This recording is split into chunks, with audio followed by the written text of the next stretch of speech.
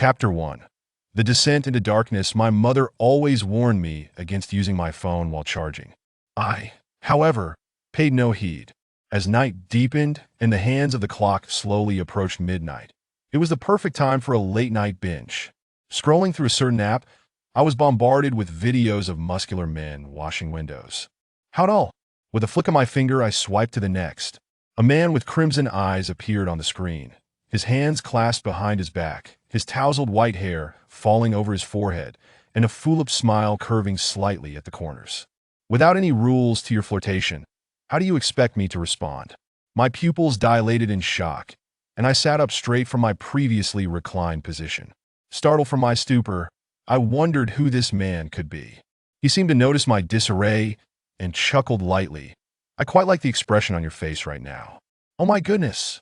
I couldn't take it anymore. I glanced around good. I was utterly alone in my rented room. Gasping and entranced, I was lost in the allure of the screen. Unbeknownst to me, the charging socket began to crackle with sparks. Suddenly, I was whisked away. My phone's screen abruptly went dark. In that fleeting moment before complete darkness enveloped the screen, the time blinked to midnight. As I traversed through this temporal tunnel, my mind screamed in panic. Such a sinister time, travel must surely portend some grave misfortune. A sharp pain jolted my cheek, and I vaguely heard two boisterous male voices swirling around me. Is she dead? This little hunter can't possibly be so fragile. Should we perform chest compressions or rescue breaths? Her uniform makes it hard to know where to begin. I struggled to open my eyes. Before me lay an endless void of darkness. Surrounding me were withered flora and crumbling debris, swept up by winds from all directions, forming a chaotic and eerie whirlwind that wailed in my ears like vengeful spirits from the underworld. I bolted upright, startling the two men beside me. Where on earth is this? The two men, who had just recoiled in fear, approached me with palpable excitement upon hearing my vibrant voice. She's alive! She's alive! How splendid! I told you, the top hunter of Lincoln City couldn't possibly be so easily defeated. Following their voices, I turned to face them, and upon seeing the crow masks adorning their faces, I gasped in horror. Then I let out a shriek. Ghosts! I took off running. However, in my panic, my legs became entangled. Desperately, I dropped to the ground, crawling away with all four limbs, eager to distance myself from these peculiar, ghastly figures. I must have been betrayed by my phone while I was lost in my reverie. Tears streamed down my face. Mother, it's all my fault for not listening. I shouldn't have played with my phone while it charged. What a disaster. In my ears, I could almost hear Jay Cho singing about listening to my mother's advice. Had I descended into the realm of the dead? I still had so much left to do. I couldn't possibly meet my end at such a young age. I hadn't yet embarked on a spontaneous journey. I hadn't yet experienced a passionate romance. Most importantly, I hadn't yet shared a bed with a man. Oh, what a tremendous loss this would be. I lay on the ground, sobbing, breathless. The two men beside me were rendered utterly helpless by my tears. Hey, little hunter, don't cry. If you keep this up, our boss might think we've bullied you. Please stop crying. If you keep going, I might cry too. Wait, why do they sound like they were somewhat at my mercy? I blinked and tentatively asked, Is your boss the king of hell? One of the men's lips twitched. The other quickly covered his mouth and leaned closer, whispering, You mustn't say that in front of him. As soon as he finished speaking, a deep bell tolled in the distance. The boss is coming. The two men immediately stepped back, and in the blink of an eye, they vanished into the shadows. Before I could follow their retreating forms, my attention was captured by a man at the bell's location. Atop the crumbling ruins, a colossal bell swayed, its surface illuminated by flickering crimson flames, inscribed with ancient and mysterious patterns. The man stood backlit, his tall figure obscured in shadow, rendering his expression unreadable. The wailing whirlwind seemed to shy away from him, as if the chaos and decay surrounding him existed in an entirely different realm, though shrouded in darkness. He exuded an air of isolation and perfection. The only striking feature was his tousled white hair. Fragments of memory crystallized, quickly assembling into an image of a captivating, rogue face. It was the very visage I had been entranced by just before leaving my original world. You before I could utter another word. He leaped gracefully from several meters above, landing effortlessly before me. A tail has followed us. Dispose of it, he said, slightly tilting his head toward the crow perched on his shoulder. The crow took off with a flurry of wings. I swallowed hard, my legs trembling with anxiety. I was left uncertain whether he was the king of hell or simply a handsome man. As he stepped out of the shadows, the firelight illuminated his face, revealing his uniquely beautiful crimson eyes. My heart raced. He was indeed a handsome man. I instinctively exhaled in relief.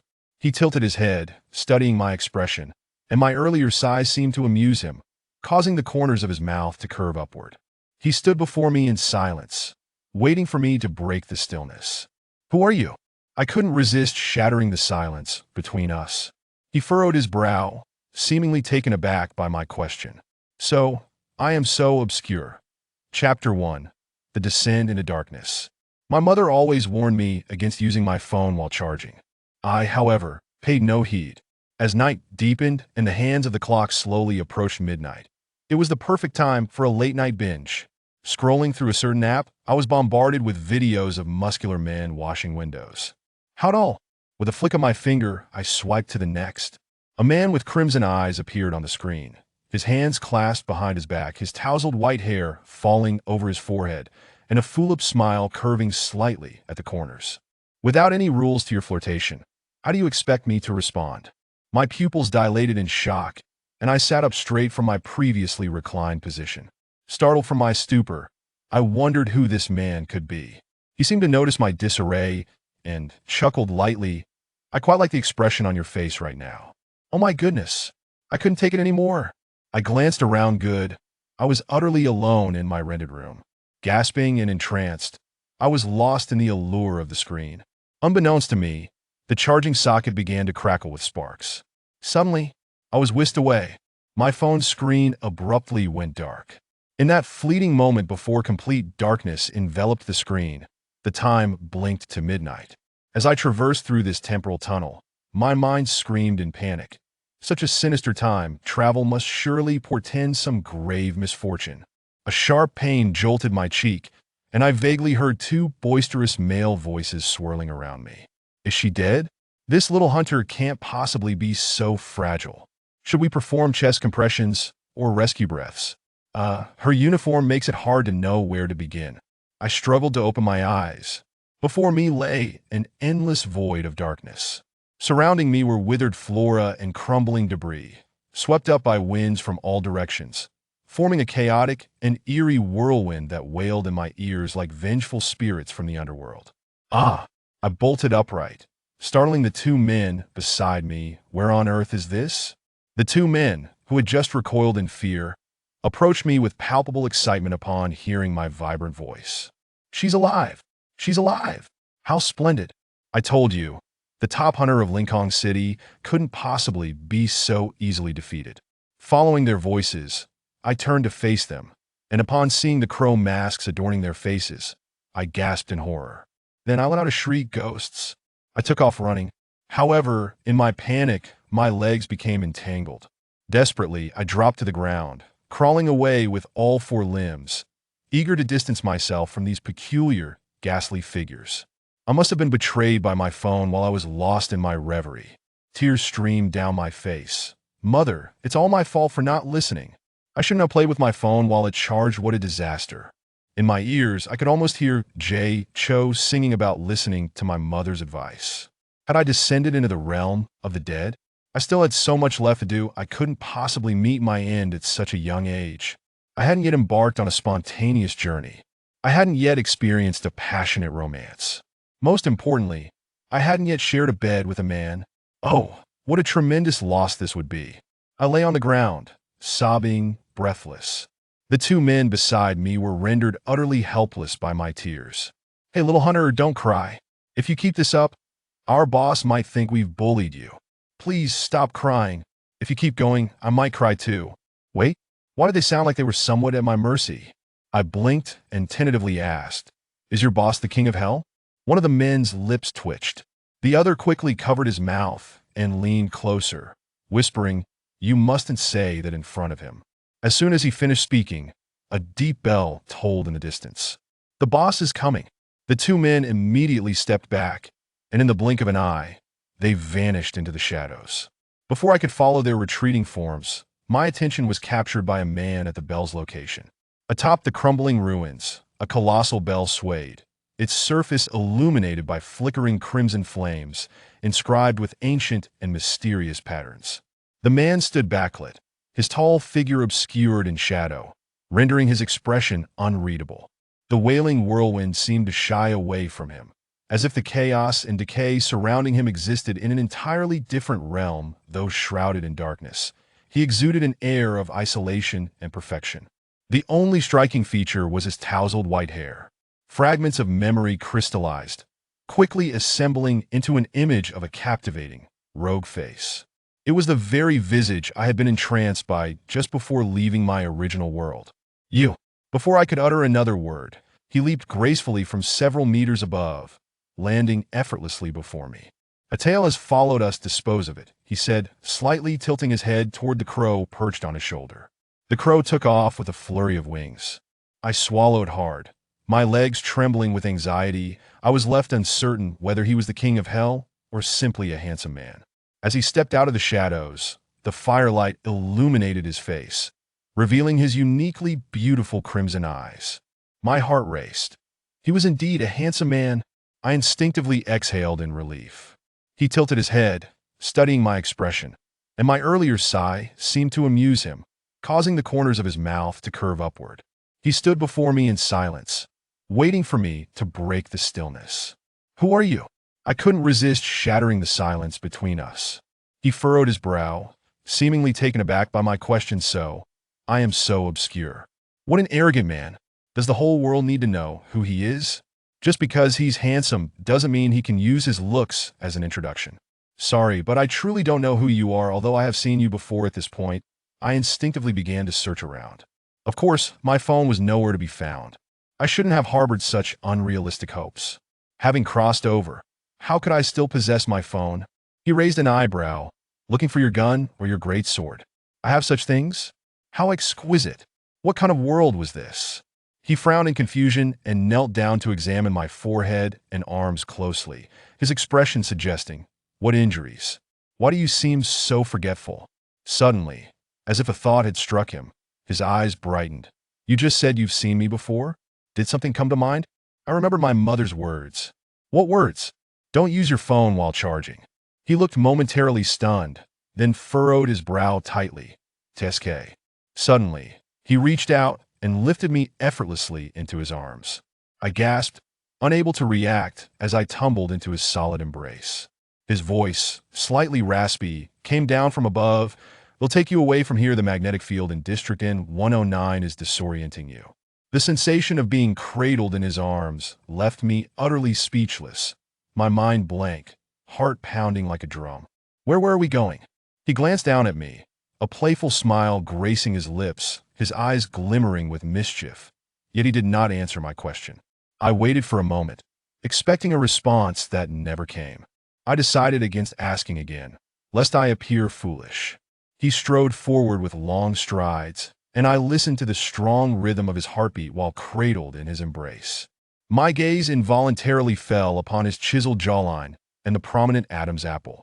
The way his throat moved as he swallowed was simply mesmerizing, causing me to swallow hard in response. After all, he was the electronic male model I had fallen for at first sight.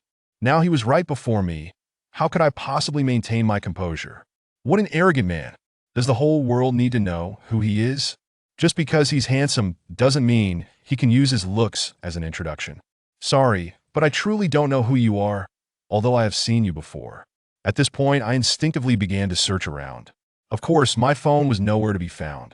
I shouldn't have harbored such unrealistic hopes. Having crossed over, how could I still possess my phone? He raised an eyebrow, looking for your gun or your great sword. I have such things? How exquisite! What kind of world was this? He frowned in confusion and knelt down to examine my forehead and arms closely, his expression suggesting, "What injuries? Why do you seem so forgetful?" Suddenly, as if a thought had struck him, his eyes brightened. "You just said you've seen me before? Did something come to mind?" I remember my mother's words. What words? Don't use your phone while charging. He looked momentarily stunned, then furrowed his brow tightly. TSK. Suddenly, he reached out and lifted me effortlessly into his arms. I gasped, unable to react as I tumbled into his solid embrace. His voice, slightly raspy, came down from above. "We'll take you away from here. The magnetic field in District N109 is disorienting you." The sensation of being cradled in his arms left me utterly speechless, my mind blank, heart pounding like a drum. "Where were we going?" He glanced down at me, a playful smile gracing his lips, his eyes glimmering with mischief. Yet he did not answer my question. I waited for a moment, expecting a response that never came. I decided against asking again, lest I appear foolish. He strode forward with long strides, and I listened to the strong rhythm of his heartbeat while cradled in his embrace. My gaze involuntarily fell upon his chiseled jawline and the prominent Adam's apple. The way his throat moved as he swallowed was simply mesmerizing, causing me to swallow hard in response. Ah! After all, he was the electronic male model I had fallen for at first sight. Now he was right before me. How could I possibly maintain my composure? Chapter 2. Chin She. The body often proves to be bolder and more honest than the mind. Why delicate, porcelain white hand, glistening with youth, ascended to his double doors. He paused mid-step, looking down at me in shock. I caught a fleeting glimpse of surprise in his eyes, quickly followed by a feigned reserve after a light cough. "Stop." The tone was undeniably authoritative. Bordering on coldness, I pouted, unwilling to relent, and gave it a firm squeeze before reluctantly releasing my grip. He let out a muffled grunt, clearly taken aback by my brazen audacity. It seemed my earlier boldness had irked him, as he abruptly shifted his embrace. Previously, he had carried me horizontally, but now he lifted me by the waist, cradling me like an infant before him. Yet I was no infant. My legs instinctively wrapped around him. Securing his waist firmly, he was startled, pushing against my waist in an attempt to pry my legs away. I remained immovable, even tightening my grip that a flush of discomfort crept onto his face, mingling with a hint of irritation. "Are you this familiar with everyone?" I internally screamed. "No, it is only for you, this exquisite gentleman." However, while my heart raced with fervor, my exterior remained composed and innocent. I feigned a distressed expression. "It's not my fault, dear sir. The lower limbs of an adult constitute 30% of their body weight." He raised an eyebrow. Thus, it is not my intention to take advantage of you. Rather, it is a biological instinct to seek something to bear this weight, akin to a reflex. With such striking male beauty before me, my ability to fabricate excuses had notably improved. "You seem to have become more articulate than before." He set me down, brushing off non-existent dust from his waist with a hint of disdain. As if to imply that with such a sharp tongue, he expected me to walk on my own. I felt a twinge of disappointment as I was released. How fleeting are the moments of joy. Before I could fully lament, his long legs had already carried him several meters ahead. I turned back to glance at the desolate darkness behind me, resembling a hellish wasteland, and hastily followed in his wake. "Wait for me." I trailed behind him to a villa. The marble floor was adorned with a soft woolen carpet, providing a cozy warmth beneath my feet. The living room was spacious and bright, decorated with renowned paintings and antique furniture. My curiosity piqued as I surveyed my surroundings, unable to suppress my admiration. Such opulence. Could this man before me be a wealthy heir? Would a wealthy mother suddenly emerge from some corner, offering me billions to remove myself from her precious son's life? In that case, would I choose to take the money and leave, or cling to him stubbornly? It was a difficult choice between immense wealth and stunning beauty. While I was lost in this internal revelry, his cold voice interrupted. "Come here," I jolted, snapping back from my daydream. He was sitting elegantly in a large, comfortable leather armchair, patting the armrest beside him, beckoning me to approach. His lazy, obedient gaze, coupled with the faint smile curling at the corners of his lips, was utterly beguiling. I instinctively moved closer to him. Before long, I stood before him. He suddenly extended his hand, his broad palm grasping my chin. My pupils dilated. "What are you doing?" His palm felt somewhat rough, the skin at his thumb brushing against my chin uncomfortably. Instinctively, I tilted my head, attempting to free myself from his grip. Oh, my surprise! He tightened his hold, compelling me to meet his gaze. "Look at me."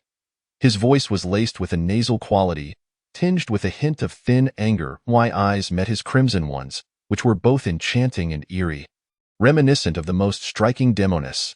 His right eye began to shimmer with an otherworldly glow, and under his intense stare, I felt my consciousness begin to wane. A splitting headache surged through me, accompanied by a buzzing in my mind, and a vague voice whispered to me, "He is your killer." In my hazy awareness, I seemed to see my hands stained with blood, filled with dread and guilt. Amidst a river of blood and a mountain of corpses, a skeletal hand reached out toward me. I was horrified, and my rational mind warned me. It was his crimson gaze at work. I must not look into his eyes. My hand instinctively moved to my waist, where I grasped a short blade, thrusting it toward his red eyes with all my might. He merely tilted his head slightly, the blade grazing his cheek, leaving only a shallow cut. I witnessed his expression darken in an instant. However, he quickly masked his momentary gloom with a self-deprecating smile. "Is this your idea of a welcoming gift?" As clarity returned, I stared in shock at the blade in my hand. "What have I done?" I marred such a beautiful visage. Before I could chastise myself further, his hand brushed against my cheek gently, as if cherishing a treasured possession that had been lost and found. "It seems you truly remember nothing." I was taken aback. He held no resentment toward me. "Then allow me to help you remember." He lifted his chin slightly, his tone unwavering and even a touch fierce. "Your past, your future, and all the sins you will commit." His hand grasped my wrist, his crimson eyes narrowing dangerously. "After all, we are the true kindred." The aura of danger radiating from him filled me with an inexplicable fear. It felt as though I was the one burdened with sins, trapped under his control with no escape. I nervously swallowed, my gaze fixated on the wound on his cheek, my heart aching with concern. He noticed my gaze, chuckling softly, his right thumb brushing lightly over the cut. Miraculously, the wound that had been seeping blood healed instantaneously, leaving no trace. "What kind of sorcery is this?" Seeing my stunned expression, he seemed to relax slightly, a smirk playing at the corner of his mouth. "Is this truly worth your astonishment?" "Who are you?" I inquired. "So handsome and skilled in sorcery, could you be a legendary deity?" "Qin Che," he replied solemnly this time, as if imprinting his name into my memory. "Qin Che," I murmured, repeating the name softly. As I lifted my gaze, I found him observing me intently, as if eager to gauge my reaction to his name. Yet, there was none, no flicker of recognition or epiphany. I was merely committing the name of a stranger to memory. I caught a fleeting glimmer of disappointment in his eyes. Unable to restrain my curiosity, I asked, "Did we know each other before? If you know anything, just tell me directly." He raised an eyebrow. "Directly tell you what?" "That we both have mouths." He took a deep breath. I could see him striving to temper his emotions, lest he succumb to frustration. After a long pause, he replied, "If talking could resolve every issue, lawyers would surely rule the world." "Fine. He has no intention of divulging," I thought to myself, bemused. Who would have thought that someone so striking could also be so finicky? If he chooses not to share, so be it. I shall seize the opportunity to unravel the truth eventually. I understood the wisdom of patience. Chapter 3. Fingers interlocked. Thus, I feigned nonchalance and shrugged. Indeed, some matters are difficult to articulate. After uttering this, a silence enveloped us. He was likely still miffed that I could not recall who he was, that I deemed it best to let him cool off. Silence prevailed, like the tranquil waters of the river Cam. Amidst this stillness, I noticed him glancing at me several times from the corner of his eye. Each expression was markedly different: anger, agitation, confusion, concern. Suddenly, he reached out his hand toward me. I was caught off guard by his sudden movement, frozen in place as I watched his vascular arms extend toward me. Qin Che's skin was of a wheatish hue, while mine was porcelain white, creating a striking contrast that was visually arresting.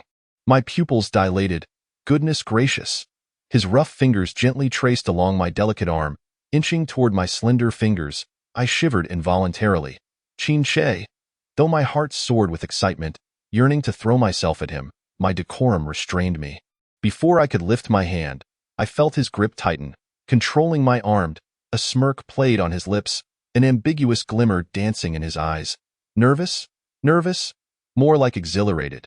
I suspected my cheeks had turned crimson, warmth flooding my face, making it impossible to meet his gaze. His light laughter rang in my ears, sounding genuinely amused. His movements did not cease. His fingers traversed my arm, reaching towards my palm, my hand instinctively balled into a fist. After a moment's hesitation, he attempted to pry it open, but when that failed, he slipped his index finger into my palm. My clenched fist immediately relaxed. He opened his substantial hand, fingers weaving through mine, creating a connection. Then he brought our joined hands to his face, closing his eyes in reverence. What on earth is he doing? Making a wish or casting a spell? Qin Che's brow furrowed slightly as he concentrated. Seemingly attuned to the energy within me, in the meantime, a faint glow emanated between our palms, surrounded by a crimson mist that spread like a shroud, as if two forces were converging and clashing at this very moment. The earlier indistinct auditory hallucinations resurfaced. Devour him, and he will be yours, echoed ominously in my mind, causing a surge of dread within me. It had returned. What on earth was this voice? Before I could gather my thoughts, he suddenly opened his eyes, let out a soft grunt, and released my hand, his expression cold yet tinged with an imperceptible hint of anger. How pitiful, your EVOL has regressed to such a degree. I couldn't comprehend his words. What did you say? What is EVOL? Was I once formidable? My curiosity about this world's setting intensified. Hunters, evils, and the previous mention by Qin Che of me wielding a gun and a great sword. To someone like me, a recluse from the 21st century, these notions were utterly fantastical. Suddenly, Qin Che leaned in, gripping my chin with a forceful hand. He seemed to take great pleasure in this gesture. I was compelled to meet his gaze, feeling the heat of his anger wash over me. Do you truly remember nothing? Or are you feigning ignorance before me, the top hunter in Lincoln City? And you lack such basic knowledge? His sudden fury startled me, igniting a fear that surged from the soles of my feet. He radiated an innate pressure befitting someone of higher status. Overwhelmed by his piercing presence, I found myself momentarily speechless. Perhaps my expression of sheer fright was too pitiable. He paused, then exhaled in frustration, pulling his hand away as he muttered, "Evil so weak, daring to venture alone into N109 district. Do you not realize how perilous this is?" I, of course, had no idea I had just arrived. However, I dared not disclose this to him. Should he discover that I was not the person he sought? A bullet might very well silence me. As Qin Che's gaze fell upon me, seemingly awaiting a satisfactory explanation, my nerves frayed. What should I do? He appeared difficult to deceive. In a moment of inspiration, I recalled his earlier words, which seemed more concerned for my safety than anything else. Could it be that he harbors feelings for me? To test this hypothesis, I dramatically raised my hand to feign a headache. Pretending to faint. Oh dear. I might not be acclimated to this environment. My memories seemed muddled. At that moment, Qin Che was barely half a meter away from me. As he witnessed my body faltering, rather than catching me, he took a step back. Is there no decency left? Who lets a beautiful woman faint without offering assistance? My exasperation grew, and I seized his collar, exclaiming, "Hey, isn't that a bit much? Helping me won't kill you." He glanced down at my hand gripping his collar, chuckling lightly. "Quite the strength you have. You hardly seem in danger of fainting." Embarrassed, I withdrew my hand. Having gone through such lengths to arrive at N109 district, if I guessed correctly, you must be here for the ether core. Yes, ether core. What on earth is that advanced contraption? I refrained from admitting my ignorance, biting my lower lip to convey reluctance to elaborate. Qin Che scoffed. With your current abilities, attempting to obtain an ether core in N109 district would be akin to chasing a dream. I sighed. Truth be told, I had no desire for an ether core. However, since he believed I did, I might as well pretend that this was my objective for the time being. Once I grasped the essence of this world, I would pursue other goals. Thus, I inhaled deeply, lifted my head, and gazed at him with a look of resolute determination. Then tell me, what should I do? Qin Che leaned forward, his gaze serious and earnest. How about we strike a deal? What kind of deal? My heart sank a little. I sought intimacy, yet he merely wished to negotiate. I will assist you in acquiring the ether core from the dark auction, and you will resonate with me. His proposition was delivered with unwavering focus. His eyes locked onto mine, His crimson irises radiated an alluring beauty, imbued with a beguiling power. Though I could not fully grasp the meaning of his words, under his gaze, I found myself nodding involuntarily in agreement to this so-called deal. All right, a satisfied smile graced his lips. What does resonance entail? I inquired, my curiosity piqued. The previously smiling Qin instantly turned cold. Qin, hee-hee. Qin, not hee-hee. I had never witnessed such a swift transformation of expression on someone's face. It was as if he had flipped a page in a book. He raised a hand to pinch the bridge of his nose in exasperation. Fine. I see you're adept at feigning ignorance. There's no need to showcase the same trick before me repeatedly. Was his mouth coated in wax? It was impossible to pry any information from him. Chapter 4. Mind reading. Alas, up to this point, the only individuals I had encountered in this world were him and those two masked figures. If only I could meet a fourth person, then I could inquire with the two. Thus, I fell silent. But my stomach audibly grumbled. In the stillness of the room, the sound echoed loudly. Embarrassment flushed my cheeks as I wished for a hole to swallow me whole. He glanced down at my abdomen and said, "Follow me." Where to? To eat? Hooray! There would be food after all. He was rather kind to me. Qin led the way, and I followed closely behind. The long corridor was dimly lit, with wilted roses in vases, appearing as though they had been neglected. They are all withered. I couldn't help but sigh. Qin paused, turning his head to follow my gaze. Spotting the dried roses, he raised an eyebrow. Do you like flowers? What woman doesn't tea? I rolled my eyes internally. It was obvious that this strikingly handsome man was a bona fide straight man. Yet, straight men had their merits too. They could teach you from scratch, transforming a blank canvas into a vibrant masterpiece. The experience must be exquisite. I couldn't help but let my imagination wander. Suddenly, Qin reached out, gently brushing his knuckle against the corner of my mouth. I froze. What are you doing? Wiping away your drool, he smirked, his expression one of carefree delight. Oh no. Did he possess mind-reading abilities? I noticed the glow in his right eye dimmed slightly, unable to resist my curiosity. I asked, your right eye seems to have some special function. Can it see through others' thoughts? He lifted his chin slightly, a hint of arrogance in his demeanor. So, next time you have any scandalous thoughts, best keep them to yourself. Seeing my distressed expression, he leaned closer. Intrigued, I could feel our breaths mingling in the air. The proximity was overwhelming. His ruby eyes sparkled like gemstones before me, his lashes fluttering like butterfly wings. His features a perfect blend of European and Asian heritage, as if he were a creation of the goddess Enwa herself. Such a flawless man stood so near, his gaze filled entirely with me. I swallowed hard, my tone pleading, please don't use your right eye to read my thoughts.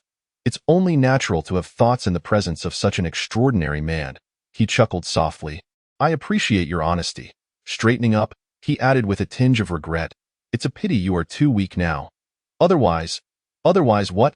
My eyes widened in shock, catching only the last word. Was he implying what I thought he was? How could I grow stronger? Eagerly, I grasped his sleeve. Teach me. His gaze fell upon my hand, clutching his sleeve, an eyebrow arching slightly. It seems you genuinely desire to act on your whims. Well, I see that obvious. I promptly shook his sleeve like a petulant child. Please. He yanked his sleeve from my grasp, averting his gaze as he reminisced about the past. This is quite the predicament. I'm a newcomer. I have no recollection of this world's past. What other options do I have? Noticing that I had bypassed that option without a second thought, he frowned deeply, and his next words seemed to be forced through clenched teeth. Or, you could kill me. What? Are you serious? I was taken aback, the atmosphere around us suddenly thickening, as if the very air had frozen. Qin expression darkened, revealing his displeasure. I swallowed nervously, quickly backtracking. All right, don't be angry. I apologized. That not enough. Setting aside the facts, did you not err in any way? With your deadpan humor, how am I to discern which of your words are genuine and which are jest? He fixed his gaze on me, making me feel uneasy. Finally, I heard him murmur, almost to himself, with an air of mystique, you may be right. Perhaps this will serve as a means to awaken your memories. Before I could decipher the meaning behind his words, I suddenly saw a gun materialize in his palm. Take it. A gun? Good heavens! Do I look like someone who knows how to use a firearm? During the military training at school, I merely marched in formation for a few days. When he saw me staring blankly at the handgun in my hand without any intention of reaching for it, he tilted his head to scrutinize me. What's the matter? Just a moment ago, you seemed eager to try your hand at it.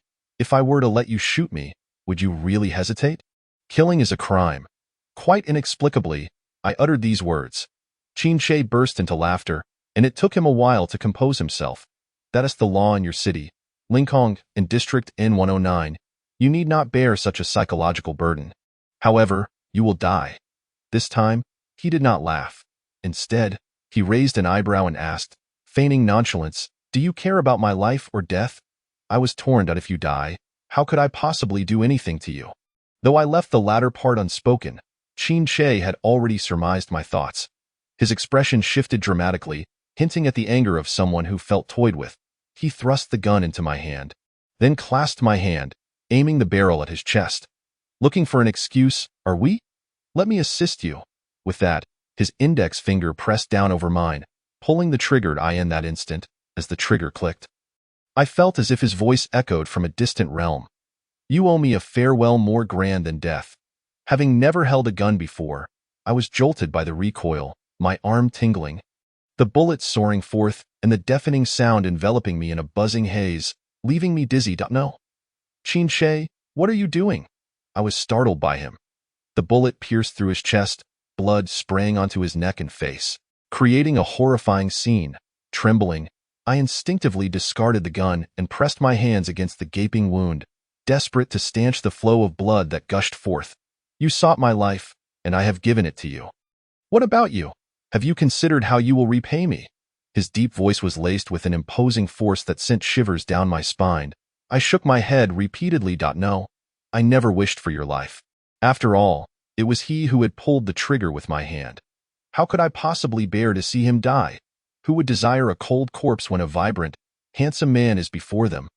He gazed at me earnestly and seriously, leaving my mind a blank slate. Much of what he said eluded my comprehension, and the events that had just transpired were beyond my understanding.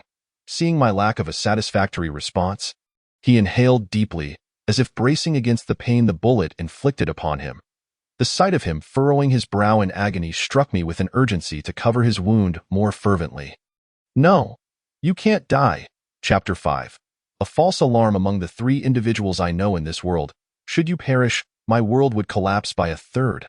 Moreover, it is evident to anyone that he is the leader here.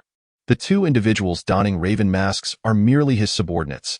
Thus, rounding up, Qin is my entire world. If he were to die, my world would crumble. I believe my current worry and anxiety are genuine. He scrutinized my expression, appearing somewhat gratified. What is this? Are you concerned for me? I nodded vigorously. He chuckled lightly. Save your concern for the day that can truly kill me. Upon uttering this, the wound on his chest gradually healed. The blood that had gushed forth vanished, leaving no trace on his neck and face. It was as if the gunshot wound had completely vanished in an instant. I raised my hand in astonishment, only to find that my palm, which had covered his wound, bore no trace of blood whatsoever. Was this all a dream, or merely an illusion he conjured? Seeing me in a daze, he sighed in disappointment. It seems this method cannot jog your memory of the past. He turned and strode away, leaving me standing there, bewildered, with a single remark, "Come on, let us eat. You must be hungry." I could hardly focus on eating, my mind swirling with thoughts about what kind of world I had stumbled into. Were the inhabitants here monsters or deities?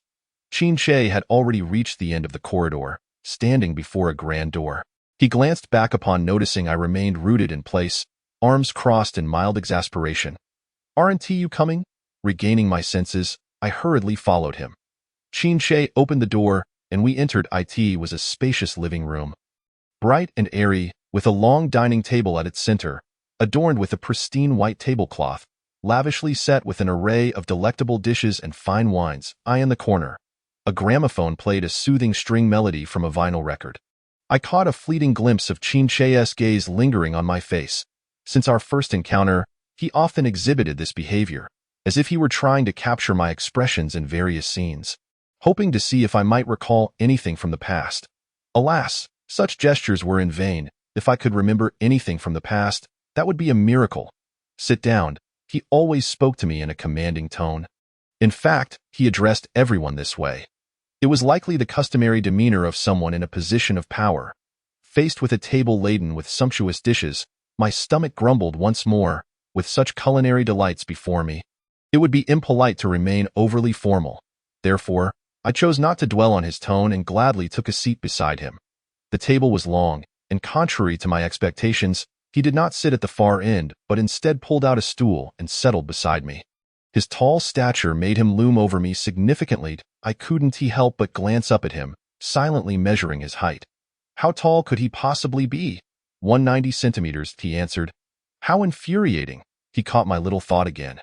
This is no different from being exposed before him. I cleared my throat, timidly protesting. Qin, may I make a small request? He raised an eyebrow. What is it? Could you refrain from prying into my thoughts? It makes me feel uneasy. All right, he agreed so readily. Such sudden happiness left me in a daze. My expression must have been quite comical, staring at him with wide eyes, resembling a bewildered goose. He picked up a knife and fork to cut his steak, and sensing my gaze he paused, tilting his head slightly. Or do you prefer being rejected? And no, you agreed. I stammered. You can't go back on your word. He smiled. Oh dear. His smile was truly captivating. His features softened, and the glimmer in his crimson eyes shimmered like precious gems. I found myself lost in a whirl of colorful imaginings once more. Well, I'm not afraid now.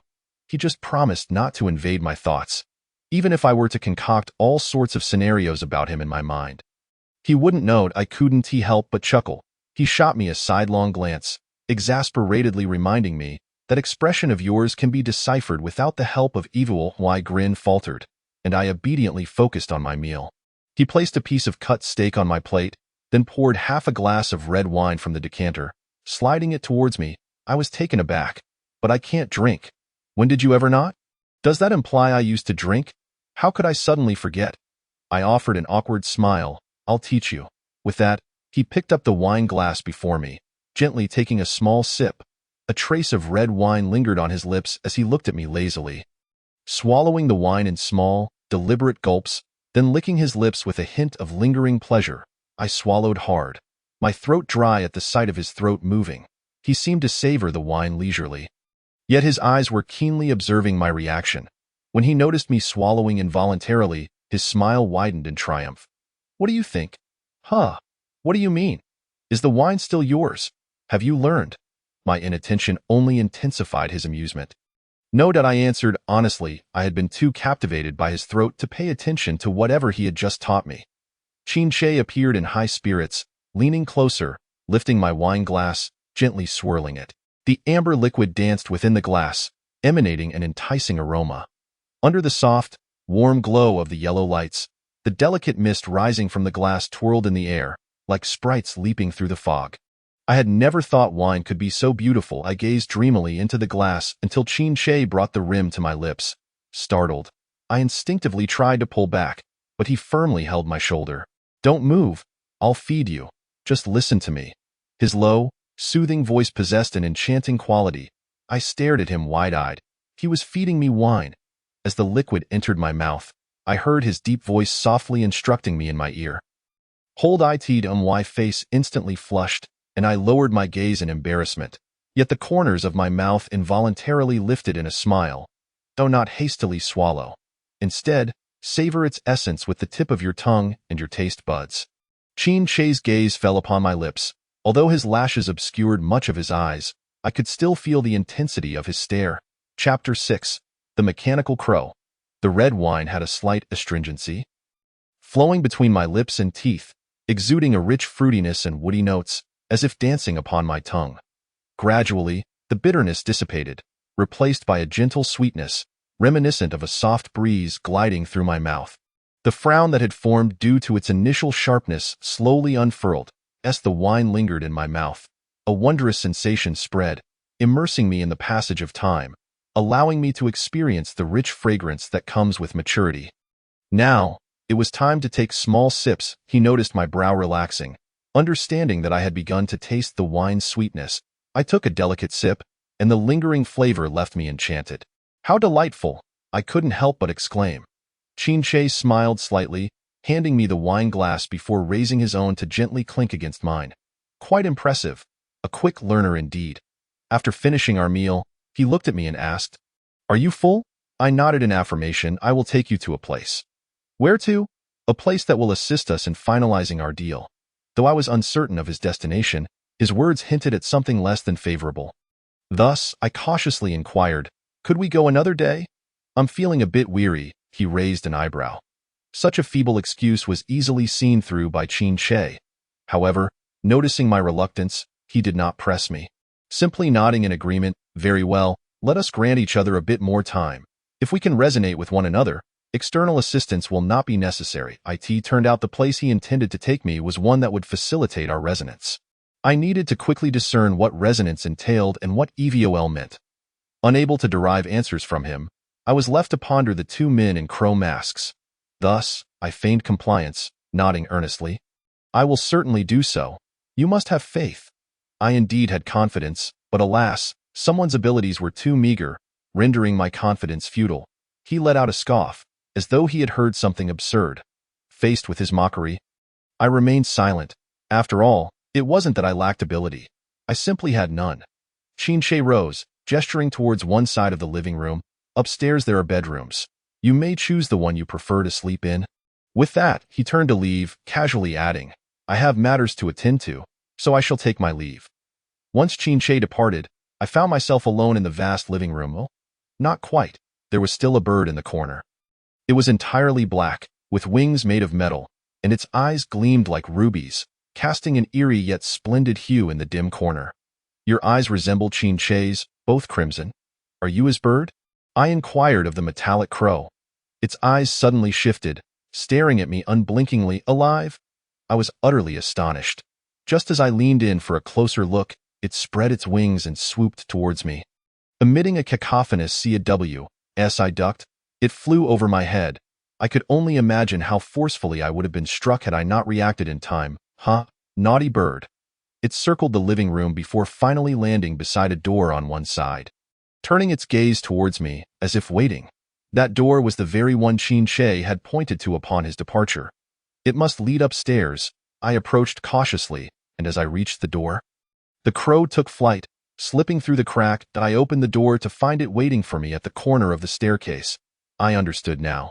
It was a guiding bird, and I followed it to the second floor.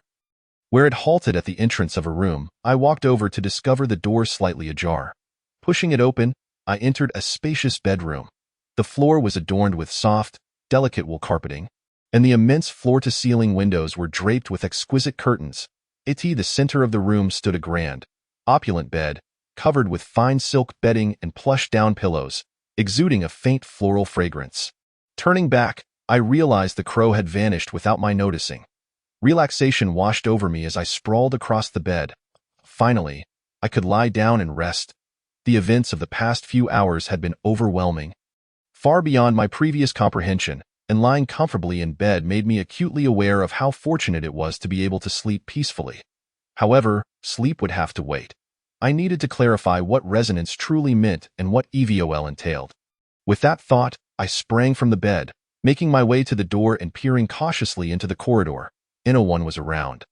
Nor was there any bird. There were plenty of rooms. I approached one door, pushing it gently, but it did not budge. It wouldn't open. I tried another. Still no success. It seemed that aside from the room the crow had led me to, the others were all locked. Yet Chin-che had mentioned, "You may choose the room you like to sleep in." Clearly, I was left with only one option. Very well. Since there was no choice, I might as well enjoy a restful slumber. I would gather my strength and strategize later. I decided to return to the room I had just come from. As I walked, I curiously glanced back at the other rooms in the corridor, wanting to confirm once more that none were open. In my distraction, I tripped and fell to the floor. Gasp! In that fleeting moment, I heard a crow's caw, and then the metallic crow I had previously seen suddenly appeared before me, flying around me in a frenzy. It was clear that it was anxious.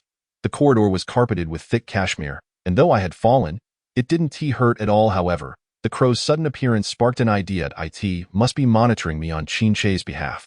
If that were the case, I might as well see what happens when I encounter trouble. With that thought, my hand stealthily reached into the pocket at my side. Before long, the crow returned. Accompanying it were the two men wearing crow masks. "Little Hunter, what happened to you? Where did you fall?" One of the men inquired urgently. "Do not move recklessly. For someone who has fallen, moving her carelessly may cause further harm." Another voice chimed in. "Oh, quite the professionals."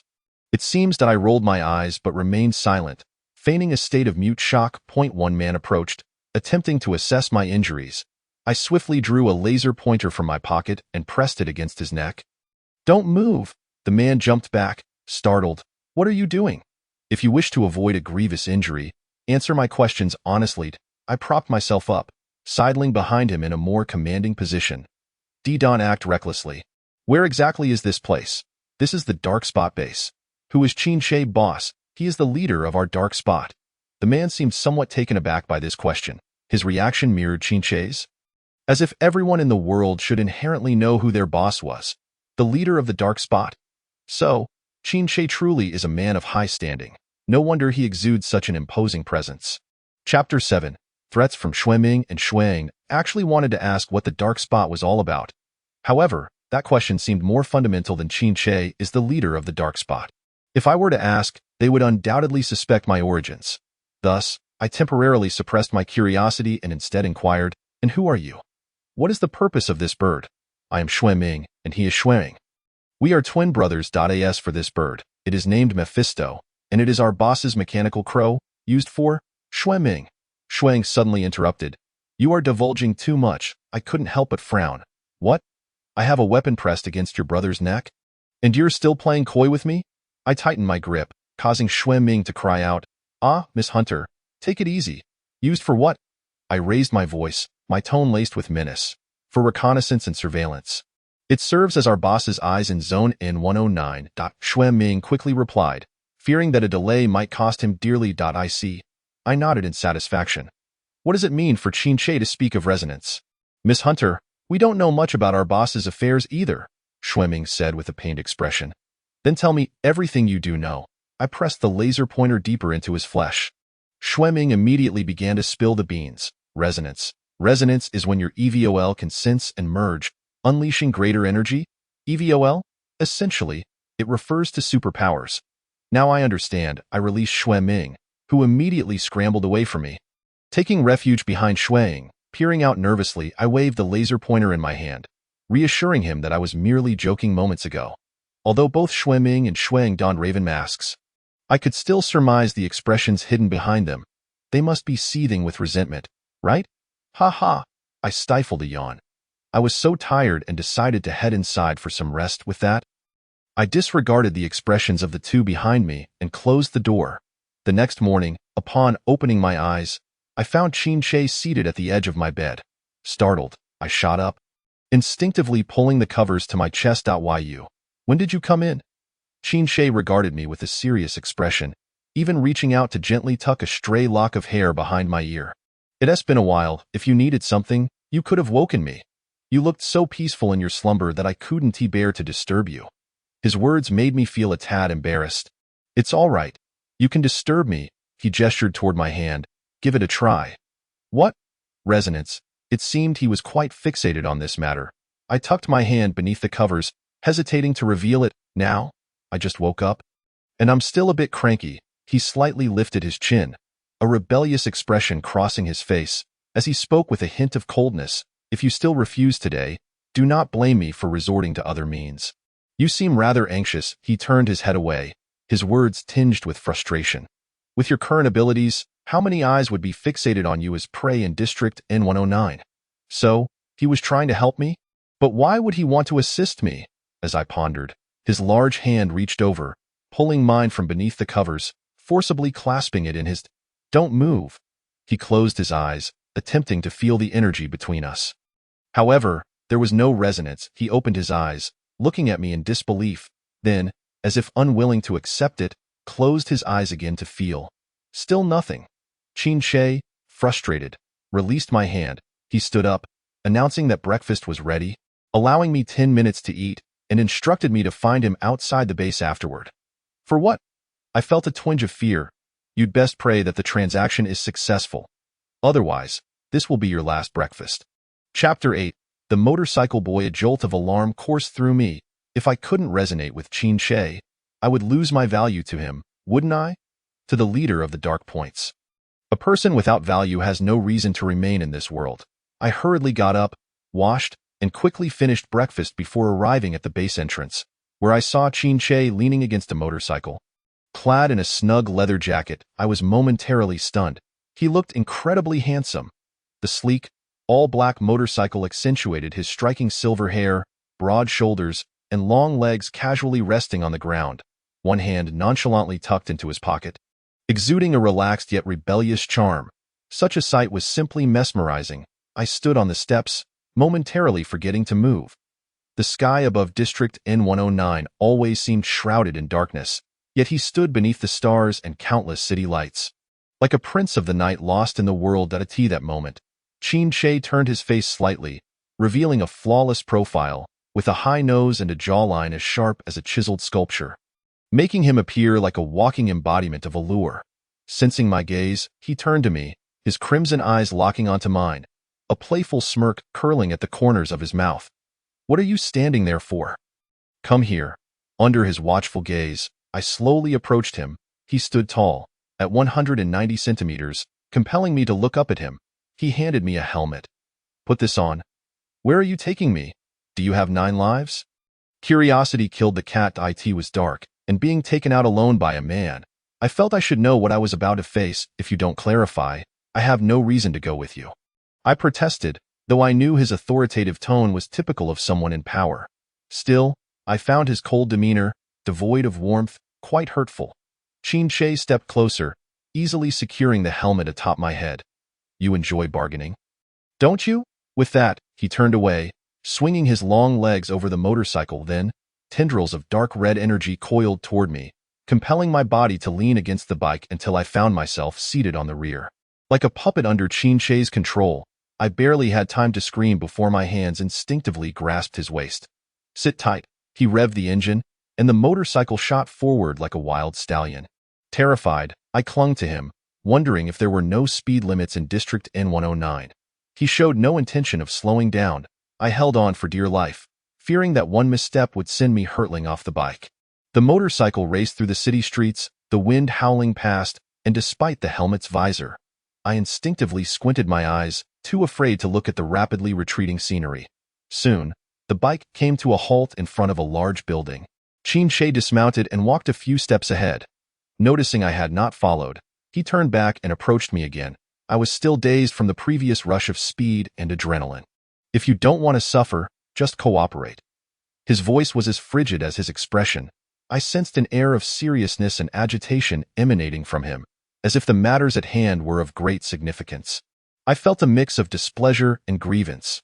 The terrifying speed of the motorcycle ride had already rattled me, and now he expected me to comply with his cold demeanor. I raised my chin defiantly, clearly unwilling. What if I said no? Chapter 9. The odd workshop. I suspected that my rebellious attitude had infuriated him. His already somber expression darkened further. The crimson tendrils of energy appeared once more, this time wrapping tightly around my wrist, making me feel as if it were being squeezed mercilessly. "Ouch!" I couldn't help but exclaim. "That will only hurt more," he warned in a low voice. This infuriatingly oblivious man had no sense of tenderness. Was his mind solely occupied with this transaction? I took a deep breath, biting my lip in frustration as I glared at him. He finally released his grip and turned to enter the building.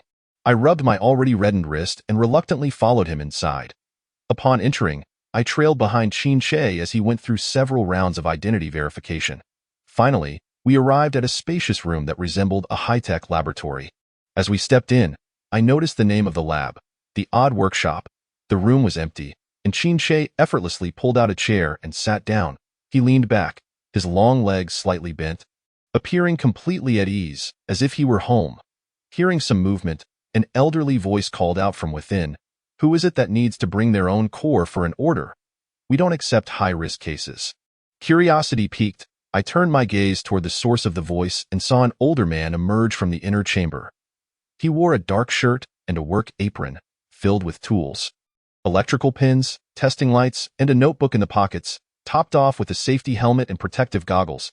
It was evident he was a skilled researcher. His eyes swiftly scanned me before landing on Qin Che. "Mr. Qin, what brings you back so suddenly?" The man addressed him with utmost respect. I was taken aback. The man referred to Qin Che with a title of respect and mentioned that he had returned. Could it be that this odd workshop was Qin Che's domain? Qin Che toyed with a small knife in his hand, speaking with a nonchalant tone. "I brought you a little white mouse. It is time to test your EVOL chain modification experiment on a living subject." I gasped in shock. The little white mouse he referred to was me, wasn't it? What modification experiment? What did he mean by living subject? It all sounded so ominous. "Wait, you want to modify me?" I exclaimed, my voice laced with tension.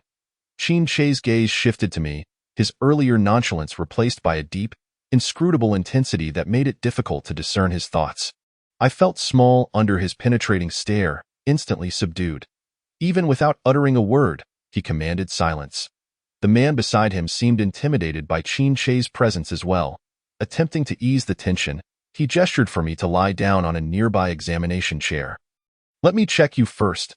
Qin Che withdrew his gaze with apparent satisfaction, lowering his eyes to continue toying with the short knife, tacitly permitting the man to commence his examination of me. My legs felt as heavy as lead. Nevertheless, I had no choice but to approach the examination chair. Standing before the man, I gazed up at him with a pitiable expression, tears glistening in my eyes. He paused for a moment, then reassured me, "Miss Hunter, there is no need for fear. It is merely a routine check. Surely you remember our previous encounters?" "Ah?" I was certain I had no recollection, but was he an acquaintance? Did he know me? Chapter 10. Seeking the true culprit of the explosion, the man smiled slightly. "You are the granddaughter of Teacher Zhang. How could I not recognize you?" "Teacher Zhang," I murmured to myself. "Yes, Zhang Su, Teacher Zhang," he confirmed. "During my time as a unicorn researcher at the Gaia Research Center, I had the pleasure of knowing your grandmother well and benefited greatly from her kindness."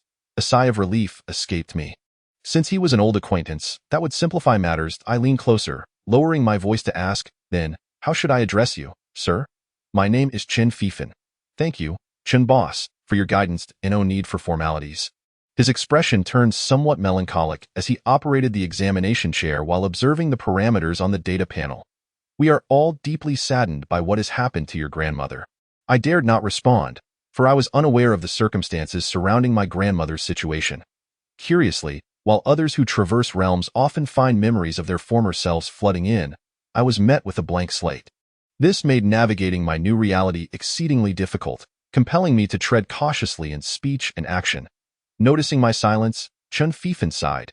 "Your grandmother and brother perished in the explosion in Huapu district. A tragedy I have already heard about. If I am not mistaken, your venture into Area N109 is to investigate the true perpetrators behind this explosion, correct?"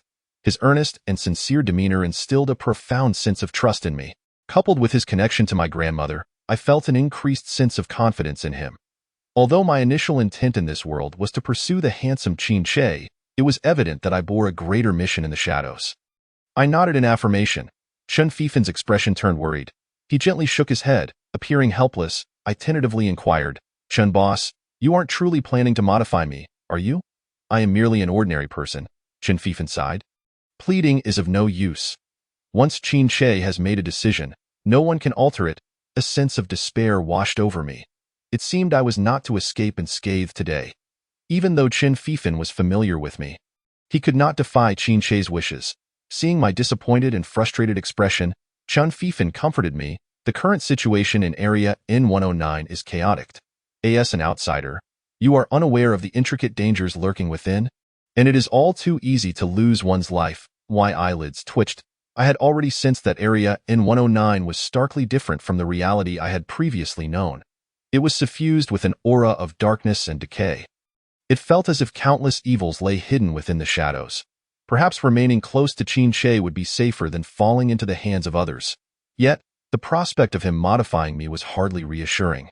His heartless nature suggested that today's transformation was merely the beginning, and eventually, he would surely bring about my demise. I felt a surge of indignation. Chen Fifan shook his head in resignation. "You simply have yet to adapt to the darkness. You have not yet glimpsed the hunters lurking in deeper shadows. There's someone more fearsome than him. Is there anything more terrifying than Qin Che? This world is truly daunting. You claim that Qin Che lacks a heart, yet sometimes, that which possesses a heart can be more cruel than that which does not, Chun Fifan remarked with a hint of lamentation. Wait a moment.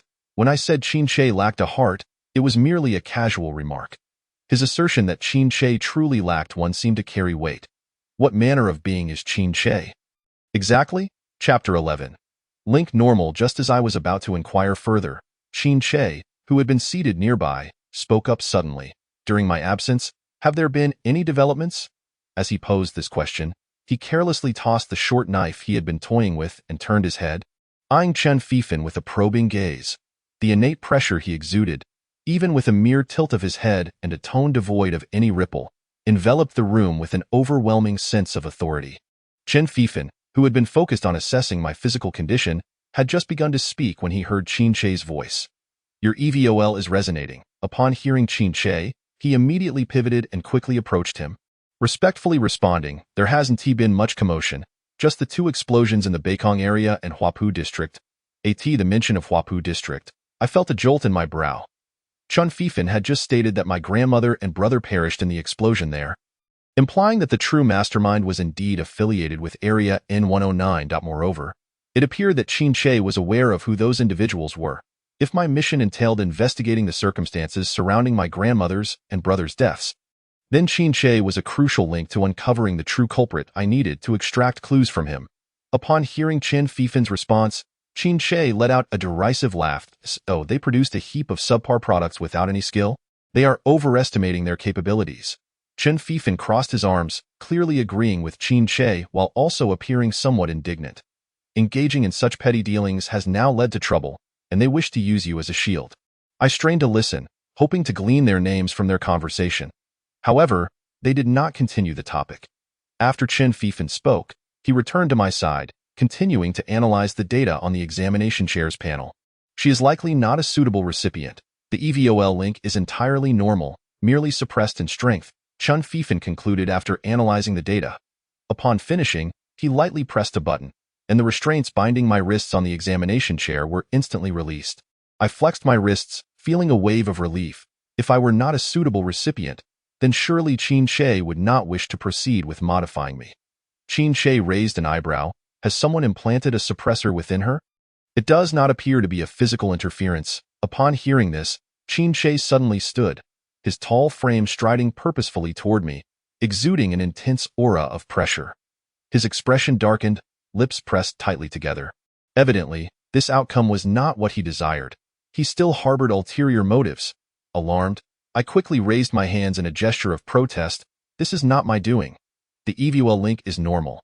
The inability to resonate may very well be due to your influence. This statement halted his steps momentarily, a fleeting look of contemplation crossing his face. He turned to Chen Fifan beside him, inquiring, what became of that little gadget I had you modify last time? As he spoke, his gaze fell upon me, chin slightly raised, an air of leisurely amusement about him. A foreboding sense of dread washed over me. What did this iron-willed man intend to do with a delicate creature like me? Noticing the panic etched across my face, Qin Che's lips curled into a smile. I could even detect a glimmer of feline amusement in his eyes, as if he were relishing in the notion of teaching me a lesson for doubting him. Chen Fifan appeared momentarily taken aback, clearly not anticipating Qin Che's sudden mention of that gadget. His concerned gaze shifted toward me, amplifying my sense of foreboding. The maximum burst value has barely increased tenfold, he stated. Upon finishing, Chen Fifan raised the control ring on his wrist and tapped it lightly. The steel door on one side of the room swung open abruptly. Following the sound, I was immediately struck with fear at the sight of the little gadget they had mentioned. Chapter 12. Battling the steel behemoth. The little gadget they referred to was anything but small. It was a towering steel behemoth, several meters tall. Its massive form loomed in the darkness, resembling a moving fortress. Covered in heavy steel armor, every plate glinted with a chilling metallic sheen.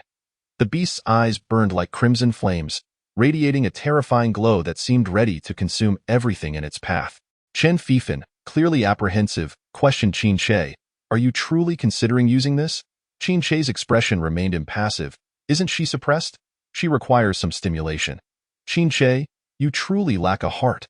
I felt on the verge of tears. Was he truly intending for me to battle this little gadget?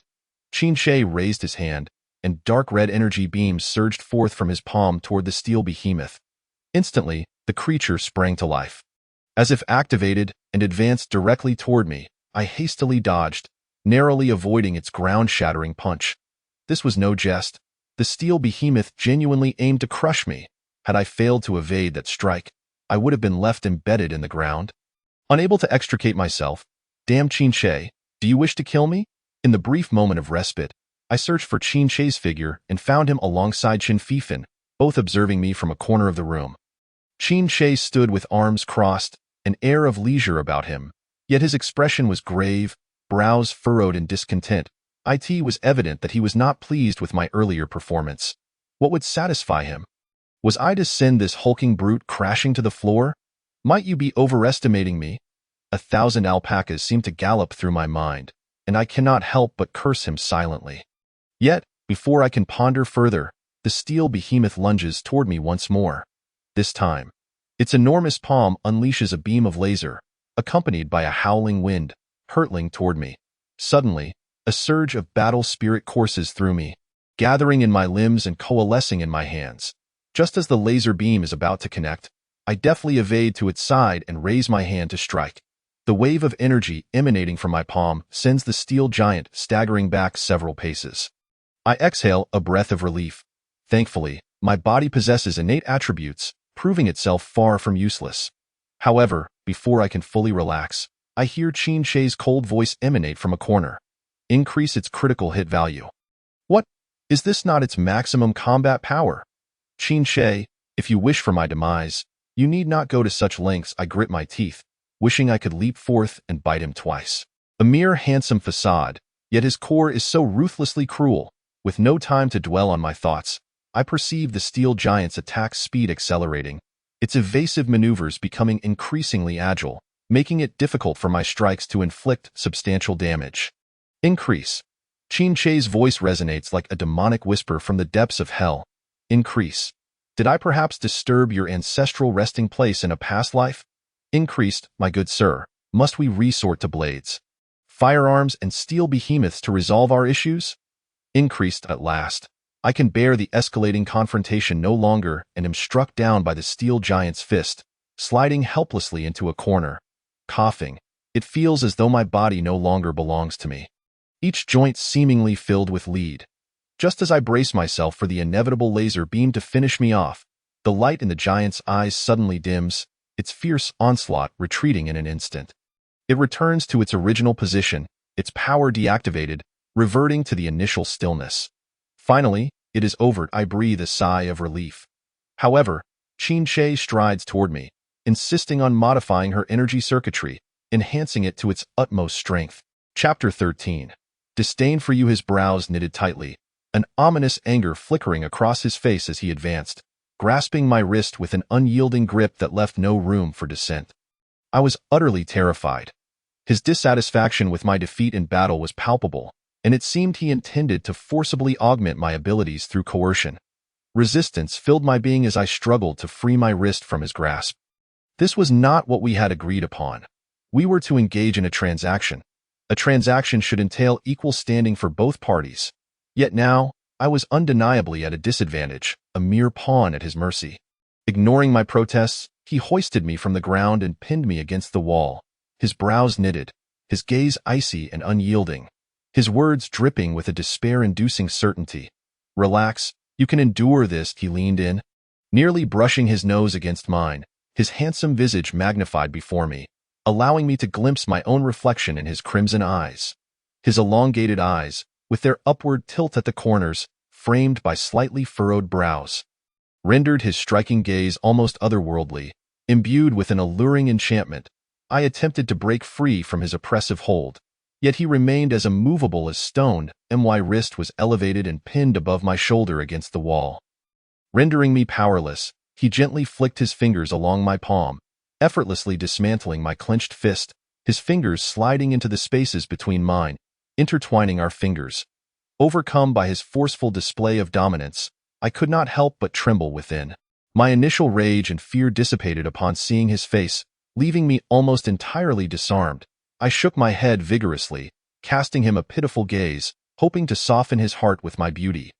His eyes flickered momentarily, a shadow of something inscrutable passing through them, yet it quickly reverted to its cold clarity.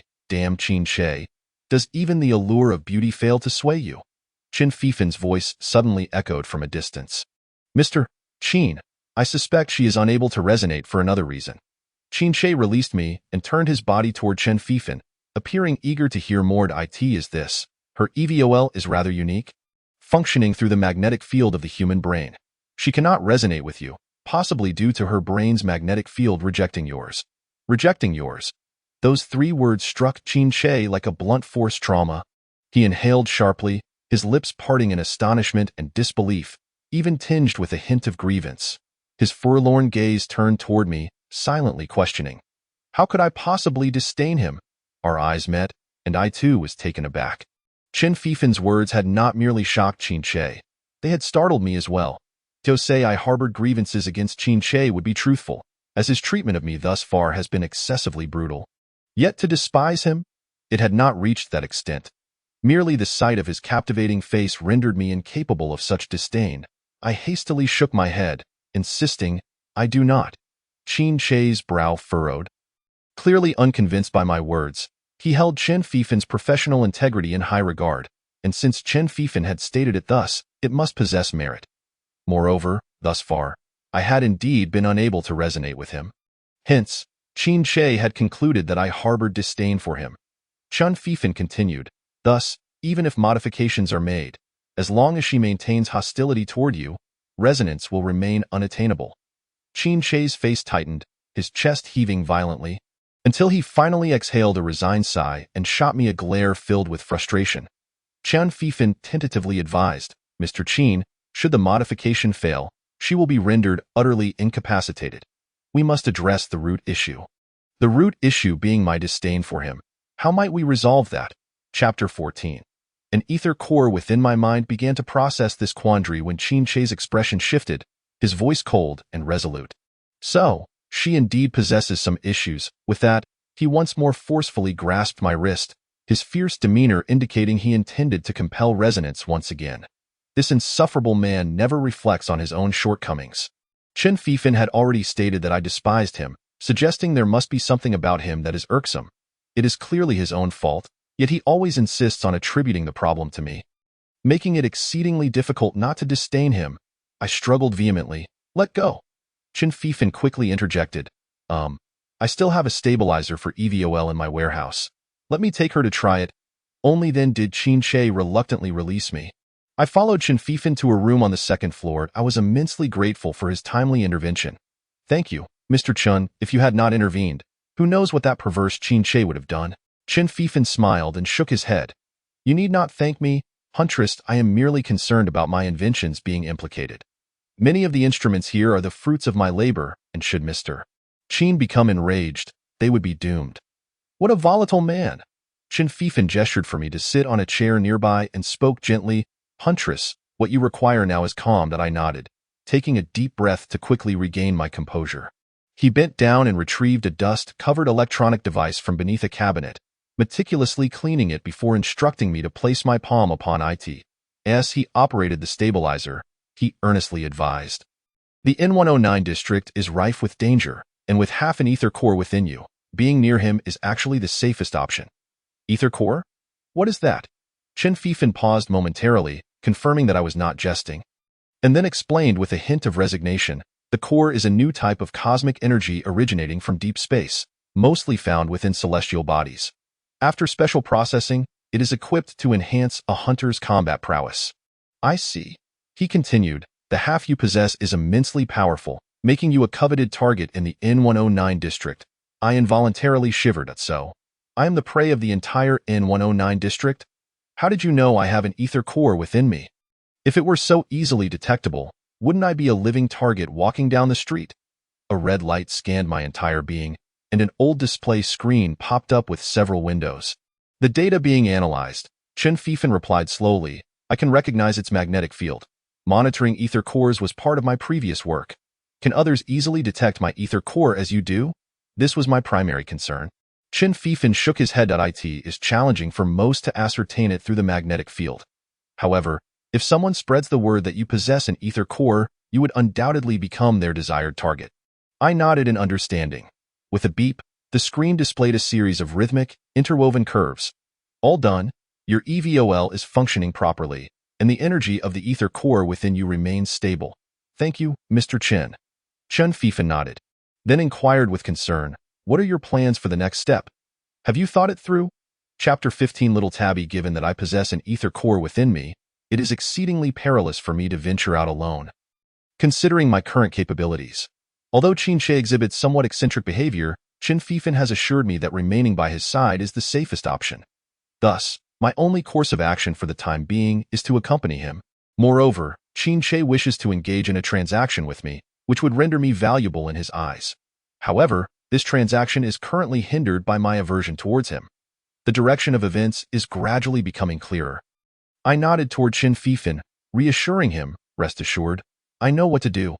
Upon returning to the first floor, I found Qin Shi waiting with evident boredom. The moment he spotted Qin Fifan and me descending the stairs together, his gaze immediately shifted to us. Qin Fifan spoke respectfully, Mr. Qin, her EVOL is stable. Once her aversion towards you is eliminated, resonance can be achieved. A slight relaxation appeared on Qin Shi's face as his eyes turned towards me. Casually stating, let us go. I couldn't help but wonder if it was merely my imagination, but I felt that Qin Shi seemed considerably softer at this moment than before. Perhaps during the time Qin Fifan was monitoring my EVOL stability, he has come to realize that the reason we cannot resonate lies within himself. After bidding farewell to Qin Fifan, Qin Shi and I departed from the peculiar workshop. Outside, the sky remained drearily overcast. The daylight in District N109 was as dark as night, resembling an underground city. Qin Shi handed me a helmet, his gaze towards me softening significantly, his tone gentle as he instructed, put it on. And protect your little head with that. He turned and straddled the motorcycle, glancing back at me as if waiting for me to mount. After donning the helmet, I deliberately tilted my head to look at him, not immediately sitting down.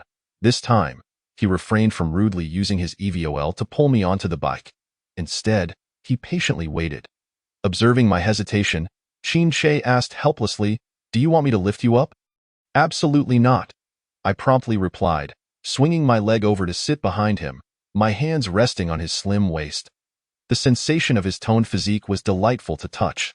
I playfully grazed my fingertips against his side through his clothing, and he instantly stiffened, as if scorched by fire.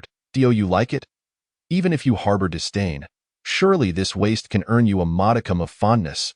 His words caused my movement to falter. After a moment's contemplation, I replied honestly, Qin Shi, believe it or not, I do not actually despise you. I noticed his exquisitely sculpted profile as his slanted eyes widened slightly, a flicker of lively light dancing within them, and the corners of his lips involuntarily curling into a subtle arc despite his evident delight. His words bore an undertone of self-doubt. If you do not dislike me, then why can't we resonate? This question rendered me momentarily speechless. I cleared my throat and responded with resignation. All right, let us suppose I do dislike you. In that case, Mr. Qin Shi, please put in more effort to please me. Perhaps that will expedite our resonance. No sooner had I spoken than he swiftly pulled me from behind his arm, and I found myself nestled against him, my back resting against the motorcycle's dashboard, facing Qin Shi. His strong arm enveloped my back, providing a sense of security.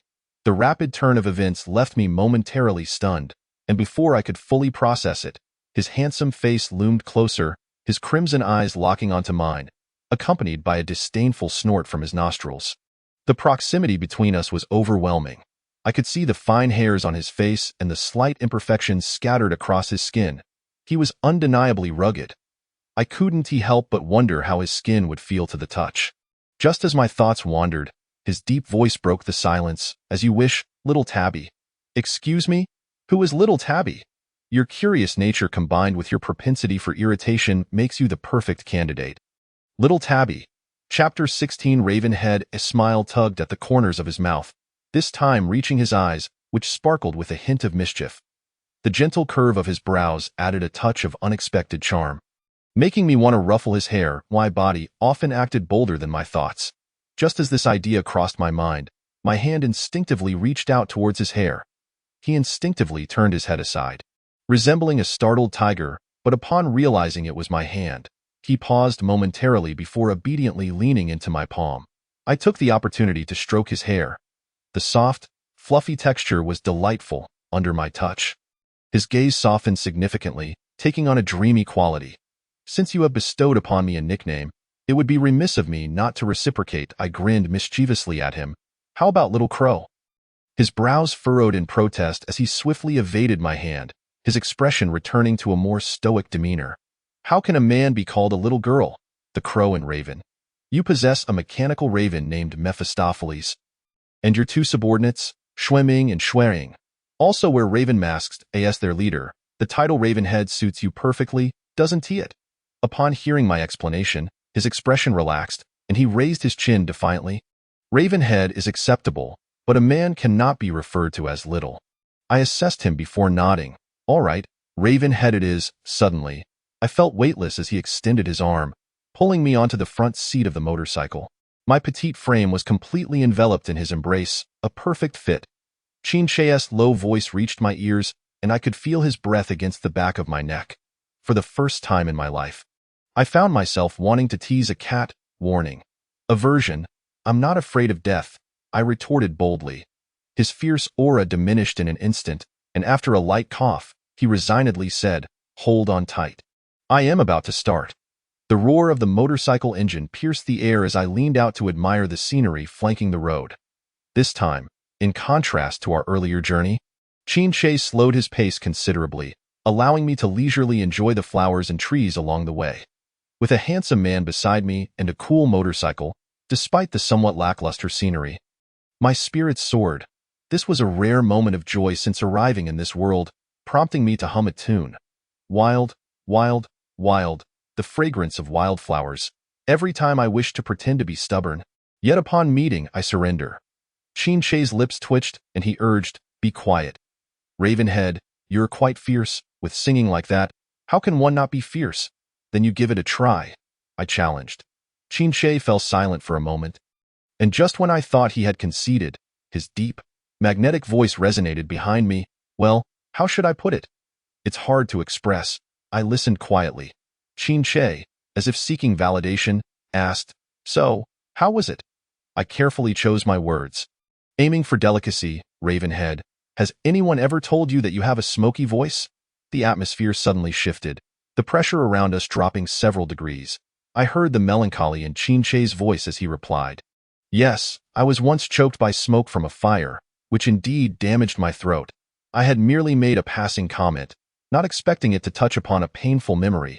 I quickly turned to gauge his reaction, only to find his gaze fixed on me, filled with an intense and unyielding emotion. Upon noticing my scrutiny, he averted his eyes, focusing ahead. Don't look around. Concentrate on writing. He feigned nonchalance. Well, I'm not writing. So there's no need for focus. I noticed a rapid flush creeping across his face, his ears turning red. Under my gaze, the hue deepened, as if blood could drip from them. Not only that, perhaps due to nervousness, he swallowed repeatedly, his Adam's apple bobbing, and paired with his bashful expression, he was undeniably enticing. Ravenhead, pull over. I suddenly declared. He paused in surprise, but continued forward until we reached home. Chin-Che, stop, I insisted. He finally brought the motorcycle to a halt, but his eyes dared not meet mine. Instead, turning away awkwardly, I dismounted the bike and stood beside him, scrutinizing his expression. Chin-Che, answer me one question. What is it? Chapter 17. A house full of flowers. What story lies between us? The look he had directed at me moments earlier was anything but innocent. Chin-Che turned to face me, his previously shy demeanor now replaced with an air of sadness and melancholy. I could acutely sense the sorrow emanating from him, as though he harbored a deeply ingrained memory within that he feared to voice or confront. Lest it ensnare him in its grasp, rendering healing impossible, he exhaled slowly, a hint of resignation in his tone. You remember nothing. Even if I told you, what significance would it hold? To you, it would merely be someone else's story. That is true. There is some merit to what you say, so You have no intention of sharing. Qin regarded me earnestly. The story between us must be recalled by you for it to hold any meaning. I couldn't help but sigh internally. Well then, I certainly want to be able to remember. However, since he was unwilling to disclose, I could not force him to do so, and thus I resolved to let it unfold naturally. I crossed my arms, a trace of concern evident in my voice. But Qin, you should understand that human emotions are rather intricate. While I do not harbor hatred towards you, what level of emotional connection is necessary for us to resonate? I am uncertain if I can meet such emotional requirements. Qin took a deep breath, casting his gaze into the distance, his eyes lacking focus, as if his thoughts had drifted back to a time long past. He remained silent for an extended period, so long that I began to wonder if he had forgotten I was there. Awaiting his response, "It's all right, I'll wait for you," I assured him. After a moment, he withdrew his gaze, his expression softening with a quiet resilience. An inexplicable emotion stirred within me, as if my heart had been tightly squeezed, leaving it crumpled and slow to recover. Upon returning to the villa, I followed Qin's lead up the stairs. As we passed through the corridor, I noticed that the once wilted black roses had been replaced with vibrant blooms. A variety of fresh roses filled the air with their intoxicating fragrance, transforming the hallway into a veritable garden of blossoms. I was taken aback by the beauty of the scene. "It's stunning," I exclaimed. Qin smiled slightly, recalling my earlier remark about my fondness for flowers. During our last passage through the corridor, I had merely expressed a fleeting thought, yet it seemed he had committed it to memory. Such attentiveness to small details was endearing. "Thank you," I said, gently brushing my fingers against the dewy rose petals, my heart swelling with warmth. Qin stood not far ahead, gazing at me with a gentle smile. "Boss, boss." The voices of Xueming and Xueng suddenly echoed from the side of the corridor. Upon seeing Qin's expression, Xueng managed to maintain his composure, while Xueming looked utterly taken aback. "Am I mistaken? Is this still the boss I know? Isn't he usually so stern?"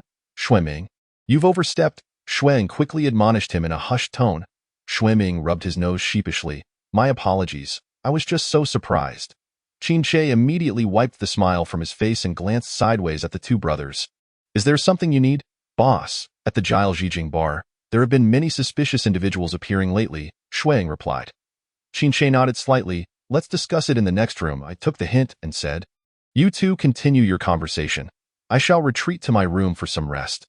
Qin acknowledged my words with a nod. As I ascended to the second floor, I instinctively turned to glance back at the staircase corner, only to meet Qin's gaze trailing after me. Xueming and Xueng had now joined him, standing with their hands at their sides, waiting respectfully. It seemed Qin was reluctant to leave until he saw me safely upstairs. Realizing this, I offered him a sweet smile and waved my hand. However, Qin appeared somewhat embarrassed, as if caught in a misdeed, hurriedly averted his gaze and said in a low voice to Xueming and Xuering, "Let's go." He's shy now, I thought, halting my steps and resting my chin on the stair railing, intrigued by the sight of Qin's retreating figure. Dressed in a black jacket, he possessed broad shoulders and a trim waist. His legs long and strong, as if sensing my gaze, Qin suddenly turned back at the end of the corridor. Our eyes met, a silent exchange lingering between us. I felt a sudden kinship with his earlier emotions. Reminiscent of the awkwardness and embarrassment of being caught in a misstep, I quickly shrank back and slipped away. I couldn't tell if it was merely my imagination, but I thought I heard Qin's melodious laughter echoing from the corridor's end. Along with Xueming's whispered remark, "Since the little hunter arrived, our boss has been smiling a lot more." Upon entering my room on the second floor, I immediately noticed a hint of floral fragrance that hadn't been present the previous day. Not only had Qin arranged for flowers to adorn the corridor, but he had also decorated my room. "Qin, you are so romantic." I couldn't help but exclaim. I lay down on the bed, allowing myself to unwind completely. Perhaps due to the day's events, my energy was thoroughly drained, and I soon drifted into a hazy slumber. In my dreams, I found myself amidst a sea of flames, surrounded by blood-soaked ground and choking smoke that made it difficult to breathe. A voice urgently echoed in my ears, urging me, "Don't collapse here. Don't collapse here." I frowned and opened my eyes, awakening to find Qin sitting at the edge of the bed, gently massaging my wrist. "Qin, how did you get here?" I was still half asleep, Unsure if I was still dreaming, he lifted his hand to smooth the furrowed brows that had formed from my nightmare. Your wrist is injured. Let me apply some ointment. Am I injured? I asked, following his gaze to my wrist, where I indeed spotted several bruises marring my previously flawless skin.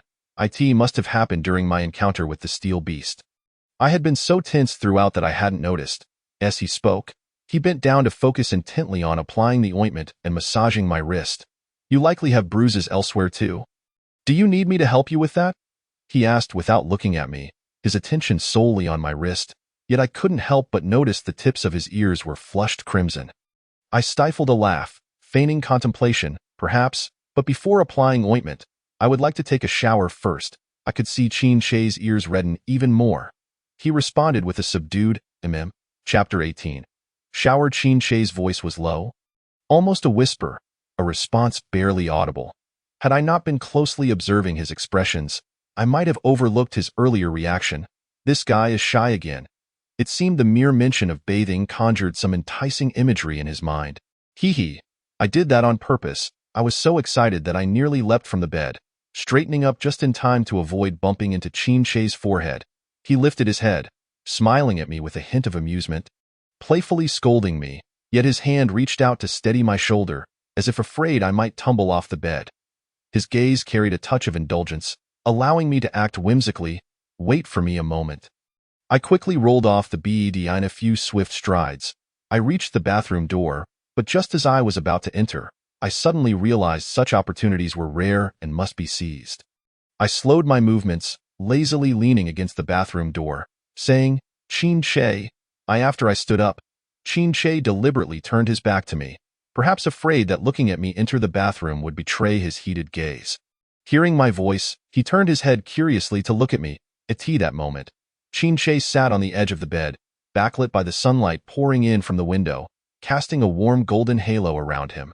His profile was sharply defined, with soft and even lines that revealed a beauty starkly different from his usual stern demeanor. In that instant, I realized that the halo around him was not merely a play of light, but a mysterious aura emanating from his unique inner qualities.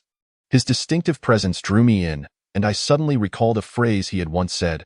After all, we are truly kindred spirits. At that moment, an inexplicable thought crossed my mind. Qin Shei is not human. Perhaps he is a being far superior to humanity. If that were true, then what am I? Such thoughts momentarily left me disoriented. Qin Shei, noticing my distraction, asked, What's wrong? Is the cat afraid of water? My thoughts snapped back to reality, and I saw a faint smile playing on his lips. I adored that enchanting face of his. His eyes twinkled with a hint of playful mischief, making me want to pull him down from his pedestal. I don't have any pajamas. He paused, his gaze instinctively surveying me from head to toe, as if assessing. Could I borrow one of your shirts? I continued. Qin Shei's pupils constricted, and he turned his head, taking a deep breath as if trying to digest the audacity of my words. Please, I implored, my tone softening. I'll buy my own tomorrow. Tomorrow, I'll buy you one. Just let me wear yours for today. After saying this, he stood up, intending to leave. I called out to him immediately. Where are you going? Naturally, to fetch you some clothes, he replied. Raising an eyebrow, I want to choose for myself, I said, blinking innocently at him. Perhaps my overly eager expression made him squint slightly. What scheme are you plotting? No scheme at all, I quickly denied. You're not worried that your fine clothes will get dirty, are you? How stingy. I teased, hoping to reel him in. Qin Shei sighed in resignation. All right, I understand that a cat can be a bit particular. Internally, I was elated, while outwardly I maintained a facade of calmness as I followed him to his room. Qin Shei's room was also located on the second floor, separated from mine by a short distance.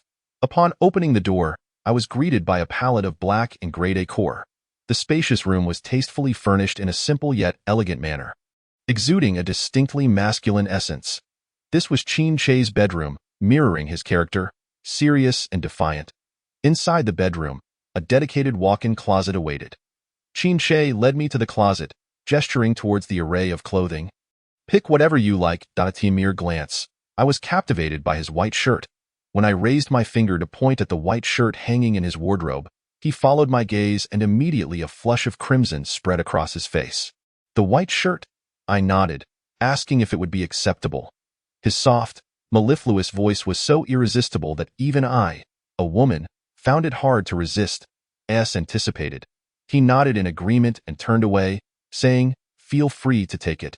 In the bathroom, water cascaded from the shower head, and the warm stream felt incredibly soothing. Qin was right. My body bore bruises, and the water intensified the pain, causing me to involuntarily gasp. Outside the bathroom, Qin immediately inquired with concern, "What's wrong?" "It's nothing, just a slight sting from my injuries." Upon finishing my shower, Qin's gaze fixed upon me instantly. He beckoned, "Come here, lie down." These two simple commands stirred my imagination. "What do you intend to do?" Despite my initial impure motives, hearing him utter such tantalizing words made me blush uncontrollably. Qin then sat at the edge of the bed and patted the soft surface, saying, "Didn't we agree that I would help you with the ointment?" "Just the ointment?" I thought to myself, eager to see if he could remain unaffected by the situation. I approached and lay down on the bed, turning my head to glance at him, only to discover that Qin had procured a black silk ribbon from somewhere and blindfolded himself. We were both taken aback by his action. "How can you apply ointment if you can't see?" I questioned. "Don't worry, I can manage," he replied confidently, casually squeezing some ointment onto his hand and spreading it evenly. Noticing my incredulous expression, Qin chuckled softly. "What are you staring at?" "Just lie still." I waved my hand in front of his eyes, realizing he truly couldn't see. Disappointment crept into my heart. After all my fussing, he had sealed his own vision. With a silent sigh, I obediently resumed my position on the bed. Chapter 19. A tinge of jealousy. Qin was indeed earnest in applying the ointment. I sighed internally and tilted my head slightly. "Qin no longer calling me Crowhead?" he teased. "You prefer that I call you Crowhead? After all, you devised that nickname specifically for me, Crowhead." I repeated. His voice brimmed with delight, barely contained. "Why must you resonate with me?" Qin fell silent for a moment before responding with a hint of exasperation. "Because someone is ungrateful, if you mention this." "I can't possibly feel sleepy," I exclaimed, immediately flipping onto my side, prepared to dig into the past loves and grievances between him and me. With his eyes covered, Qin was unaware of my sudden change in position. However, during my turn, he sensed something amiss and swiftly withdrew his hand. "What are you doing?" he inquired, his blindfolded demeanor lacking its usual coldness, now exuding a fragile air of vulnerability. Observing him in such a state made my lips curve into a smile that nearly reached my ears. "If you want to know what I'm doing, why not simply remove the blindfold?" I teased him, luring him in. His breath hitched, and then he abruptly yanked the ribbon off. Qin grasped my chin, compelling me to meet his gaze. I caught sight of the flicker of indignation in his elongated eyes. "Have I been too courteous to you?" His breath brushed against my face, and he looked at me as if he intended to devour his prey. Suddenly, a wave of fear washed over me. "Qin, let go." I struggled to free my chin from his grasp, but his grip remained steadfast, accompanied by a hint of mocking challenge in his gaze. Although he held my chin firmly, the pressure was gentle, as if he feared injuring me. I sensed his careful control over his strength, yet he was determined not to let me escape easily. After a futile struggle, I felt a twinge of defeat. It was merely a joke. "Why are you so angry?" I softened my tone, pleading, "I'm not one of those partners who play flirtatious games with you." "Huh? What partners? What flirtatious games?" Qin's tone suggested he believed I had other suitors. Seeing my astonished expression, he released my chin with a dismissive snort. "Don't think I'm unaware. I truly don't know." I protested, feeling wronged. "Xinhui, don't you remember?" Qin raised an eyebrow. "You're not just partners. You're neighbors. Your entry into Zone N109 was also thanks to him." "Xinhui?" His words struck a nerve, and I felt a twinge of guilt. Although I had no connection to Xinhui, it didn't mean the original owner of my body had no ties to him. Judging by Qin's jealous demeanor, it was evident that Xinhui had a significant connection to the original owner. I pondered what Xinhui looked like and whether he was my type. Noticing my momentary distraction, Qin derisively remarked, "Finally remembered him? The magnetic field in Zone N109 interferes with your Hunter wristband S signal. You haven't been in contact for many days, have you?" "Qin, your jealous tone is quite amusing." Dante deliberately changed the subject. I'm not interested in Shun Xinghui. I replied casually. You see, his name has passed your lips several times, yet I have yet to mention him once. Qinche raised an eyebrow, and the tension in his expression began to ease. I understood the saying. A bird in the hand is worth two in the bush. Regardless of Shun Xinghui's appearance, I couldn't risk offending the charming Qinche for someone I had never met. Therefore, I promptly declared my disinterest in Shun Xinghui. I gently tugged at his sleeve. It seems you are more interested in him. Who is interested in him? Qinche furrowed his brow. I couldn't help but smile triumphantly. Since we're both not interested in him, let us not discuss him anymore, shall we? Qinche's gaze bore into me, his sharp eyes scanning my face as if scrutinizing whether my disinterest was genuine or merely a facade. I widened my eyes and blinked sincerely. Finally, he allowed a faint smile to grace his lips. All right, let us not mention him. I could almost visualize him exhaling a sigh of relief. Chapter 20. You matter more. His jealous demeanor sparked a thought within me. Crowhead. Do you like me? Qinche was taken aback by my sudden inquiry, his pupils dilating momentarily before he raised his chin slightly, scrutinizing my expression. Perhaps after spending these days with me, he had learned that I often deviated from the norm. So he sought to discern whether I was joking or genuinely seeking an answer. I met his scrutinizing gaze. I composed myself and maintained a calm demeanor. I had intended to engage in a sincere exchange of glances. Yet I quickly found myself distracted. His features were simply too exquisite. Despite my efforts to focus, his striking visage made it impossible to concentrate. His nose was perfectly sculpted, his double eyelids captivating, and every blink felt like a gentle caress upon my heart. His lips, full and slightly upturned, seemed to invite mischief and charm. I noted his lips parting as he spoke, and I couldn't help but think, who wouldn't be drawn to such a delightful rogue? He stated that he liked me, but his admission was indirect and veiled. A hint of displeasure flickered within me, and I pouted without uttering a word, turning away from his gaze in mild annoyance. My reaction did not please Qinche. He leaned closer, resting his hands on my shoulders, urging me to meet his eyes. What is wrong? Are you dissatisfied with my response? I am satisfied, I replied weakly. Your expression certainly doesn't convey satisfaction. Is it that obvious? I hastily rubbed my face, forcing a smile, its glaringly apparent. Having been exposed, I candidly admitted, I am a bit disappointed. When you say someone likes you, it feels entirely different than when you directly confess your feelings to me. Qinche's lips curled into a slight smile as he straightened his posture, casually running his fingers through his hair. Appearing rather pleased with himself, I recognized that such subtle distinctions mattered to him, which seemed to bring him satisfaction. Even if there was a slight difference, it was far better than someone harboring disdain for me. I do not harbor any disdain for you, I hastily explained. You're so handsome and in such great shape. How could I ever dislike you? Oh, he raised an eyebrow, so you only appreciate my appearance. My face flushed, but I refused to concede. Don't portray me as so superficial. He smiled faintly, clearly amused by my denial. Whether it's my appearance or my essence, the subject is me, and that's all that matters. Upon finishing his words, he rose to his feet, indicating that some matters had arisen in the shadows that required his attention. You stay here and don't wander off, understand? He was the leader of the underworld. And the fact that he might personally intervene suggested that the situation was serious. It seemed to be related to the report from Xue Ming and Xue Ying earlier today. It dawned on me, belatedly, that he had come to my room intending to inform me of his departure, only to find me asleep. Generally, upon discovering me in slumber, he would have quietly slipped away. However, upon noticing the bruise on my wrist, he chose to remain and tend to my wounds, even allowing me to bathe and applying ointment to my skin. Yet, there were evidently pressing matters awaiting him. A wave of emotion washed over me. Qinche, why didn't you tell me sooner if you had something to attend to? He reached out, ruffling my hair. Your affairs are of greater importance. My throat tightened, rendering me momentarily speechless. I felt as if my chest were filled with cotton, constricting my breath.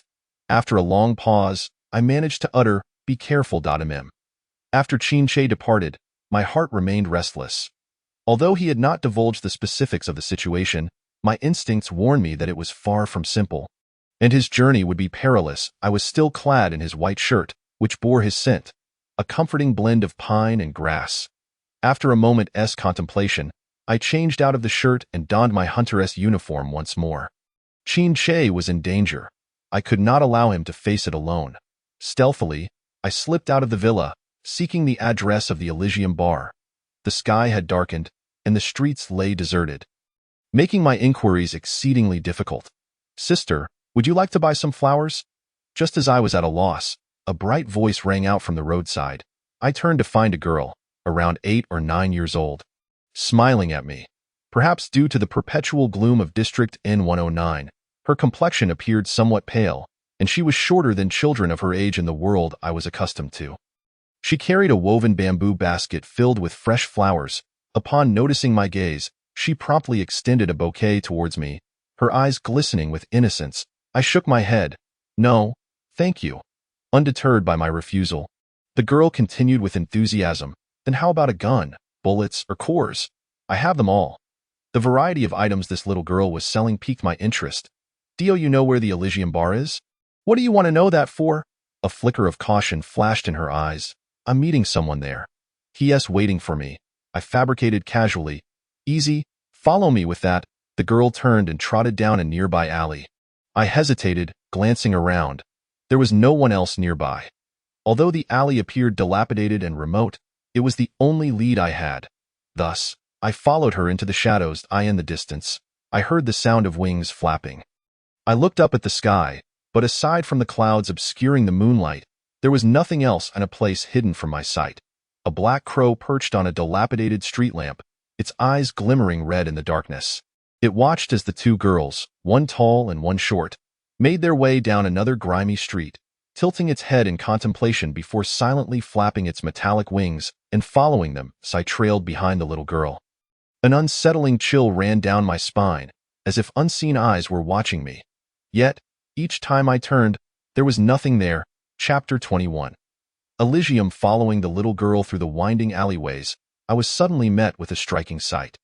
A bar emerged from the darkness, vibrant and alive. The entrance was illuminated, music wafted from within, and the sounds of patrons mingled in the air. A wave of liveliness washed over me as the girl hurried to the entrance, turning to smile at me. This is the place. I entered alongside her, greeted by the strong scent of alcohol, the rhythm of music resonating in the atmosphere, and the warm, dim lighting. The bar was filled with a diverse crowd. Some engaged in conversation over drinks, while others danced and laughed. "Auntie, we've got a foreigner here, and an older sister is coming to stock up," the girl called out to the bar. Under the dim, amber-hued lights, a young woman leaned slightly forward behind the bar, idly shuffling cards. The walls were adorned with graffiti, and the bar bore the ostentatious name Elysium, so this was the establishment Xue Ming and Xuang had mentioned. The woman's languid gaze fell upon me, her lips curling into a professional smile. "What can I get for you?" With her short hair framing her face and sparkling earrings accentuating her features, she slightly tilted her head, revealing a graceful neck. Her bright eyes sparkled with a hint of allure. Clad in a fitted black dress that accentuated her curves, she exuded a unique charm. Her smile carried a hint of mischief, as if she could peer into the thoughts and schemes of others. Before such a woman, one could not help but feel a heightened sense of caution. I refrained from immediately inquiring about Chin Che, though my curiosity about the underworld's activities and recent events was strong. However, the sharpness in her gaze urged me to tread carefully. I cleared my throat. "I'd like to inquire about the auction for the core of the underworld. Maps of the venue and the list of attendees. What's the price?" Her alluring eyes narrowed with interest as she appraised me, then raised a finger to indicate a figure, her lips parting. 500,000 for that information. You might as well rob a bank." She raised her index finger and shook it in front of me.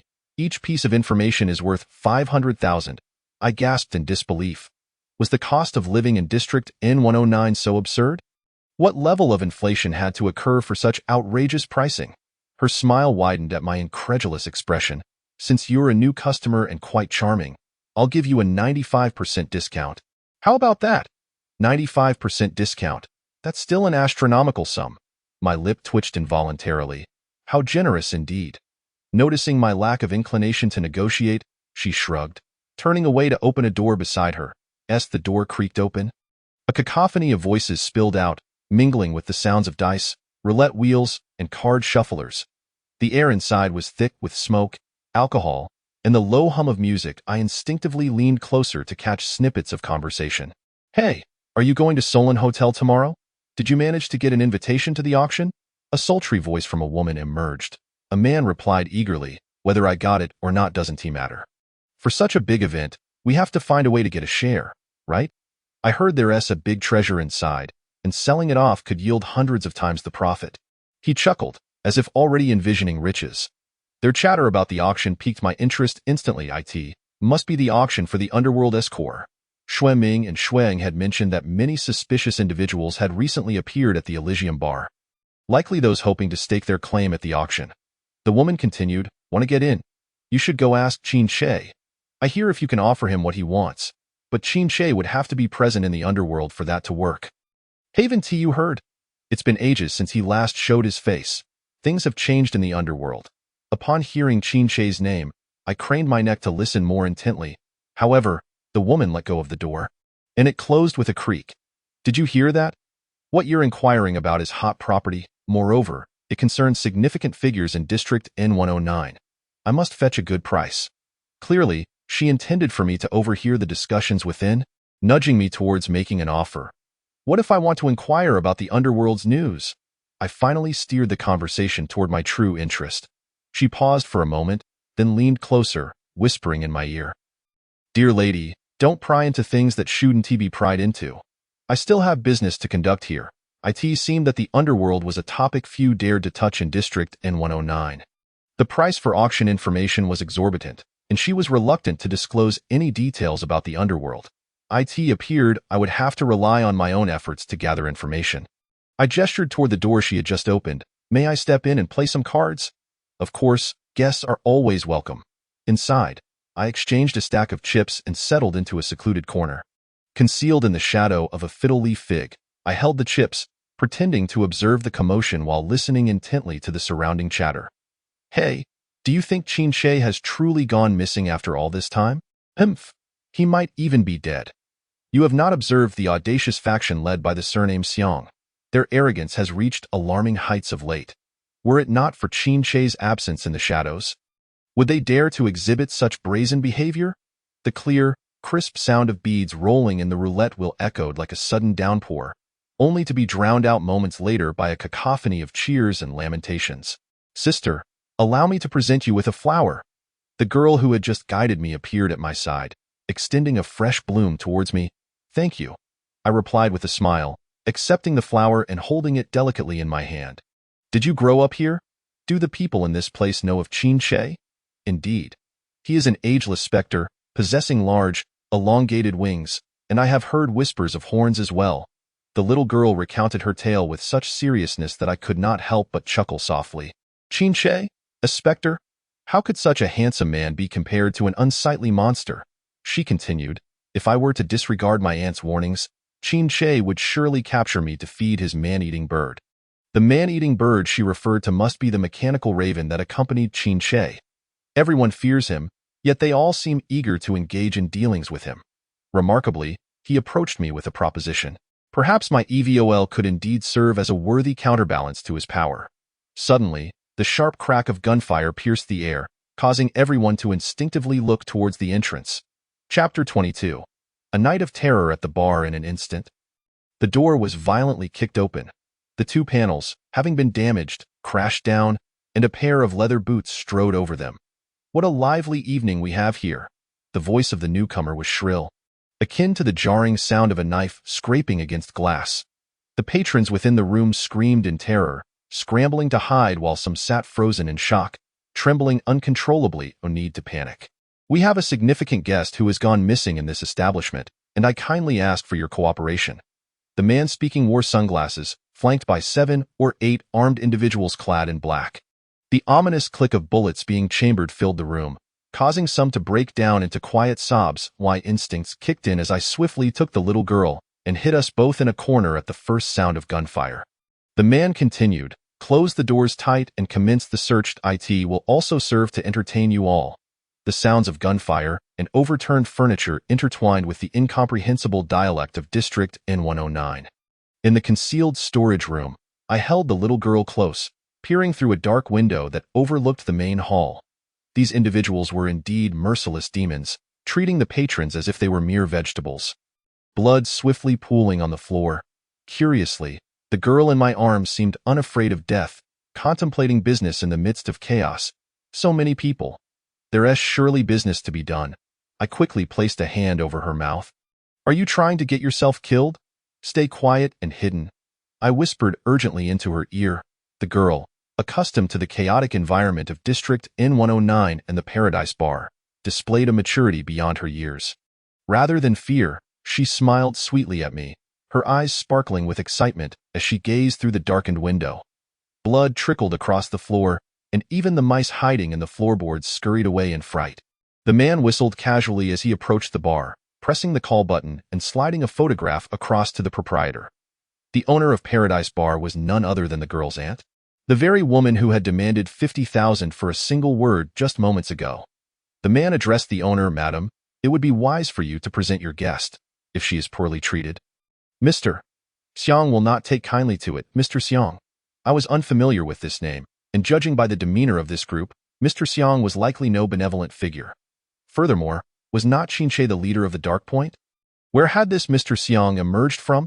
Piecing together the earlier conversations in the hall, it appeared that a power struggle was unfolding within the Dark Point, with this Mr. Xiang attempting to usurp Qinche's authority during his absence. The tropes of a Hong Kong gangster film had come to life before my eyes in District N109. The owner glanced at the photograph with a languid allure, then lifted her gaze. Responding in her characteristically sultry tone, "I'm afraid, such a charming young lady, if she had visited, I would surely remember." The man's expression shifted dramatically. "Denying it, are we? Well, that can be easily resolved." He turned to face the others. His jaw, restrained by steel wire, moved, emitting a rasping laugh akin to that of a bellows. "Let us pry open their mouths one by one. I refuse to believe anyone will remain silent." The crowd, already trembling in fear, erupted into a chorus of whimpers, some begging pitifully. The view from the dark window was obstructed, but the proprietor's voice drifted through the gap. "Little lady, they are searching for you." "Aren't they?" The man had now turned to the center of the hall, preparing to take action against the patrons. The photograph he had placed on the bar remained on the surface. Through the dark window's crevice, I glimpsed the girl in the photograph, radiant and captivating. It was me. They had stirred up such chaos to seek me out. Yet, I did not recognize this Mr. Xiang, which implied that their pursuit of me was either a consequence of Qinche or related to the ethereal core within me. Who would have thought I would be such a coveted prize in District N109? "Are you planning to hand me over?" I inquired of the proprietor, striving to maintain a calm demeanor while gripping the syringe hidden in my sleeve. This syringe could incapacitate an elephant. The proprietor shook her head, a smug tone in her voice. "Being coveted by the Dark Point makes you seem even more valuable, if I find the right buyer. Perhaps I could fetch a better price." My lips twitched in dismay. Truly, she was a merchant at heart. Even amidst impending doom, she still contemplated profit. "Just stay put, dear. I would hate to part with you so easily." Suddenly, a raven flew in, lunging towards the leading man, its wings slicing through the air like blades. The startled man cried out, "What is this?" It was Mephisto, the mechanical raven that accompanied Qinche. Had he dispatched it to covertly follow me? I recalled instances when Qinche had been absent, and this mechanical raven had been lurking nearby, evidently acting as his eyes, monitoring my every move in his absence. What had happened to our supposed deal? My status in relation to Qinche had never been equal. How foolish I had been to worry for his safety. I had originally sought this bar to assist him, only to discover he had sent a bird to surveil me like a prisoner. My anger towards Qinche surged, but reason reminded me that this was not the time for fury. As Mephisto attacked the leading man, I seized the opportunity to make my escape. Remaining here was perilous. And even if I were not captured by the leading man, being sold as a commodity by the bar's owner would be equally lamentable. Thus, I steeled myself. Now or never. I sprang from the storage room, intending to slip away quietly, only to be yanked back by an overwhelming force gripping my collar. My heart raced with fear. In an instant, my reflexes kicked in, and I swiftly turned. raising my weapon to fend off the hand that had seized me. Aiming at the intruder, a familiar face emerged from the shadows as the figure raised his chin slightly. Qin Shei's breathtaking visage gradually came into focus amidst the interplay of light and shadow. His brow furrowed slightly, but upon meeting my gaze, his expression relaxed as if he had exhaled a long-held breath of relief. His eyes lingered on the barrel of my gun for a moment before he chuckled softly. A mix of exasperation and teasing evident in his demeanor. Aiming a gun at the person here to help you your way of expressing gratitude? Chapter 23. Do you wish to end my life? Upon recognizing him, an overwhelming surge of emotion washed over me, compelling me to rush into his arms and weep. Oh, husband, someone seeks to capture me. My anger at his sending Mephisto to monitor me dissipated like clouds before a gentle breeze upon seeing him. Qin Shei. I could not suppress the urge to call his name. He smirked, raising an eyebrow slightly, as if to convey, your husband is here. Meanwhile, gunfire erupted behind us, bullets whizzing towards him as they neared his side.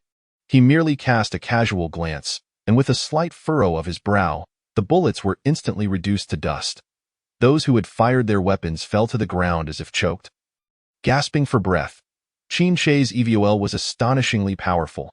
He truly was the leader of the Dark Point. In his presence, these men were swiftly obliterated. Recalling the vicious demeanor of that previous group and their mention of Mr. Xiang, I could not help but remark to Qin Shei, it appears your subordinates are rather unruly. In response to my sardonic comment, Qin Shei's lips twitched as if he wished to retort, yet he merely pressed his lips into a thin line. After a lengthy pause, his cold voice broke the silence. Mind your own business. My brow furrowed in confusion. What did he mean by mind your own business? He believes that I have disobeyed his instructions by not remaining obediently in the villa. Yet in reality, should I step beyond the villa's threshold, he would undoubtedly be aware of my whereabouts. With the mechanical raven Mephisto in tow, what is there that this leader of the shadows does not know? If he were truly concerned for my safety, he would have summoned me back the moment I exited the villa. Instead, he only made his appearance after this group had wreaked havoc, perhaps viewing me as bait to lure out Mr. Xiang. The moment this thought crossed my mind, clarity surged through me. Indeed, he is using me as bait to draw out Mr. Xiang, for I possessed the coveted ether core that everyone in Zone N109 covets. Realizing this, the anger I had briefly dissipated due to his handsome visage returned with a vengeance, multiplying several times over. Upon hearing Qin Shei's voice, the leading man immediately panicked, and an array of energy particle smoke erupted around us as several rogue beings swiftly materialized. Roaring as they charged towards us. With external threats at hand, I could not afford to engage in any internal strife with Qin Shei. Our accounts would be settled after we dealt with this group and the rogue beings. Nevertheless, upon seeing these grotesque and towering rogue entities, I couldn't help but feel a shiver run down my spine and remarked, isn't it rather against the rules to call for help when one cannot fight? Qin Shei seized my wrist, pulling me into his embrace, his fingers pressing down on mine, resting on the trigger, aimed at the figure in the center of the crowd, with two individuals targeting the enemy with the same weapon. In that moment, we resembled comrades in a trench. Qin Shei, towering over me, shielded me entirely within his embrace, and I could hear his deep, magnetic voice whispering in my ear, do you expect the people of Zone N109 to respect their elders and love the young? No sooner had he spoken than I felt the strength of his fingers pressing down on mine, squeezing the trigger, causing the leading man to roll away just in time to evade our attack. Quite nimble. No wonder he is the little chief of the shadows. Qin Shei and I shifted our stances, transitioning from him shielding me to us standing back to back, continuously dispatching the rogue beings that emerged. The establishment lay in disarray, littered with shattered debris and overturned tables and chairs. The rogue beings fell in droves, yet they continued to surge forth as if they could never be vanquished. I retreated to the window, contemplating the feasibility of escaping through it. I turned to Qin Shei and said, this is unending. For the time being, we must flee. If we cannot fight, then we must run. Those who know when to yield are the true wise. Do you think the word escape exists in my dictionary? Qin Shei's expression was one of disdain, clearly unimpressed by such trivial matters. I felt overwhelmed and fatigued. Qin Shei remained unfazed, exuding an infuriating nonchalance. I couldn't help but retort, Boss Qin, are you slacking off? Do you realize I have been fighting with all my might just to endure this long? Otherwise, we would have been reduced to mere fragments by these rogue beings. Qin Che chuckled lightly. Are you blaming me for not investigating your record at the Hunters Association?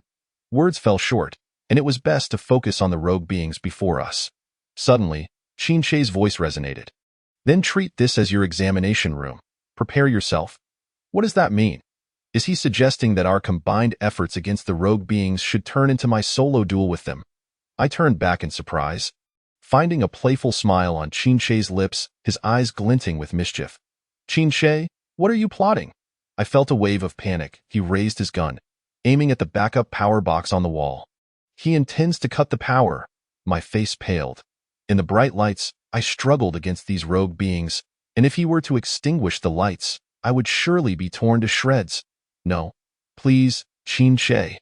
I urgently shook my head, trying to dissuade him, but Qin Che was unmoved, his gun already aimed at the power box, his finger poised on the trigger. Qin Che, brother. Please. I can't handle this. With a loud bang, the power box was struck, sparks flying amidst a shower of metal debris. The room was plunged into darkness. Just before my vision faded, I caught sight of Qin Che looking at me with a beaming smile, silently mouthing, I believe in you. Oh, if I am guilty, let the law punish me, but do not send a clumsy oaf to infuriate me.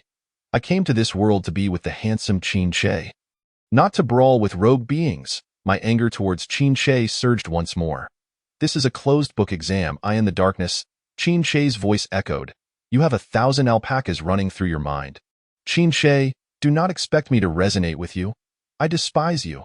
In the dark, I heard Qin Che chuckle softly. Let us make a deal that I refuse. I blurted out without a second thought. The last deal was still unresolved when I was dragged here to face the rogue beings. I would not fall for the same trick twice. If you want to attend tomorrow's auction, stay here and hold out for 5 minutes. He paused, seemingly uneasy, and added, if you dare to die here. In the darkness, I felt his towering figure lean closer, and with a swift motion, he placed a communicator at my ear. His voice was unexpectedly gentle, laced with a hint of threat. You would truly be dead. Don't worry. Leave these rogue beings to me. In an instant, I felt like a weather vane. I was not enticed by any bribe.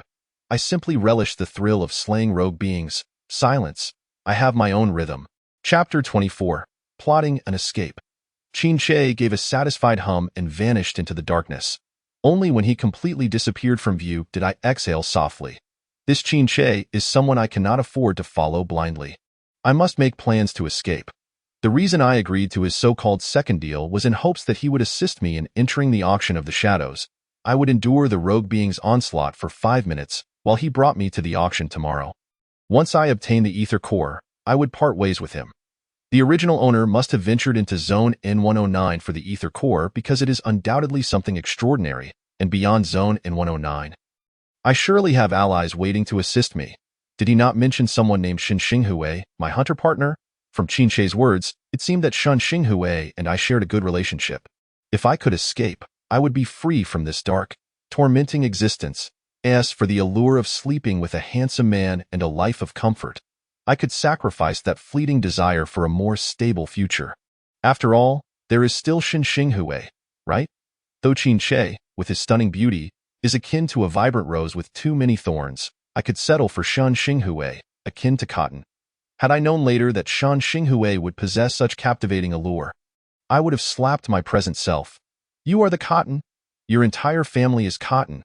With my short-term goal now confirmed, I felt a surge of confidence, instantly invigorated and filled with determination. Dim neon lights filtered through the gaps in the window, mingling with the cold rain. Straining my ears, I could hear the patter of rain outside the bar. The once boisterous and joyful bar was now enveloped in an eerie silence, tainted by an omnipresent scent of blood. Sounds and light seemed to freeze, leaving only the pounding of my heart and the rustling rain outside. I held my breath and tightened my grip on the gun. Heavy footsteps ground against the floor, and something monstrous drew near. The communicator in my ear crackled with Qin Che's voice. Your breathing is too loud, so you are online. With that, I took a deep breath, consciously lowering the volume of my breath in an effort to diminish my presence. Turning off the lights does not mean you should start fighting. It is merely a tactic to buy time. I frowned and retorted. You are something else. You aren't planning to escape, are you? To make me buy you time?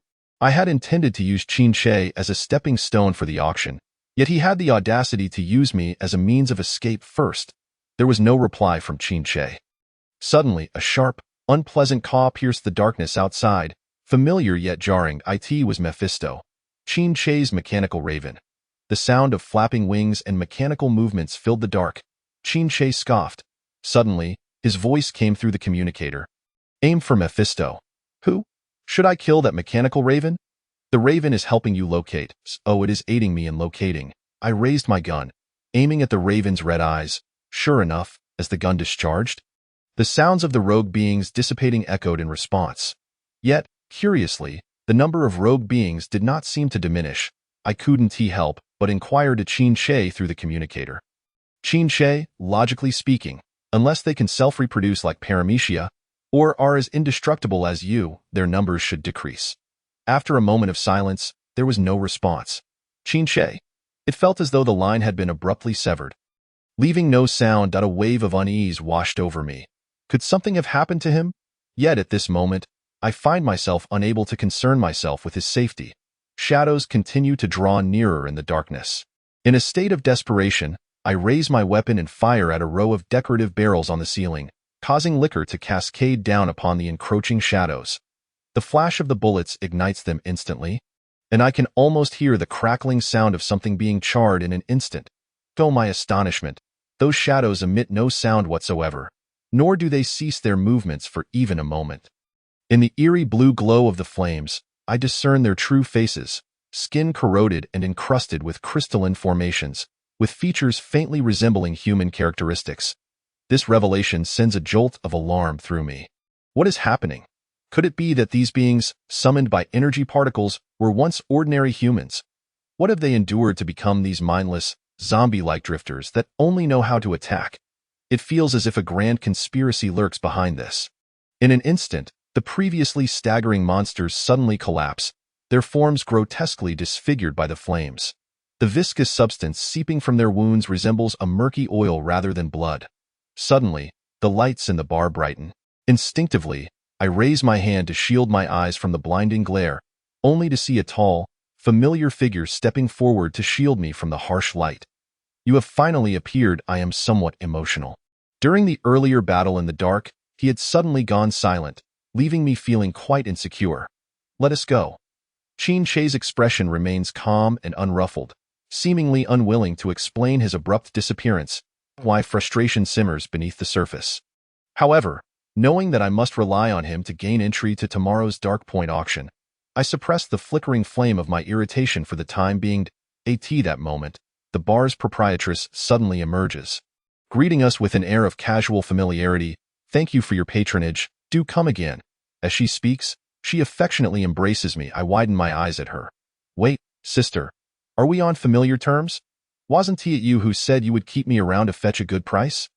The proprietress shows no signs of embarrassment, continuing to drape her arm around my shoulders while deftly slipping a small information storage device into my pocket. She generously bestows upon me a message valued at 500,000 per word. All in the name of Qin Shi. Indeed, she adds, your identity is quite extraordinary, young lady. As she speaks, her gaze appraises Qin Shi's demeanor. Qin Shi remains non-committal to her remarks, his eyes fixed intently upon me. Noticing my hand reach into my pocket, he raises an eyebrow. Did you receive your little kitty card? Thanks to you. I retort with a hint of annoyance. If it were up to me, that message would cost 500,000 per word. The Elysium Bar is truly a place that devours without a trace.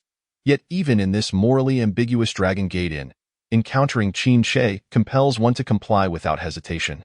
How fortunate I am to have such a substantial ally. I must cling to him tightly. At least, before making a hasty retreat. No one can prevent me from being Qin Shi's appendage. Chapter 25. The qualifications of bait after exiting the Elysium Bar with Qin Shi. His sleek motorcycle stands quietly by the roadside. The rain has intensified, shrouding the city in a misty veil, and puddles form in the low-lying areas, sending up bubbles as water splashes. Get on. I have a myriad of questions I wish to pose to him. Yet his somber expression suggests he is not in the mood for conversation. Moreover, the entrance of the bar is hardly an appropriate setting for a discussion, so I suppress my inquiries for the moment and mount the motorcycle's rear seat. The motorcycle weaves through the rain and disappears into the night. Upon returning to the villa, Qin offers but a single remark before preparing to leave, as though he has other matters to attend to. I immediately call out to him. Qin. He halts, turning to regard me with a puzzled expression. Having returned in the rain, my hunteress uniform is completely soaked, and my hair clings uncomfortably to my face and neck. I disregard my discomfort for now and prioritize, confirming that he will indeed take me to the Dark Point auction tomorrow. I fear that delays may lead to complications.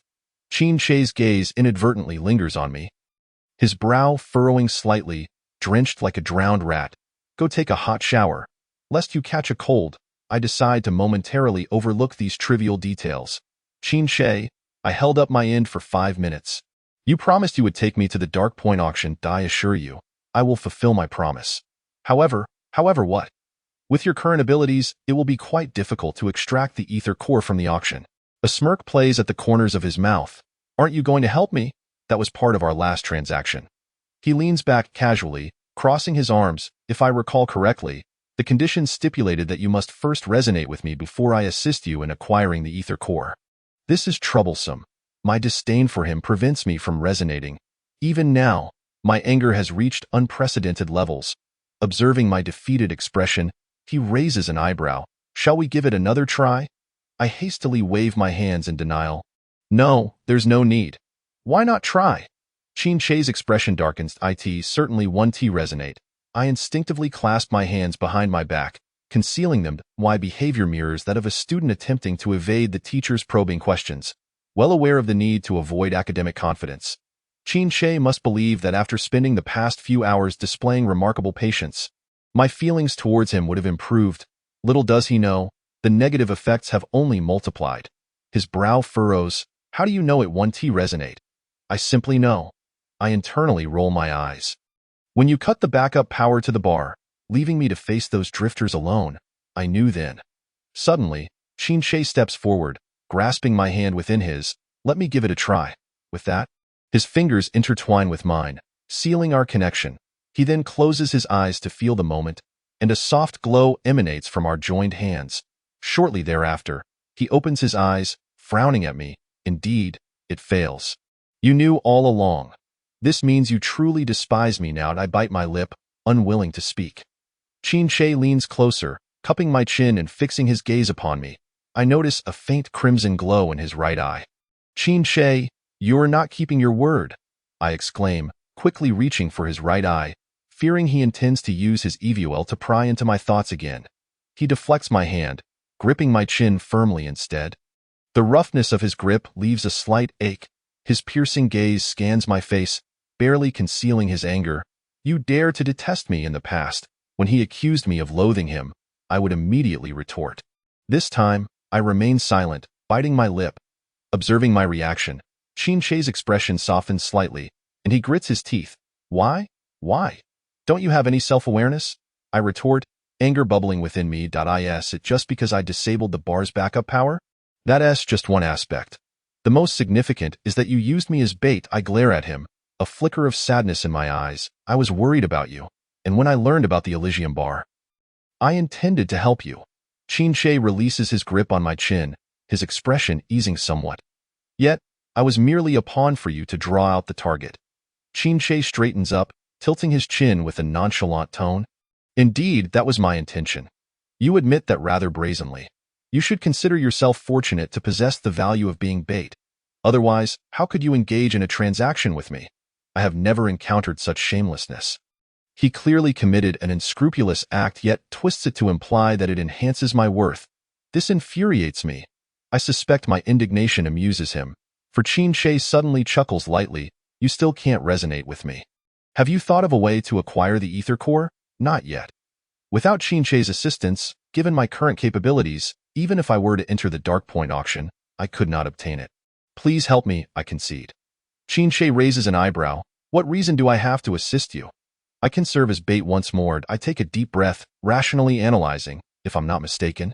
This Dark Point auction is actually a banquet set for you by the target.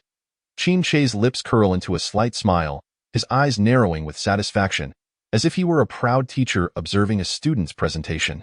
If you attend alone, all attention will be focused solely on you. However, if you bring a female companion, it will divert their attention. Then I can help you ascertain the location of the ether core and assist you in retrieving it. He interjects with a smile, don't make it sound as though only you will benefit. You can also take the opportunity to clear your own affairs. This is a win-win. I quickly correct him. This is a collaboration, not merely me taking advantage. How can you prove that you can effectively serve as bait? I was momentarily taken aback. Had I not already proven myself at the bar? That was merely a low-level bait. One only needs to show up to be counted.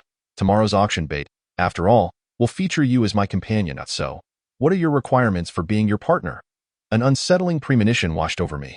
I sensed that this fellow was about to put me in a difficult position again. Qin smiled faintly. I am fair-skinned and beautiful, with an alluring figure that is versatile, capable of being sweet or savory. As I spoke, I strutted like a model on the runway, showcasing my beauty and physique from every angle. Qin's gaze darkened, and he cleared his throat awkwardly, diverting his eyes. Not enough. What more is needed? Chapter 26. Conspiracy in person. My companion must also possess skills, intellect, and endurance. Upon finishing his statement, Qin opened a drawer and produced a gem insignia engraved with a raven. He held the raven insignia aloft.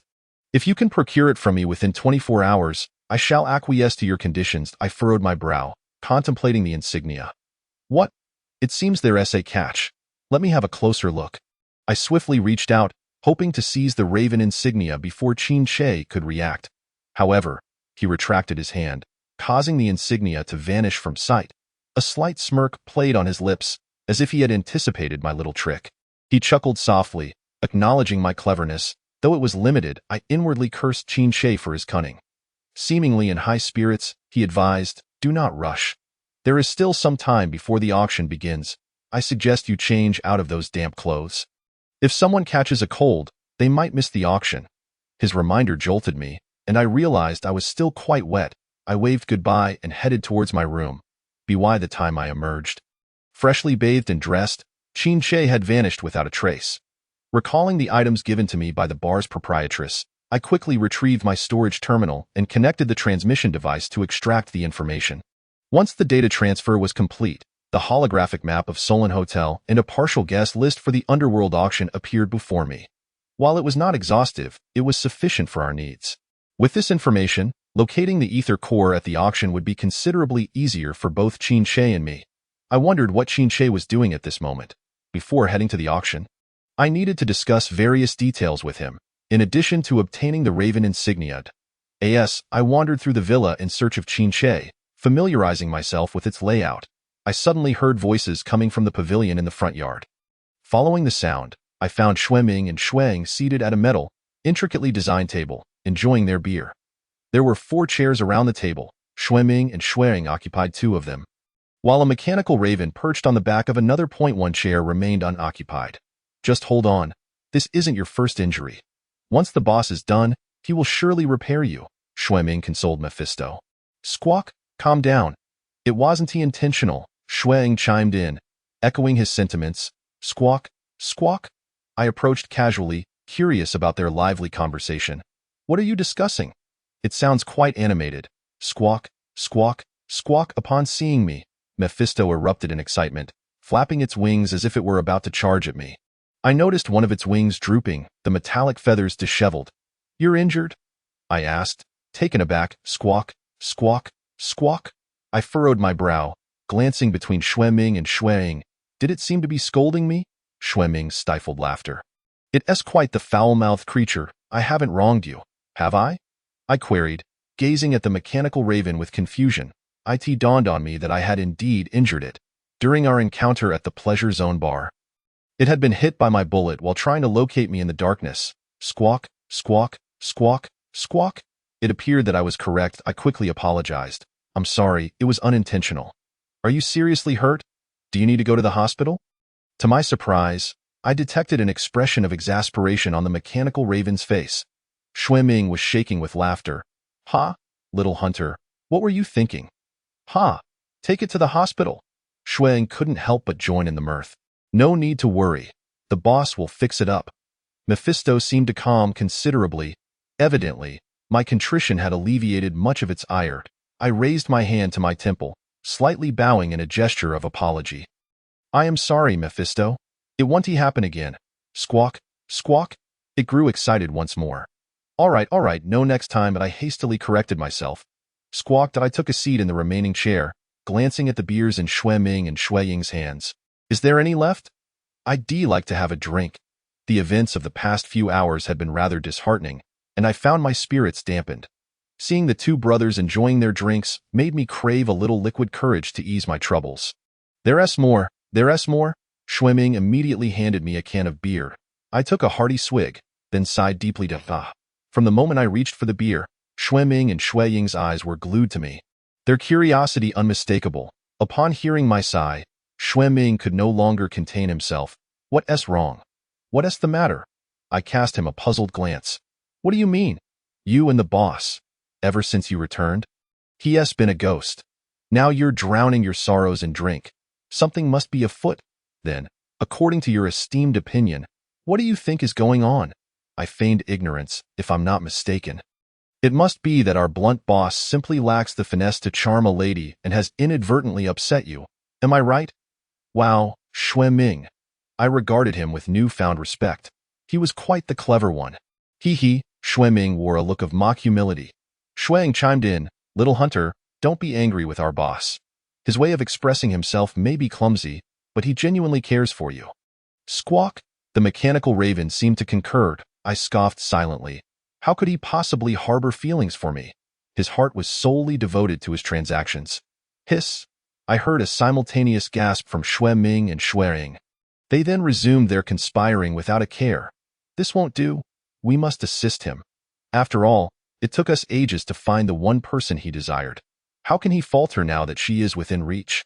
It must be a case of a prickly exterior with a warm heart indeed. With so little experience, having loved only once and for such a long time, he has no practice. Their discussion about Qin Shei's past love immediately piqued my interest, dispelling my fatigue. Who had he loved? The two, engrossed in their fervent debate, paused momentarily to gaze at me as if I were a fool, before returning to their plotting. Oh dear, our boss isn't the only one lacking insight. It appears this one is rather clueless too. Raven's mouth, piffed, piffed, piffed, squawk. Chapter 27. Eating grapes. I interrupted their scheming. Before you delve into those ethereal matters, could you assist me with the pressing challenges at hand? The two continued their chatter, seemingly oblivious, as if my dilemmas paled in comparison to their boss's romantic affairs.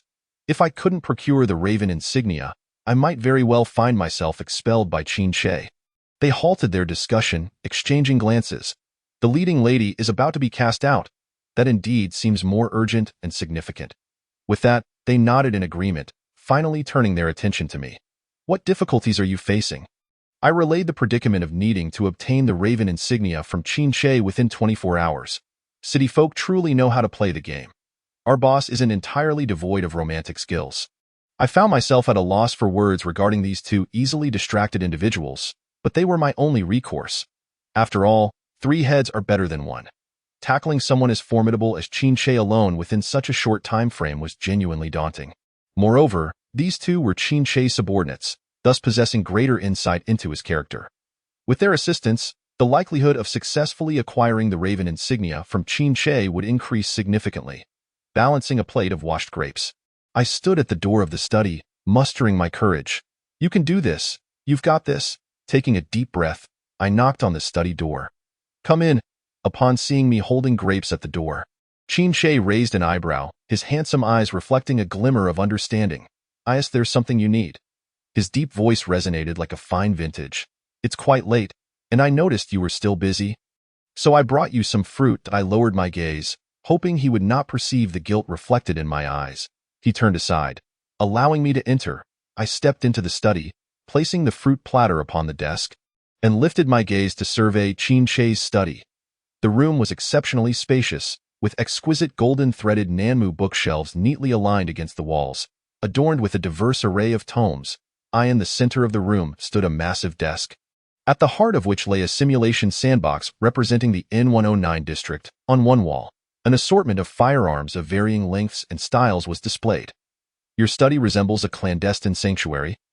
I couldn't help but muse. Indeed, you are correct. Qin Shi approached, his towering figure nearly eclipsing me. As he lowered his gaze to meet mine, an overwhelming aura emanated from him, inducing an inexplicable sense of tension within me. I recalled the words spoken by Xue Ming and Xueying before our departure. Our boss is merely a paper tiger with zero defenses. A mere flick of your finger could bring him down. Reflecting on this, I raised my head, meeting his gaze with a composed demeanor. I personally washed these grapes. Qin Shi chuckled softly, and then, I can feed you myself, I replied. He straightened, regarding me with the eyes of a cat observing its prey. A smile curling at the corners of his lips. All right. I picked up a grape, carefully peeling its skin away before presenting it to him. His full, supple lips glistened softly, curving into a barely perceptible smile as he slightly parted them. Revealing a hint of his tongue, I found myself entranced. The sight of his slightly parted lips was utterly captivating. Noticing my daze, he leaned in, opening his mouth to accept the grape, my fingertips brushed against the warmth of his lips. And my mind momentarily blanked. So sweet. His voice jolted me back to reality. Oh dear. I almost forgot my purpose. Distracted by him, I came to retrieve the Raven badge, not to admire a handsome man. Stealing my resolve, I smiled lightly. Delicious, isn't it? Would you like another? Sure. I peeled another grape and offered it to him. This time, as his lips approached, I deliberately loosened my grip, letting the grape tumble onto him. Oops, it fell, I exclaimed theatrically, then began to rummage through his clothes. Where is the Raven gem badge? Where could it be? Qin Shi's breath hitched, instinctively retreating a few steps as I touched him. I followed his retreating steps, eventually finding him seated on the expansive desk in the center of the study. You're blushing, Qin Shi. This is intentional, isn't it? After a thorough search, I found no trace of the Raven badge, and I couldn't help but mutter. No? Qin Shi seized my wrist, his expression darkening. Are you here to find the badge? I hastily denied it, but he clearly did not believe me, promptly throwing me out of the study. The door slammed shut behind me. I sighed in frustration. This was quite the challenge. Not far away, Xue Ming and Xueying peered in, their shoulders sagging upon witnessing my defeat. I trudged over, feeling disheartened. This tactic clearly hadn't worked. It seemed a direct confrontation was futile. I would need to strike when the boss was distracted, Xueying suggested. Furrowing my brows in contemplation, I wondered, with his keen senses, when could he possibly be unaware?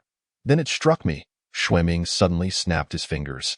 Late at night, around 9 o'clock, in Qin Shi's bedroom, I concealed myself in the shadows, observing the vague silhouette behind the frosted glass of the bathroom, my heart racing with anticipation. Qin Shi was currently taking a shower. If only I could catch a glimpse, I would gladly sacrifice a decade of my life to spare Xue Ming and Xueying. Thank you, they exclaimed. Yet reason reminded me that this was not the time to indulge in such distractions. A direct confrontation would not yield the Raven badge. Stealth was my only option. With Qin Shi in the bathroom, I seized the moment to search his bedroom. The drawers yielded nothing. The wardrobe was devoid of any clues. Even the pockets of his clothes were empty. I scoured every corner of the room, yet came up empty-handed. How peculiar! Where could Qin Shi have hidden it? Surely he wouldn't have brought it into the bathroom while showering. Just as I pondered this, the sound of running water ceased. My heart leapt into my throat. Qin Shi had finished his shower. There was no time to escape now. I needed to find a hiding place until Qin Shi was distracted enough to slip away. I glanced around the spacious bedroom. There were few places to conceal myself. The wardrobe was too far. My only option was to hide behind the sofa. I quickly crouched down, peering cautiously at Qin Shi's movements. The bathroom door swung open, releasing a cloud of steam and the fragrance of bergamot shower gel. A pair of long, muscular legs emerged from the bathroom, the hem of his bathrobe swaying gently with each step, droplets of water cascading down his calves and soaking into the plush carpet. Qin Shi. He emerged clad only in a towel. Chapter 28. Discovery. Fresh from his shower, Qin Shi appeared damp and languid. Rubbing his hair as he walked, the phone rang, and he approached to answer it. The voice on the other end immediately chimed in. Mr. Qin, I have located the list of all attendees from that night at the ant nest. My ears perked up at the mention of the ant nest. Did the information pertain to me? To hear better. I subtly shifted closer to the phone. Suddenly, a strong hand pressed down on the back of the sofa. Startling me, I looked up to find Qin Shi looming over me, an intrigued expression on his face. His crimson gaze fell upon me like two glimmering rubies in the dark. Qin Shi chuckled softly, his lips curving upwards as I noticed the delight in his eyes. I swallowed hard, my mind racing to concoct a plausible excuse for my presence here. The person on the other end of the line, having received no response from Qin Shi, called out tentatively, "Mr. Qin?" "Nothing much, just a wild cat that wandered in," he replied. "A cat?" Clearly, the caller was baffled by how the typically stoic Qin Shi could be captivated by a mere feline. Simultaneously, Qin Shi used his EVOL ability to pull me from behind the sofa, a dark red energy binding me in midair, my hands firmly restrained. Panic surged within me as I struggled against the binding. "You needn't intervene. I can handle it myself." My voice inadvertently led the caller to misinterpret the situation, and they hastily concluded, "Then I shall not disturb your business any further." The call was abruptly terminated. Qin Shi released me, the dark red energy dissipating, and my hands regained their freedom. I rubbed my sore wrists, muttering in annoyance, "You discovered this as well. Are you here again seeking the Raven Gem badge? If I claimed I merely passed by, would you believe me?" His rhetorical question was infuriating. If it weren't for the game he concocted, why would I repeatedly scheme? He could have simply brought me into the auction and assisted me in obtaining the ether core, then escorted me out of the N109 district. Although it felt a bit greedy to ask for everything, shouldn't I dream big if I were to dream at all? "Do you genuinely desire it?" he inquired, a teasing smile gracing his lips. "What do you mean?" I stammered, meeting his amused gaze, feeling flustered. "Your smile makes it difficult for me not to think otherwise," he sighed. "People with yellow hearts hear everything in a certain way." "I meant the Raven badge," that I rolled my eyes. "I no longer want it. I can't obtain it anyway." Qin Shi pondered for a moment, then beckoned me closer. I regarded him with suspicion, wary of his intentions. Ultimately, I succumbed to his gentle gaze and approached. Standing before him, I asked with a hint of annoyance, "What do you want me for?" "I need a favor," he replied, lowering his gaze to meet mine. His tone unusually soft. Unlike his usual voice, this time it bore a hint of a lilt, clearly affected. Yet, it sounded utterly intoxicating. "What kind of favor?" I felt my mind slowing, as if entranced, ready to comply with whatever he asked. "Attending the Dark Point auction requires a formal appearance. Could you assist me by measuring your dimensions for a gown?" With that, Qin Shi produced a measuring tape and handed it to me. "Huh?" I was utterly perplexed. Noticing my dazed expression, he sighed, "Please measure your bust." "Wait, measure my bust?" My cheeks flushed with embarrassment. Chapter 29. Measuring dimensions. Overwhelmed with excitement, my hand trembled slightly as I held the measuring tape. My eyes sparkled with anticipation, and my smile stretched from ear to ear. "Let's start with the bust." My gaze fell upon his broad chest. Qin Shi smiled slightly, standing tall and confident, naturally puffing out his chest. The tape wrapped around his bicep, rising to the fullest part of his chest. With each breath he took, his chest expanded and contracted, causing the tape to sway gently. I find it rather peculiar that this data matches that of District N109. Qin Shi's chest measurement is astonishingly 109. Could it be that District N109 is named after this figure? So swift and precise. Is the hunter's eye truly that remarkable? You're flattering me. It is your appearance that captivates. And I am reluctant to take credit. Qin Shi let out a light chuckle, extending a finger to gently push the measuring tape downward, inching it closer to his abdominal muscles. It was time to measure the waist. My gaze lingered on those sculpted abs, reluctant to shift away. One must wonder, how does one achieve such perfection in abdominal muscles? Is it through suspended hula hooping or weighted crunches? Noticing my hesitation to begin, Qin Shi inquired with a bemused hum, his voice laced with amusement, "Are you that enthralled?" His laughter sent a shiver down my spine, prompting me to fumble and begin the measurement. 86. Does he want me to wear several sizes larger? Let us try again. Qin Shi chuckled helplessly. I wrapped the measuring tape around his waist, intentionally measuring larger. 80. I began to fret for my trousers. "What do you think?" "Let me try once more." Tio prolonged the time spent admiring his abs. I deliberately mismeasured several times. Last, I managed to snag the measurement at his narrowest point. 72. Is that impressive? You were deliberately mismeasuring earlier, weren't you? He raised an eyebrow, a mischievous grin playing on his lips. My feigned error's time is of the essence, and rather than succumbing to despair, it is wiser to take a bold risk. After much inner turmoil, I finally seized the object on the table. My expression resolute, "Thank you," Shui-Ming and Shuang, filled with enthusiasm, cheered me on, reminding me that opportunities are rare and not to be regretted. Let's go for it. 3 hours later, equipped and determined, I stealthily approached the door of Qin-Shei's bedroom. The night was deep, and the room was enveloped in silence. I gently pushed open the door and peered inside. Qin-Shei lay peacefully in slumber, his form bathed in the soft glow of a bedside lamp, illuminating his handsome face and sculpted chest, resembling a slumbering David. I quietly approached the edge of his bed. Dressed in a dark purple pajama, the deep V-neckline revealed his well-defined abs, presenting an irresistible sight. Qin-Shei reclined against his pillow, his perfect profile more alluring in the gentle light. His tranquil features, framed by long eyelashes that softly covered his eyes, resembled delicate feathers resting on a still lake. A slight smile curled upon his soft, red lips, as if he were lost in a beautiful dream. His skin glimmered subtly in the light, appearing as though adorned with a fine veil. I attempted to softly call his name, testing if he was truly asleep. Qin-Shei, Qin-Shei, splendid. He was in deep slumber. I proceeded to secure his hands, and began my careful search for the crow gemstone badge. As my fingers brushed against him, suddenly, my wrist was caught in Qin-Shei's grasp. As I looked up, I met his astonished gaze. He had just awakened, still dazed, seemingly unable to distinguish whether I was a figment of his dreams or a reality. Then, he lifted my hand to his lips and gently bit down. Ouch! I was startled. Qin-Shei, why did you bite me? Seeing my face contorted in surprise, his eyes sparkled, realizing it was not a dream, but indeed real. If you want to ascertain whether you're dreaming, why not pinch yourself? He pulled my wrist towards him, causing me to lean closer. Did you come uninvited to request a bedtime story? Our proximity heightened the moment, his gaze softening and his tone imbued with a hint of intoxicating allure. I struggled to free my wrist from his grasp, reminding myself that I was there for a purpose. Just as I was about to articulate my intent, my eyes caught sight of his hand, restrained by the EVOL handcuffs, and a surge of confidence surged within me. No, you are the one who needs to comprehend the situation. I leaned in triumphantly.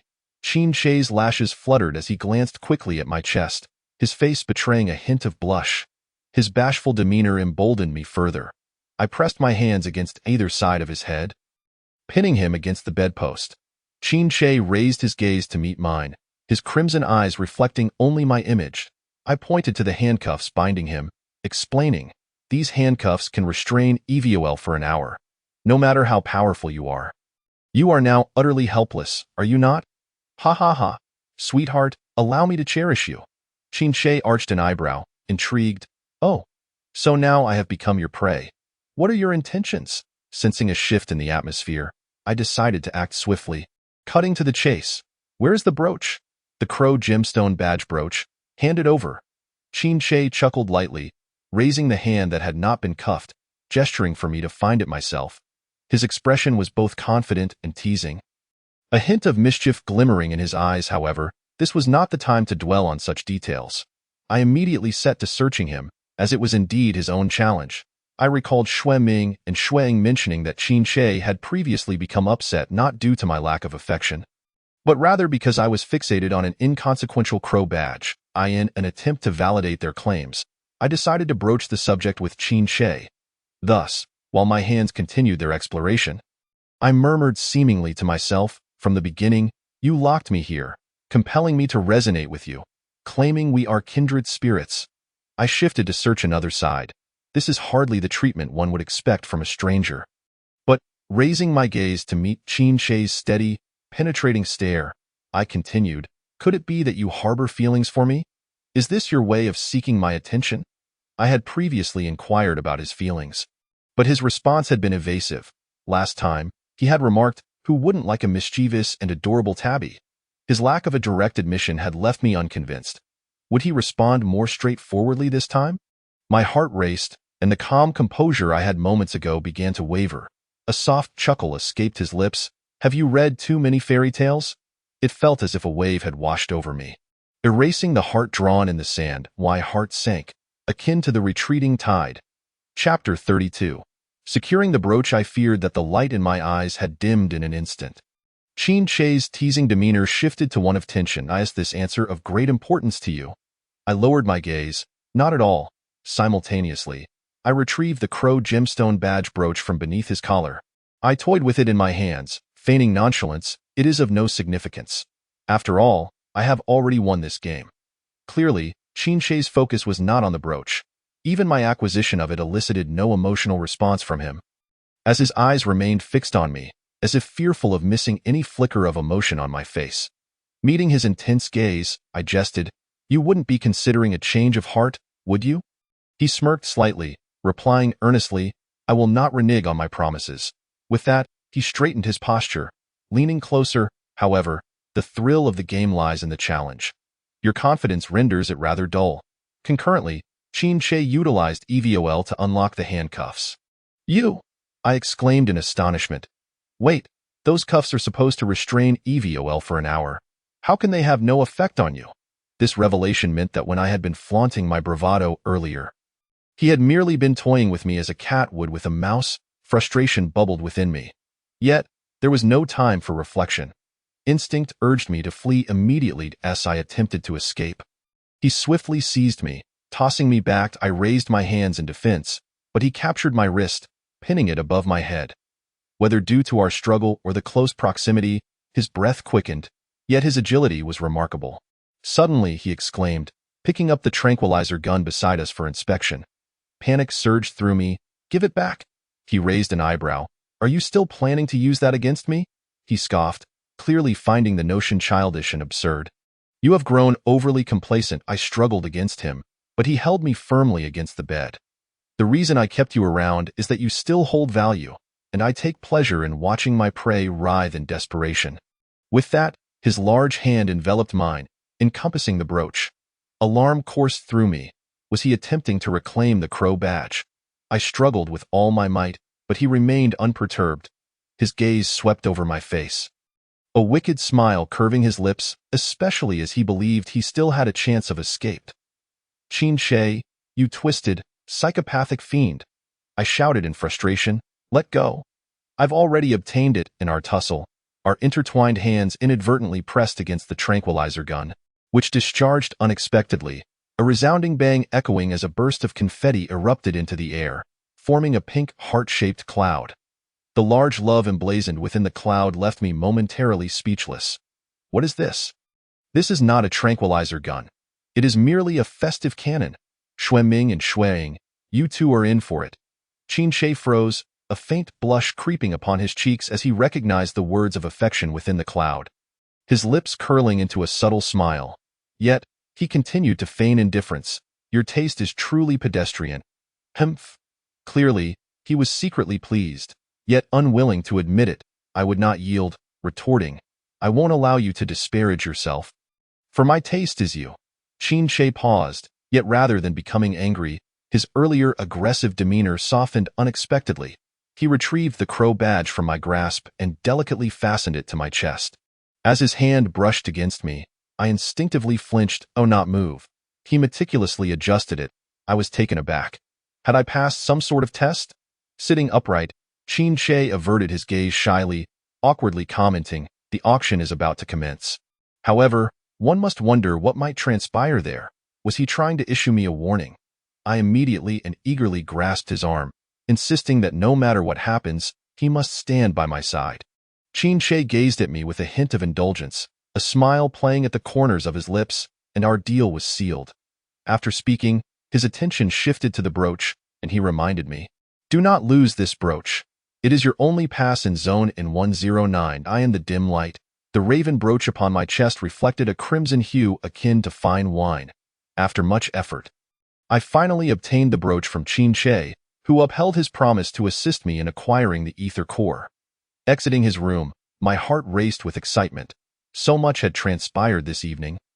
Yet the outcome was favorable. I was one step closer to escaping zone N109. Xueming and Xueying peered around the corner of the corridor, and upon spotting me, they waved eagerly. "Little hunter." "Over here." I approached and stood before them. How did it go? Were you successful? Wasn't it thrilling and romantic when the gun fired? Observing their eager expressions, I couldn't help but rub my temples. Their antics had left me utterly embarrassed in front of Qin. That shouldn't be the case. How could it be? I recounted. He said my taste was truly unsophisticated. This revelation left them exchanging glances, but upon noticing the raven brooch adorning my chest, their faces lit up in sudden understanding. Though he feigns disdain, he still bestowed the brooch upon you. Our leader has a sharp tongue but a tender heart. Deep down, he cherishes the little details you've arranged. Their back-and-forth dialogue gradually illuminated the fact that Qin's earlier demeanor had concealed a heart brimming with delight. It made sense now. His initial roughness had softened significantly, revealing a gentler side. It appeared that my desire for his affection was not solitary, and from Qin's reactions, it was evident that once he felt loved, he would reciprocate abundantly. Suddenly, clarity washed over me regarding how to interact with him moving forward. I should praise him, love him, and spoil him. Elated by this realization, I intended to share my thoughts with Xue Ming and Shuang. But when I looked up, they had already wandered off, still exchanging compliments.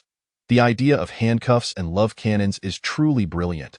Only your clever mind could conceive such a notion. It's primarily your keen insight into people that matters. You recognize the budding feelings between the little hunter and the leader, and during this ambiguous tug-of-war phase, the most straightforward gestures wield the greatest impact. You're too kind, too kind. We're merely reflecting each other's brilliance. Chapter 33. The vase appears in the full-length mirror. I beheld my reflection in a finely crafted and elegant gown, my form exquisitely accentuated. Masterfully designed high-end jewelry sparkled against my fair, delicate neck. My wrists and slender fingers were adorned with jewels, exuding opulence. The image before me was somewhat unfamiliar yet undeniably captivating. A woman like this standing beside Qin would undoubtedly appear as a mere decorative companion, completely at odds with the extraordinary prowess of a deep space hunter. Qin stood not far away, his gaze lingering on me, a warm smile gracing his lips. "It suits you perfectly." I felt a flush of bashfulness. "No one would suspect a vase," he continued. "Humph, that will come back to haunt you," I thought, rolling my eyes internally at his lack of flattering remarks. Approaching him, I skeptically asked, "Are you truly planning to attend the banquet without any strategy?" While I could divert some attention, those in the ant nest were far from naive. Qin raised a hand, his smile confident. "How do you know I haven't devised a plan?" Seeing my eager expression, he patiently elaborated on his so-called plan. "First, you will find a way to lower the other's guard and lure out those with ulterior motives. Finally, I will protect you as you obtain the other half of the ether core. Is this your meticulous plan? Foolproof?" Qin scrutinized me leisurely to eye in his scheme. It seemed I was both the bait and the executioner. What role did he play? Yet, meeting his teasing gaze, I understood he was merely jesting. And I chose not to contest him further. My delicate hand intertwined with his as I embraced my role as Qin's decorative companion, ready to attend the clandestine auction. The auction was held in the most extravagant commercial district of Zone N109. Towering crystal chandeliers cast a soft glow, enveloping the entrance hall in a dreamlike atmosphere.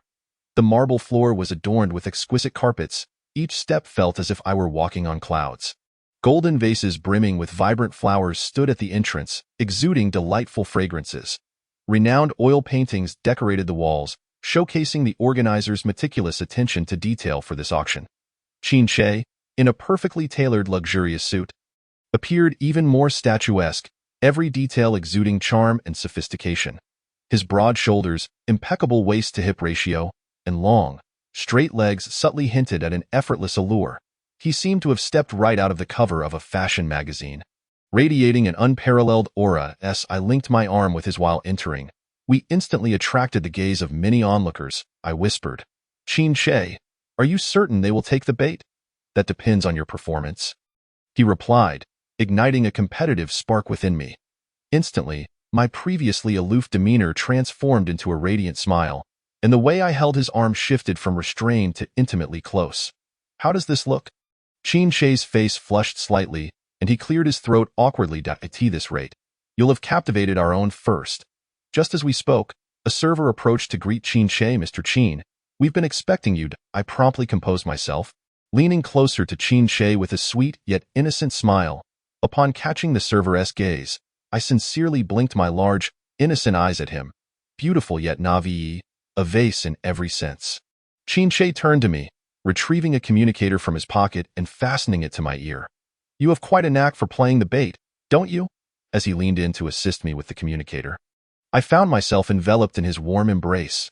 His gentle, deep voice whispered in my ear, causing my heart to skip a beat.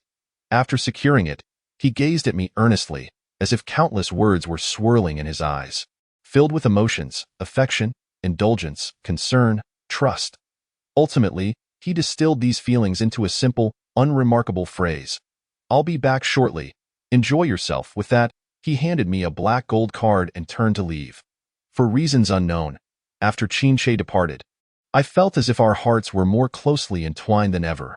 Perhaps this was the essence of camaraderie forged in the trenches of battle. I strolled gracefully through the banquet hall in my high heels. The attendees at the auction were few, indicating that those who gained entry were individuals of exceptional status and power within Zone N109. The cores for auction were encased in glass displays for the guests to admire. My gaze swept over the various cores, all of which appeared ordinary. I pondered where the half-ether core could be hidden. Just then, one particular core caught my attention. It seemed tampered with. I paused to examine it closely. At that moment, a server approached, inquiring, "Miss, have you found something of interest? There are even more impressive ones over there. The quality of your items here is rather average," I remarked. After that, I used the communicator to ask Qin Shi, "Qin Shi, I'm thinking of using your card to purchase a few small stones. You won't mind, will you? Don't bother me with such trivial matters." I scoffed internally, then pointed to the core before me. "I'll take this one, 1 million. Wrap it up for me." To my surprise, upon hearing my offer, Qin Shi immediately interjected, 5 million. You said you wouldn't interfere. Your method of raising the bid will make others think I've gone bankrupt. Understood, be extravagant. Thus, I replied to the server, I've changed my mind. 10 million. I asked this all the cores you have? I'll take them all. Qin Shi's light laughter echoed from across the room, laced with a profound sense of indulgence, extravagant indeed.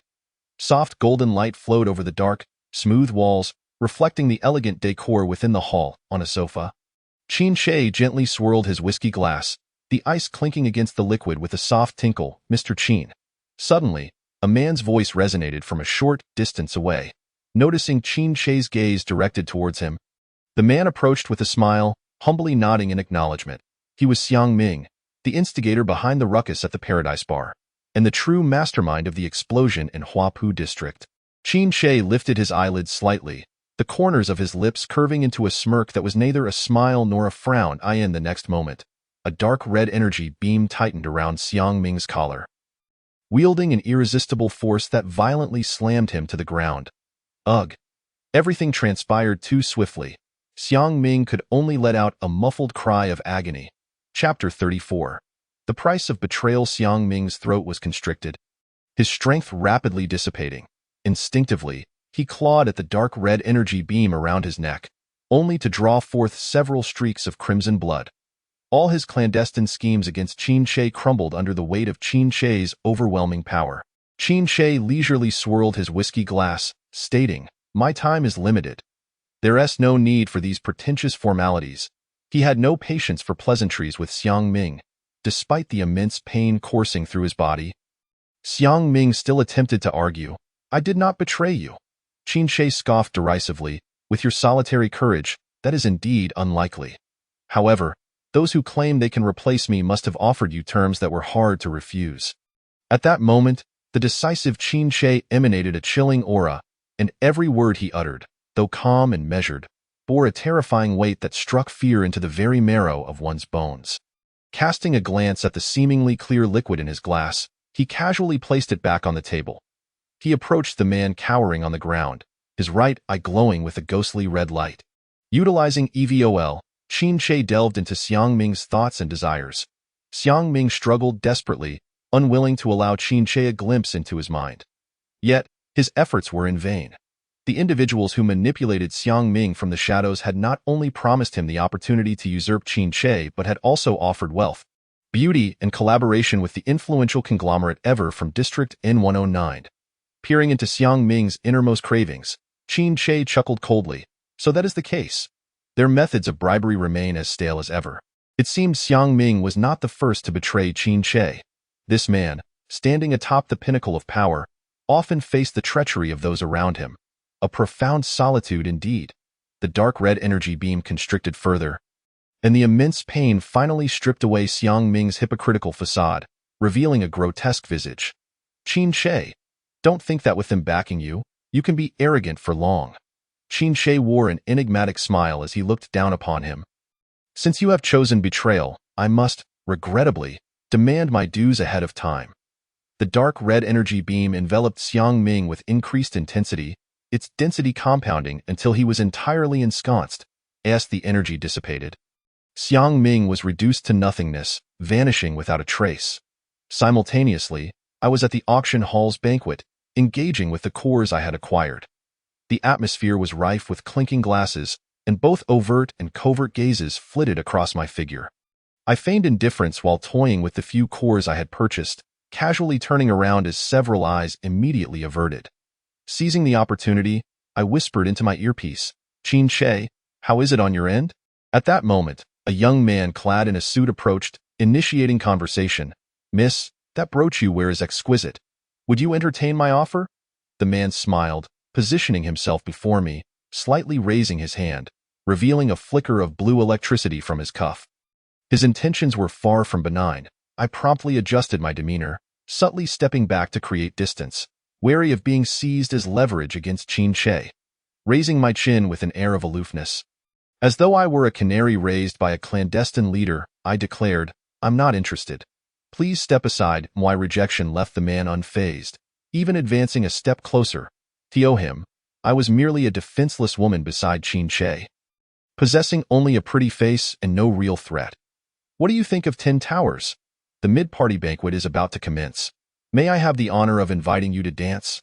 the man proposed, audaciously attempting to close the gap between us. "Towers? What are those?"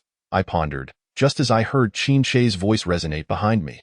"Towers are specialized weapons crafted from ultra-high-risk cores. Point one alone could obliterate this hotel." I turned to see the striking figure of Qin Che emerging from the shadows, halting directly before me. He extended a hand, effortlessly wrapping it around my waist, leaning down to whisper into my ear, affectionately brushing his nose against mine. Enveloped in his embrace, I leaned against his solid frame, feeling like a vine entwined around a sturdy tree. Qin Che turned to the man, coolly stating, "Apologies, the brooch is a gift I bestowed upon her." Upon witnessing Qin Che's arrival, the man's expression flickered with momentary panic. Qin Che then inquired softly, "Do you truly wish to sell it?" At that moment, as Qin Che held me close, our noses were mere inches apart, our breaths mingling, and the air thick with unspoken tension. Strands of his white hair framed his forehead, casting shadows that accentuated his rugged features. I playfully poked his chest with a finger, feigning annoyance. "How was I to know if you would return?" Evidently pleased with my languorous and enchanting demeanor, Qin Che smirked slightly, playing along. "Have I let you down?" I reached up, resting my hand upon his shoulder.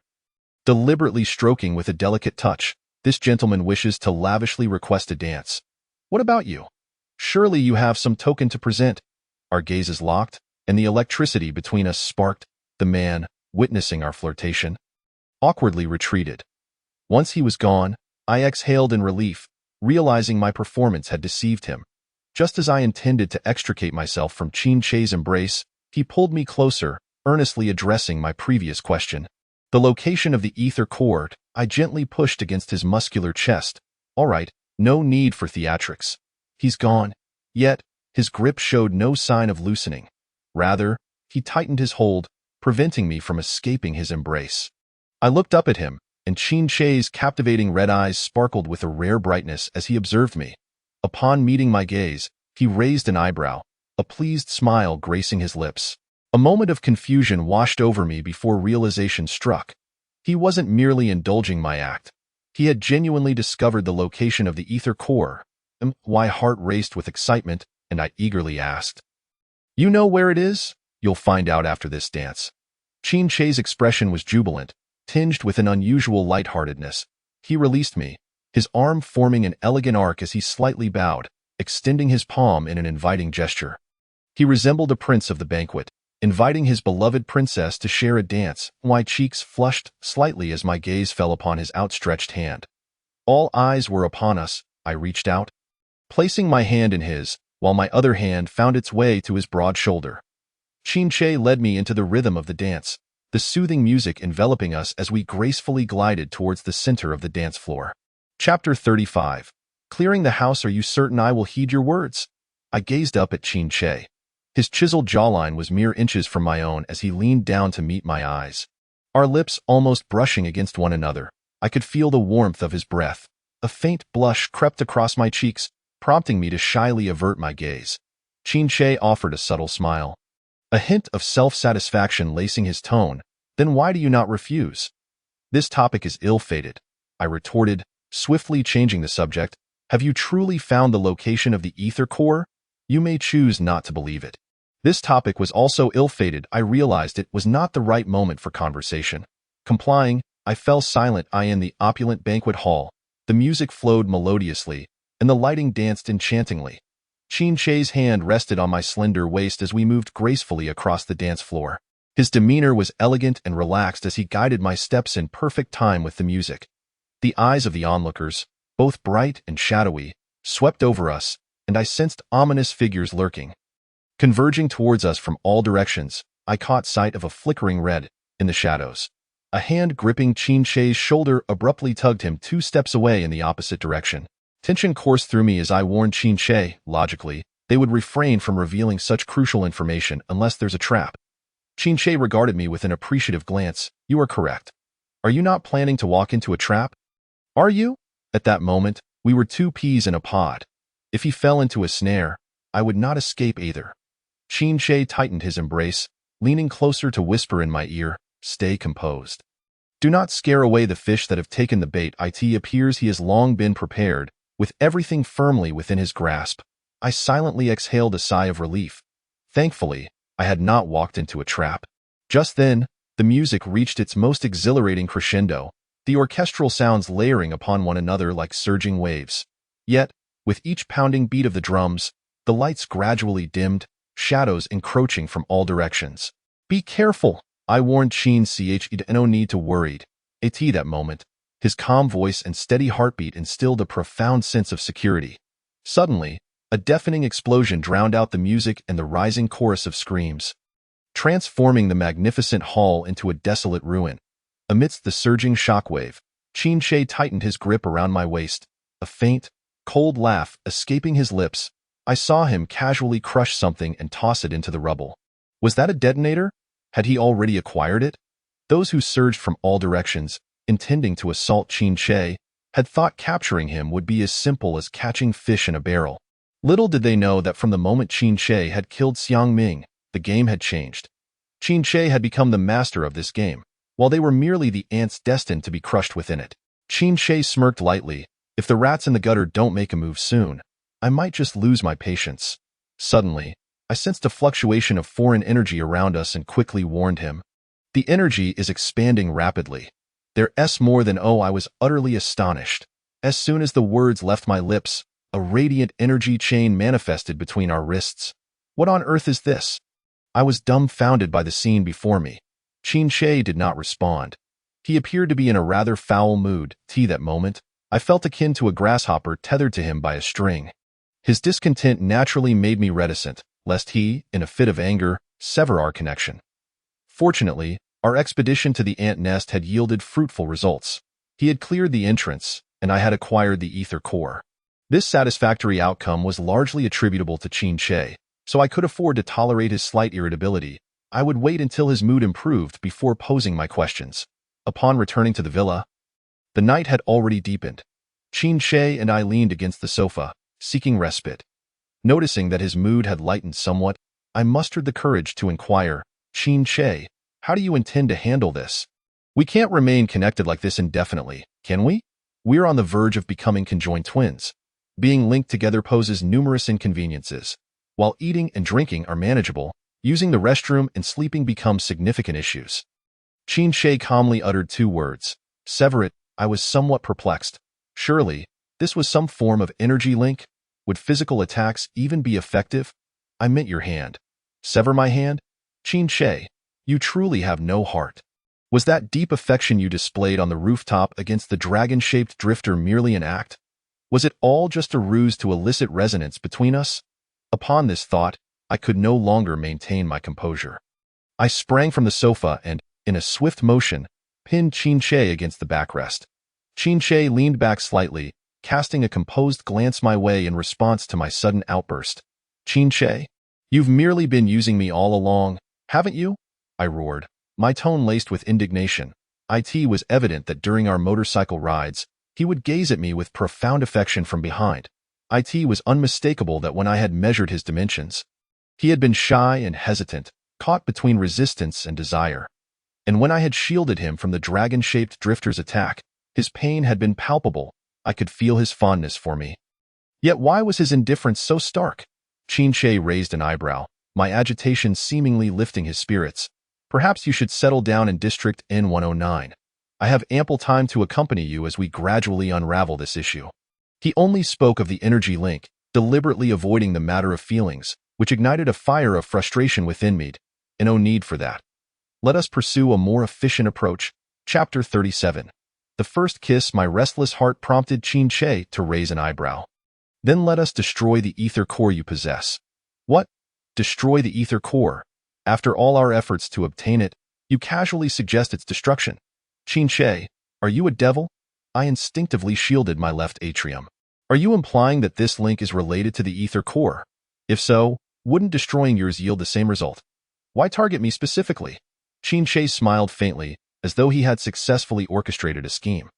Then feigned disappointment. Well, with your current resonance strength, this connection won't last much longer. Really? It won't endure for long. I sighed in relief and retook my seat on the sofa. So, when do you believe this link will dissipate? I don't know, but I hope it doesn't disappear too soon. Upon witnessing my wary expression, he added, I hope it vanishes quickly. Qin Shi, if you managed your expressions a bit better, I might believe you. Suddenly, I recalled the peculiar images I had seen in my mind before resonating with Qin Shi on the rooftop. Before resonating with you, I encountered some strange visions, I stated, burdened with thoughts. Nothing strange. You'll see even more in the future. Qin Shi seemed reluctant to continue this topic. I had yet to mention what those peculiar images truly were. I know. You know? Why would you know? My eyelids fluttered. Qin Shi smirked. Did you forget? I used my right eye to glimpse your thoughts and desires. That moment, someone had even marred my handsome visage with a dagger. Indeed, that was the case. During our first encounter, he had pried into my thoughts with his right eye, and under the gaze of his crimson pupils, strange sounds and images had invaded my mind. He had known all along, despite his nonchalant demeanor. I felt far from at ease. Those images were profoundly oppressive, and the figure of Qin Shi within them had been utterly unrecognizable. Sending shivers down my spine, I gazed at Qin Shi, hesitating to speak. Noticing my reticence, he raised an eyebrow, as if to ask what I wished to convey. Were those real? Did they truly occur? Did Qin Shi experience the agony of having his bones scraped away? Qin Shi fell silent for a moment. If I say yes, do you intend to apologize? A pang shot through my heart, as if someone had seized it and twisted it cruelly. Qin Shi's voice turned icy. This world is not as you perceive it. However, I am not in the mood to share stories. I lowered my head, striving to steady my tumultuous emotions. Though I felt profound sorrow, if the images I had witnessed were indeed real and if Qin Shi believed I owed him an apology, then it was highly likely that I was the one who had harmed him. What right did I have to grieve before the victim? Before acquiring the ether core, my intention had been to seize it and flee District N109, escaping Qin Shi's inhumane torment. Yet now, I had changed my mind. In light of the suffering Qin Shi had endured, my own tribulations paled in comparison. If I had once caused him harm, it would be utterly irresponsible to simply walk away. I resolved to stay, to uncover the truth of what had transpired. If possible, I was willing to compensate Qin Shi, even if he desired my life. After all, our hands were bound by the energy link, rendering separation impossible for the time being. Noticing my silence, Qin Shi inquired curiously, Are you in the midst of a confession? I took a deep breath, lifted my head, and feigned indifference. In any case, I don't remember anything now. If you don't mind, feel free to recount my misdeeds. Just this once, you may speak, and I will accept all blame. I regarded him with an expression that urged him to speak quickly. This opportunity may not come again. Qin She, please tell me, how did the original harm you?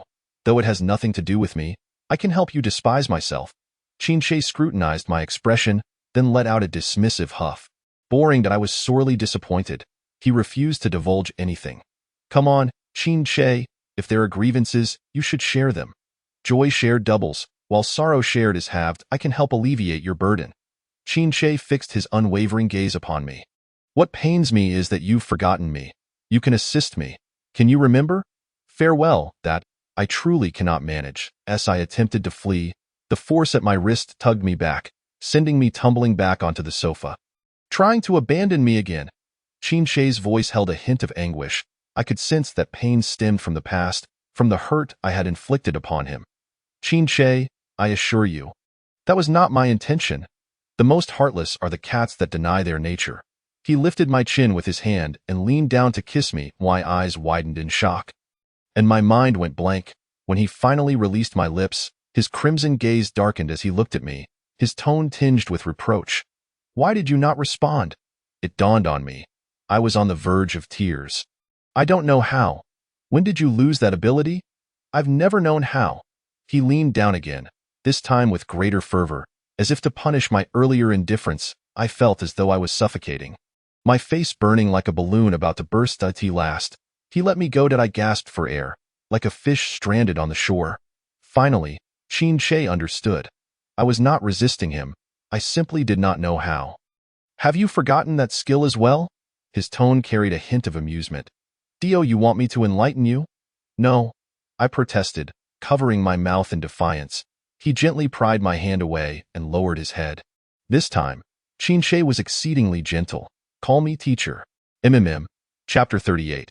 Making Qin She cry. I sat at the dining table, my lips swollen, unable to meet Qin She's gaze.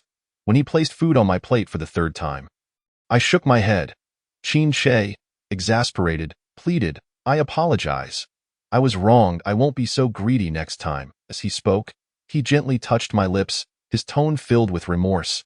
They are all swollen. I met his gaze, and we exchanged a smile. That it's all right, I murmured softly. In truth, I was not upset. What a jest! Being kissed by Qin She left me almost blissfully dazed. How could I possibly be angry? I find myself enveloped in a sense of embarrassment. It is that peculiar state of being more than friends yet less than lovers, a delicate tension that is laden with both anticipation and trepidation, tinged with a hint of shyness, of course. Those who have experienced love understand this unspoken nuance all too well. I am uncertain about others, but after sharing a kiss with Qin She, I am consumed with curiosity about my place in his life. Yet, to voice such inquiries as a girl feels somewhat undignified. Thus, I can only approach the matter obliquely, cautiously probing. Qin She, do you have someone you like? He pauses, momentarily bewildered, as if doubting his own ears. Someone I like? Isn't there one right before me? But is it merely affection? Women are inherently greedy, always yearning for more, and when they have more, they seek the best. Qin She immediately comprehends my intent. A playful smirk dances upon his lips, his expression imbued with a charmingly roguish defiance. My eyes gleam with bright anticipation, yearning to hear those 3 heart-stirring words from him. He leans closer, his voice dripping with allure as he utters the words that leave me utterly speechless. I still hate you. I am taken aback. What did he just say? Tears well up in my eyes. Perhaps, in Qin She's eyes, I have wronged him, even abandoned him. His hatred towards me is, therefore, not without justification. However, as a traveler in this world, my memories hold only the torment he has inflicted upon me and my longing for him and my reality. I owe him nothing. Thus, hearing Qin She declare his hatred for me feels as though my heart has been suddenly hollowed out, replaced by an icy gale that fills the void, an emptiness that cannot be sated. Concurrently, the energy link tethering our wrists abruptly severed. My wrist slackens, but instead of relief, I feel an echoing hollowness in both my wrist and my heart. In a flurry, I rise to my feet, causing the plates before me to clatter to the ground. I lower my gaze to conceal the tears that threaten to spill, murmuring an apology for my abrupt departure. Sensing the sudden drop in the atmosphere around me, Qin reaches out, but the severed energy link swiftly widens the distance between us as I raise my hand. I turn and flee. I do not know where I am headed. All I know is that I must escape this place and never face Qin again. Where are you going? I hear Qin's voice calling out behind me. I do not look back, merely rushing through the door in a frenzy. By the time Qin emerges in pursuit, I have vanished without a trace. Enraged, he contacts Xue Ming and Xue Ying through his communicator, demanding, "Find Xiao Lihua at once." "Yes, boss." Mephistopheles also receives a call from Qin. "You were supposed to keep an eye on her. Where is she?" "Ga, oh? Her wings are injured, and I haven't helped her repair them yet?" Qin's voice chills to the bone. "If you cannot find her, don't even mention the wings. Your life will be in jeopardy." Soon, the wounded Mephistopheles takes flight, searching for my whereabouts. The N109 district is turned upside down. Yet not a trace of me is found, as though I have vanished into thin air. When Xue Ming and Xue Ying return to report, they stand trembling in the corner, fear evident in their demeanor. "Boss, we've searched the entire N109 district, but there is truly no sign of the little hunter. The ant nest has also been thoroughly cleared. They cannot possibly target the hunter miss again." "Ga?" Mephistopheles also turns up empty-handed. Qin's face darkens, his expression so fearsome that it is difficult to meet his gaze. "Why did she leave?" Xue Ming and Xue Ying exchange glances, both equally perplexed. "We wish to ask you the same. She seemed perfectly fine when she returned, so close together, so affectionate. How could she suddenly go missing? Is it possible she never left the villa? Could she have been hiding the entire time?" Suddenly, a light dawns in Qin's eyes. "Arrange for a thorough search of every corner in the villa. Not even an ant should be overlooked." Yes, 4 hours later, Xue Ming and Xue Ying return with their report. "Boss, we've scoured the villa, but there is still no sign of her." Qin's eyes blaze with frustration. "You searched every inch, except for your bedroom." "The bedroom?" Qin's eyes brighten, then he chuckles helplessly. That cunning little cat understands that the most dangerous place is the safest. He dismisses everyone, heading to the bedroom alone. The room is tidy, showing no signs of recent occupancy. He lifts the covers. Nothing. In the changing room, nothing. In the bathroom, nothing. Finally, opening the wardrobe, he finds Xiao Lihua curled up in a corner, fast asleep. Qin suddenly feels a tightness in his throat, a wave of unshed tears prickling at the corners of his eyes. He gently cradles me and lays me on the bed as I slumber. I stretch lazily, and upon opening my eyes to see Qin before me, I am struck by a sense of dreamlike disbelief and abandon. I wrap my arms around his neck, teasing, "Bad Qin, why are you angry with me? That is still better than someone scaring me." His voice is tender, as if afraid to disturb my languor. "You said you hate me. That makes me so sad." Remembering his earlier words only deepens my sorrow. He leans down to kiss me. Now I hate you even more." A triumphant smile spreads across my face. "You must have had quite the struggle trying to find me, huh?" "I intentionally hid in the most unexpected places." "Not at all. Once I found you, it was no trouble at all." Qin's red eyes shimmer with a glistening light. I am momentarily taken aback, then I realize this isn't a dream. I quickly sit up, lifting my hand to wipe away his tears. "Qin, you're crying. You always make me cry. I'm sorry. I'll never let you cry again." I long to hear him say, "I will never abandon you." "Qin," he takes my hand in his palm, gently kissing the back of it over and over again. "Forever? What do you mean?" I suddenly feel a pang of sorrow. This humble plea seeks a promise from me in the form of an oath. "Forever?" I find myself choked with emotion. "Qin, what kind of hurt have you endured?" He lifts his gaze to meet mine, the yearning in his red eyes shattering my heart. "I will never abandon you." "Qin," he closes his eyes and kisses me, and I feel a single tear fall onto the back of my hand. Chapter 39. Reconnected. I cannot help but softly call his name. "Qin, it's me." He responds, his voice hoarse. Suddenly, Qin halts, turning to look at his wrist. He raises his hand, and I see our energy link restored once more. "What is happening?" I jolt upright, a sense of clarity washing over me. Wasn't he this severed already? How did it reconnect? Qin ponders for a moment. "If I'm not mistaken, This energy link is currently governed by your emotions. What do you mean? In simple terms, when you like me, the energy link appears. When you no longer do, it vanishes. Emotions have become visualized. It is no wonder it suddenly broke earlier. At that moment, I heard Qin Che declare his hatred for me, and my heart ached. Now, wrapped in Qin Che's tenderness, it has re-emerged. What should we do? We cannot remain connected like this forever. Can we? Can't you just always like me? He gazes at me innocently. Of course, I will always like you, but being tethered like this is rather inconvenient. Not to mention the pressing issue at hand. How do we bathe? Tomorrow, I'll take you to the peculiar workshop. Professor Chun should have a solution. Qin Che ruffles my hair, assuring me, don't fret. With me around, you need not worry about anything. The peculiar workshop as Professor Chin?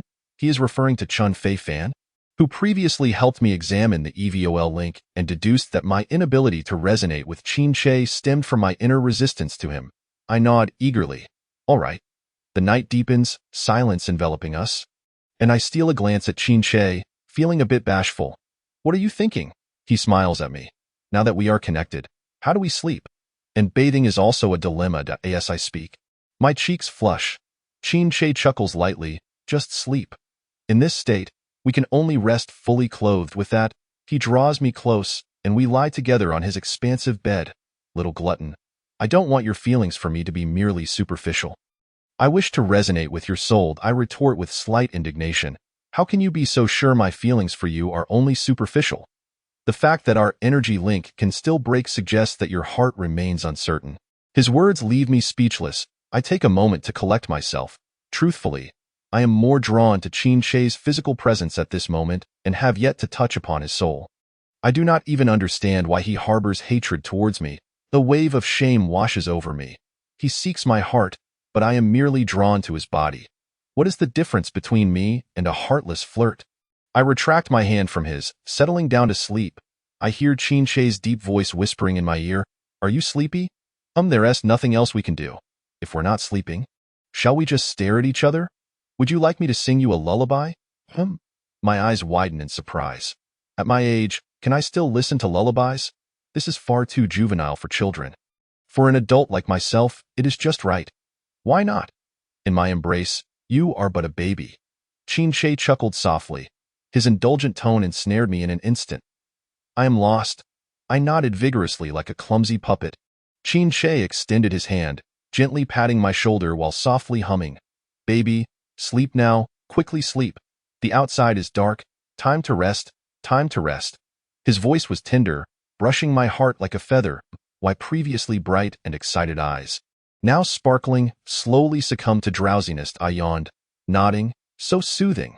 Qin Che continued to sing, and during the rhythmic pauses, he leaned down to kiss my forehead. I gradually closed my eyes, in my dreams. I found myself seated in a spacious room beside an island, where a black pipe organ stood in the center, and my fingers danced over the keys, and notes, like fairies, flew from the keys throughout the room, escaping through the open window to the azure sea and sky. Qin Che, I murmured in my sleep. The organ sounds wonderful. Qin Che's eyes, which had been gently closed, suddenly widened, his face expressing disbelief and barely contained excitement. Xiao Lihua, do you remember the pipe organ? Chapter 40. Qin Che and the airplane. The following morning, I awoke in Qin Che's embrace. The dawn in District N109 lacked warm sunlight and the melodies of birds. It was merely a shade lighter than night itself. Awake? Qin Che's gentle voice whispered in my ear. I opened my eyes to find his stunningly handsome face mere inches away, instantly softening my heart. I raised my hand to touch his chiseled cheek. Good morning, Xiao Lihua. I glanced at my wrist, then smiled sweetly at Qin Che. The connection is still intact. It's another day of loving you. Qin Che chuckled lightly, playfully brushing my nose. Such mischief. You promised to take me to see Professor Chen today. You haven't forgotten, have you? How could I forget something I promised you? He replied, furrowing his brow slightly. However, are you so eager to see him that you wish to sever our connection? I quickly sat up in bed, suppressing the urge to vent my frustrations, patiently explaining, if love endures, does it truly matter if we are apart day and night? Speak plainly. Did I need to use the restroom? With you beside me, I can't go. I pouted. I can pretend I didn't hear that. No, that is too embarrassing. I'd rather die of discomfort. Chinche scrutinized my expression and, seeing that I was serious, immediately rolled out of bed, scooping me up and striding towards the door. Since we were connected by one hand, he carried me effortlessly with his right arm. This single-handed embrace, a testament to the strength of others' boyfriends, was unexpectedly manifested in my own life. I felt a mix of shyness and excitement, wrapping my arms around his neck, biting my lower lip, and timidly asking, "Chinche, what are you doing?" "Taking you to see Professor Chen." Oh, a twinge of disappointment washed over me. I had thought he would take advantage of the morning vigor to do something else. Alas, this enticing morsel had been teasing me all night without being savored. I felt utterly useless. Chinche held me as we took the elevator to the rooftop of the villa. To my surprise, there was actually a helipad up there, where a white helicopter awaited. Chinche settled me into the co-pilot seat while he took the pilot's position. "Chinche, you can fly a plane," I exclaimed in astonishment. "Darling, how many more talents do you possess that I am unaware of?" Chinche nodded, turning slightly to flash me a reassuring smile. "Rest assured, I have a commercial pilot's license. Flying with me is perfectly safe. I wasn't even worried about safety," I exclaimed, excitement bubbling within me, wishing to proclaim to the world, "My husband can fly a helicopter. He can take me to the skies." The helicopter ascended slowly, its rotors creating a deafening roar as they sliced through the air, stirring up the dust around us as the aircraft lifted off. It gleamed under the sunlight, resembling a magnificent metallic bird soaring into the sky. Soon, we arrived at the peculiar workshop. Unlike my previous visit, when Chinche strode ahead with his long legs while I hurried to keep pace, this time he held me in one hand all the way to the room, gently placing me onto a chair.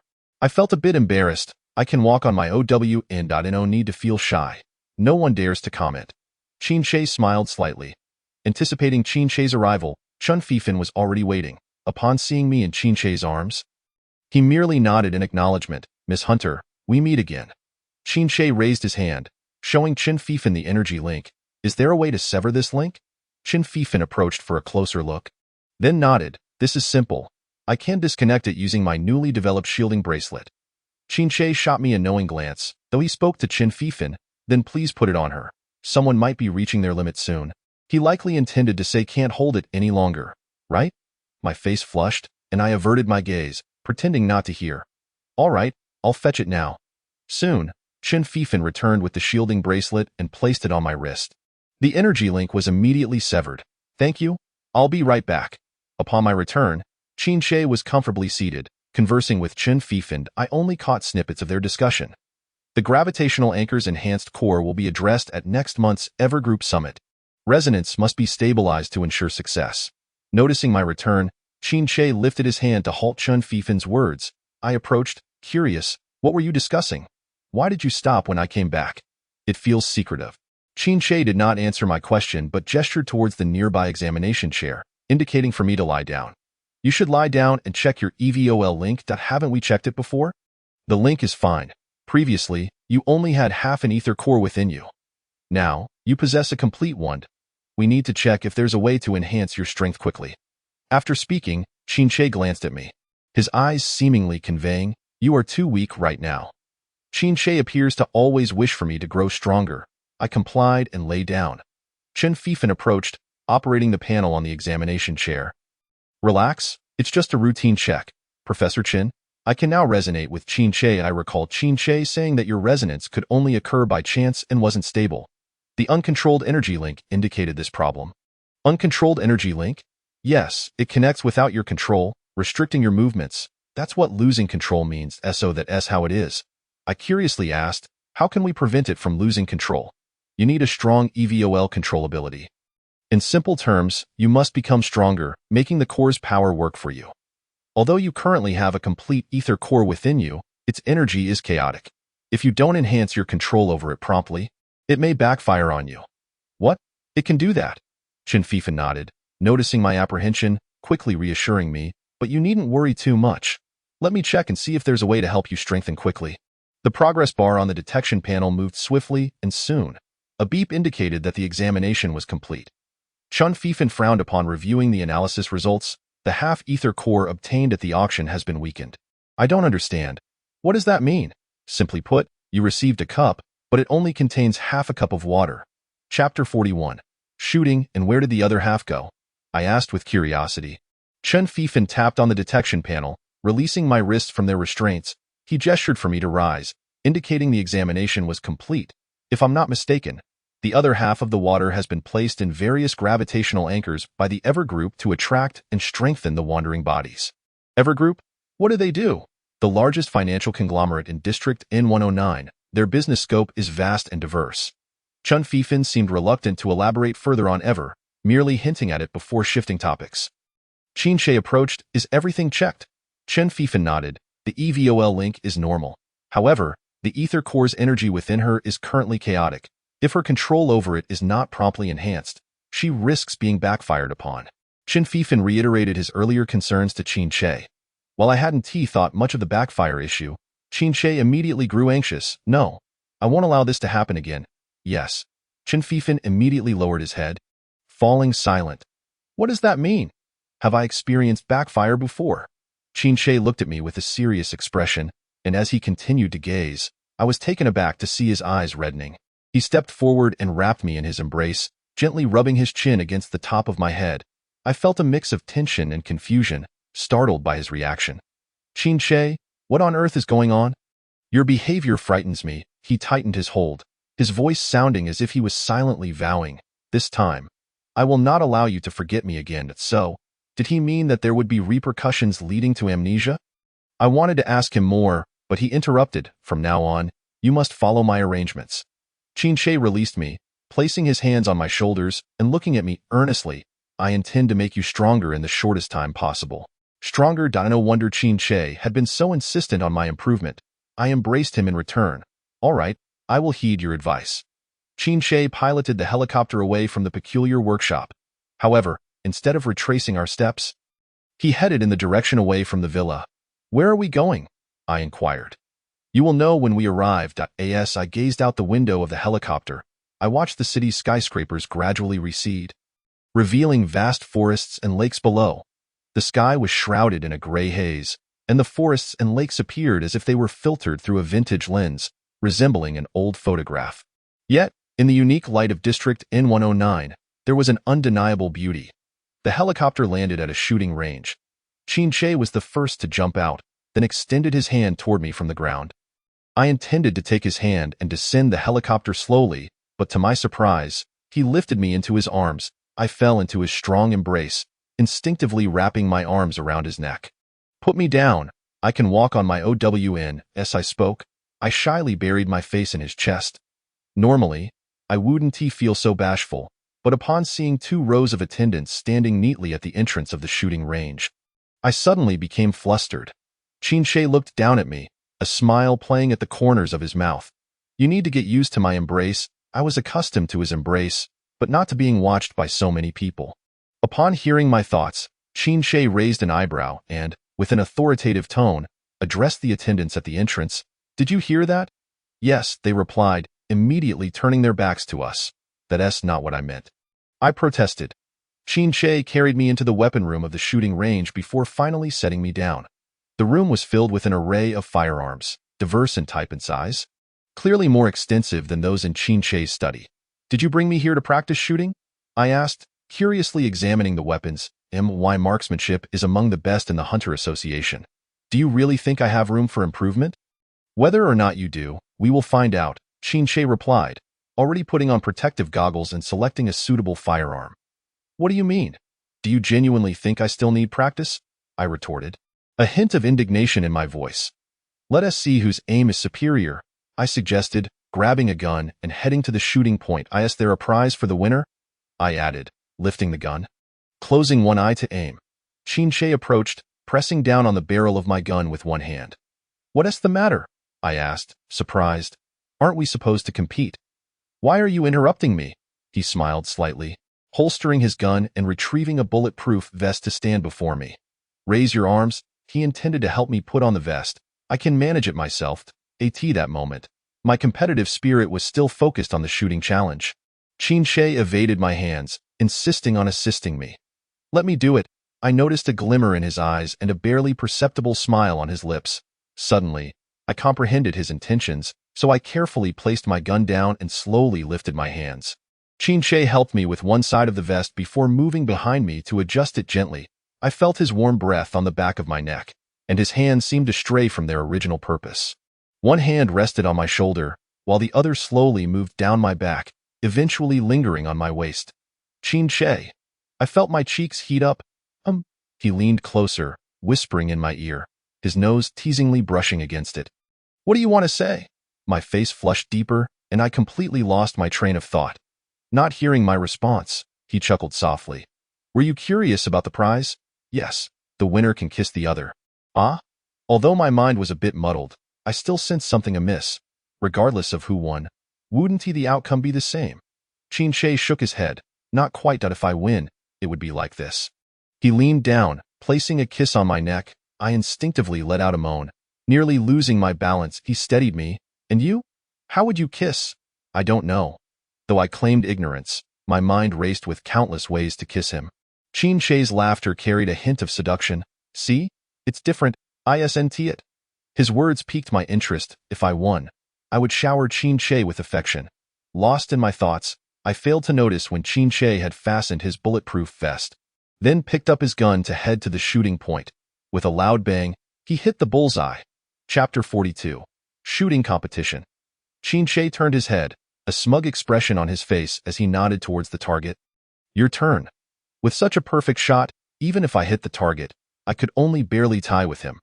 Aware that winning was unlikely, I approached the shooting point with composure, raising my gun steadily. Just as I prepared to fire, the target suddenly began to move. I froze. What the heck? The target was stable when Qin shot, but now it's a moving target for me. This is incredibly unfair. I turned to Qin, questioning him. Why is my target moving? Does a moving target mean you can't hit it? He replied with a teasing smile. I'm not questioning whether I can hit it. I am clearly challenging the fairness of this game. Seeing my glare, Qin stepped closer, positioning himself behind me. His tall frame enveloped me, his hands covering mine as we gripped the gun together. What are you doing? I asked. Just demonstrating that even a moving target can be hit. His breath tickled my ear, and his solid arms wrapped around me completely. The bulletproof glass at the shooting point reflected our silhouettes. With our mismatched physiques and clad in bulletproof vests and goggles, we resembled the Smiths from a popular TV show. Qin pressed his fingers over mine, pulling the trigger. Bang, bang, bang. 3 shots rang out, all hitting the bullseye, leaving a gaping hole in the center. He leaned down, whispering in my ear, How is that? Impressive. You're both handsome and precise. Even moving targets are no challenge for you. You can try it on your own.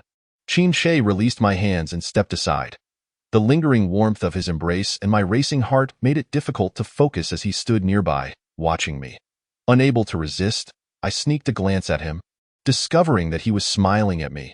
When our eyes met, he playfully blew me a kiss and winked. What a glaring distraction. I took a deep breath, striving to calm my fluttering emotions. Then, I steadied my grip on the gun. Closing one eye to aim, bang. I hit the bullseye. Yay? I couldn't help but cheer. Qin approached, gently clapping his hands. Well done. He leaned in, bringing his face close to mine. I was taken aback. What are you doing? You won? So it's your turn to kiss me. Did I really win? I protested, confused. He had hit the bullseye, and I had hit the bullseye. It should be ATIE dumb why target didn't move. But yours did. Your challenge was greater than mine.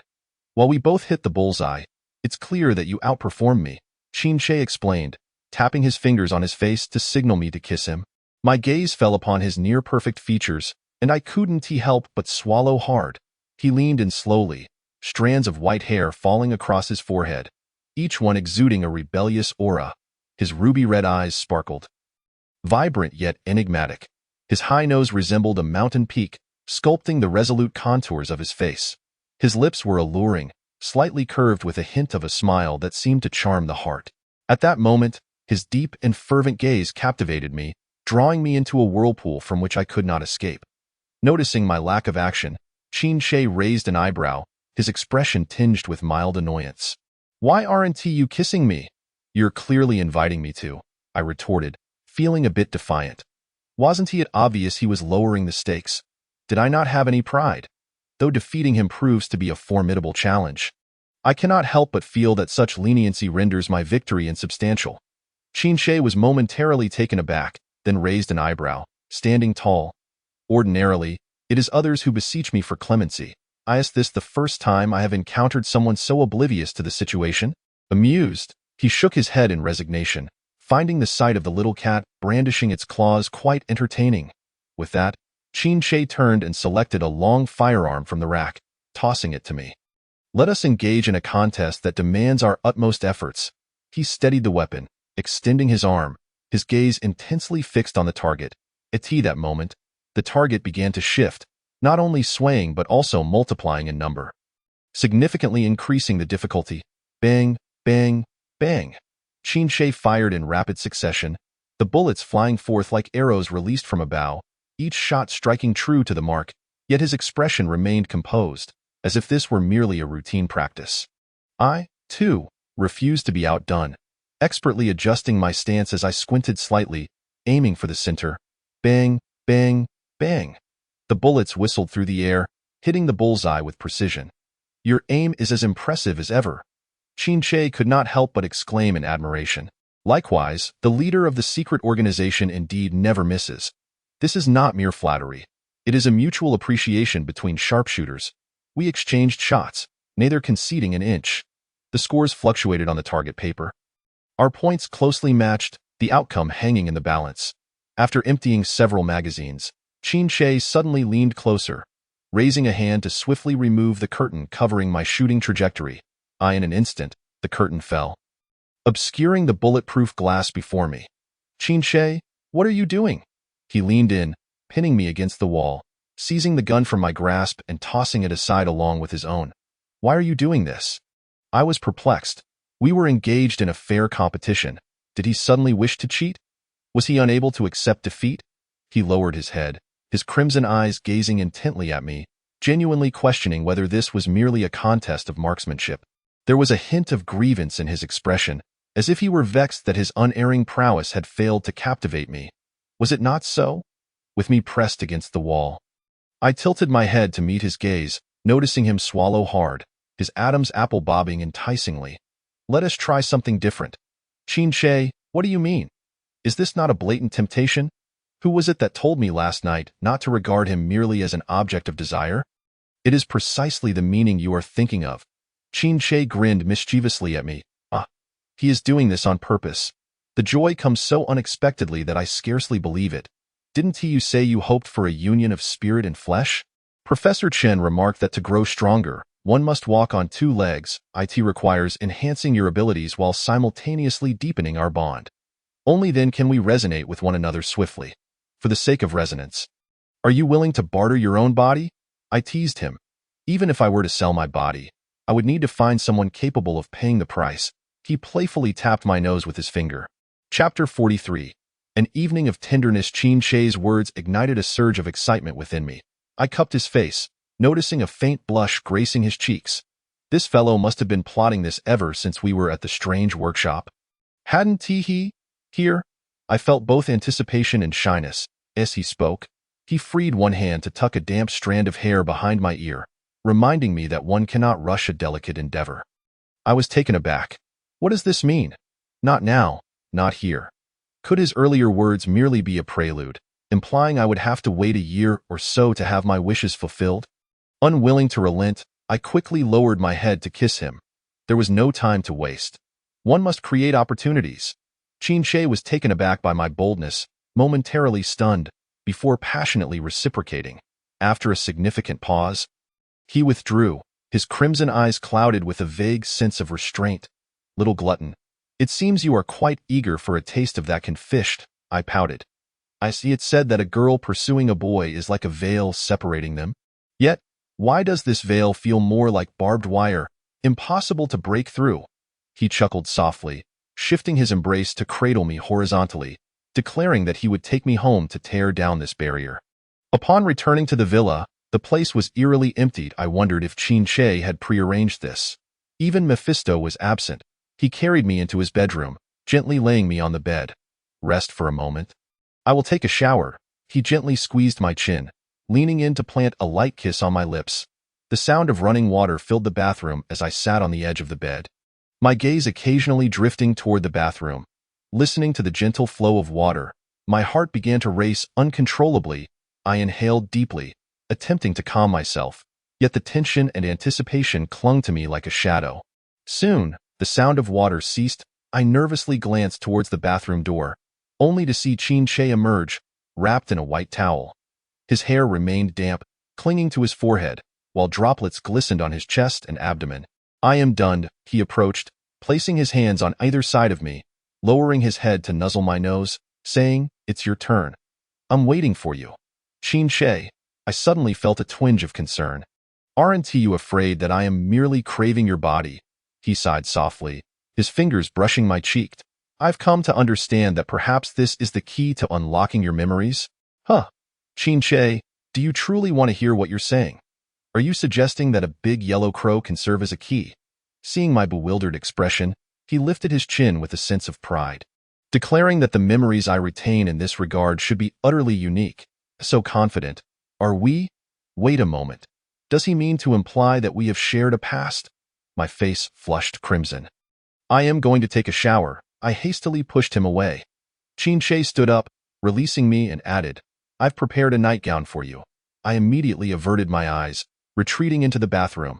Standing beneath the shower, the warm water cascaded down like silk, gently caressing my skin. An exquisite sensation. The droplets danced, splashing tiny beads of water that resembled smoke and mist. The hot water enveloped my body, allowing every pore to fully relax. I closed my eyes, and Che's visage unconsciously surfaced in my mind. His crimson eyes gazing earnestly at me, the fullness of his lips barely grazing mine, his nose tenderly brushing against me. Before I knew it, his image had been etched into my memory, and every subtle expression of his vividly appeared before me as I shut my eyes. After my shower, I donned the nightgown Che had prepared for me. It was a deep red lace ensemble, featuring slender straps and a knee-length cut. The lace trim resembled a flickering flame, gently hugging my skin and accentuating my alluring curves. The striking contrast between the dark red and my porcelain skin rendered my complexion even more radiant. The neckline dipped into a deep V, perfectly showcasing my enticing collarbone and profound cleavage. The delicate straps rested on my rounded shoulders, seemingly on the verge of slipping off, adding an extra layer of seduction. Such vivid allure would undoubtedly leave Che, and even myself, utterly captivated. I stood tall, slightly turned, admiring my long, fair legs glistening like jade in the full-length mirror. Surely, this would leave him utterly spellbound. I smiled broadly, confidently brushing a stray lock of hair behind my shoulder before stepping out of the bathroom. As I emerged from the shower, Che stood, approaching me with a smile. "What a lovely little tabby. The nightgown you chose fits you perfectly." Chapter 44. A new journey. The flames of passion ignited the room, enveloping us in warmth. A sudden jolt of pain made me gasp. Che abruptly raised his hand to cover my eyes. The unexpected darkness startled me, and I instinctively pulled away his hand, yearning to decipher his expression. I noticed the crimson glow in his right eye gradually fading. "Che, what are you looking at?" Why, at this moment, did he choose to peer into my soul with his right eye? He remained silent, yet his demeanor softened, tender as if cradling a rare treasure. Lowering his head, he whispered in my ear. His words fragmented. "I am curious if there is someone else in your heart." "No, without a doubt, there is only you," I replied with unwavering certainty. "Mitchum." For a long time, I nudged him playfully, expressing my hunger. Upon hearing my complaint, he sprang to his feet, wrapping a towel around himself. "I'll prepare dinner for you." "Isn't there a chef in the villa?" "Last night, everyone in the villa was given the night off, including the chef."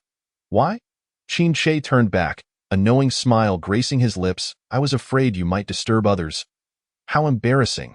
I immediately pulled the blanket over myself, feeling flustered. Che approached, kissing me through the covers. "Just wait a moment. It will be ready soon." I lay beneath the covers, listening to Che's footsteps recede as he exited the room. Once he was gone, my attention turned back to myself, feeling a pervasive languor throughout my body. Consequently, I rose and indulged in a warm shower. I made my way to the kitchen downstairs. I caught sight of Che humming a cheerful tune while chopping ingredients. The spacious kitchen was illuminated solely by a warm yellow desk lamp, casting shadows that accentuated his features with remarkable clarity. Observing his content demeanor, it was evident that he was in high spirits, as if he had finally embraced a long-desired treasure. Witnessing such a sight brought back memories of the previous night, causing my cheeks to flush slightly. Che was indeed correct in that regard. The impressions he left were unparalleled. Upon hearing my footsteps, he glanced over, asking if I had finished my shower. "How did you know I was done?" I inquired. "It's not hard to tell," he replied, turning back to his task of seasoning the chopped ingredients. I approached playfully and poked him in the side. He jumped slightly, straightening his back, and then turned his head in resignation. "Do you greet everyone this way?" with a smile playing on his lips. He redirected his attention to the dish before him, stirring as he remarked, "With the chef absent, we can only make do with whatever's available. Choose a salad dressing." I noticed 3 bottles of various colored glass jars on the counter. So I walked over, selected one, and presented it to him after opening it. Che dipped a finger into the dressing, tasted it, and grimaced, his face contorting like a grapefruit. "What is this flavor?" The salad dressing had evidently caught him off guard, causing his face to redden, his ears flushing as well. If someone else had brought this, I would have made them finish the entire jar. I glanced at the label, mustard dressing, and no wonder his expression was so pained. Its flavor was overwhelmingly pungent, akin to a minty rush to the senses, not something everyone could handle. I sheepishly stuck out my tongue, apologizing for the mix-up, and offered to choose another. I then picked up a jar of red strawberry jam and handed it to him. Taking care to read the label this time to avoid any further distress, he tasted it, raising an eyebrow in response. "Is it sour?" After leaning in to sniff it, he added, "It's quite appetizing. Next time, let us have them stock up on a few jars." A satisfied smile graced Che's lips, indicating his preference for the sweet and tangy flavor of plum sauce. I glanced at the spot on the jar he had touched with his finger and remarked, "You've already dipped your finger in it. How can I eat it now?" Che paused his actions, walked over, and took the plum sauce from my hand, then shot me a mischievous glance. A sense of foreboding washed over me. He extended his long fingers into the jar, scooping a bit of the sauce and, with a flourish reminiscent of applying lipstick, smoothed it across his full lips. "I could feed you," he murmured in a low voice. Chapter 45. Accompanying my girlfriend on a shopping trip, my face flushed as I pushed him away, insisting that I didn't need feeding, as I was still quite hungry. Che chuckled lightly, releasing me before portioning the salad into 2 plates, sliding one toward me. "Eat up." Famished, I found myself utterly delighted by the simplicity of his salad. Perhaps it was the love infused into it, or the fact that I was sharing breakfast with such an exquisite companion, but it tasted especially delectable. After we finished our meal, Che instructed me to wait by the door. When he pulled up in a luxurious convertible sports car, I could hardly contain my excitement. The vehicle was breathtakingly beautiful, with a striking color and a cutting-edge design.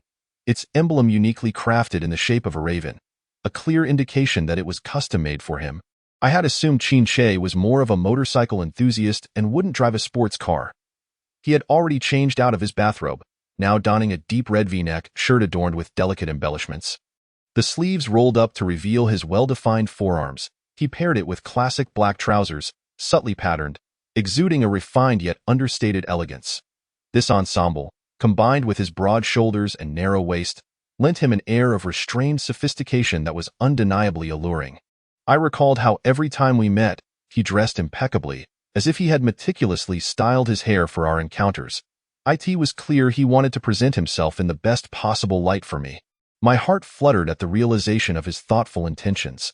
Just as women adorn themselves for those they cherish, so too did Che. As I prepared to open the car door, he had already stepped out, coming around to lift me with ease into the passenger seat.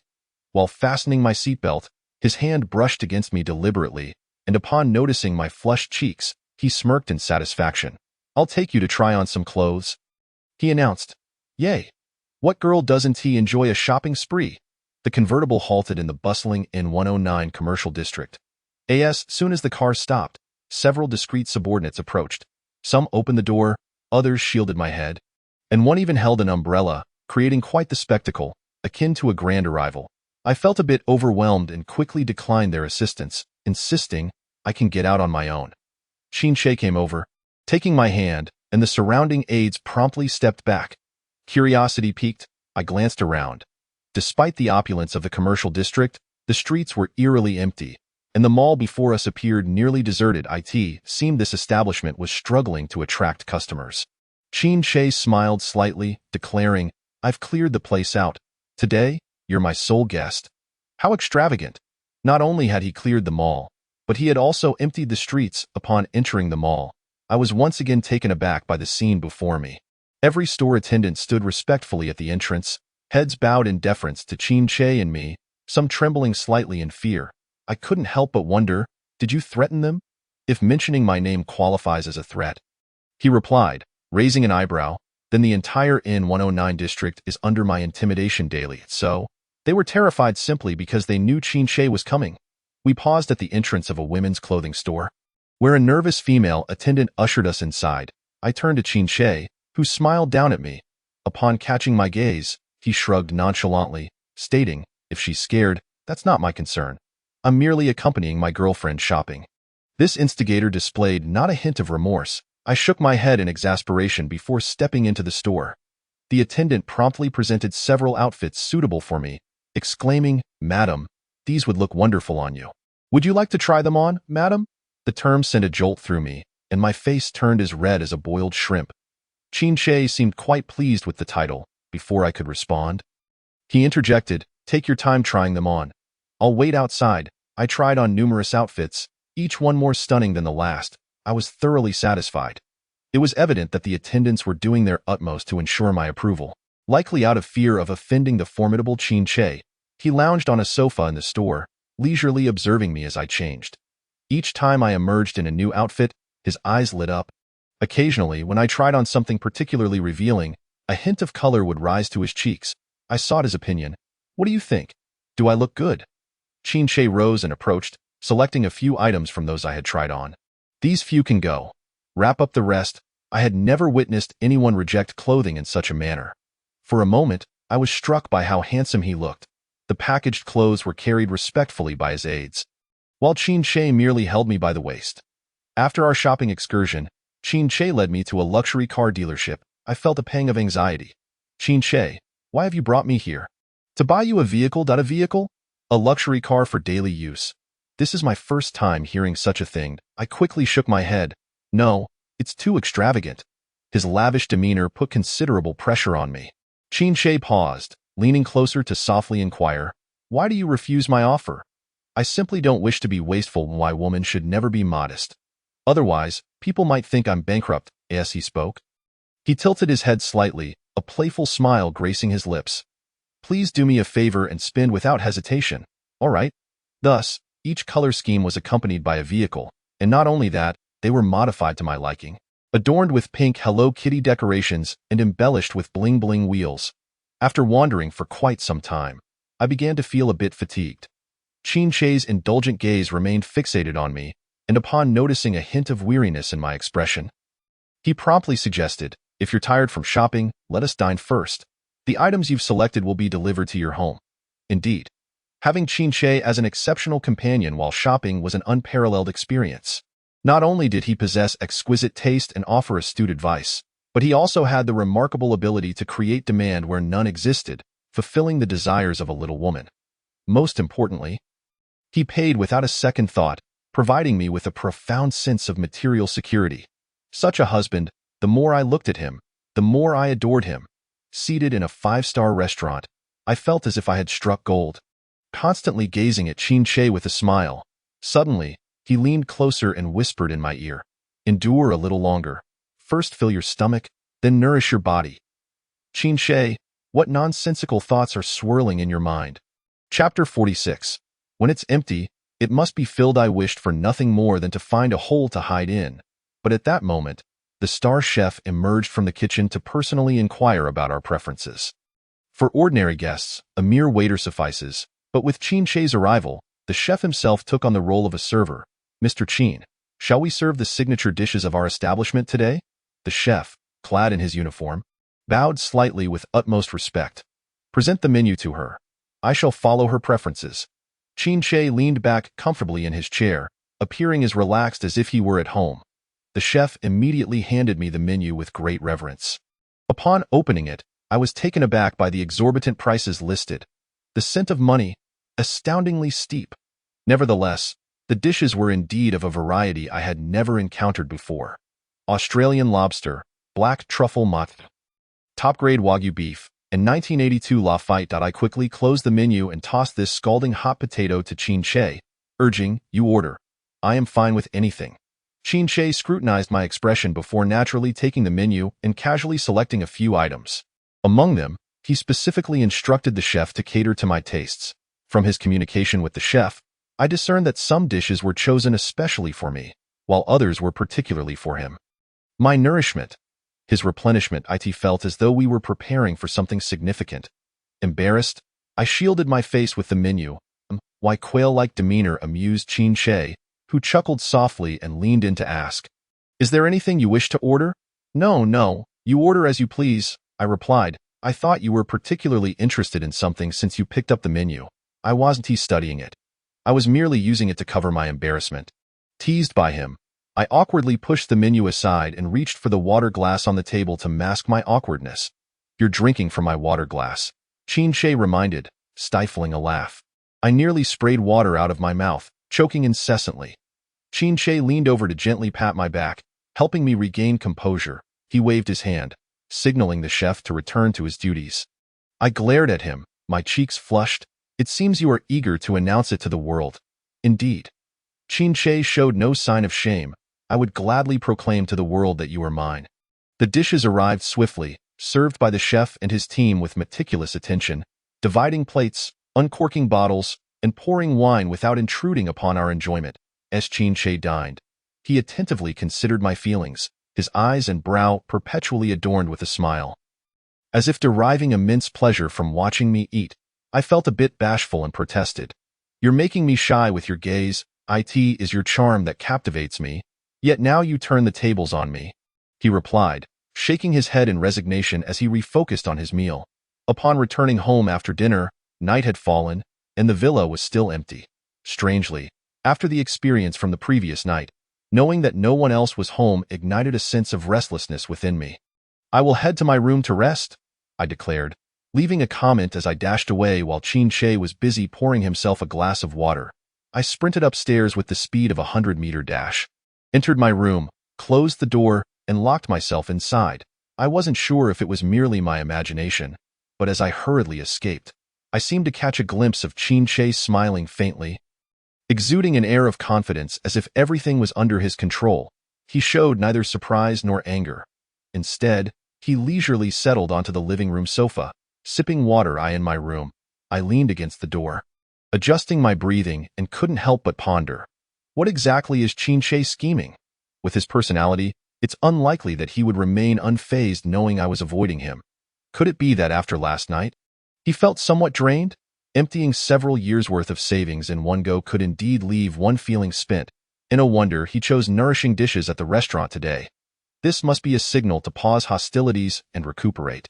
Realizing this, I felt a sense of peace wash over me and hummed a little tune as I headed to take a shower. I was so tired. After a shower, I planned to indulge in a delightful sleep.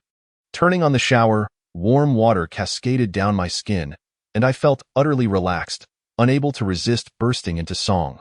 With a grateful heart, I thank the heavens for you. I shall not concede. In the bathroom, channeling my inner diva, I hummed and sang while applying bubbles, my spirits soaring.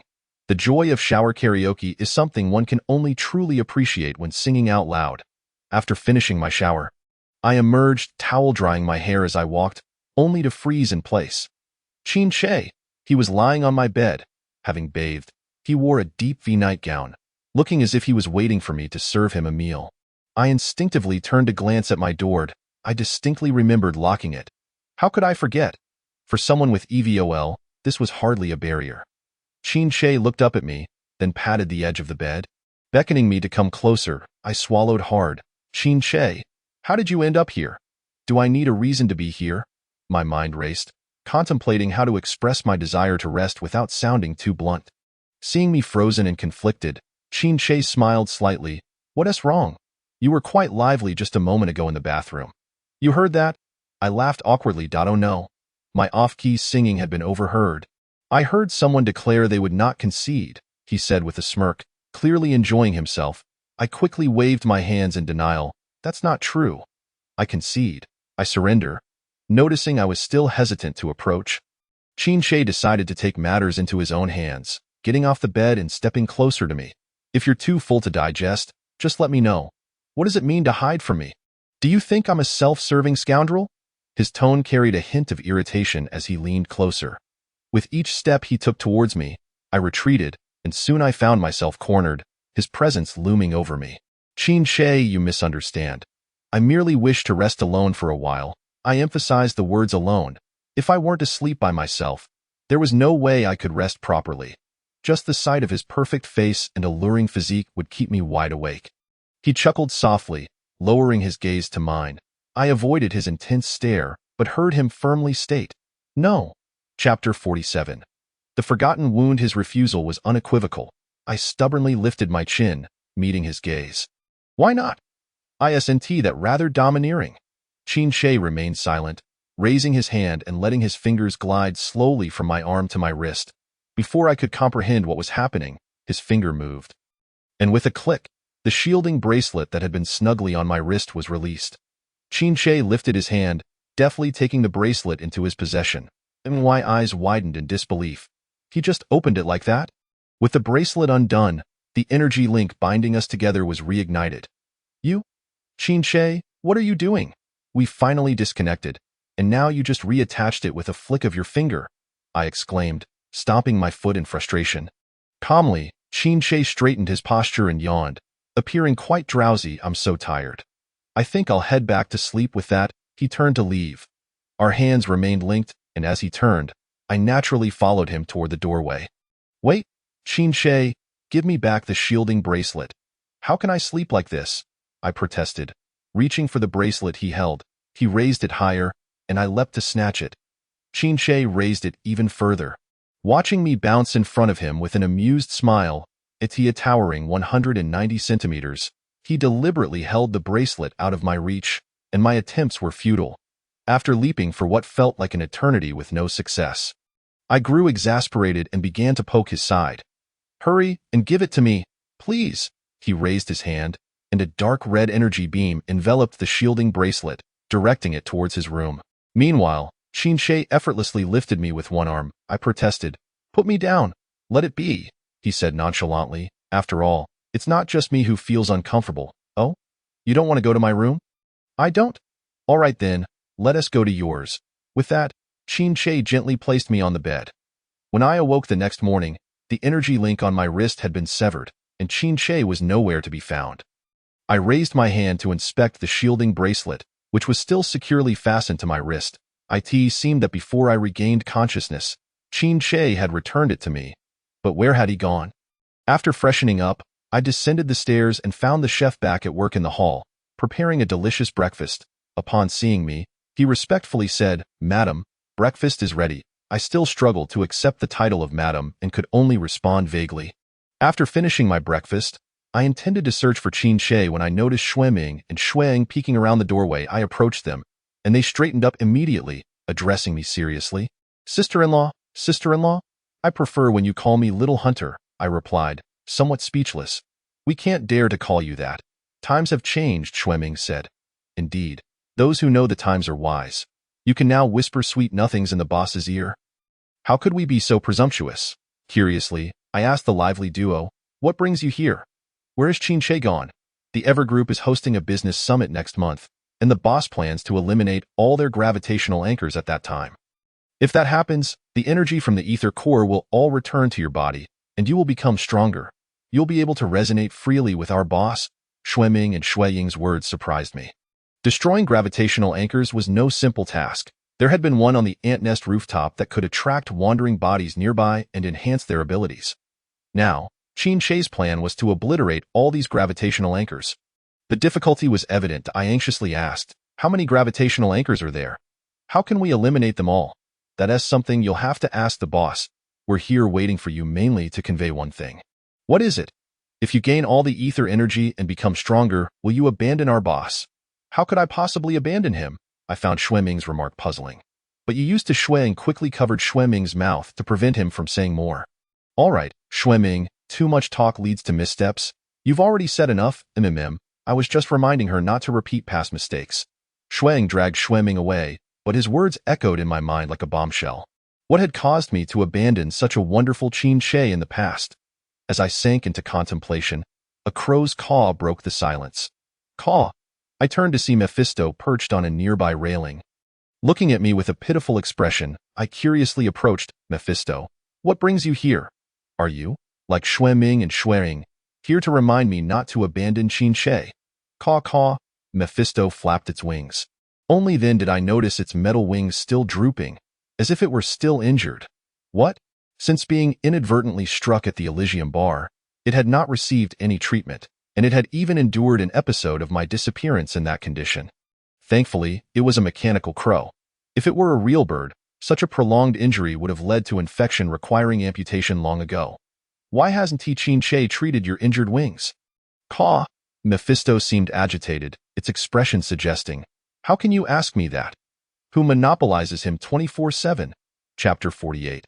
The reforging of the crow, I felt a bit embarrassed, realizing Qin Shi might have forgotten his friendships in the face of beauty. Caw, caw, caw. Mephisto protested loudly at my remarks about Qin Shi. Though I couldn't understand its words, its demeanor made it clear it was accusing me of being a vixen. I shot it a warning glare. Believe it or not, I'll pluck all your feathers, gulp, Mephisto. I'll behave, please spare me. Seeing it submissive, I reached out to stroke its head. Taking responsibility for my actions, I vowed to care for it since I had inadvertently injured it. Mephisto nuzzled my palm in response. Do you know where Qin Shi is? Take me to him. Mephisto hopped onto my arm and pointed with its uninjured wing towards another building in the villa area. That must be where Qin Shi usually worked. I headed there with Mephisto. Upon finding Qin Shi, he was engrossed in his work, several men in black kneeling before him, not daring to lift their heads. I rubbed my eyes in disbelief.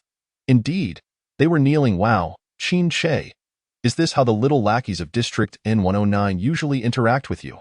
Qin Shi sat with a serious demeanor, his legs crossed, his deep-set brows and eyes obscuring his thoughts. The pressure and captivating aura he exuded was truly daunting. Peeking through the door, I caught his piercing gaze, which softened immediately upon recognizing me. You may leave now. Today, I'm in a good mood. And I'll spare your lives, Qin Shi said coolly to the men in black. They expressed their gratitude profusely, scrambling to exit. As they passed by me, they repeatedly thanked, thank you, madam. Thank you, madam. Their grateful demeanor made me feel tense. Truly, as the leader of the underworld, his decisiveness was terrifying. Seeing me still lingering at the door, Qin Shi raised his chin slightly. Aren't you coming in? I stepped inside, and all extraneous people were dismissed, leaving only Qin Shi and me in the room, and of course, Mephisto, the bird. Qin Shi's gaze lingered on Mephisto for a moment, raising an eyebrow. I almost forgot about you. It was only now that he remembered Mephisto's injury. Grr, Mephisto complained, and I approached and placed Mephisto on the table. Qin Shi, can you fix it? Qin Shi stood and walked towards me, his voice slightly husky. There's no one else here. Just call me Qin Shi. Don't be so distant. I glanced at Mephisto beside us. There's still a bird here? It doesn't count. Qin Shi chuckled softly. It's like my eyes. Before you came to District N109. It was the one observing your every move in my stead. Monitoring me? That doesn't need to be phrased so harshly. He gently brushed his rough fingers against my cheek. It's merely keeping track. Being loved by the underworld boss was quite suffocating, devoid of personal space. Noticing my distraction, he tilted my chin to face him. What are you thinking about? I was wondering if you ever watched me bathe. Qin Shi released my chin, exasperated.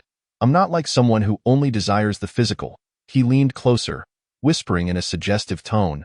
Besides, seeing from afar can't compare to seeing up close. Distant water can't quench nearby thirst. When I turned to glance at Mephisto again, I found it covering its eyes with its wings, pretending not to see. Quite perceptive. Qin Shi's gentle voice reached my ears. I've set its program to must see you every day. If it doesn't it'll call out nonstop.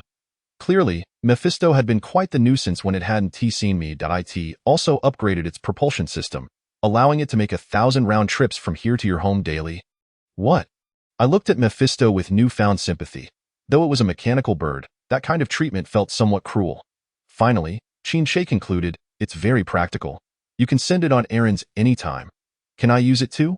I asked excitedly. Qin nodded, of course. Now that you're by my side, it doesn't need to make those trips. It can accompany you to unwind. Yay, I was overjoyed. You can even take it with you on dangerous missions? Dangerous missions? I was somewhat skeptical. Can it handle that? It can be modified and upgraded according to your needs. Do you have any ideas? Since it's going to accompany me on missions, it needs to have offensive capabilities. Qin nodded. Good idea. We can equip it with a throwable weapon and an aiming device in its eyes for precise targeting.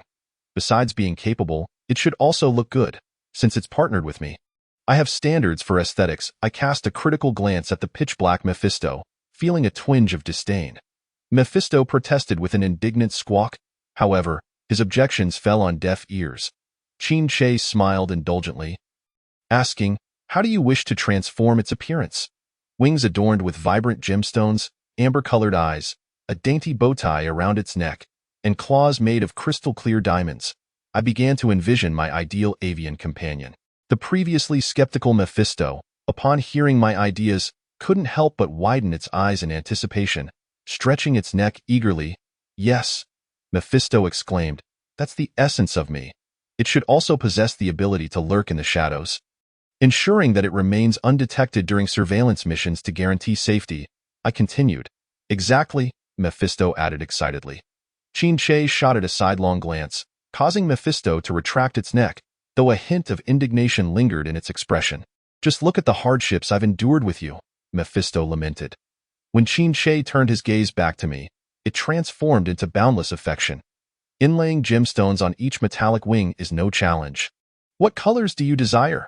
He inquired. I pondered, hesitating. Red, orange, yellow, green, blue, indigo, violet. There are gems of every hue available. Let's proceed with the modifications. With that, Qin gestured for Mephisto to come closer, and it obediently flew to perch on his shoulder. Wrapping his arm around my waist, he said, come, let us witness the birth of your gemstone raven together. Qin, you are simply wonderful, I exclaimed, planting a quick kiss on his cheek. Let's use a more endearing title. I suggested. Ravenhead, I proposed, but it felt insufficient. Darling? I tried again, yet it still fell short. Chapter 49. Hubby. Darling isn't enough. What does he wish to hear? My mind raced, flooded with several affectionate nicknames, yet none felt appropriate to utter aloud. I cleared my throat, deciding to leave it unresolved for now. Qin smiled slightly, tightening his embrace around my waist, and said, all right, you can owe me. I'll charge you a reduced interest rate. There's interest? I inquired. Under Qin guidance, we entered a tool room filled with an array of instruments, resembling a small, peculiar workshop in front of me. Qin removed his formal shirt, donning a fitted work outfit instead, fastening a tool apron and donning protective goggles and gloves. The sight of him changing clothes before my eyes was a visual spectacle. His well-defined upper body showcased muscular contours, and as he moved, the muscles shifted in a captivating display, soon concealed by the snug work attire. I felt a dizzying sensation. One moment he was vibrant and alive, the next half hidden, and at times, entirely restrained. I had never seen this side of Qin. He resembled a diligent student, overflowing with vitality. Qin retrieved a box of gemstones from the tool cabinet and placed it before me. Choose the gemstones you desire. Every color is available here. My gaze, still lingering on his physique, questioned, aren't you going to help me choose? You want me to assist you? I stammered. Before I could speak, Mephisto interjected with a squawk. After all, the gems were intended for its wings. And it seemed skeptical of Qin's judgment. Qin glanced at it, smiled slightly, and said, Mephisto has a knack for selecting shiny objects. You can let it assist you. I was taken aback and turned to ask. You can? Mephisto puffed out its chest proudly, exuding an air of confidence. Skeptical yet intrigued, I pushed the box toward it. To my surprise, it displayed an exceptional eye for selection, choosing gemstones that were not only vividly colored but also perfectly uniform, creating a dazzling ensemble that captivated the eye. Wow, you have great taste. I couldn't help but reach out to pat its head. Mephisto raised its neck proudly, exclaiming, "Indeed. It is I. Have you made your selections?" Qin approached to examine the gemstones, nodding in approval. Clearly, he was pleased with Mephisto's choices. "It's all set." Qin indicated the nearby sofa. "You can rest over there for now." I obediently settled onto the sofa while Qin began to work on Mephisto. Leaning slightly, the contours of his work attire accentuated his tall figure, and the rolled-up sleeves revealed arms that exuded a distinctly masculine strength. The light streaming through the workshop's window illuminated his profile, casting a captivating glow. I found it impossible to look away from this version of Qin. I clutched a cushion, resting my chin on the armrest, my gaze fixed intently upon him. "Qin, you exude such masculinity." I couldn't resist complimenting him. Qin smiled, the corners of his mouth lifting. "I know," as if recalling something. His brow furrowed slightly, and he shot me a playful glare. "And stop calling me by my full name. It sounds so distant." "Then how about Chetzi?" I replied, trying to keep it light. He pretended to be displeased, adopting a haughty demeanor. "That's still not quite right. Even the girl next door could call me that. It's not unique." When he turned to face me, his gaze was deep and focused, as if he could absorb everything in existence. Qin awaited a special title that would resonate with him. This anticipation stirred something within me.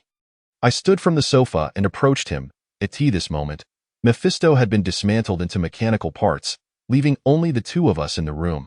"Have you thought of a name?" he inquired. I didn't respond immediately. Instead, I gently untied the tool apron from around his waist and removed it from around his neck. Qin's face flushed slightly, although it was merely the tool apron. It evoked a plethora of associations. "I recall you were quite fond of the name Ravenhead before," I remarked. "It's not a bad title. I simply desire something more." I smiled gently, lifting my hand to remove his goggles. "Then how about Baby?" I suggested. He looked at me, his handsome features magnified in my view, and then, softly, he pressed his lips to mine. Our lips met like two delicate petals brushing together, soft and enchanting, reminiscent of butterflies alighting on flower stamens, infused with tender gentleness. After a prolonged moment, he rested his forehead against mine, slightly breathless. "Not good. You shouldn't address your romantic interest like that." "Huh? My romantic interest?" I retorted, but then suddenly recalled Qin's earlier mention of Shun Xinghue. Though I had never encountered Shin Xinghue, the protagonist's past interactions with him remained uncertain. Given that Qin had Mephisto monitor me daily, his jealousy was likely not unfounded. I hadn't done anything wrong. But I felt a tinge of guilt. Thus, I cleared my throat and diverted the topic. "Well, you take your time with the repairs. I'll head back for now." Just as I turned, Qin seized my arm, pulling me back into his strong embrace. "What? The moment I mention him, you want to flee?" Qin's voice brimmed with evident jealousy. "Who?" I feigned ignorance. Qin glared at me, his teeth clenched. I blinked innocently at him, feigning confusion. Yet, my act of amnesia was clearly ineffective. Qin's crimson eyes glowed with a dangerous intensity. I could almost envision flames rising from him, threatening to engulf me in their fury. "This is it. What should I do?"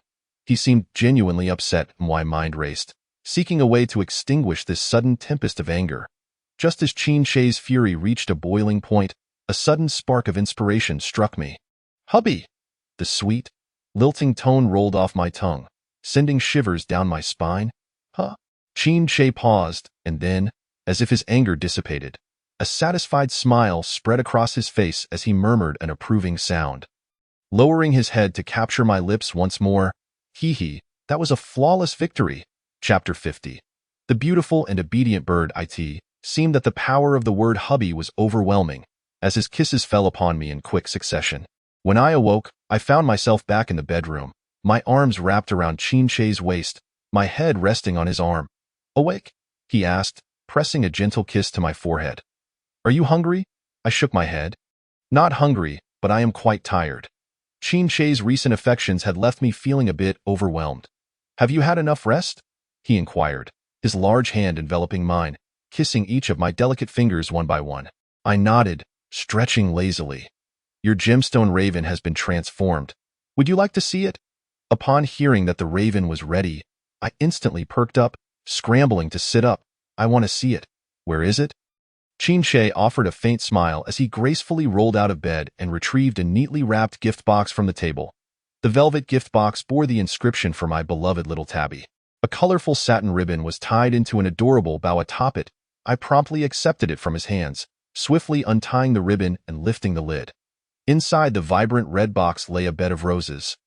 Half red and half black. At the center of the roses rested a bejeweled raven, as I had envisioned.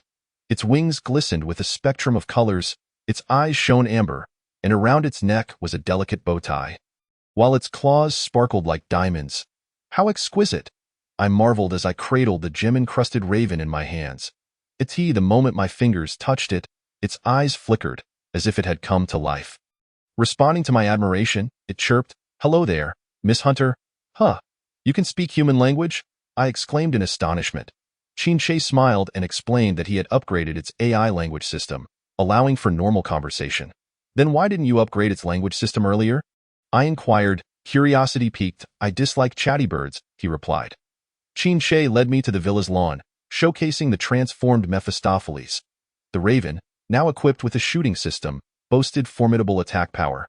Its flying speed had been significantly enhanced, and it could even cloak itself, displaying superior anti-submarine capabilities.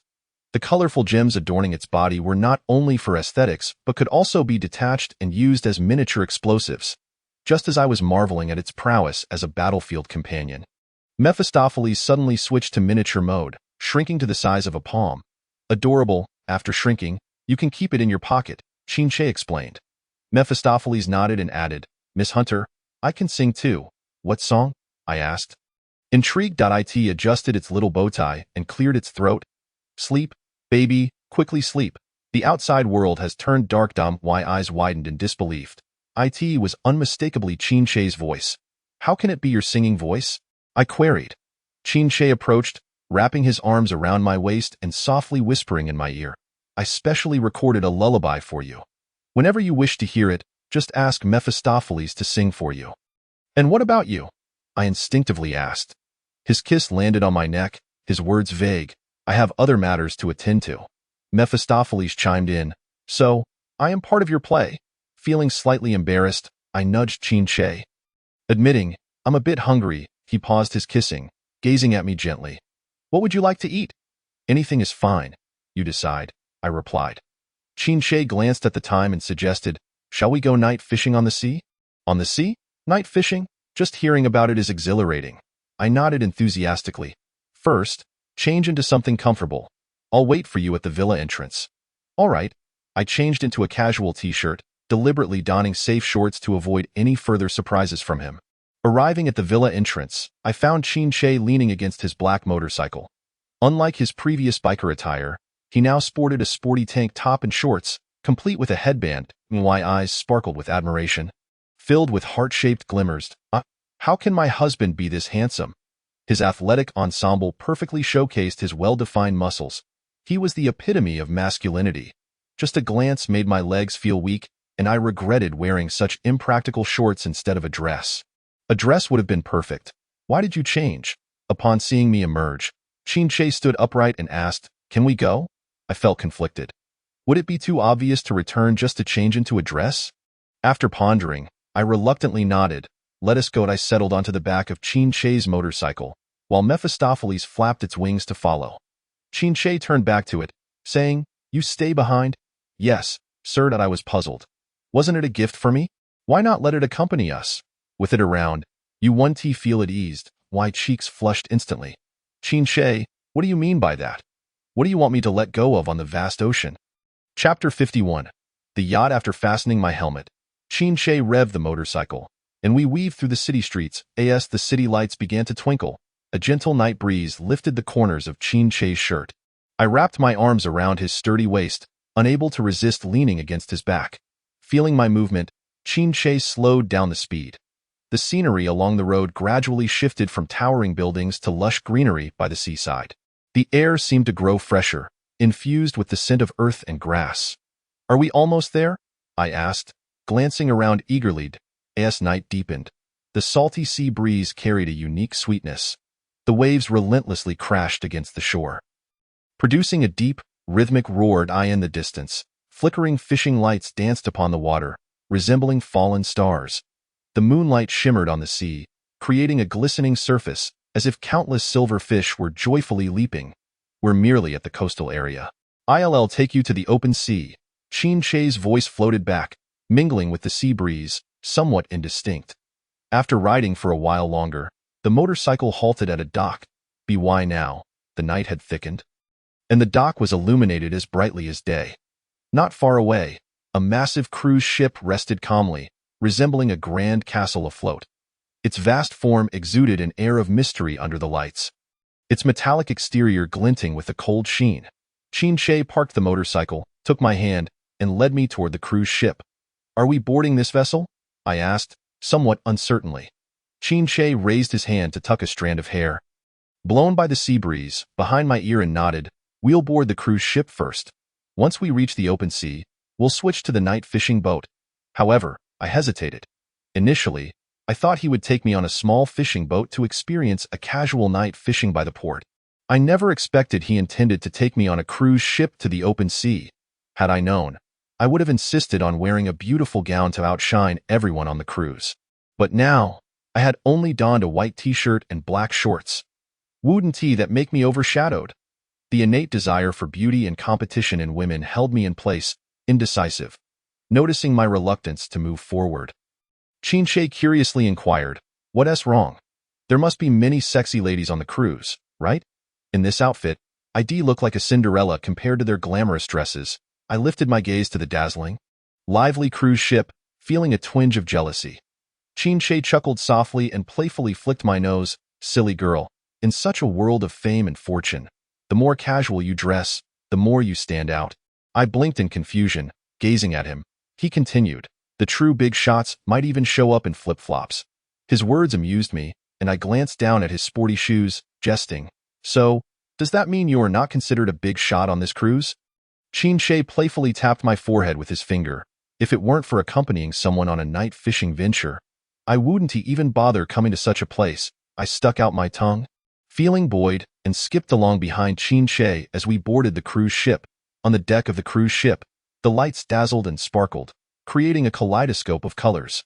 The music surged like a tidal wave, its strong rhythm resonating with the beat, compelling everyone to sway along. Guests donned exquisite attire, twirling and dancing under the luminous lights, their skirts billowing gracefully, as I had suspected. The cruise was filled with many alluring women, adorned with heavy makeup and captivating figures, flitting through the crowd like butterflies among blossoms. Laughter and joy echoed in the air, with smiles of delight illuminating the faces of those present. The crisp sounds of clinking glasses resonated, while champagne bubbles sparkled like gold under the lights. A lavish spread of delectable food adorned the long tables, exuding enticing aromas that made one's mouth water. In one corner of the cruise, a band passionately played. Among the guests, some engaged in animated conversations, while others leaned against the railings, savoring the night view of the sea and the gentle caress of the sea breeze. As Qin Che and I made our entrance, we immediately captured the attention of the crowd, particularly Qin Che, with his towering height of 190 centimeters and muscular physique clad in sporty attire, drew the gaze of everyone present. Women quickly flocked to his side, attempting to strike up conversations. "Hey handsome, I feel like we've met somewhere before." They must certainly think of me as merely an ordinary companion brought by Qin Che, someone who is merely edged ahead of them by a fraction. In terms of allure and seduction, I am utterly outclassed by them. Consequently, one overly brazen woman, with her exaggeratedly padded bosom, pushed me aside. Qin Che frowned, disdainfully shifting his body. A dark red energy beam seemed to shield us from those eager women, as if an invisible glass dome separated us from the throng of unwelcome spectators. My gaze swept across the room. The women who had just moments ago rushed towards Qin Che now realized who truly held the power. Shrinking back like turtles, desperately trying to diminish their presence in the corners, in a secluded part of the banquet hall, Qin Che pressed me against a lush plant. Kissing me fervently, I let out a dissatisfied hum. "Qin Che, you are quite the popular one, aren't you? How can I feel secure in this situation?" To me, other women possess no gender. Uttering another word could be fatal.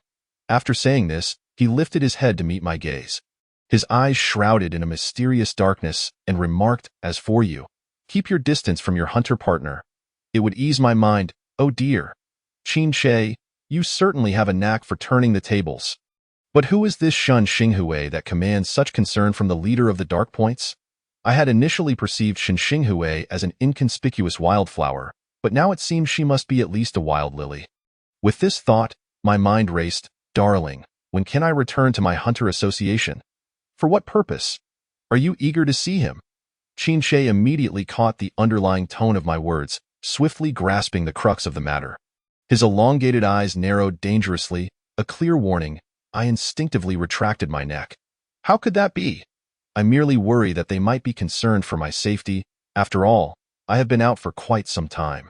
With a firm grip, Qin Che lifted me effortlessly into his arms. My body felt weightless, and I instinctively wrapped my arms around his neck, looking down at him.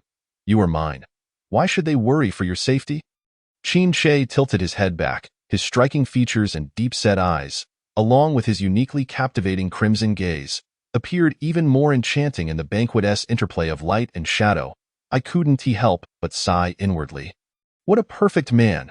With such a handsome figure in my arms, what more could I possibly desire? Thus, I promptly corrected myself. I won't be going back. With my husband by my side, I am utterly enchanted. Qin Che's lips curled into a satisfied smile. He relished those words and urged me to repeat them. Chapter 52. A farce. In the midst of our tender exchange, the atmosphere in the banquet hall suddenly erupted into chaos. Followed by armed men in black encircling us, I was taken aback. What was happening? Qin Che shielded me behind him. A captivating woman appeared, clinging to a short, portly man with an oily demeanor, upon spotting me. Her eyes gleamed with malice as she spoke in a sugary tone. Bin Gu, it's them. They bullied me. Can you believe there are people on this cruise who dare to disrespect you? You must deal with them. It seemed this woman was among those who had attempted to throw themselves at Qin Che earlier. Frustrated at being thwarted, she was now adept at leveraging her connections to turn the tables. After speaking, she shot me a venomous glare, gritting her teeth, especially this woman.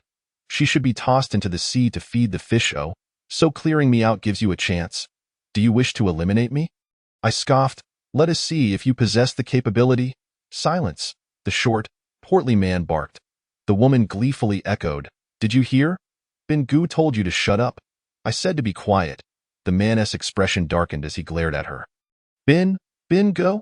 The woman looked utterly shocked. Ignoring her, the man bowed and approached Qin Che, apologizing profusely. My sincere apologies, Mr. Qin. We were blind to your stature and have caused offense. Please, show some mercy and forgive us. Qin Che regarded him with a cold gaze. I have always loathed garrulous women. The oily man raised a hand, reprimanding the woman. Get lost, already, to him. This woman was merely a trivial matter. Bin Gu. She protested, but was swiftly dragged away by her subordinates. The crowd fell silent, fear etched across their faces, particularly those women who had sought to climb the social ladder through their beauty. They believed that the earlier woman had reached the pinnacle of success by gaining the favor of the cruise's owner. But they were sorely mistaken. When it came to self-interest, they would be discarded without a second thought. Qin Che wrapped his arm around my waist and kissed my cheek. Did I frighten you? Before I could respond, the portly man lost his composure. We have truly sinned against you, madam.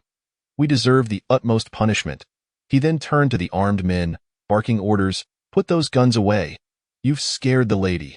He likely thought I was just an ordinary companion, albeit somewhat attractive. But in such a hedonistic environment, there were plenty of pretty faces. He never anticipated that Qin Che would treasure me as a gem. Genuinely concerned for my well-being, the man felt a wave of regret wash over him, wishing he could toss that troublemaking woman into the sea. Why provoke the woman who occupied Qin Che's heart? As the leader of the Dark Points, a figure of dominance in District N109, when had Qin Che ever been without a woman by his side? He should have possessed the insight to recognize that I was no ordinary companion. As soon as the man finished speaking, the armed men promptly holstered their weapons. The man then ingratiated himself, rubbing his hands together as he approached. Madam, there are many intriguing attractions on the cruise. Would you like me to show you the way? I took a step back, feeling repulsed. Having savored the culinary delights prepared by Qin Che, the mere thought of this oily man sickened me. Qin Che pulled me closer, steering me away from the man's advances. We're merely out for night fishing, using your vessel to venture into the sea. We hope not to be disturbed. Upon hearing this, the man quickly replied, "Of course, Mr. Qin. We are almost at international waters. I will arrange for the finest night fishing boat to take you to calmer seas." Seeing he was somewhat agreeable, Qin Che nodded slightly. Good. Once we reached international waters, I grasped Qin Che's hand and hopped onto the night fishing boat. It slowly drifted away from the cruise, heading into the vast, starry sea. With Qin Che holding me close, the starlight kissed my lips, and in that moment, it felt as if we were the only two souls in existence. "You can do anything you desire with me," he said, pausing before adding, "even if you scream until your throat is raw, no one will come." Chapter 53. A Fish Caught. My cheeks flushed as I replied, "Hey, I'm not afraid. In fact, I'm rather looking forward to it. After all, this is what you said. You can do anything to me with that." I leaned in to kiss him. Suddenly, a fish leapt out of the water, splashing back down with a plop. I was captivated. "Wow, did you see that? What a huge fish!" Qin Che, somewhat frustrated, pinched my delicate chin, trying to redirect my attention away from the fish back to him. "The ocean fish are large. It's nothing extraordinary." But to me, it was extraordinary. Growing up in the concrete jungle of the city, when had I ever seen a sea fish? I could hardly contain my excitement. Qin Che, hurry, teach me how to fish." A fish this big, grilled with chili and cumin, must be delicious. Qin Che chuckled helplessly. "All right." He retrieved a fishing rod designed for deep-sea fishing, prepared the bait, and then turned on the fish, attracting light. The previously dark sea illuminated a small patch of brightness. "What is this?" I asked curiously. While busying himself, Qin Che gently explained, "This is a fish attracting light, also known as an enticing light. Just like moths are drawn to flames, fish gather towards light in the darkness of night. There is such a lamp that makes fishing so much easier." Qin Che handed me a large fish net. "This is for you. When I catch a fish, you'll help me scoop it up." Looking at the net, which was approximately 50 centimeters in diameter, I exclaimed, "This net is enormous. You'll find out soon enough. Perhaps you'll even think the net is too small later." I leaned over the railing of the night fishing boat, gazing at the sea, the deep blue water illuminated with a hint of yellow by the fish attracting light. Soon, fish began to swim towards us. Qin Che cast his line, and before long, a fish was hooked. "Qin Che, we've got a fish," I shouted excitedly. "Call me husband," Qin Che protested, his annoyance evident as he reeled in the line. I quickly corrected myself. "Husband, you're amazing. So wonderful." I exaggerated my tone, playfully. For the first time, I saw Qin Che smile so genuinely. His carefree laughter transformed his usually sharp and somber demeanor, resembling a child playing in the mud with friends. Perhaps overwhelmed with joy, he failed to notice the hooked fish wriggling free, vanishing into the depths of the ocean in an instant. "Oh no, it got away," I exclaimed, yet rather than feeling disappointed, I found it amusing. Qin Che's smile faltered. It dared to escape. As he spoke, he intended to use his EVOL to retrieve the fish he had just caught. I hurriedly stopped him, saying, "No, my dear, what is missed is merely superfluous." Qin Che was taken aback by my whimsical theory. I patted his shoulder and remarked, "Such is life. There will always be many regrets, though not dwell on the past. Cherish the present and look to the future. The next catch will be even better." "Ha ha." Qin Che smiled brightly, clearly enlightened. "You are quite the charmer. Just don't charm me again next time." "Hey, this is life philosophy, a grand wisdom." I playfully nudged his waist, and he reciprocated. With our childish antics seemingly far removed from fishing, soon another fish was on the line. Qin Che swiftly reeled it in. Pulling the fishing rod back, little Li Hua quickly grabbed the net. "It seems to be a salmon." "Ah, I'm coming," I exclaimed, hastily picking up the net. A large silver fish leaped from the water, thrashing violently on Qin Che's hook, sending sprays of water several meters high. Some splashing onto me, startling me into exclamations. Qin Che calmly continued to reel it in, occasionally glancing at me with a loving smile. Relishing my flustered attempts, I netted the salmon and yanked it from the water. dragging it along the side of the fishing boat and into the cabin. I plopped down on the deck, gasping for breath, my face alight with excitement and wonder. "I've caught it!"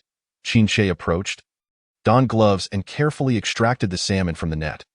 Removing his gloves, he leaned closer, gazing at my lips with yearning, saying, "Little Lihua, you are truly capable." I replied, "Chinshe, you are amazing too. Call me dear. Dear." My heart raced, as if it would leap from my chest. His breath enveloped me entirely, a unique aroma infused with masculine allure, making me slightly dizzy. The surrounding air felt as if it had become heated, my cheeks burning fiercely.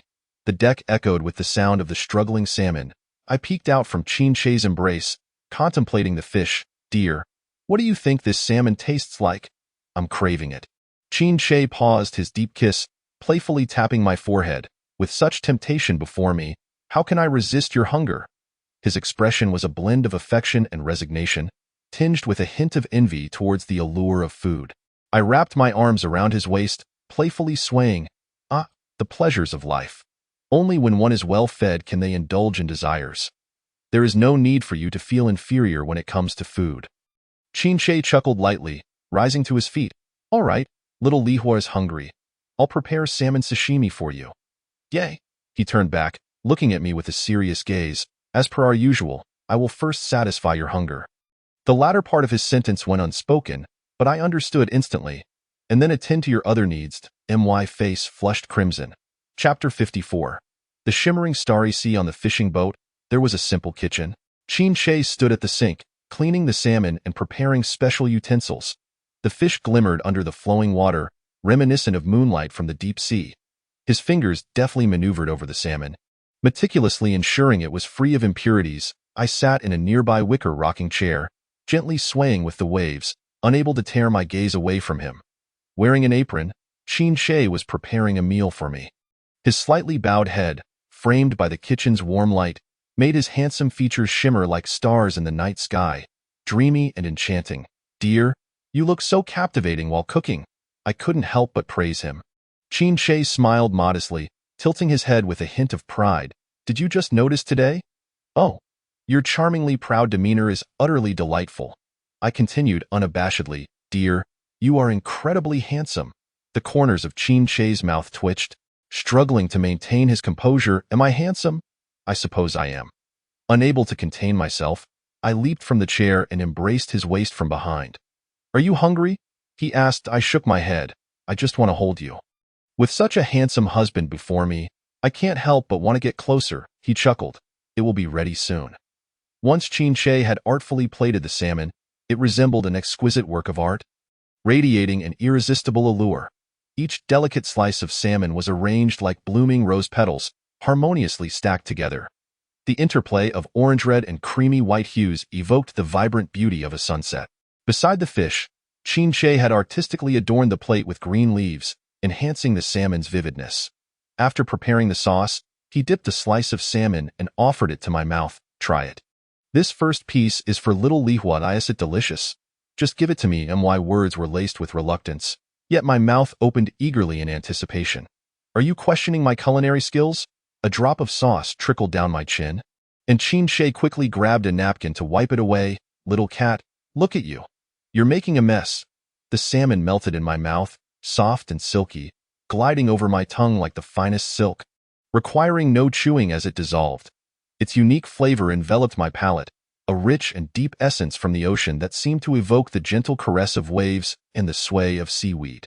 The dipping sauce contained a hint of mustard, its spiciness igniting my taste buds, adding an exhilarating zest to the salmon's exquisite flavor. I couldn't help but exclaim, "This is absolutely delicious. Dear, your salmon sashimi is truly delectable." "Weren't you just questioning my skills?" His playful pride was evident. Who could possibly doubt such a heavenly delicacy? "I disdain them." Chinshe's smile broadened, delight evident on his face.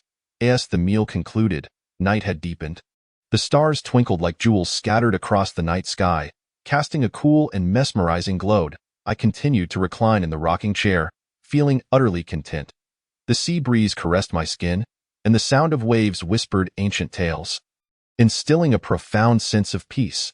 After tidying up the kitchen, Qin Shi unexpectedly produced a large soft cushion and laid it on the deck. His tall figure comfortably sprawled on it. He beckoned me with various suggestive glances. However, I was completely captivated by the magnificent galaxy and the shimmering stars above, oblivious to his alluring gestures. Noticing me lost in the stars, Qin Shi cleared his throat and patted the cushion. "Little Li Hua, come here." I turned to look at him. Under the night sky, Qin Shi was bathed in starlight. The cool glow enveloped him like a delicate veil, outlining a silver silhouette. He resembled a deity descended from the heavens, exuding an otherworldly grace. So handsome. Unlike ordinary charm, Qin Shi's allure now possessed an ethereal quality. Suddenly, a memory flashed in my mind.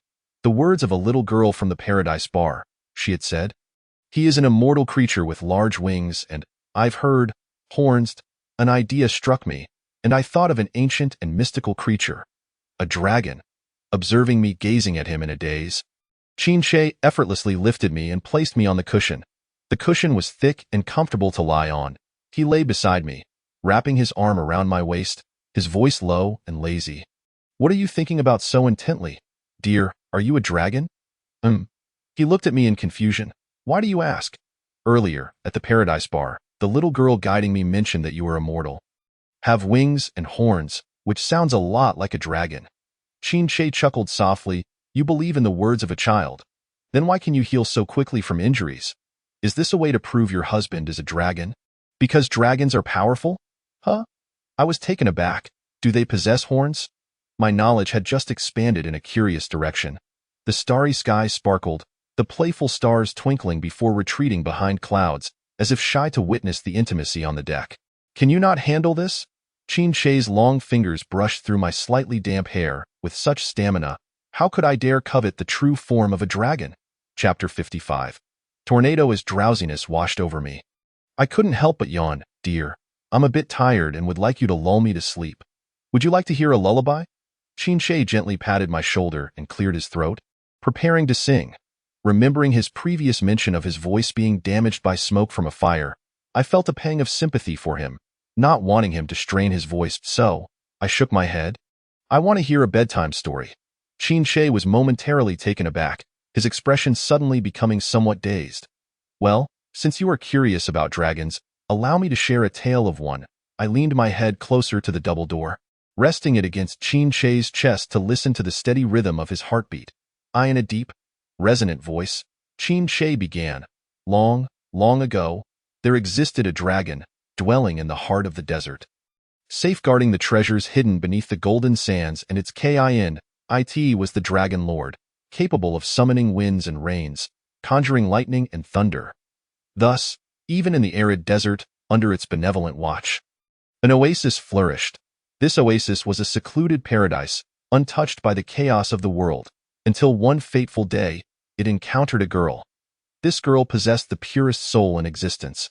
She was the spirit of the earth, the very essence that bestowed life upon all living beings. Yet, humanity, in its ignorance, failed to cherish this azure planet. They polluted the waters, felled the forests, and waged wars, depleting the earth's spirit, and the girl was on the brink of demise. It found her, lying in the desert, barely clinging to life. Enchanted by her untainted soul, it fell hopelessly in love with her. Yet, within her eyes, there remained a concern for the world's creatures. And then, I urged Qin Shi to continue. He fell silent, his demeanor melancholic, mirroring the expression he bore that day on the ant mound rooftop when he beheld the wandering dragon form. "Qin Shi?" Noticing his prolonged silence, I gently shook him. He lowered his gaze to meet mine, his eyes filled with affection and sorrow, piercing through me like a sharp blade. It was a feeling that transcended the ages, a poignant yearning to speak yet restrained by the weight of time. I widened my eyes, feeling a mix of fear and unease as I gazed at him, unsure of the source of this profound ache within. After a long pause, he inhaled deeply, attempting to regain his composure. Then said nothing. I was taken aback, quickly scrambling to sit up, leaning in closer to his eyes, demanding, how could it possibly end there? What happened to them afterward? Qin Shi adjusted his position, lying back on the soft cushion, his arms stretching behind his head, his gaze fixed upon the vast expanse of stars, a carefree demeanor returning to his features. In essence, This is a tale of a heartless woman. I was taken aback. He seemed reluctant to elaborate. Why do I feel as though you are disparaging someone? Qin Che, now in high spirits, turned his head to glance at me, a perfect smile gracing his lips, his crimson eyes partially obscured by his brows. Losing their usual sharpness, I didn't mention you. Why are you reacting so strongly? Although he hadn't directed his words at me, I felt a slight offense. I playfully shook his arm, exclaiming, "Oh dear husband, please tell me more." I long to know the conclusion of the story. There's nothing more to say. I know there is. You're the best, dear husband. Please share it with me. I persisted, but to no avail. Qin Che wrapped his long arm around me, pulling me into his embrace as we lay together on the expansive cushion, gazing at the stars. The night air was cool as water, and amidst the gentle sound of the waves, I heard Qin Che's voice, slightly ethereal, suggesting that the story's conclusion was yet to unfold. What did you say? I quickly lifted my head to look at him. Qin Che merely smiled faintly. It's nothing. Suddenly, from the horizon, the faint rumble of thunder echoed. And amidst the dark clouds, lightning flashed like a silver serpent, momentarily tearing through the oppressive gloom. Qin Che, who had been lying beside me, abruptly sat upright. A tornado is approaching. I swiftly followed suit, anxiety flooding my voice. What should we do?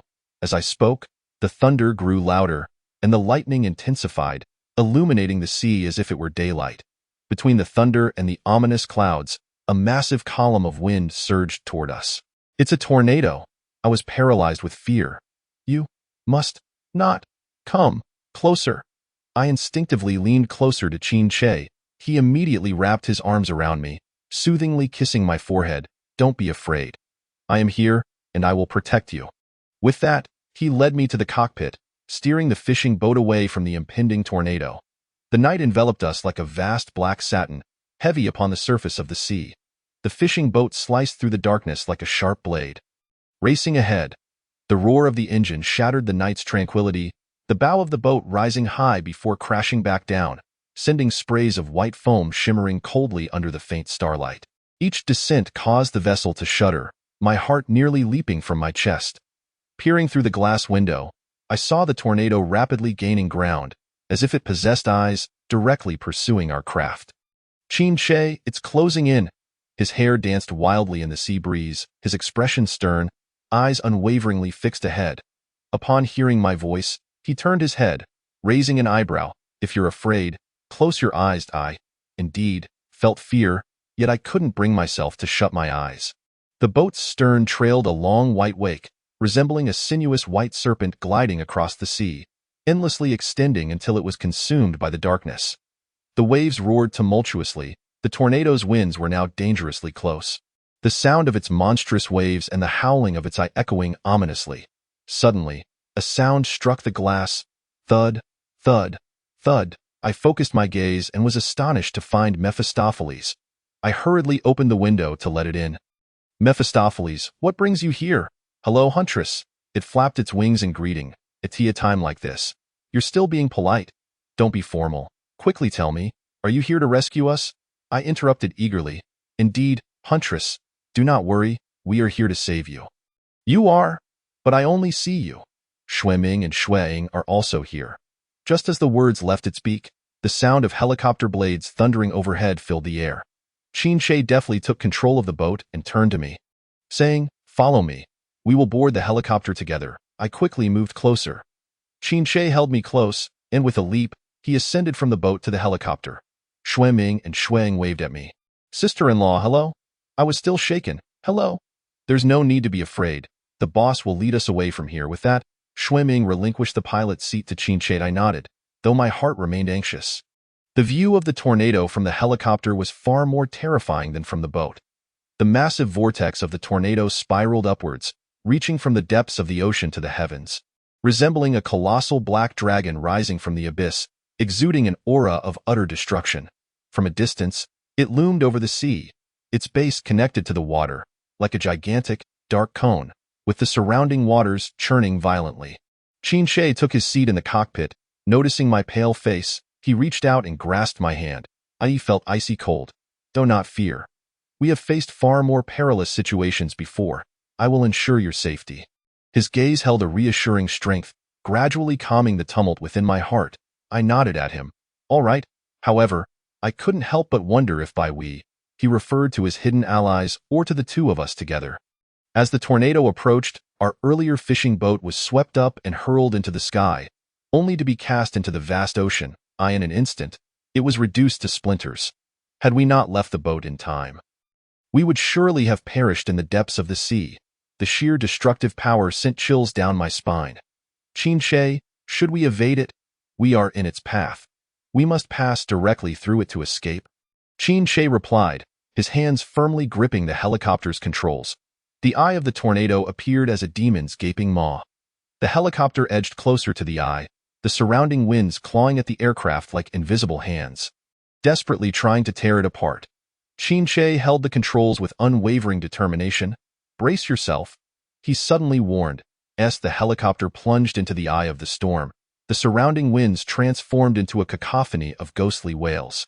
The aircraft was violently tossed about in the chaotic currents, up and down, left and right, with no semblance of order. The indicators on the dashboard flickered erratically, warning lights flashing, the cockpit filled with alarms. My heart raced, praying for a safe landing. Suddenly, as if emerging from the depths of a turbulent undercurrent, the chaotic winds began to calm. We have passed through the tornado. I couldn't contain my joy, exclaiming, "Husband, you are amazing." Were it not for Xueming and Shuiying's presence, I would have rushed forward to embrace Qin and shower him with kisses. Xueming and Shuiying joined in applause, and even Mephistopheles shook its feathers in delight. Qin turned back, his gaze softening upon me. "You were quite frightened, weren't you?" I nodded and shook my head, tears streaming down my cheeks uncontrollably. Indeed, I was terrified. Yet with Qin by my side, I felt an overwhelming sense of reassurance. The helicopter descended onto the helipad of the villa, and we landed safely. Perhaps due to the fright, my face remained pale. Qin tenderly embraced me, guiding me toward the bedroom. Nestled in his arms, I experienced a comforting and solid sense of security. Suddenly, a familiar warmth surged in my abdomen, causing me to furrow my brows involuntarily. Qin noticed my discomfort and quickly inquired, "What's wrong?" "I think my period has started," I replied. My cheeks flushed.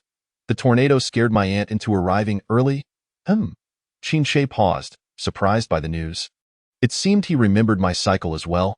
The warmth in my abdomen surged again, and being in his embrace made me worry about staining his clothes, prompting me to request to walk on my own. Qin quickened his pace but showed no intention of setting me down. After all, he had carried me this far. Now I wanted to walk? "I just fear staining your battle attire," I explained. He smiled slightly. "Why not hold me a bit tighter then?" As we walked, he silently reminded himself that during such special times, we should refrain from going far and instead stay home to rest. Or perhaps stroll nearby, so that if I felt unwell, he could promptly fetch the cat. Upon entering Qin's bedroom, he gently laid me on the bed. Although his movements were soft, a sudden cramp in my abdomen made me gasp. My brows knitting tightly, he worriedly supported me. "What's with that expression? Are you still in pain? Your face is so pale. I rarely see you like this." I forced a smile. "I'm fine." Still claiming to be fine? He assisted me in lying down slowly. "Just rest. Don't move." Then, he pulled the blanket over me. I imagined the blanket's contact with my skin caused me to furrow slightly, drawing his attention. Qin reached out to feel the fabric of the blanket. "Is it too cold?" During my period, my hands and feet were icy, and at that moment, I felt as though the blanket was enveloped in icy its silk. "Indeed a bit chilly, as he spoke." He took away the blanket and replaced it with a flannel one. The flannel blanket appeared fluffy and warm. Qin covered me with the new blanket and checked my cheeks and ears with his hand, the coolness prompting him to tuck the corners of the blanket in even more snugly. I obediently complied. "Why waste?" I attempted to lift it, but found it impossible. During my period, my lower back was a disaster zone, rendering me utterly weak to no strength. Seeing my face contorted in discomfort, he leaned down, using his neck as a hook to support me. I wrapped my arms around his neck, and his hand gently supported my back as he deftly tucked the flannel blanket beneath me. Finally, I lay comfortably on the bed, warm and content, releasing a satisfied sigh. "Darling, you're so wonderful. You're my warm companion during this time." You warm not only my body but also my heart. Qin chuckled lightly, leaning closer to gaze at me affectionately, his finger gently tapping the tip of my nose. And warming your stomach too. Wait here.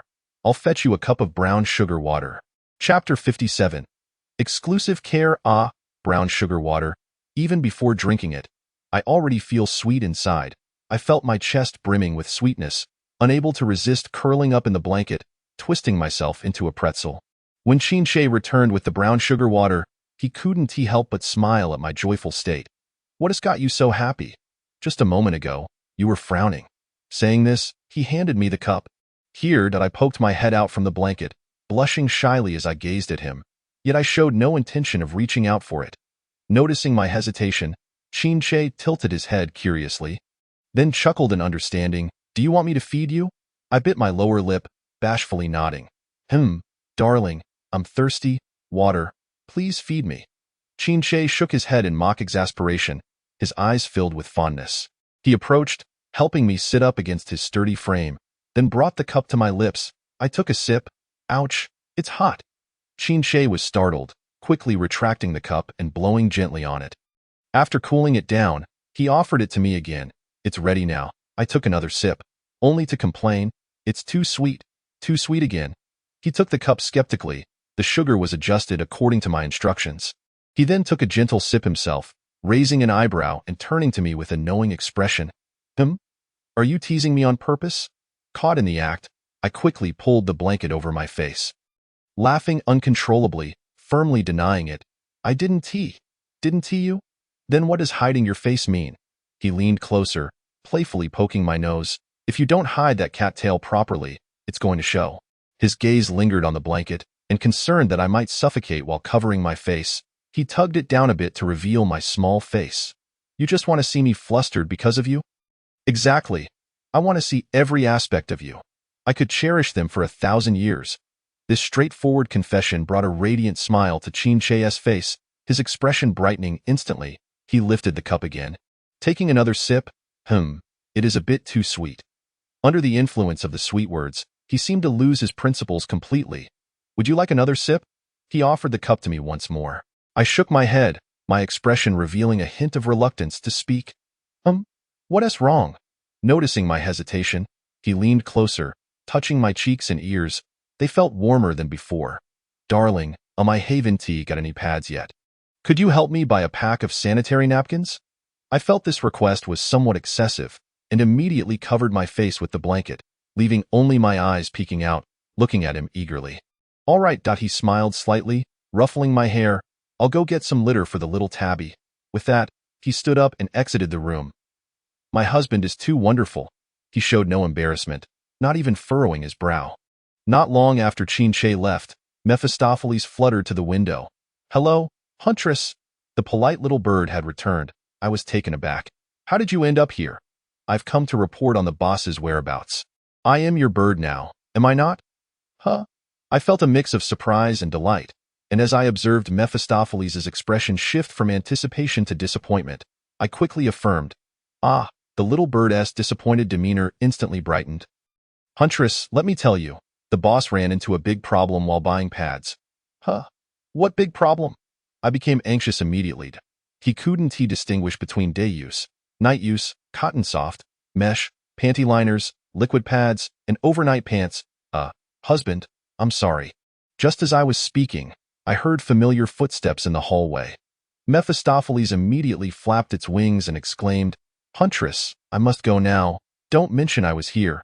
I gave it an okay gesture. Qin appeared at the door, holding a large cardboard box. My eyes widened in astonishment. You bought so much. It's enough for me for a year. I couldn't tell the difference, so I just bought everything. Qin replied nonchalantly. After replacing the soiled bedsheets, I felt a bit embarrassed. However, Qin acted as if this were as normal as eating or drinking. Seeing me standing still, he patted the edge of the bed. Come lie down. The record I mentioned last time has just arrived. Let us listen to it. Music has a soothing effect, and during my period, it can alleviate pain. He was truly considerate and meticulous. I walked over obediently, lying down, my eyes sparkling as I gazed at him, a sweet and satisfied smile gracing my lips. Having endured dysmenorrhea for years, I had never felt so cherished, as if I were a delicate little princess. Qin Che listened to the music, unable to resist closing his eyes and moving to the rhythm. Then, he opened his eyes and turned to me. Now I understand why you like this record. The atmosphere is so comfortable that it's like the feeling of being with you. Hearing him say this, I became intrigued. What is it like being with me? Peace and joy, a sense of security and abundance that allows us to be intertwined for a lifetime. I was taken aback, my eyes suddenly feeling a bit moist. The sensation he described was nothing short of a lifelong companionship. My dear Che, how could I not treat you well? I tugged him closer to me. You mean you want me to come a bit closer? My heart nodded furiously, but outwardly I feigned reluctance, shaking my head. Qin Che looked puzzled. Not so? Are you still feeling cold? As he spoke, he leaned closer, tucking the corners of the blanket in tighter. With the corners tucked so snugly, are you trying to seal me in? I quickly wriggled a bit, craving the warmth of human contact as he spoke. Zhao Qin Che opened his arms wide, making a gesture that beckoned for an embrace. Qin Che smiled faintly, leaning closer to me and lying down by my side, his body warmth sufficient to envelop me in comfort. He was still clad in his clothes. How could I possibly find satisfaction in that? Thus, I began to assist him in unfastening his garments. He seized my wrist with a firm grip, his crimson eyes tinged with a shadow of repression. Disrupting his rhythmic breathing, his body felt unwell, yet his hands remained so restless. Although he uttered such words, Qin Che raised a hand and decisively shed his clothing, boldly revealing his chiseled physique and well-defined abs. Exuding an air of generosity and abundance, as if inviting me to partake at will. Chapter 58. Balance of weight and importance. Qin Che inched closer, sharing his warmth with me, my frigid limbs instinctively wrapped around him like a koala. So warm that I nuzzled my head against his chest, releasing a contented sigh of sheer bliss. How delightful! A soft chuckle emanated from his lips, and suddenly, I felt the warmth of his palm resting on my lower abdomen. The unexpected touch ignited an insatiable itch within me, prompting a reflexive push against his hand. Do not resist. This is merely a gesture of care for the ailing, he remarked. Was he attempting to warm my abdomen? Qin Che, I am utterly undone. I lifted my gaze, my eyes sparkling with delight as I looked at him.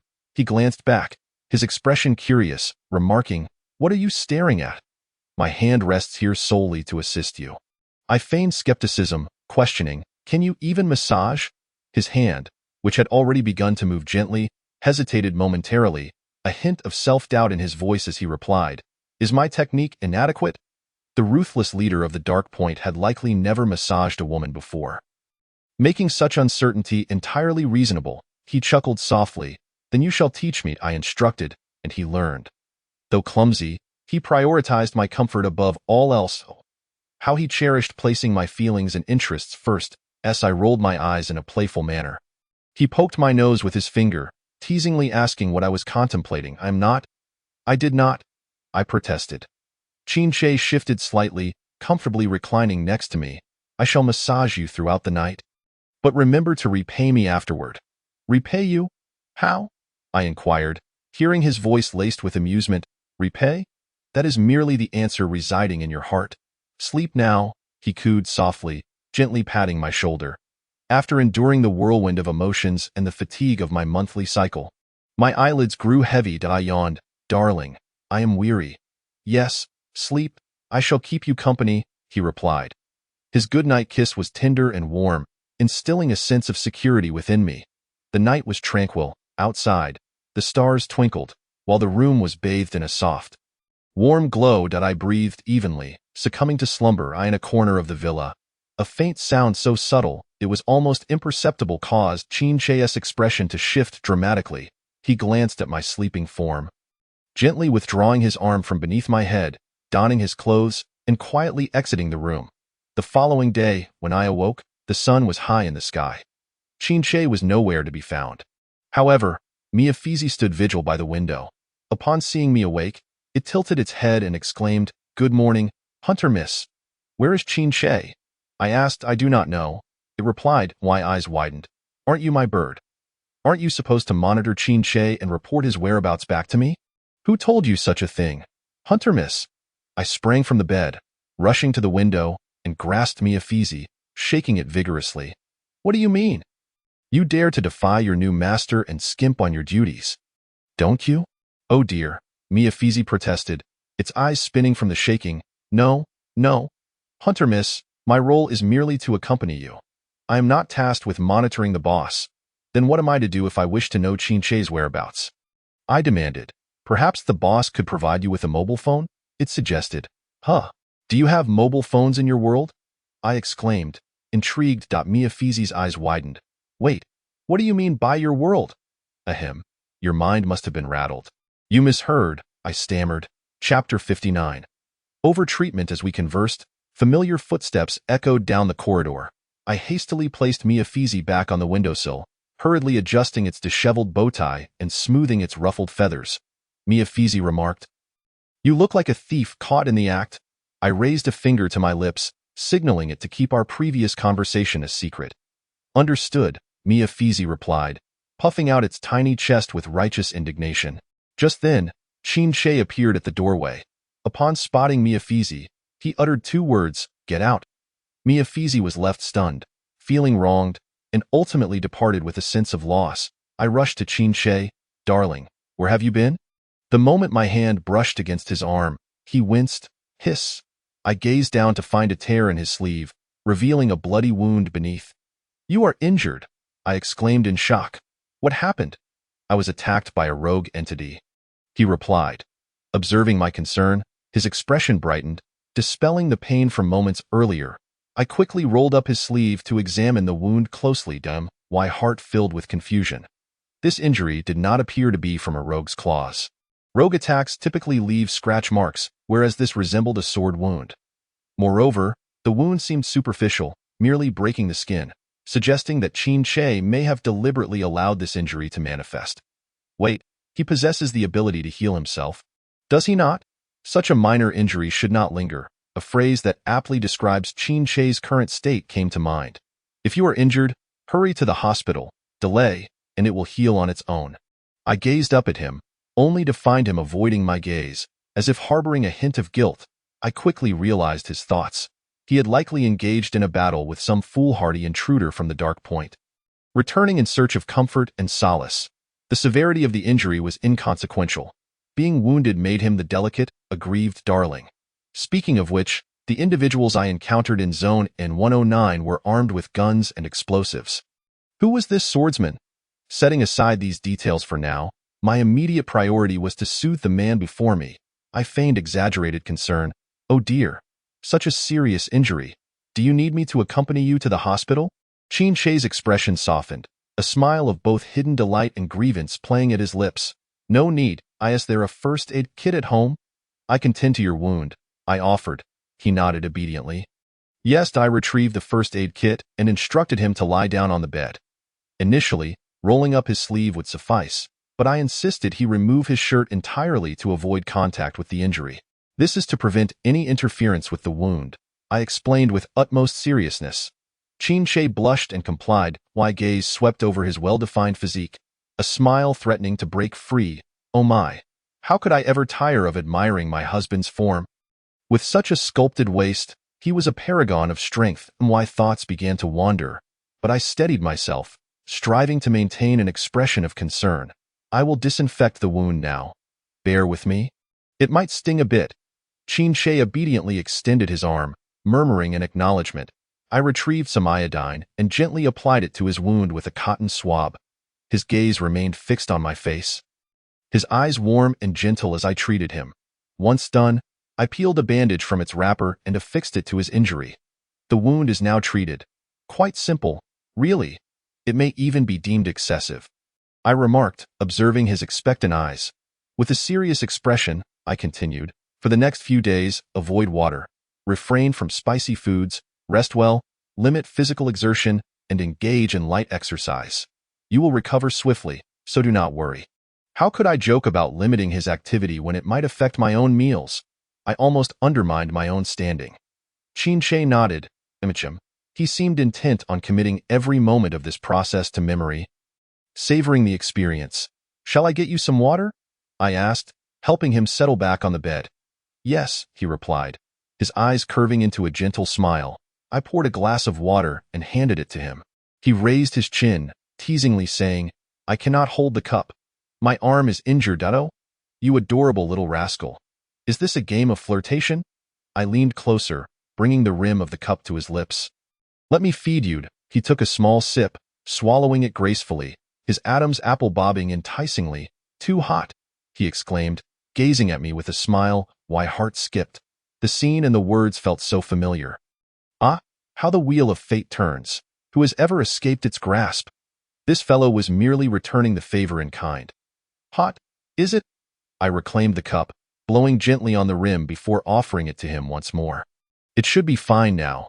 Give it another tea or why, dear husband. What can be done if you do not pamper me?" Chinshe parted his lips, his gaze languid and enigmatic as it rested on my face. He took a small sip, savoring it slowly. It seemed he was aware of his allure, which made me involuntarily swallow. "Ice too sweet," he remarked, clearly teasing. But I poured plain water. How could it possibly be sweet?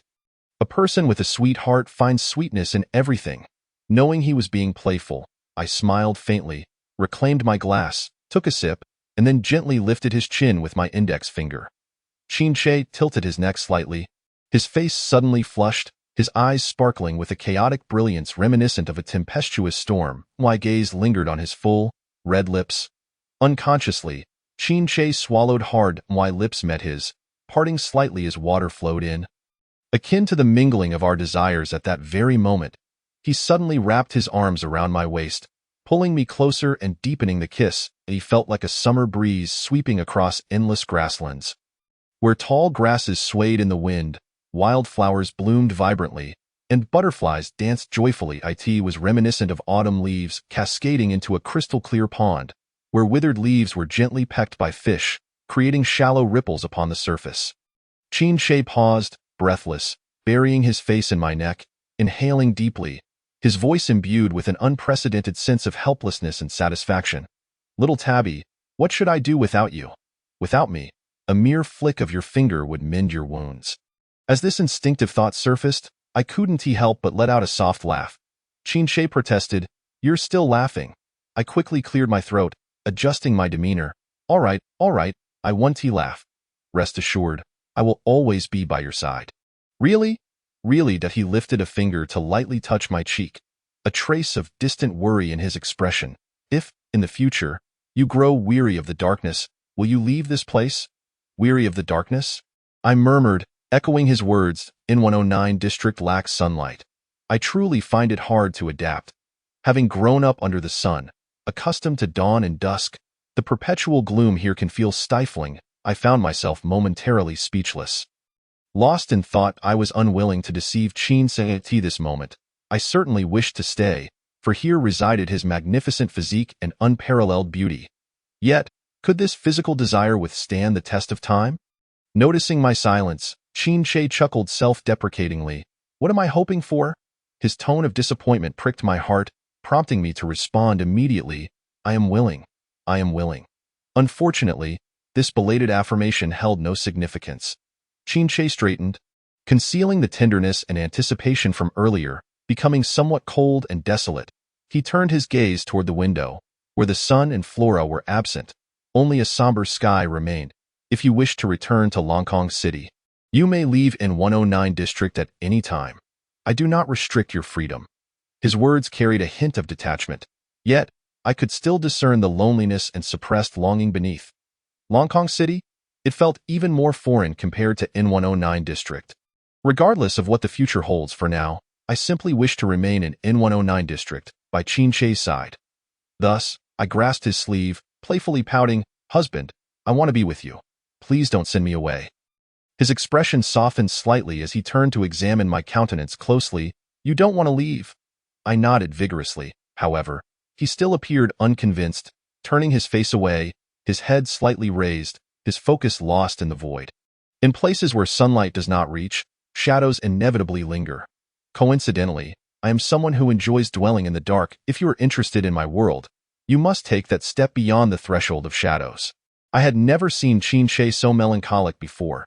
He had always been the formidable leader of the dark points before me, dismissive of everything. unyielding to any challenge.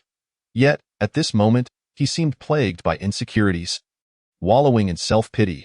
His words felt excessively weighty. I merely sought a romance, yet he seemed to demand a lifetime commitment.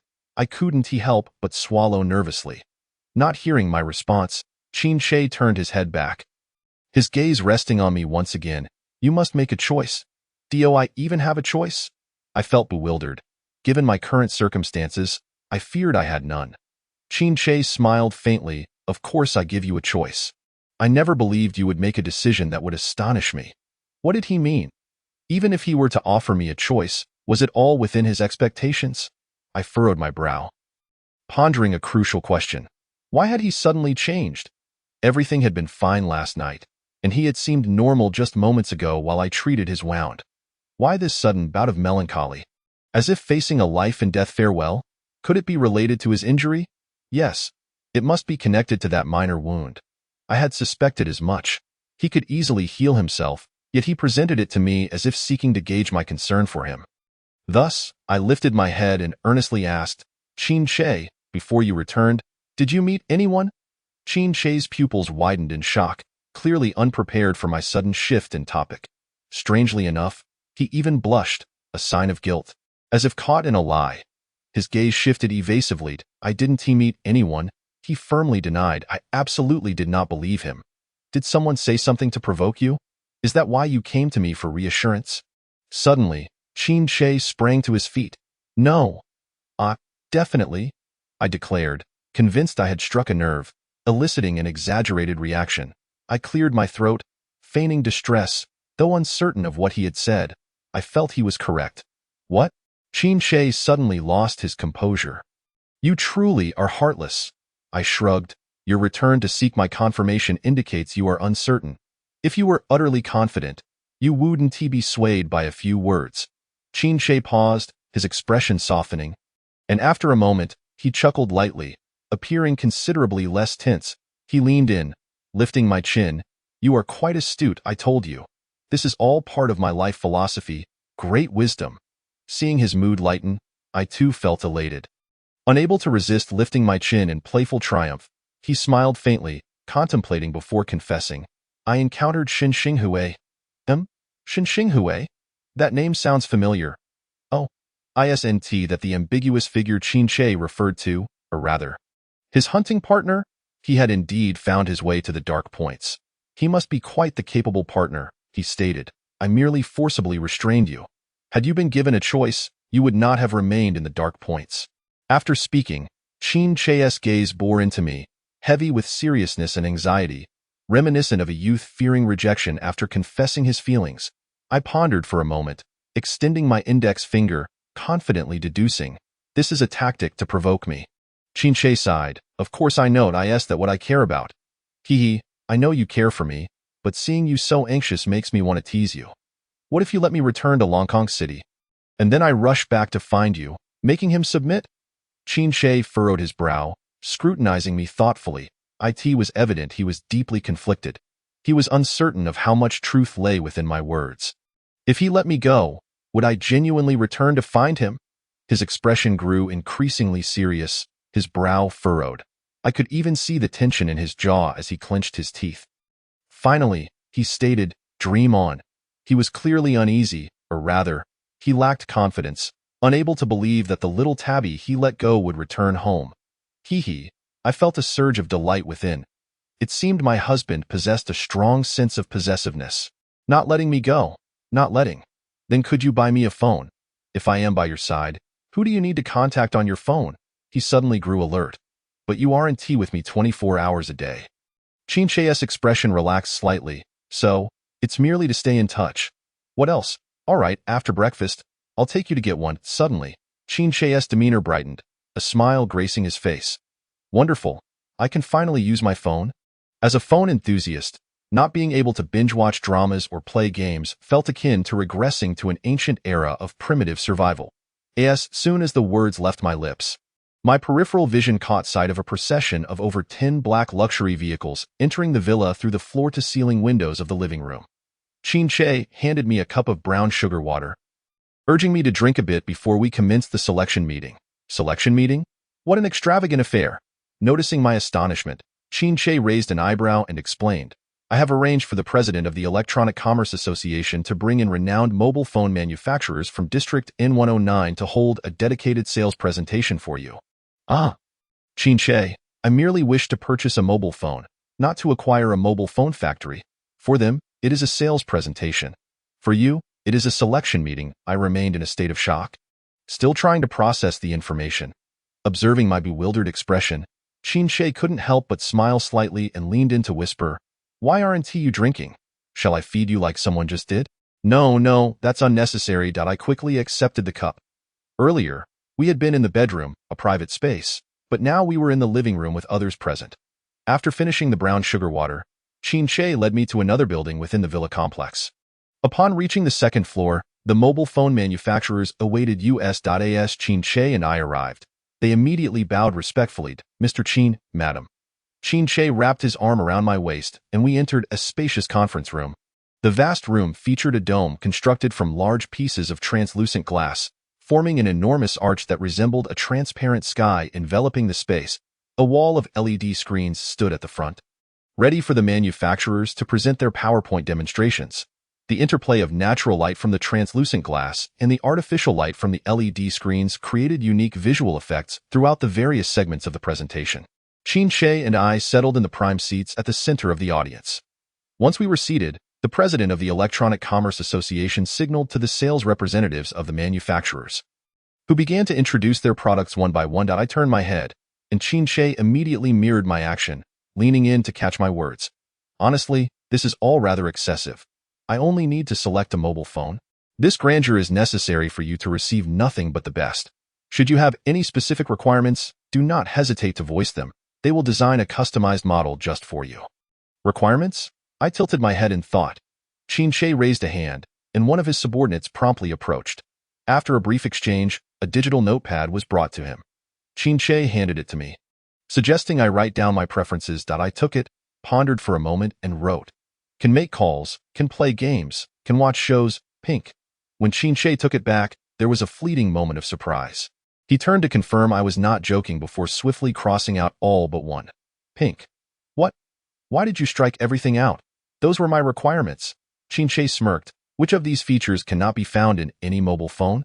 That's true. He sighed softly, indicating that my understanding of high-end mobile functions was lacking. Then allow me to assist you in making a decision. If you find this boring, feel free to rest your head on my shoulder for a bit. That wouldn't be appropriate, would it? The manufacturers are speaking while I nap below. I waved my hands dismissively. No, I'm not tired. I want to listen. Perhaps I might find something of interest. As it turned out, I found nothing of the sort.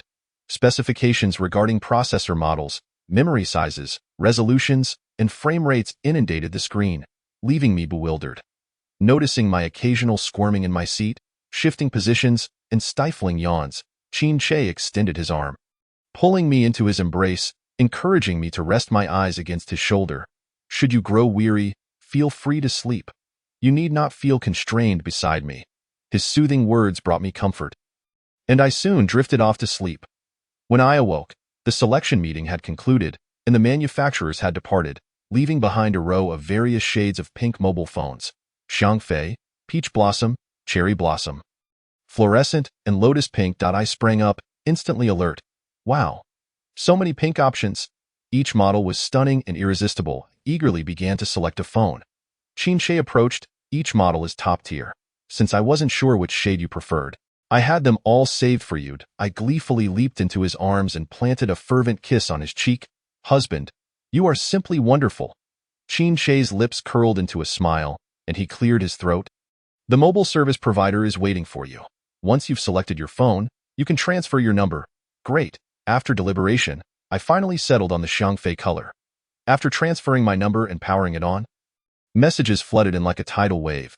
Xinxinghui, partner, you're not coming back today? Chiyu, bodyguard, I've been waiting for you at the hospital for several days. Are you not planning to come see me? Li Shun, remember to take your medication. Don't forget your next appointment. What is all this? I seem to have a harem. I stared in disbelief.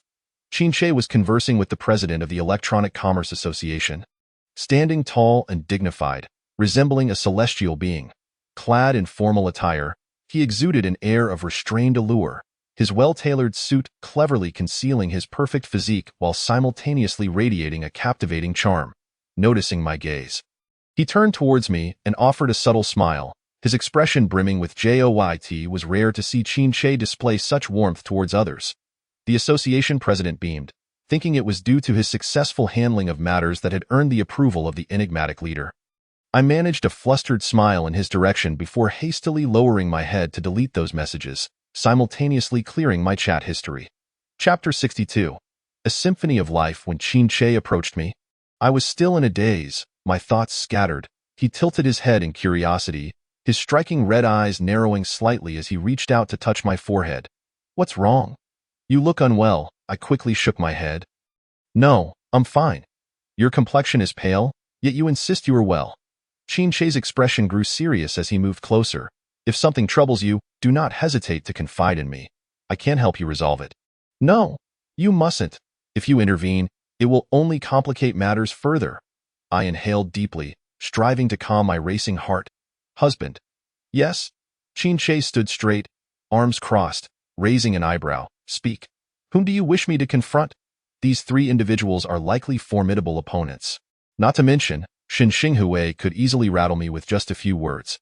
He seems to be quite the eloquent speaker. As for the other two, I have yet to meet them, so I will refrain from commenting." I quickly assessed the situation in my mind and decided to remain passive for the time being. Thus, I donned a bright smile. "I'm just a bit bored. Could you accompany me for a stroll outside?" Qin scrutinized my expression, aware that I was not being entirely truthful, yet he did not press the issue. He nodded. "Was the selection meeting too dull? Very well, let us take a walk." Qin led me to the helipad atop the villa, where a white helicopter awaited us in silence. "Are we going far?" I queried, having assumed we were simply meandering around the villa. "I am taking you to hear a symphony." "A symphony? How elegant." "I fear I might not comprehend it." I felt a wave of awkwardness wash over me, akin to feeling out of place. "What's the matter?" Qin turned back, curious as to why I had suddenly halted in my tracks. I looked up at him, feeling a bit bashful. "I worry I won't understand it." "You will understand. Please, don't have such confidence in me. The pressure is overwhelming." Seeing my continued reluctance, he strode over and effortlessly lifted me into his arms. "Even if you don't understand, it's fine. Just consider it as accompanying me." With his reassuring words, I had no choice but to acquiesce. As the helicopter ascended, departing from the villa's rooftop and heading toward the coastline. The waves gently lapped against the shore below us, creating a rhythmic sound. As Qin piloted the aircraft, he turned to chat with me, his mood seemingly elevated, his smile more frequent than usual. Eventually, we landed on a small island. The beach, like a ribbon of silk, wrapped around the island, while waves ebbed and flowed, creating delightful sounds as they curled into white foam. The island was modest in size, with a structure visible in the center that resembled either a church or a concert hall. Qin took my hand, leading me swiftly to the building, where we were greeted at the entrance. Upon seeing Qin, a long-haired man bowed respectfully. "Mr. Qin, everything has been arranged." "Very well." Upon entering the room, a grand concert hall unfolded before my eyes. The musicians of the symphony orchestra awaited on the performance stage, while the conductor, clad in a tailcoat, stood poised at the center of the stage. What caught my attention even more was the magnificent pipe organ towering above the stage. A sudden wave of dizziness washed over me. This scene felt eerily familiar, as if I had encountered it in a dream. Noticing my peculiar expression, Qin promptly inquired with concern, "What's wrong?" "Here, I feel as though I have seen this place in a dream." I admitted, but in my dream, there weren't so many people, and I was the one playing the organ. Qin offered a faint smile. Remaining silent, he took my hand and led me to our seats in the audience. After the conductor bowed to us, he slowly turned around, his tall figure standing like a stately pine at the center of the stage. Then, with the grace of a magician about to unveil a world of enchantment, he elegantly raised his baton. As the baton ascended, the symphonic music flowed forth like a gentle stream. The resonant melody of the violins emerged first, followed by the deep, rich tones of the violas and cellos, their voices intertwining with the higher notes of the violins like the earth's profound echo. Next came the woodwinds, flutes, brass, and trumpets, each distinct yet flawlessly blended. I had assumed I would be unable to comprehend it. Yet it was only in this immersive experience that I truly grasped the meaning of music knows no borders. My ears greedily captured every note, and my heart soared with the melody, forgetting the clamor and chaos of the world. Suddenly, the entire symphony came to a halt. I was taken aback to see the conductor raising a hand in a gesture inviting the organist to perform. Following his gesture, my gaze fell upon the organist, and to my astonishment, it was Qin Shi. Qin Shi, I gasped, glancing around in disbelief. Hadn't he just been sitting beside me? The seat next to me was now empty. While I was lost in the symphony, Qin Shi had quietly left my side to become part of the orchestra. A wave of inexplicable sweetness surged within me, akin to a boyfriend conspiring with everyone around to orchestrate a proposal. With me being the last to know, yet remaining the undeniable protagonist, I felt an overwhelming sense of joy, tears brimming in my eyes, and instinctively covered my mouth with my hand. Standing beside the towering pipe organ, Qin Shi gracefully drew a circle with his hand, adopting a posture that seemed to say, "Please listen." I nodded through my tears, raising my arm to wave at him, afraid he might not see me. Qin Shi took his place at the organ, and as the soft music began to play, everyone listened intently to the piece, leaving the hall filled solely with the sound of the organ. That melody seemed hauntingly familiar. My fingers involuntarily began to move, awakening the memory within my body. As I played along with Qin Shi's tempo, the music flowing from my fingertips throughout the concert hall, rapid flashes of memories not belonging to me coursed through my mind. Yet I felt a strong, clear understanding that these memories were tied to Qin Shi. He lay beside me, his gentle gaze upon me as I played the organ for him. He held a black mandala, his eyes filled with starlight. Together we stood, surrounded by flames that illuminated the sky. Tears streamed down my face. It was only when Qin Shi returned from the organ to my side, calling out anxiously, "Xiao Lihua, what's wrong? Why are you so sad?" that I embraced him tightly, burying my face in his chest. "Qin Shi," I remembered the black mandala. Chapter 63. Candy-coated bombshell. Qin Shi's anxious expression froze, his beautiful eyes widening slightly, surprise and joy flickering in his crimson gaze before being swiftly replaced by overwhelming grievance. It was as if a wounded boy had wandered alone in the wilderness for ages, finally finding a comforting embrace where he could weep freely. His eyes reddened, his nose tingled, and his throat felt constricted, as if gripped by an unseen force. He held me tightly, burying his face gently in my hair. His voice hoarse as he comforted me, "Don't be sad, don't be sad. I'm here." The musicians of the orchestra departed in an orderly silence, and soon, the concert hall contained only Qin Shi and me. The sound of my sobs echoed through the hall, starkly evident.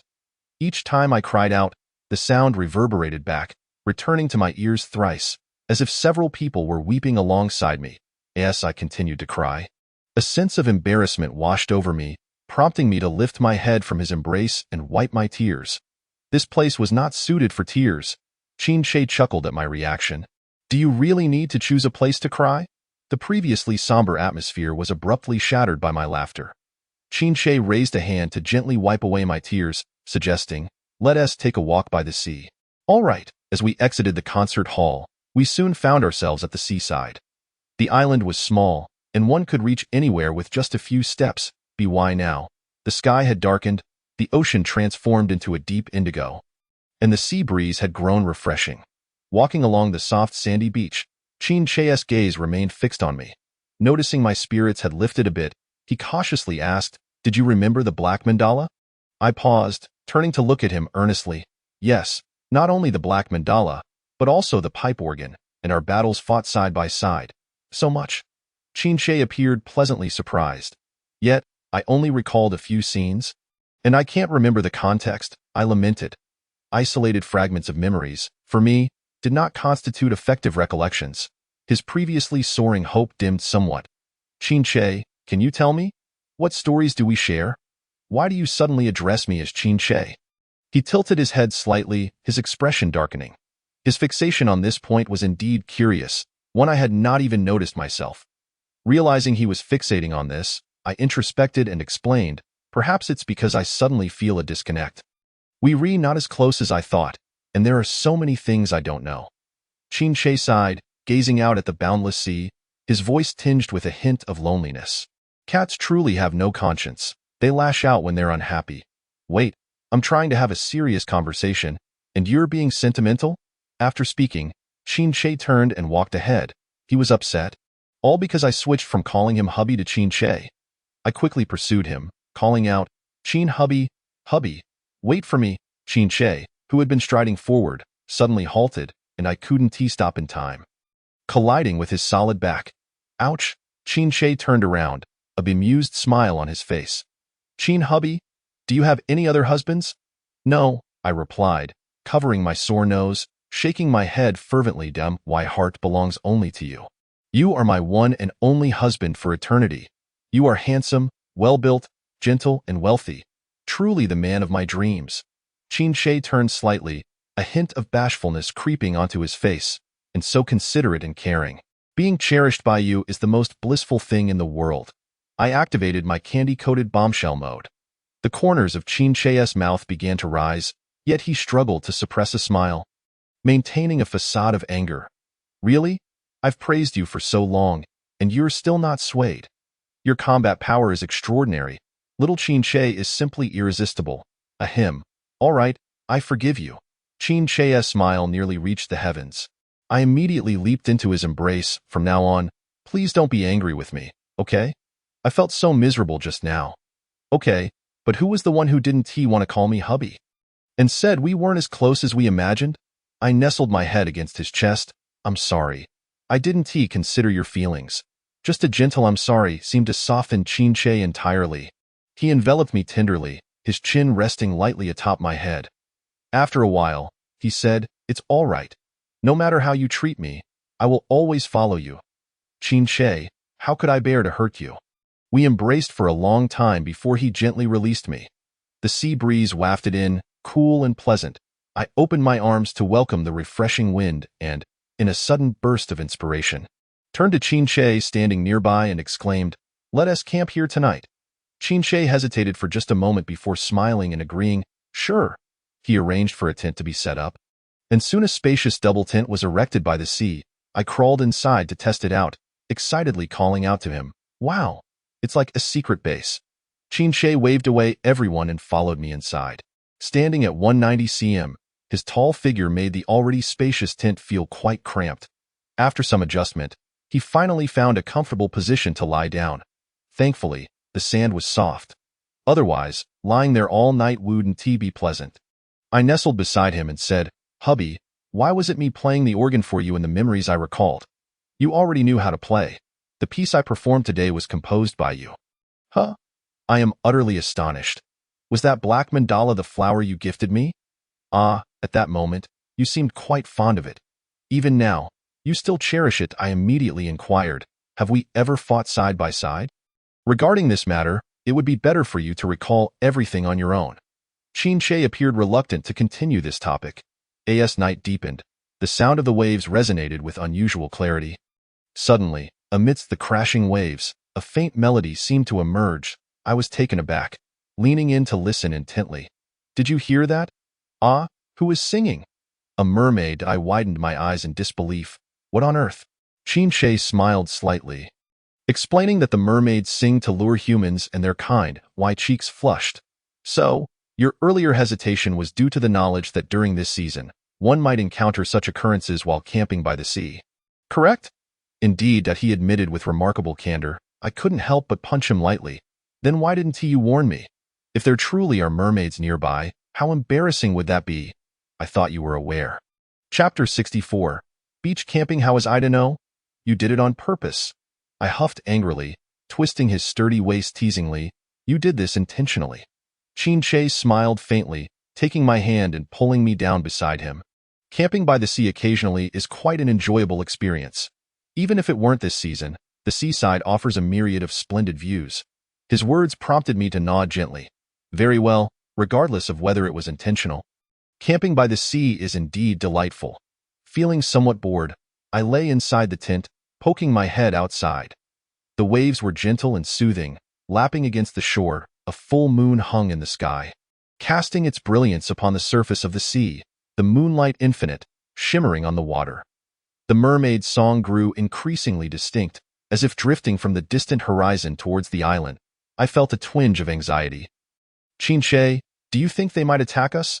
No, during this time of year, they are at their most vulnerable.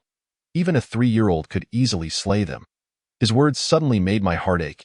If that were the case, why would they risk approaching the shore? Because Qin voice turned husky, my gaze remained fixed on the water, straining to hear the mermaid's song, and after a long silence without hearing Qin response, I turned to look at him. Because what? His hoarse voice came from behind. Because desire compels one to act recklessly. Knowing it could lead to peril, one would still leap into the flames. Suddenly, my phone screen lit up before me, indicating a new message had arrived. Though it was locked, I could still glimpse a brief message summary. Chiyu. Bodyguard miss, I feel dreadful. I think I'm dying. Aren't you coming to see me? My pupils dilated. Qin was right beside me, and I knew he must have seen it too. I heard him snort softly. I felt a surge of tension, swallowing hard. Dear, before I could finish my thought, Qin cut me off. Chiyu, you're not dead, but I feel like I might be killed. Qin leaned down, drawing closer to my ear, his voice laced with jealousy and warning. Bodyguard miss. Who is it that you are meant to protect? I felt on the verge of tears. I haven't even met him. Not having met him, yet he still occupies your thoughts, with Qin consumed by jealousy and the enchanting melody of the mermaids as a backdrop. He resembled a berserker. The waves surged, the song seductive, and the full moon hung high in the sky. The sea appeared as a vast expanse of black satin, tranquil and profound, stretching endlessly into the distance. The bright moon loomed overhead, resembling a flawless jade disk, radiating a cool and gentle glow. My heart was filled with a singular frustration. Why did I whimsically choose to camp by the sea? No, wait. In this predicament, the true culprit is that fellow named Chiyu. I sincerely hope I do not cross paths with you. This grudge between us has been firmly established. Tears welled in my eyes. Qin, I utterly detest you. He smiled faintly. Then may I suggest you remain by my side, hating me? My heart melted into a pool of warmth. Qin, my dear, he is simply lacking in security. I nestled closer into his embrace, reassuring him, fear not, I shall not leave you. Indeed. That night, these words finally allowed the tension in Qin's demeanor to ease. The following day, we awoke close to noon. Emerging from the tent, the sun had already risen high in the sky. Chapter 65. Boxing instruction. Not long after returning to the villa, Qin received a message and stepped out. His stamina was truly remarkable. After a night of exertion, he continued to work tirelessly. Meanwhile, I felt utterly exhausted, collapsing onto the bed for a deep slumber. Perhaps due to the weakness from my menstrual period, I spent the next few days in a state of lethargy, sleeping more than I was awake. By the third day, I finally regained my vitality, feeling as if I had come back to life. Mephistopheles remained stationed by the window, and upon noticing my awakening, greeted me enthusiastically. Hunter miss, hello. I waved at it, no longer expecting any useful information from its beak. To my surprise, it began chattering away. The boss has been dealing with matters over in Covey these past few days. If all goes well, he should be back today. Who is Covey? A drug dealer. Qin's business primarily in that realm. The boss's dealings are vast. This is merely one aspect. Hunter miss, it seems your understanding of the boss is still quite insufficient. Why has this bird suddenly become so irksome? My expression darkened. Very well then, kneel in peace. Mephistopheles flitted away, feeling sticky all over, coupled with the lethargy from my menstrual cycle. I decided to take a shower to rid myself of fatigue and grime. After showering and eating, Qin still hadn't returned. As a hunter, my body, accustomed to regular exercise, felt increasingly uncomfortable after days of inactivity. While wandering around the villa, I stumbled upon a delightful discovery. In the villa area, there was a building dedicated to entertainment, featuring a small cinema, a gym, KTV, a game room, a boxing ring, and even a swimming pool. Not only do I lack knowledge about Qin, but I also know far too little about this villa area in the dark. What have I been doing each day, aside from indulging in Qin? After several days without exercise, my body was clamoring for activity. Upon spotting the boxing ring, I could hardly contain my excitement, eager to engage in physical training. I must train daily. I cannot allow my reflexes to dull. After all, I am a hunter destined to battle the rogue beings. The boxing ring was empty, and after donning my gear, I began pounding the heavy bag, quickly breaking into a sweat. The heavy bag's sluggish response left me feeling unsatisfied, and I couldn't help but murmur, "If only I could spar with someone so." "You are here." A familiar voice came from behind me. I turned to see Qin approaching with a beaming smile. After several days apart, my heart swelled with longing, and upon seeing him, I was overwhelmed with joy. I immediately leaped into his arms. "Dear, you're finally back. I've missed you so much." Qin embraced me tightly, burying his head in my neck. Inhaling my scent deeply. "I've missed you too. After returning and not seeing you, I searched everywhere for you. I didn't expect to find you here playing alone." Hearing this, I recalled my earlier bout with the heavy bag. Now that my dear has arrived, I no longer need to monotonously strike the bag. I promptly straightened up. "Dear, do you know how to box?" Qin raised an eyebrow. "Do you know how to box?" "I have a basic understanding." "Then perhaps we could spar a bit." Qin smiled slyly. We ascended to the boxing ring, and unlike my tense demeanor, Qin appeared remarkably relaxed. Seeing me resemble a wary kitten, he chuckled softly, slightly lifting his chin. "Relax, we are not truly competing in a boxing match." As he spoke, he deftly began wrapping his hands in boxing tape. I remained alert, insisting, "Don't go easy on me. I am quite formidable." Qin couldn't help but smile, beckoning me with a finger, a look of bring it on in his eyes. "I shall await your challenge." Though we called it sparring, Qin primarily played defensively. Even so, his speed and reflexes rivaled those of professional fighters. I quickly became winded, exasperated that I couldn't land a hit my damage to Qin. Zeroed. Qin's defense against me. 100. Seeing my frustrated expression, Qin smiled gently.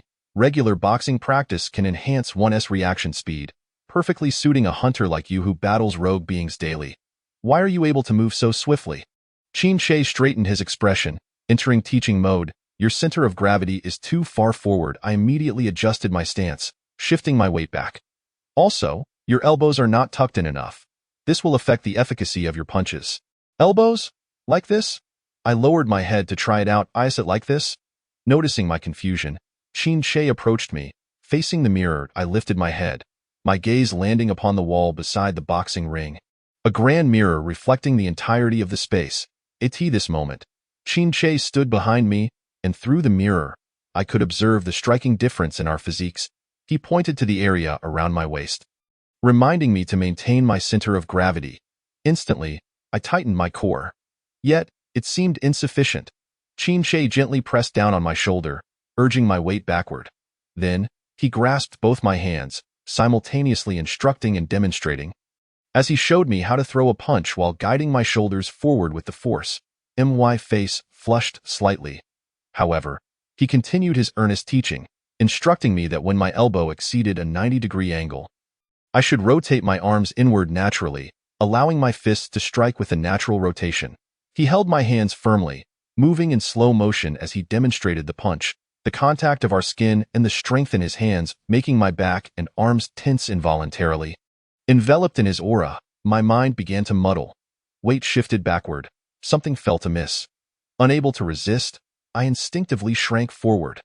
Qin pressed down on my shoulder, preventing me from moving ahead, his voice low and serious, reminding me to keep my center of gravity back. I couldn't. My face burned with embarrassment, my ears aflame.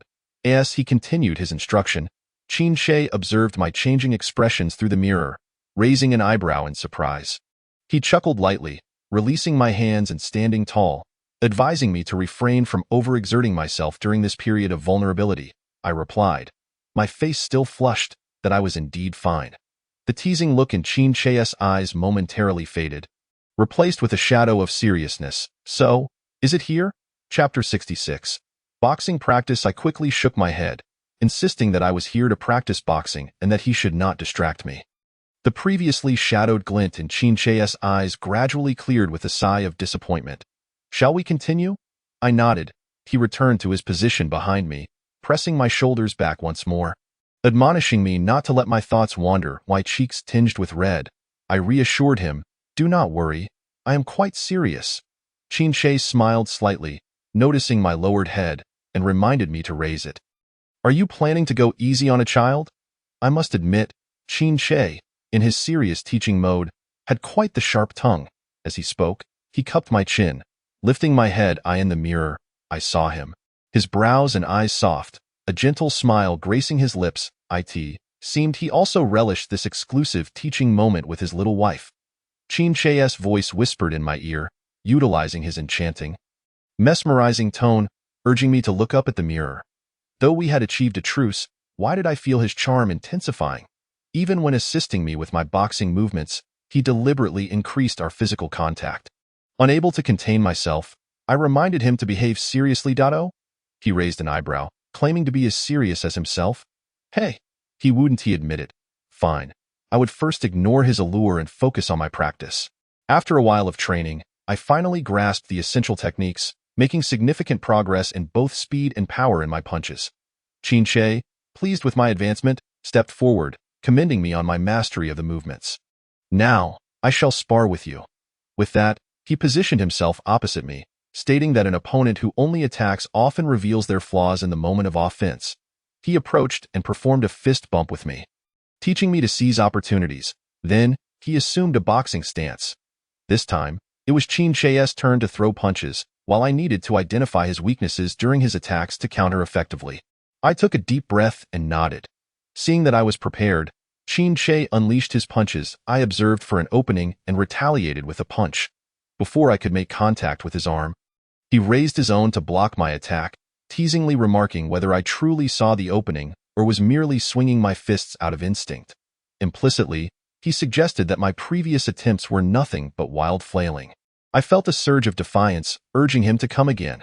Qin Shi smiled slightly, seemingly amused by my tenacity.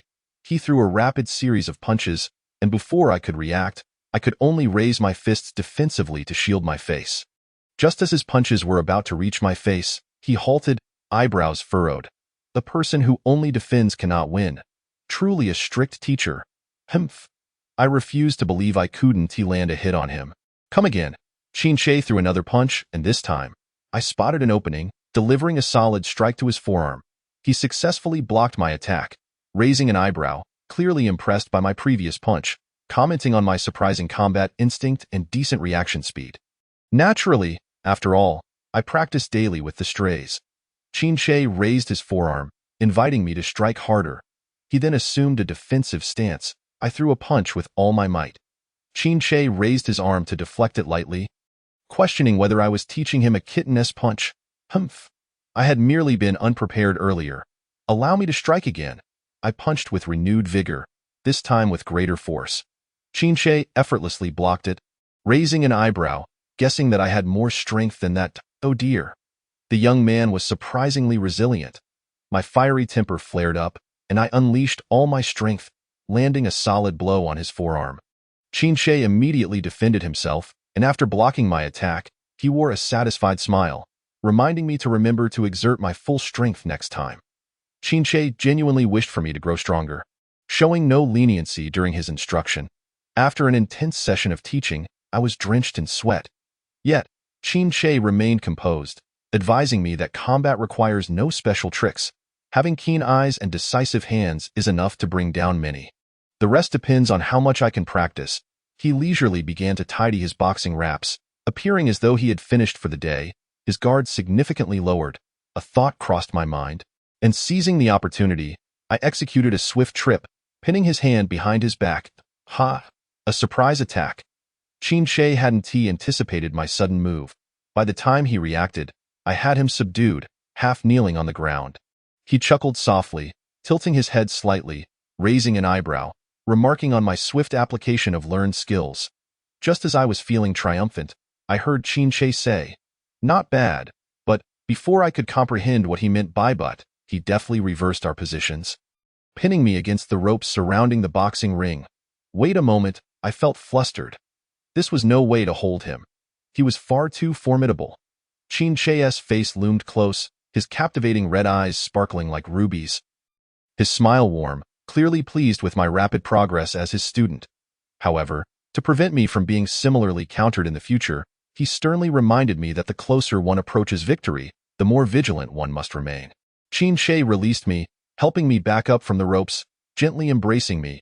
At that moment, today's boxing practice had come to a complete end. The serious teaching demeanor he had maintained relaxed. Replaced with a hint of post-practice intimacy, my little Tabby truly had a gift. You also possess a talent for teaching. I looked up at him, my eyes sparkling with admiration. Me? A teacher? He seemed to drift into thought. As if pondering something significant, a smile curving at the corners of his mouth, contingent upon who I would teach. After speaking, he raised a finger to gently stroke my petite nose, his voice low and intimate. Inquiring what I would teach. His gaze was intense, burning with an almost palpable heat. I couldn't help but blush, lowering my head shyly, unable to meet his eyes. Chapter 67. A new habit born from you. The brief separation felt like a honeymoon. And Qin Shi scored a perfect 100. I lay exhausted on his double door, lamenting that even a well-fed man can feel hunger. At this moment, I could consume 2 entire cows. Husband, I am so hungry. My words came out soft and feeble, lacking any strength. Qin Shi's eyes brightened, asking, would you like more? No. Is your mind filled only with frivolous thoughts? My body is full, but my stomach is empty. I hastily clarified his misunderstanding. Very well, I shall take you to eat immediately. In the 5-star restaurant. The chef respectfully presented the menu. Mr. Qin, today's main courses include lobster, salmon, and steak. May I inquire what you and your wife would prefer? Qin Shi's gaze fell upon me, asking what I wished to eat. Just hearing the chef list the dishes made my mouth water uncontrollably. I was simply too hungry. At this moment, don't ask me what I want. I want everything. Anticipating that my hunger had turned my eyes green, Qin Shi didn't wait for my response, folding the menu and handing it back to the chef, instructing him to bring one of each. Qin Shi, you truly understand me? Ah, I adore this unspoken camaraderie. Very well, Mr. Qin. Are there any desserts? Qin Shi inquired. We have red wine ice cream, vanilla cheesecake pudding, and almond cake with grapefruit sorbet. After the chef finished presenting the options, Qin Shi's gaze returned to me. I felt somewhat torn. They all sounded delectable. Which one to choose? With a gentle smile, Qin Shi made the decision for me, stating that we should have one of each. No, too many desserts will make one gain weight. I immediately objected. Qin Shi lightly waved his hand, dismissing the chef, who nodded and retreated, still adhering to his earlier instructions to bring one of each. You need not finish every dessert. I'll take care of the leftovers. Oh my! I indulge in the tender sweetness of strawberries, while he delights in their lusciousness. Qin Shi, do not pamper too much. I find myself blushing sweetly, too shy to meet his gaze. Does the enigmatic leader also partake in desserts? He once abstained, but now he indulges. He leans closer, his fingers gently lifting my chin, stating, many of my new habits have been cultivated by you. Then you too must mirror my inclinations, craving sweetness after savoring the savory, and vice versa. Qin Shi raises an eyebrow, likening it to a hamster's eating frequency. I am no mere hamster. While hamsters may incessantly nibble, their manner of eating remains monotonous. You, however, relish diverse delicacies, your expressions shifting accordingly. Qin Shi's observation sends a flutter through my heart. He perceives me with such meticulous attention. How do you observe so keenly? It is my daily routine, taking 10 steps for every single one, perceiving details that elude the average observer. Qin Shi speaks of it with such nonchalance, as though it were nothing extraordinary. Yet, from his unassuming words, I discern the weight of his endeavors.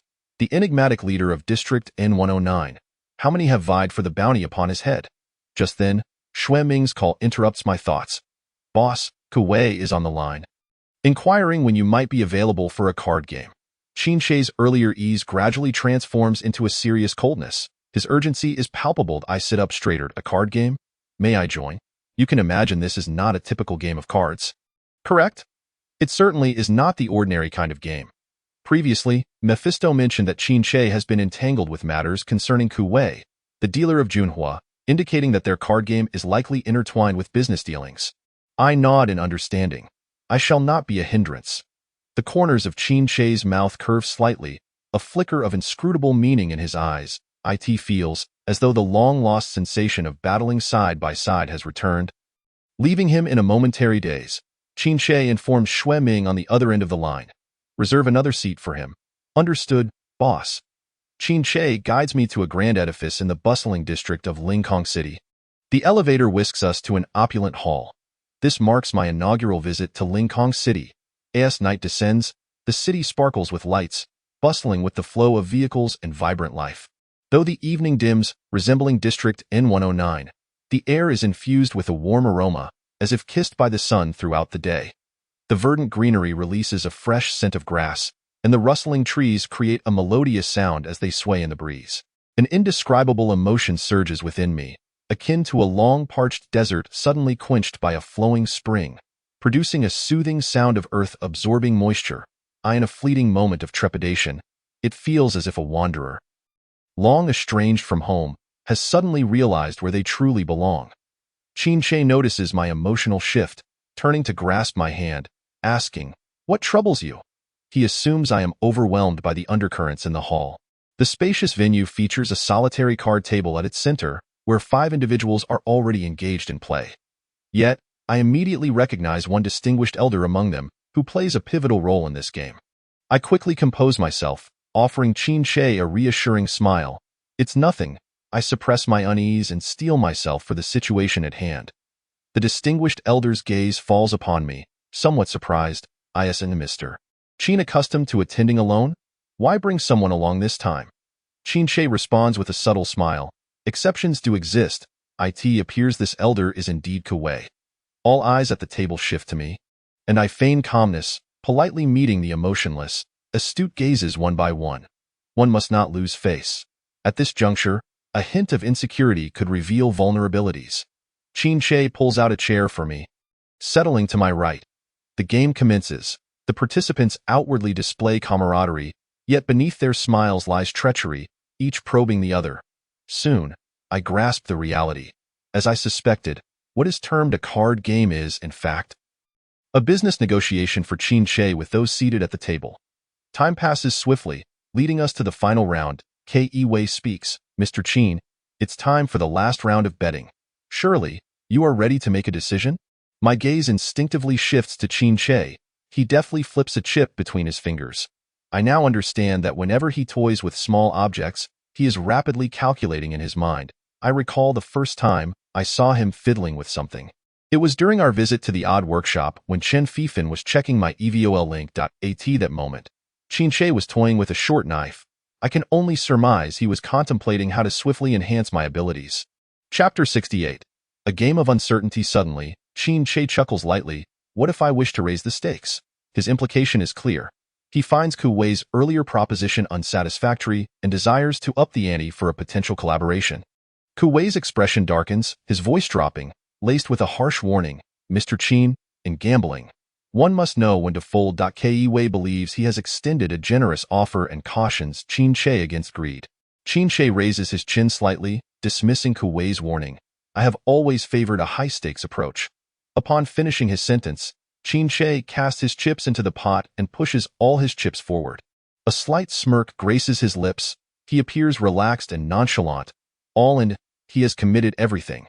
Truly a gamble, where one hand decides the outcome. Kuwei's demeanor shifts to one of ominous intensity as he subtly raises his hand on the table.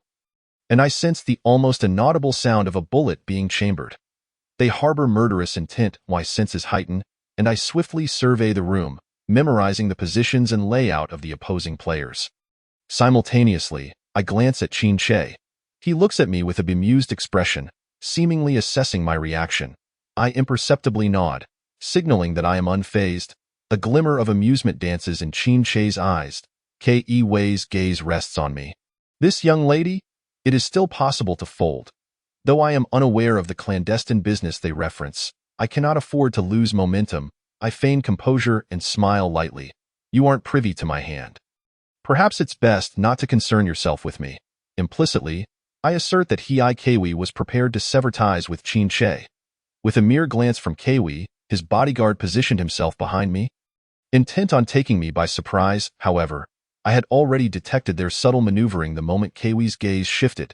As soon as his bodyguard made a slight movement, I swiftly leaned back in my chair, colliding with him while simultaneously delivering a flurry of punches. The bodyguard fell to the ground, and I seized the handgun he had been concealing. The entire sequence unfolded in the blink of an eye. By the time Kiwi realized what was happening, his man was already subdued by my hand. In mere moments, I had disassembled the magazine, the bullets cascading onto the carpet like scattered jewels. Kiwi was taken aback, clearly unprepared for my agility. The practiced way I discarded the bullets conveyed to him that I was no ordinary girl.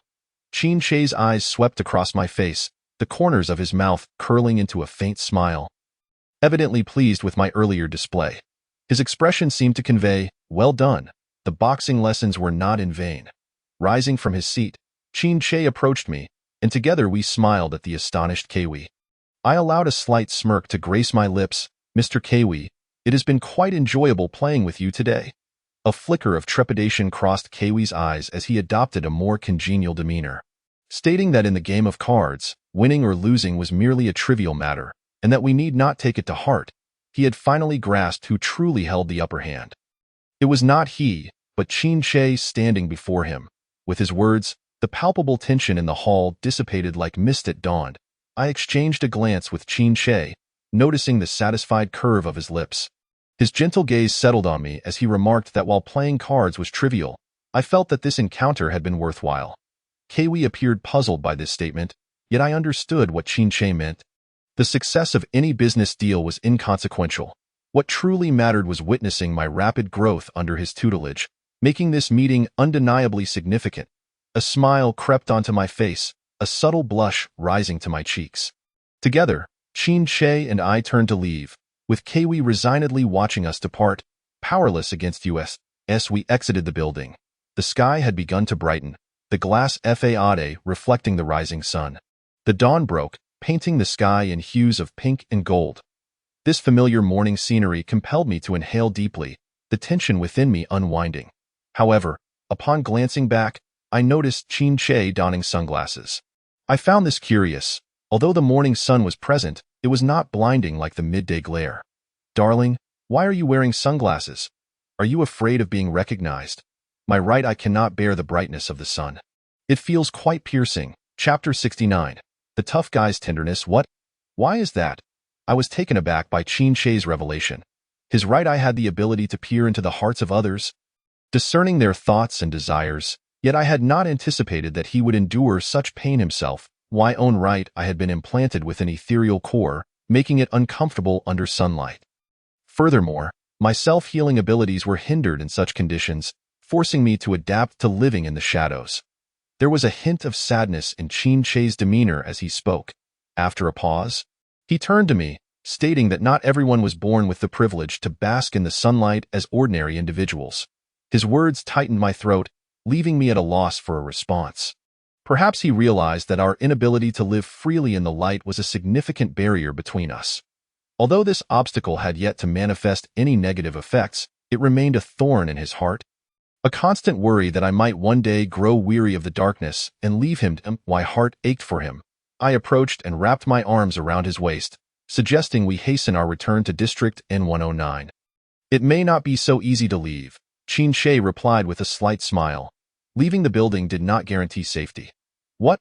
My previously relaxed nerves tensed once more. It seemed I had been too naive. Believing that exiting the hall equated to safety, I soon discovered that danger still loomed, even beyond the building's confines. At 10 o'clock, 6 o'clock, and 3 o'clock, we have Kiwi's men tailing us. Chin Che spoke with a casualness that belied the gravity of the situation. As if discussing the weather. And there are snipers on the roof, flanking us on both sides. They've even deployed snipers. "Kiwi, are you so afraid we won't die?" It appeared that Kiwi had allowed us to leave the hall not out of a sense of helplessness, but rather a belief that even if we managed to escape the building, we would not get far. Noticing my anxiety, Chin Che lightened the mood with a jest. "How does it feel to have so many people lurking in the shadows as you greet a new day?" His expression was devoid of urgency, embodying a calmness that resembled a routine morning greeting. His demeanor helped to soothe my racing heart, prompting me to respond in kind. "It feels more dangerous than a movie." I had only ever witnessed such gang confrontations on screen. Had I not been transported to this extraordinary world, I would never have dared to imagine associating with someone like Chin Che. Encountering him on the street would have compelled me to bow in deference. Ahead, a breakfast cart ambled past, and Qin suddenly smiled. "Are you hungry? With so many eyes on us, you still think of breakfast?" I marveled at his composure. He raised an eyebrow. "With your psychological resilience at the card table, this should be a minor concern, right?" He had a point. We were under scrutiny, yet Qin was right by my side. I relaxed slightly, realizing I was indeed hungry. The tension from the night had left me famished. We settled on a bench beneath a tree and shared sandwiches. The morning sunlight filtered through the leaves, casting warm, dappled shadows that danced with the breeze, reminiscent of a scene from a comic book. Dew clung to the blades of grass, glistening like diamonds. The flowers on the branches released a delicate fragrance, and birds perched nearby, preening their feathers. As they took flight, they dislodged a few petals. The tranquility and beauty of the moment felt almost surreal. As I munched on my sandwich, I engaged in light conversation with Qin. While I relished the morning's serenity, I couldn't shake the feeling that the individual who had pretended to jog past us earlier was also watching us. "Good eye," Qin praised. "Their gaze is practically glued to you. But their focus isn't solely on you. After all, you were the one who triumphed in the bidding." "Bidding? What bidding?" I was taken aback, realizing the gravity of the situation. Though I understood that winning against Kiwi at the card table had thwarted his plans, I had assumed it merely secured an opportunity for Qin and me to conduct business. "What? Have we reached the bidding stage?" I mused, realizing that my ignorance could be perilous, a new type of weapon. "What?" This was beyond my comprehension. I imagined I must have looked utterly bewildered at that moment. Qin chuckled softly, leaning down to ruffle my hair. "You displayed remarkable speed and ferocity in your punches. You clearly did not regard those present as threats. They sought my life. How could I afford to be slow? Had I hesitated even a moment, Kiwi's bodyguard would have throttled me. I doubt I would have survived to chat with you here." Speaking of punches, I seized the opportunity to compliment my dedicated teacher. "According to your guidance, my punching speed has indeed improved significantly." Qin smiled subtly. "To learn so quickly after just one practice session? You must have been quite popular at the Hunter Academy." "That I cannot say. Right now, all I desire is to earn your approval." Just then, a scruffy black stray cat approached, drawn by the scent of our food. Peering curiously from beside the bench, to my astonishment, Qin knelt down to play with the cat. My mouth fell open in surprise. The notorious leader of the underworld displayed such a tender side. "Do you like cats?" I asked, intrigued. Qin turned to me, but before he could respond, the black cat swiped at him with its paw. "Ouch," he recoiled, standing abruptly, exuding an aura of danger that startled the little creature. I quickly cautioned him, "You shouldn't touch stray cats. They are quite wary and the outside world poses many dangers. It's not the cat's fault. If only it had a warm and secure home, it would certainly prefer to roll over and sleep soundly." Seeing the seriousness on Qin's face, I tentatively inquired, "You aren't angry at the cat, are you?" "It was merely acting in self-defense." Qin turned to me, a slight smile gracing his lips. "Is this a mutual understanding among cats? I am not a stray cat." Upon saying this, he strode purposefully to the breakfast cart. "Excuse me, do you have any fish treats?" "Fish treats? No, but we have canned tuna. I'll take it all." Qin arranged a row of tuna cans on the ground, and soon the little black cat summoned several of its stray companions to share the feast. Qin watched the gathering of cats devouring their meal with a rare softness on his face. I joked, "If your enemies were to witness this side of you, they would surely be taken aback." Qin arched an eyebrow. "They might wish to reincarnate as animals to avoid facing me in the next life." The morning sunlight cascaded upon his strikingly handsome visage, dazzling to the extent that one could scarcely avert their gaze. Beneath the hardened exterior, Qin possessed a tender side, embodying the essence of a fierce heart, delicately savoring the rose. In Chapter 70, the sleepy face becomes a painting.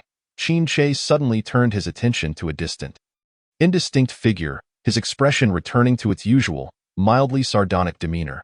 Compared to those who overestimated themselves, small creatures were infinitely more endearing. I observed those individuals drawing near, concealed by the trees and brush within the park. Converging upon us with a menacing intent, I couldn't help but furrow my brow. Clearly, they aimed to encircle the park, leaving no escape. Qin let out a light snort, indicating that it would be an opportunity to ensnare them all at once. Huh? There are only two of us. How can we possibly capture so many? Unless we resort to explosives, I quickly interjected, wait, there must be ordinary citizens in this park. It would be best not to resort to violence here. Innocent bystanders could suffer, and that would be a grave sin. Qin turned his head to glance at me, a hint of amusement gracing his lips, as if to say, truly, the guardian of Linkhong City. The righteous huntress. I was merely concerned that if the situation escalated, it wouldn't just be Kuwei's men pursuing us. The official forces of Linkhong City would also join the hunt. Go this? Qin scoffed. I've long been at the top of your Hunter Association's most wanted list. What did he mean by that? He seemed unfazed by the potential for escalation, while I, apprehensive, merely sought to ensure my own safety. After all, he was already the leader of the wanted criminals, while I was merely the righteous huntress. I hurriedly grasped his hand, affirming my stance. Despite the danger he posed, I would hold on to him tightly. Qin's crimson gaze fell upon me, and his previously unruly demeanor softened with tenderness. He chuckled softly, "Little Tabby, you truly have a bold spirit." With that, he tossed me a motorcycle helmet. After donning the helmet, Qin pulled me onto the motorcycle, guiding my hands to wrap around his waist. I held on tightly. A smile danced on my lips as I obediently leaned closer, pressing against his lower back. Qin turned his head, stating, with ambushes ahead and pursuers behind, "You needn't plant 2 more explosives on me." "Heh, that was intentional," I replied, teasingly. "These small fry pose no threat to you. You can consider these 2 explosives as mere cushions." Qin's face flushed, yet he played along. Fair enough. The motorcycle sped away from all those attempting to follow, the wind rushing past us, creating an illusion that only our bodies, intertwined, were truly real. Upon returning to the hideout, I eagerly dashed into the bedroom, collapsing onto the bed in a starfish position. I'm utterly exhausted. After finishing the fight, enduring a flurry of activity, and then following Qin to raid Kuwei's territory, I could hardly bear it any longer. Qin entered with a beaming smile, gently patting my back. "Eat something before you sleep." I shook my head. "I'm not starving. I'm simply very tired. I just want to take a quick nap." After saying this, I turned to the invigorated Qin. "Aren't you tired?" Despite engaging in continuous activity and even being the primary force during physically demanding tasks, he appeared endlessly energetic. I swiftly buried my face in the blankets.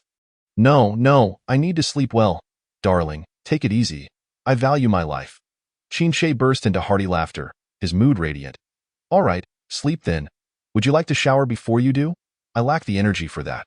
At this moment, I simply wished to drift into slumber. The drowsiness was beckoning me. "I can help you wash," he offered that I declined, jokingly. "Letting you assist with that means I wouldn't get any sleep." Qin sighed regretfully. "Fine, sleep well, little Tabby." With that, his kiss brushed gently against my shoulder and my eyes had grown so heavy that I could barely keep them open. "Goodbye, darling." Soon, I succumbed to sleep. In my dreams, I beheld Qin seated beside an organ, delicately playing melodies for me, surrounded by fervently blooming black mandalas. As the notes flowed, the petals of the mandalas wilted, drifting skyward like ashes after a fire. I gazed upward at the petals soaring away, curiously inquiring of Qin, "Why are they floating away?" His fingers paused, the flowing music abruptly halted, and his voice bore a hint of melancholy. "Perhaps they do not belong here." Startled, I opened my eyes. Qin sat at the foot of the bed, one hand gripping a paintbrush while the other steadied the easel, deftly sketching something. Upon noticing my awakening, his movements continued unabated, a tender smile curving his lips. "Awake?" As I focused on Qin's attire, my pupils dilated in surprise, then widened in shock. And nice.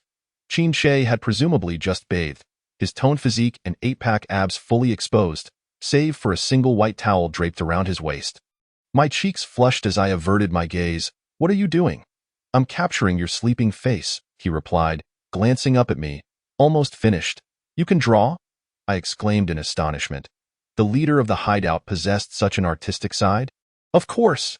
Qin proudly lifted his chin. "Your cat-like visage could be sketched in a few swift strokes." I leaned closer, observing his sketchpad, which depicted me in slumber. In the drawing, my fair, gentle face resembled delicate jade. illuminated by soft light, my long lashes gently resting, casting faint shadows like gentle feathers. My elegantly sculpted nose complemented slightly parted lips, which were as tender as flower petals. A cascade of long hair framed my face, spilling onto the pillow like seaweed unfurling by the bedside. My alabaster neck arched gracefully, while my slender fingers rested lightly beside my head, glimmering softly. I couldn't help but exclaim, "It's breathtaking." Qin lips curled.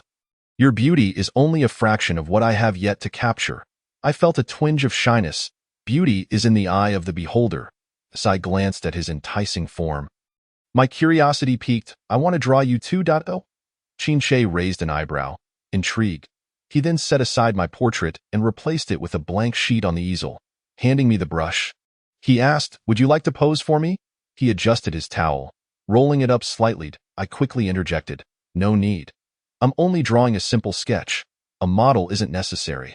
With that, I swiftly drew a figure with horns atop its head and a tail behind, resembling Qin. Done. Qin leaned closer, his lips twitching. "Is this me? Oh, wait. I'm missing a crucial detail." I added a few strokes to the figure. The proud display is unmistakable. Chapter 71. Alone with worries, Qin face flushed crimson as he snatched the sketchpad from me, swiftly altering the details I had added to depict a towel wrapped around the figure's waist. I was taken aback. "Qin, you've obscured my masterpiece," I protested. "Oh no, I can't see it anymore." Qin tucked the sketchpad away, his voice low and husky. "If you wish to see, isn't this before you?" I lifted my gaze to meet the intense heat in his eyes, unable to suppress a gulp. "Have you rested well?" he inquired. I replied, confused. "Are you hungry?" As the storm subsided, I leaned against the double doors, contentedly humming, "Darling, I'm feeling sleepy again." I yawned. Qin looked puzzled for a moment, then suddenly, a hint of surprise mingled with concern crossed his features. "Have you been unusually drowsy lately?" I pondered for a moment. "Not particularly drowsy. I simply haven't been resting well. Being captured and trained daily can certainly be tiring." However, Qin couldn't remain calm. He immediately called for a personal doctor to examine me. The doctor arrived promptly, and after conducting the examination, requested to speak with Qin privately. After sending the doctor away, Qin returned, his expression oddly somber. I sensed an oppressive sorrow enveloping him. "What happened? What did the doctor say?" I asked urgently. Qin did not answer my question. Instead, he stepped forward to embrace me, pressing me onto the bed, burying his face in my neck. "Little Tabby," he murmured, his voice thick with emotion. "I'm here," I replied. He nuzzled against me, as if seeking comfort. My heart tightened with anxiety. "Qin, what's wrong? If something is troubling you, please don't hide it from me." He hesitated, seemingly wrestling with his thoughts. Ultimately opting for silence, he merely sighed softly. "My little Tabby." I stared wide-eyed into the void above, my mind racing. Am I gravely ill? At first, when Qin joyfully called the doctor, he likely believed my drowsiness was a sign of pregnancy. The very notion filled me with dread. While Qin was undoubtedly delightful, I had no desire to be an early mother. It now seems that being pregnant would be preferable. I must have contracted some incurable disease. And Qin is reluctant to tell me, fearing that I might not be able to bear the truth. He holds me close, remaining silent, even when I deliberately provoke him. He merely gazes at me with a sorrowful expression. The following day, Qin took me to the strange workshop, where Fan conducted a comprehensive examination with his diagnostic instruments. Strangely, they communicated behind my back, leaving me utterly unaware of what was transpiring. At last, seizing the opportunity while Qin was on the phone, I took hold of Fan and asked, "Professor Chen, have I contracted some terminal illness?" "Ah? Not at all." Hearing his reply, I felt a wave of relief wash over me. Yet I immediately inquired with curiosity, "Then why are you both acting so mysteriously, as if there's something you're hiding from me?" A hint of difficulty crossed Fan's face. "Miss Hunter, I cannot disclose that. If Mr. Qin deems the time appropriate, he will tell you himself. Oh, come on. Have you people in Zone N109 had your mouths waxed shut? Will telling me really lead to your demise?" It seems that to unravel this mystery, I must turn to Qin for answers. Upon returning from his call, Qin Che merely cast a glance at my expression and immediately discerned that Chen Fei Fan had divulged something to me. He shot a sharp look at Chen Fei Fan, who, startled, quickly explained, "Mr. Qin, Miss Hunter was worried she had a terminal illness, and I just reassured her that it was not the case." He did not elaborate further, but his expression clearly conveyed. I did not reveal anything else. Qin Che's demeanor softened as he turned to beckon me, "Come along." After leaving the strange workshop, I took my place on the back seat of Qin Che's motorcycle but hesitated to wrap my arms around his waist. He turned his head, waiting for me, and embraced me. No. I took a deep breath and asked him, "Qin Che, what exactly are you concealing from me? Is there something wrong with my health?" He paused, his voice suddenly laden with sorrow. "Little Tabby, trust me, will you? I would never harm you. Just give me a few more days, and I will find a solution." A chill ran through me. It appeared that something was indeed amiss with my health, and Qin Che was desperately seeking a remedy. Seeing his eagerness to find a solution while sparing me any distress warmed my heart. With a husband like this, what more could one desire? I leaned in and embraced his waist, pressing my face against his back. "Darling, I am not a porcelain doll. I am not that fragile. Whatever it is, you do not have to bear it alone. I can share the burden with you." Qin Che raised his hand, gently patting my hands and circling his waist, yet his words carried an undeniable tone. If he cannot even protect his own woman, what is he doing as the leader of the dark faction? The motorcycle sped along the city streets, the scenery rushing past us, my hair flying in the wind, mirroring my tumultuous emotions. Upon returning to the dark faction's headquarters, Qin Che instructed his subordinates to take good care of me before stepping out. He did not reveal his destination, but I knew it was undoubtedly related to my situation. Mephisto fluttered down to the windowsill, clutching a shimmering gem in his beak. "Miss Hunter, greetings." Whenever Qin Che was absent, he would keep me company. I lifted my hand, and Mephisto flew over to perch on my arm, placing the sparkling gem in my palm. "Where did you get this gem?" I inquired. "From the boss's storeroom. He said that seeing these should lift the mood of Miss Hunter." "Do you know where he has gone?" "I do." Initially, I had not expected much from this question, but upon hearing Mephisto's affirmative response, I sat up straight. "Quickly, tell me." "I cannot say," Mephisto replied. "You can?" I insisted. "Miss Hunter, you mustn't shake me any further," Mephisto said, taking a couple of wary steps away from me. "You don't have to tell me directly. I will ask, and you only need to answer yes or no." I coaxed him gently. "Miss Hunter, my intelligence system is AI. So, in a sense, I am not a foolish bird. I am even smarter than you ordinary humans." Chapter 72. Treating gunshot wounds all right. I was presumptuous in underestimating your intelligence. It seemed that extracting information from Mephisto was futile. I couldn't help but feel a twinge of disappointment. Sighing with a melancholic tone, "Mephisto, my health must be in serious jeopardy. Otherwise, Qin Che wouldn't be in such a state of distress. It's not a major issue." Qin Che has called a doctor and sought out Professor Chen Fei Fan at the strange workshop. If they are unable to help, isn't that a significant problem? It's not that they cannot solve it. It is simply that the boss is unwilling to let go. My heart skipped a beat, as if I had stumbled upon a game bug. With Mephisto, when conversing directly, he was on high alert, yet when I spoke to myself, he instantly transformed into a chatty companion. Oh dear. I feigned a dramatic sigh. Contemplating giving up if it cannot be treated, so be it can be cured. How? Just bask in the sun. Aha! I see. Realization dawned upon me, and Mephisto belatedly recognized his slip of the tongue. He quickly raised both wings to cover his mouth. Exclaiming, "Oh no!" I abruptly stood up. "Where is my husband?" "Qin Che, that rascal. He fears losing me and is desperately trying to keep me by his side." Ion Zone in 109. Devoid of sunlight, he is striving to keep his little wife close. Mephisto trembled. "Miss Hunter, my life is forfeit. Fear not, dear. I will protect you. However, you must now take me to find Qin Che." Though my surprise, Qin Che was in Lingkong City. When I found him, he was sitting by a fountain, wearing sunglasses and idly playing with a silver coin. Upon seeing me, he smiled and rose, opening his arms in a gesture that begged for a hug. I feigned annoyance and pushed him away. "Why didn't you tell me the truth? If there are difficulties, we can find a way together.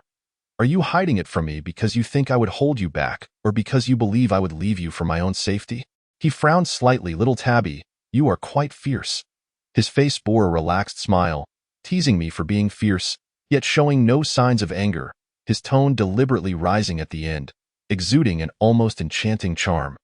Lowering my gaze, I noticed the blood staining his shirt. "Qin, you are hurt. Call me darling, darling. What happened to you?"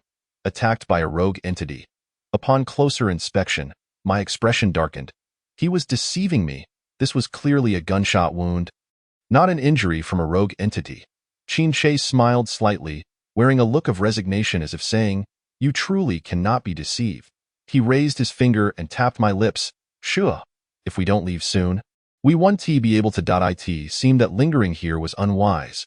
I chose not to say more, quickly assisting Qin as we made our way into a narrow alley. After entering the alley, we turned left and right, and I soon lost my sense of direction. His blood continued to flow, filling me with both concern and urgency. "Darling, how are you feeling? Where are we headed? Are we going to find a private doctor?" "Don't worry, I won TDIE.as." I supported Qin waist. I attempted to apply pressure to his bleeding wound. "Lower your body." I struggled to help him. Qin complied, bending down, but he was too tall. Maintaining this position made it difficult for me to move forward. Yet Qin seemed quite pleased with my efforts. "What is going on? Why does your wound keep bleeding? Can't you heal yourself?" "The sun is too strong.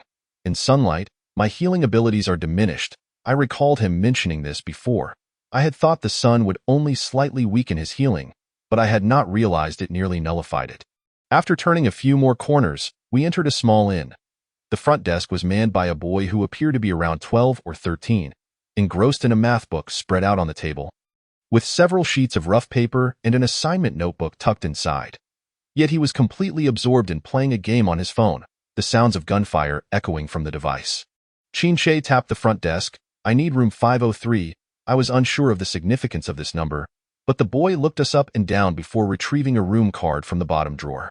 Alongside it, he placed a white medical kit on the table. However, once he had handed over the items, he immediately returned to his game. Qin expressed his gratitude with a knowing smile, taking the medical kit and room card as he led me into the inn's elevator. Room 503 was far more spacious than it appeared from the outside, equipped with simple food and water, as well as all the necessary supplies. "Darling, is this your safe house in Lincoln City?" However, upon opening the drawer, no firearms, ammunition, or high-tech communication devices were discovered. It appeared that this was merely a well-equipped ordinary guest room. Qin remained silent, seated on the floor of the shower, as he opened the medical kit. I hurried over, offering my assistance. Qin smiled faintly, lifting his injured arm. "All right, help me take off my shirt." I painstakingly unbuttoned each clasp, assisting him in removing his upper garment, as he revealed his bare torso.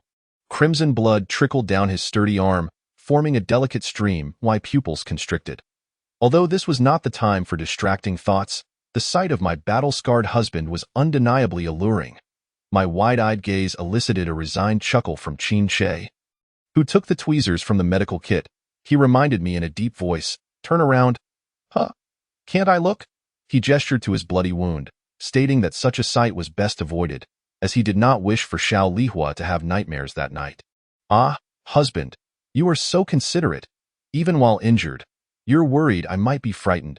I obediently turned my back, telling him to inform me when he needed me. "I asked there anesthetic in the medical kit?" "I can administer a shot, no need." My heart tightened involuntarily. Was there a special reason he could not use anesthetic? "But it will hurt so much without it." Soon, 2 blood-soaked bullets rolled to my feet. I quickly glanced back to see Qin. It appears that Qin is covertly sheltering this child, allowing him to live a simple, ordinary life. His words evoke memories of a previous morning when we sat together in front of a food cart, sharing sandwiches while he tenderly fed a stray cat. This same iron-hearted tenderness radiates warmth. At this juncture, Qin jestingly remarked, "Rather than worrying about this little rascal getting entangled with District N109, one should be more concerned about his penchant for gaming and the impending final exams. Haha, the terrifying life of an ordinary youth dominated by assignments and examinations." Qin comments suggest that this boy has truly embraced a normal existence. Without hesitation, I volunteered, claiming I could assist him with his homework. A once academic overachiever stepping back into the fray. Qin affectionately reached out, gently pinching my chin and shaking it slightly, a gesture I could hardly resist. Following this, he swung his legs off the bed and ambled over to the cabinet by the door, retrieving a black shirt, a glint of mischief flickering in his eyes as he asked for a favor. I tilted my head in curiosity. What kind of favor? Sensing my confusion, Qin let out a resigned sigh. He unfurled the black shirt, struggling to lift his injured arm, and in slow motion, maneuvered his arm into the sleeve. As he moved, his brow furrowed slightly, casting furtive glances in my direction without uttering a word to ask for my help. Oh, he wants me to assist him in dressing. I feigned ignorance, asserting that with the injury properly bandaged, he should manage on his own. Hiss. The expression on Qin face resembled that of someone navigating a thicket of thorns, each inch of movement fraught with peril. Reluctantly, I rose and approached him, stating, "Hold still, I shall do it." I am well aware he is merely pretending. As long as he is willing to invest thought for me, that suffices. I took the black shirt from him, gently helping him put it on, fastening each button with care. Once he was dressed, Qin handed me a dark red tie. "I can't tie a tie." I confessed that it's quite simple. He replied in a low voice, "I can teach you." As he spoke, he placed the tie in my hands. Then, while lowering his head, he clasped my hands, guiding the tie around his neck. In that moment, I found myself drawing the tie around him. His gaze, shrouded in mystery, bore a hint of a smile. I couldn't help but swallow hard. He chuckled softly. "What are you thinking?" "Nothing, really. Just a bit beyond my comprehension." Using his hands, he gently guided me in tying the knot. And before I fully grasped what was happening, he had expertly secured the tie. "Little Tabby, truly dexterous," he remarked, planting a kiss on my cheek. "From now on, the tie shall be your responsibility." I beamed in response. Qin adjusted his sleeves and approached the window, drawing back the curtains. The sky had completely darkened, and the alley below was devoid of streetlights. Peering outside revealed nothing but an expanse of darkness. He turned back to me, beckoning with his hand. "It's time to go." I followed Qin as we exited the room and departed the inn, making our way towards District N109. In the ensuing days, Qin remained elusive, a phantom presence. I understood he was tirelessly working on my behalf. Left alone in the villa, I found myself bored and often ventured to the boxing gym to practice. It seemed that only physical exhaustion could quell the inner turmoil I felt. One day, while I was vigorously striking the punching bag, I heard familiar voices at the door. Shueming announced, "Boss, General Rum wishes to meet with you tomorrow." Shuang interjected, "Who has the audacity to enter the boss's boxing gym?" "Are you foolish?" Shueming retorted, covering Shui Ying's mouth to silence him. Qin stood before them, a smile gracing his features as he regarded me. I noticed him turn to Shueming and Shui Ying, saying, "The Rabbit Hunter 700 should suit her perfectly. Shuang, fetch a gun." "Yes, boss," Shueming added. "Inform them that I will only meet tonight." "Understood, boss." They quickly retreated.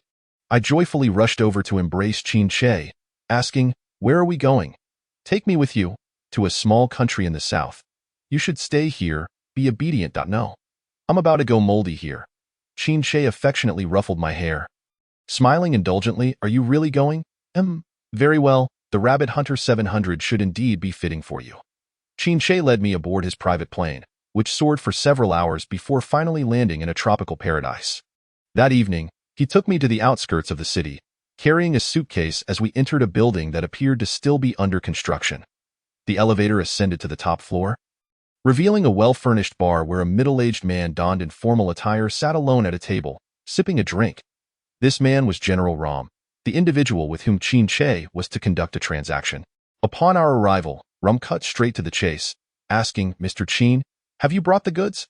Qin placed the suitcase on the table, and Ram's expression brightened with satisfaction as he opened another suitcase, revealing neatly stacked gold bars. The golden sheen illuminated the bar significantly. Chapter 75. Betrayed by Kiwi. Qin did not immediately open his own suitcase.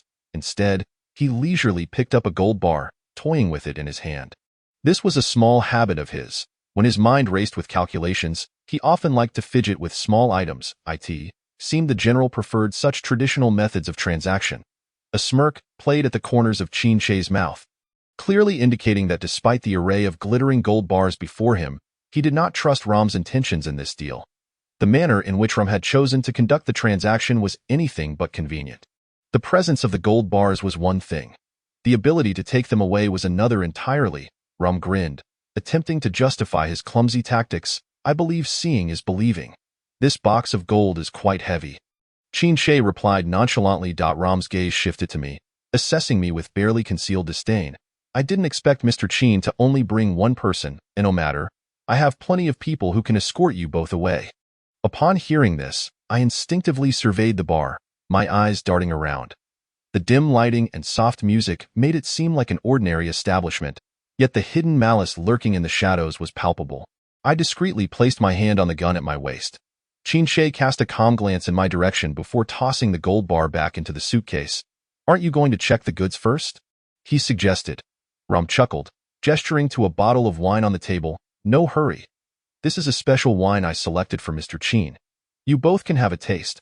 His reluctance to inspect the goods further exposed his lack of sincerity in the transaction. In his view, as long as Qin and I were present, we would not leave alive. Thus, he was in no rush to verify the goods, believing that once he eliminated us, the gold bars and the merchandise would be his. Qin, understanding the situation, chose not to confront him but instead calmly poured wine into 2 empty glasses. Thank you for your hospitality, General. It is my pleasure. After all, this is a farewell drink for Mr. Qin. A flicker of malevolence passed through Rom's eyes. Qin extended one glass towards me, his right eye glinting with a faint crimson light. He had already discerned Rom's intentions. Everything was under his control. Then we shall not hold back. As soon as the words left his lips, a barrage of bullets rained down upon us from all directions.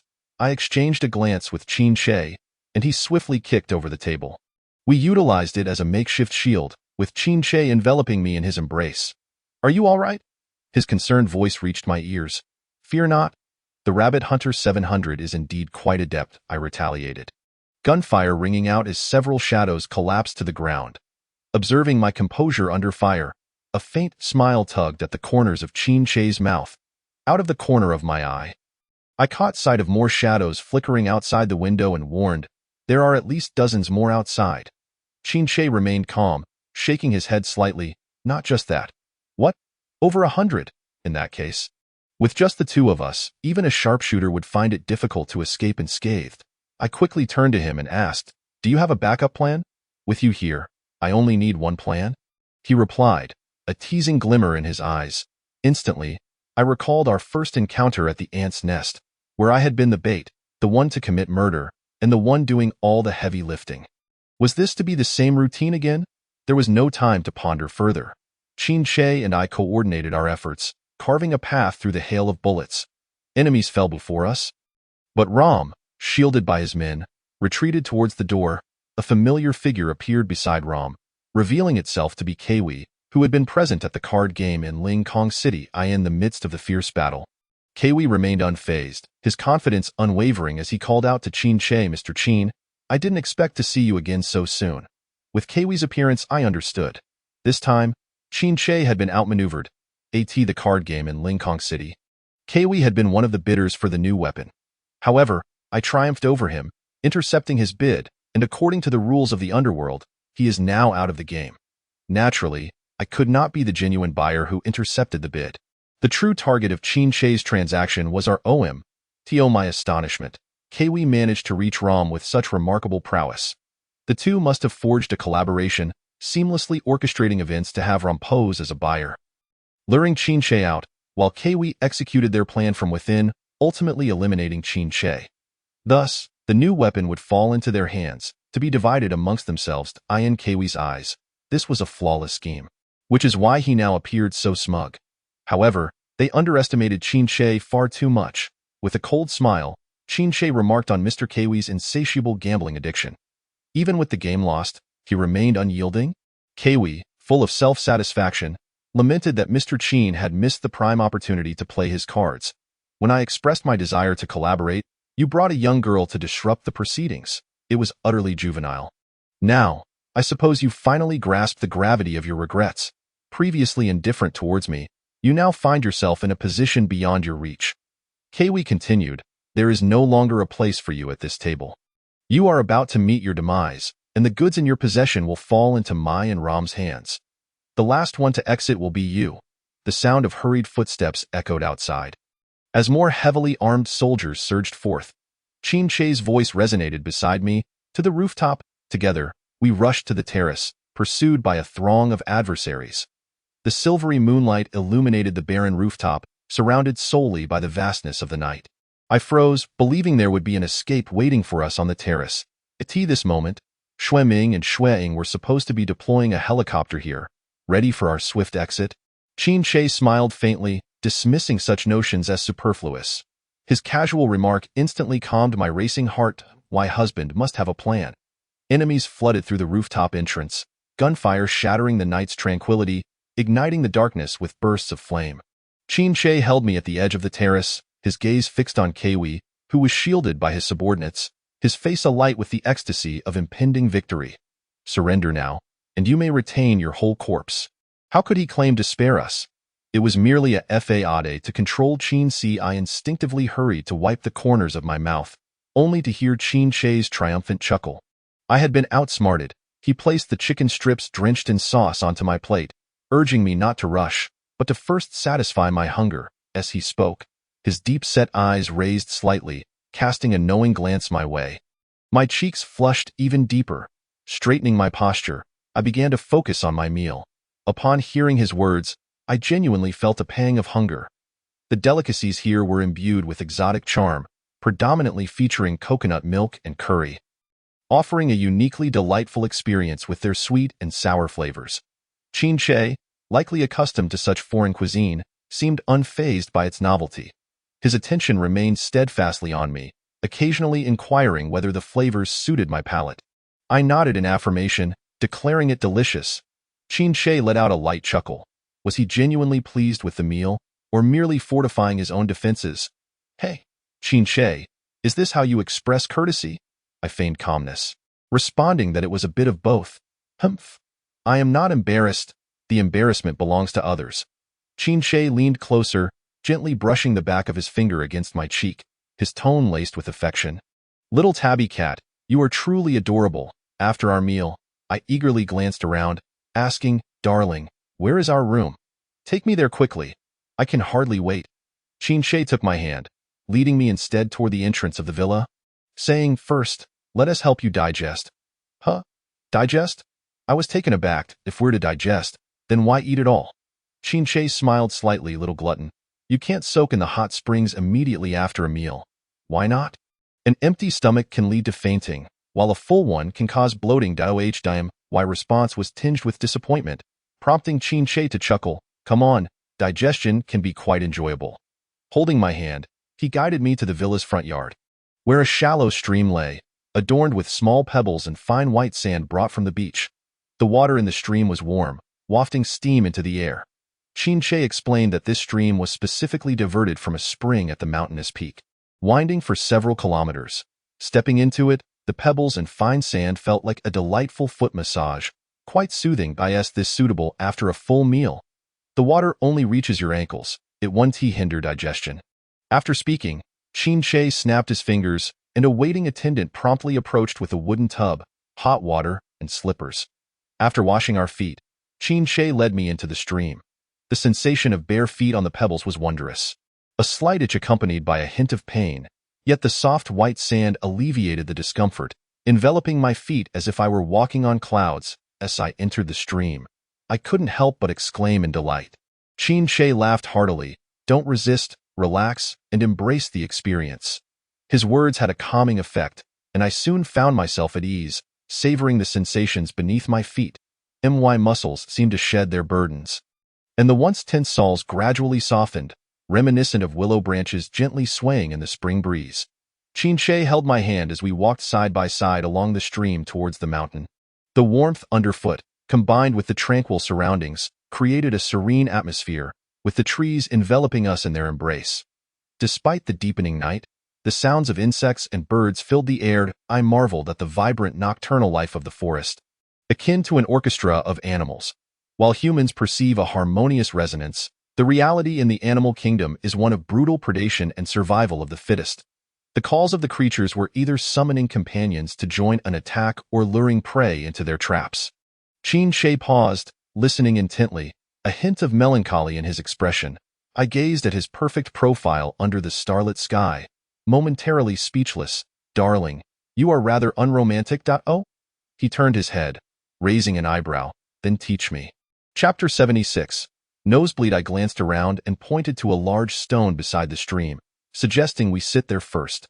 Qin, though perplexed, complied and pulled me to sit beside him on the stone. The warm spring water flowed over our feet, resembling a walk on soft, warm clouds, both comforting and gentle. Together, we sat on the stone, listening to the soothing sound of the spring water flowing nearby. After settling down, I patted my shoulder, leaned closer, and closed my eyes. Qin sounded surprised. What are you plotting? Didn't you ask me to teach you romance? Just follow my lead. His gaze briefly lingered on my shoulder before sweeping over my face. Scrutinizing me, gradually, he leaned his head against my shoulder, a cautious man indeed. I tilted my head slightly and noticed his long eyelashes fluttering. You ought to close your eyes. Obediently, he shut his eyes and quietly rested against me. For a moment, we were enveloped in silence, the only sounds being the calls of the forest. After a while, Qin curiously broke the silence. Why haven't you kissed me yet? This fellow thought I had asked him to close his eyes for a sneaky kiss. I suppressed a smile. Don't talk, just listen. He paused for a moment before complying, sealing his lips and continuing to lean against my shoulder, attentively listening to the surrounding sounds. Initially, the world around us was filled with nature's symphony. Besides the chirps of insects and the calls of birds, there were occasional animal sounds. Gradually, I could hear the rustling of leaves in the wind and even the sound of dew dropping onto the grass. Qin's lips curled into a smile. Little tabby cat, I can hear the sound of dew. Listen closely. Refocusing my attention, I became aware of our heartbeats and breaths, as well as the shared air between us. After a moment, Qin straightened his posture, his head bowed in deep thought. I sensed he was having an epiphany, so I chose to remain silent, merely accompanying him in this tranquil moment. Eventually, he spoke softly. Thank you, little tabby cat. What for? Thank you for teaching me about romance. Oh. What have you learned? Romance is simply having you by my side. In the past, I believed romance was about flowers and kisses, but now I realize it's about genuinely feeling each other's presence. Even sitting together in silence is sweet enough to make one's heart tremble. I smiled subtly. A kiss is also romantic. We cannot skip that. Then I must return the favor with romance. I laughed and stood up, evading him. It's getting late. Shall we return to our room? There's even more fun awaiting us. The next day, I languidly woke up only when the sun was high in the sky. Qin had already risen and was seated by the window, perusing the newspaper. The steam from the hot spring in the corner of our room lingered in the air, and the remnants of last night's chaos were still evident, causing my cheeks to flush. Awake. Qin closed the newspaper and approached, ruffling my slightly tousled hair. Are you hungry? Yes. Famished, I felt as though I could eat a horse after expending so much energy. The meal is ready. Wash up, and we'll head to the restaurant. Qin regarded me with a smile, gently pressing his forehead against mine, exhibiting a tenderness akin to that of a devoted prince caring for his princess. I immediately got out of bed to freshen up. Standing before the mirror, brushing my teeth, I noticed Qin leaning against the bathroom door, arms crossed, his gaze soft as he watched me. Our eyes met in the mirror, and I shyly averted my gaze. Why are you still shy? Qin asked with a slight smile. Because the hot spring has unlocked a whole new you. This time, it was Qin who turned bashful, though the smile on his face only grew wider, and there are even more unknown sides of me. I welcome your exploration. Suddenly, his smile faltered as he stepped closer, anxiously adjusting my stance. Little tabby cat. What's wrong? Huh? What do you mean? Before I could comprehend, I felt a warm droplet land on the back of my hand. Glancing down, I noticed a drop of bright red blood slowly spreading on my skin. What is this? My nosebleed. I'm bleeding. I instinctively turned to the mirror, where my nosebleed was visibly trailing down, startlingly vivid. What on earth happened? I murmured, still in shock. Qin swiftly swept me into his arms. Hurrying towards the door, I'm taking you to the hospital. The medical facilities in this southern nation were not particularly advanced. Even though Qin brought me to the best hospital in the city, the doctors were at a loss regarding my condition and could only prescribe a few painkillers. Watching Qin anxiously dial a number to contact Dr. June from Team June, I tugged at his sleeve. It's nothing serious, just a bit of a nosebleed. I might not be accustomed to the local food and have a little heat. Qin hung up the phone and pulled a chair over to sit in front of me. His brow was furrowed, and the expression of worry and fear on his face was heart-wrenching. The usually unflappable leader of the Dark Points was rendered helpless by my nosebleed. He grasped my hand, lifting it to his lips and kissing it repeatedly, while I noticed his trembling lips struggling to form a straight line. He was making an effort to suppress his panic, afraid that my anxiety would be exacerbated by his emotions. It's all right, I reassured him. I understood that the situation might not be as simple as I imagined, but at this moment, all I could do was comfort him. I used to have frequent nosebleeds myself. They would occur when I got heated, but would subside after a while. Little Tabby, Qin sniffled. I don't want to hide this from you. Besides, you are so perceptive, I can't conceal it from you. What is it that you want to say to me? I suddenly felt tense. Your health is deteriorating rapidly. Previously, it was just excessive drowsiness, but now, you're starting to have nosebleeds, if I'm not mistaken. Next, you will begin to feel pain all over your body. Qin took a deep breath, struggling to suppress the redness that had welled up in his eyes, blinking to hold back the stars that threatened to spill over. It's still related to the ether core, isn't it? Your body's need for sunlight is becoming increasingly urgent. I spoke in a low voice. Qin nodded, choking out an agreement. I felt a pang of sorrow in my heart. If this were the case, we were faced with only two paths, separation or my demise. However, the thought of parting from Qin was unbearable, so I forced myself to muster some spirit. Don't worry. There must be another way. Since it's the ether core causing this, we should tackle it head-on and see if there's a way to control its backlash against me. My words made Qin ponder for a moment. There is a method, but what? Chapter 77. Backlash. As he spoke the last part, Qin's voice trembled uncontrollably, almost incoherent, as if he feared that his words would seal our fate. I held his hand, assuring him, it's all right, Qin. Being able to meet you, I have no regrets. No, I won't allow you to die. Qin quickly raised his hand to gently cover my mouth. My tears fell onto his hand.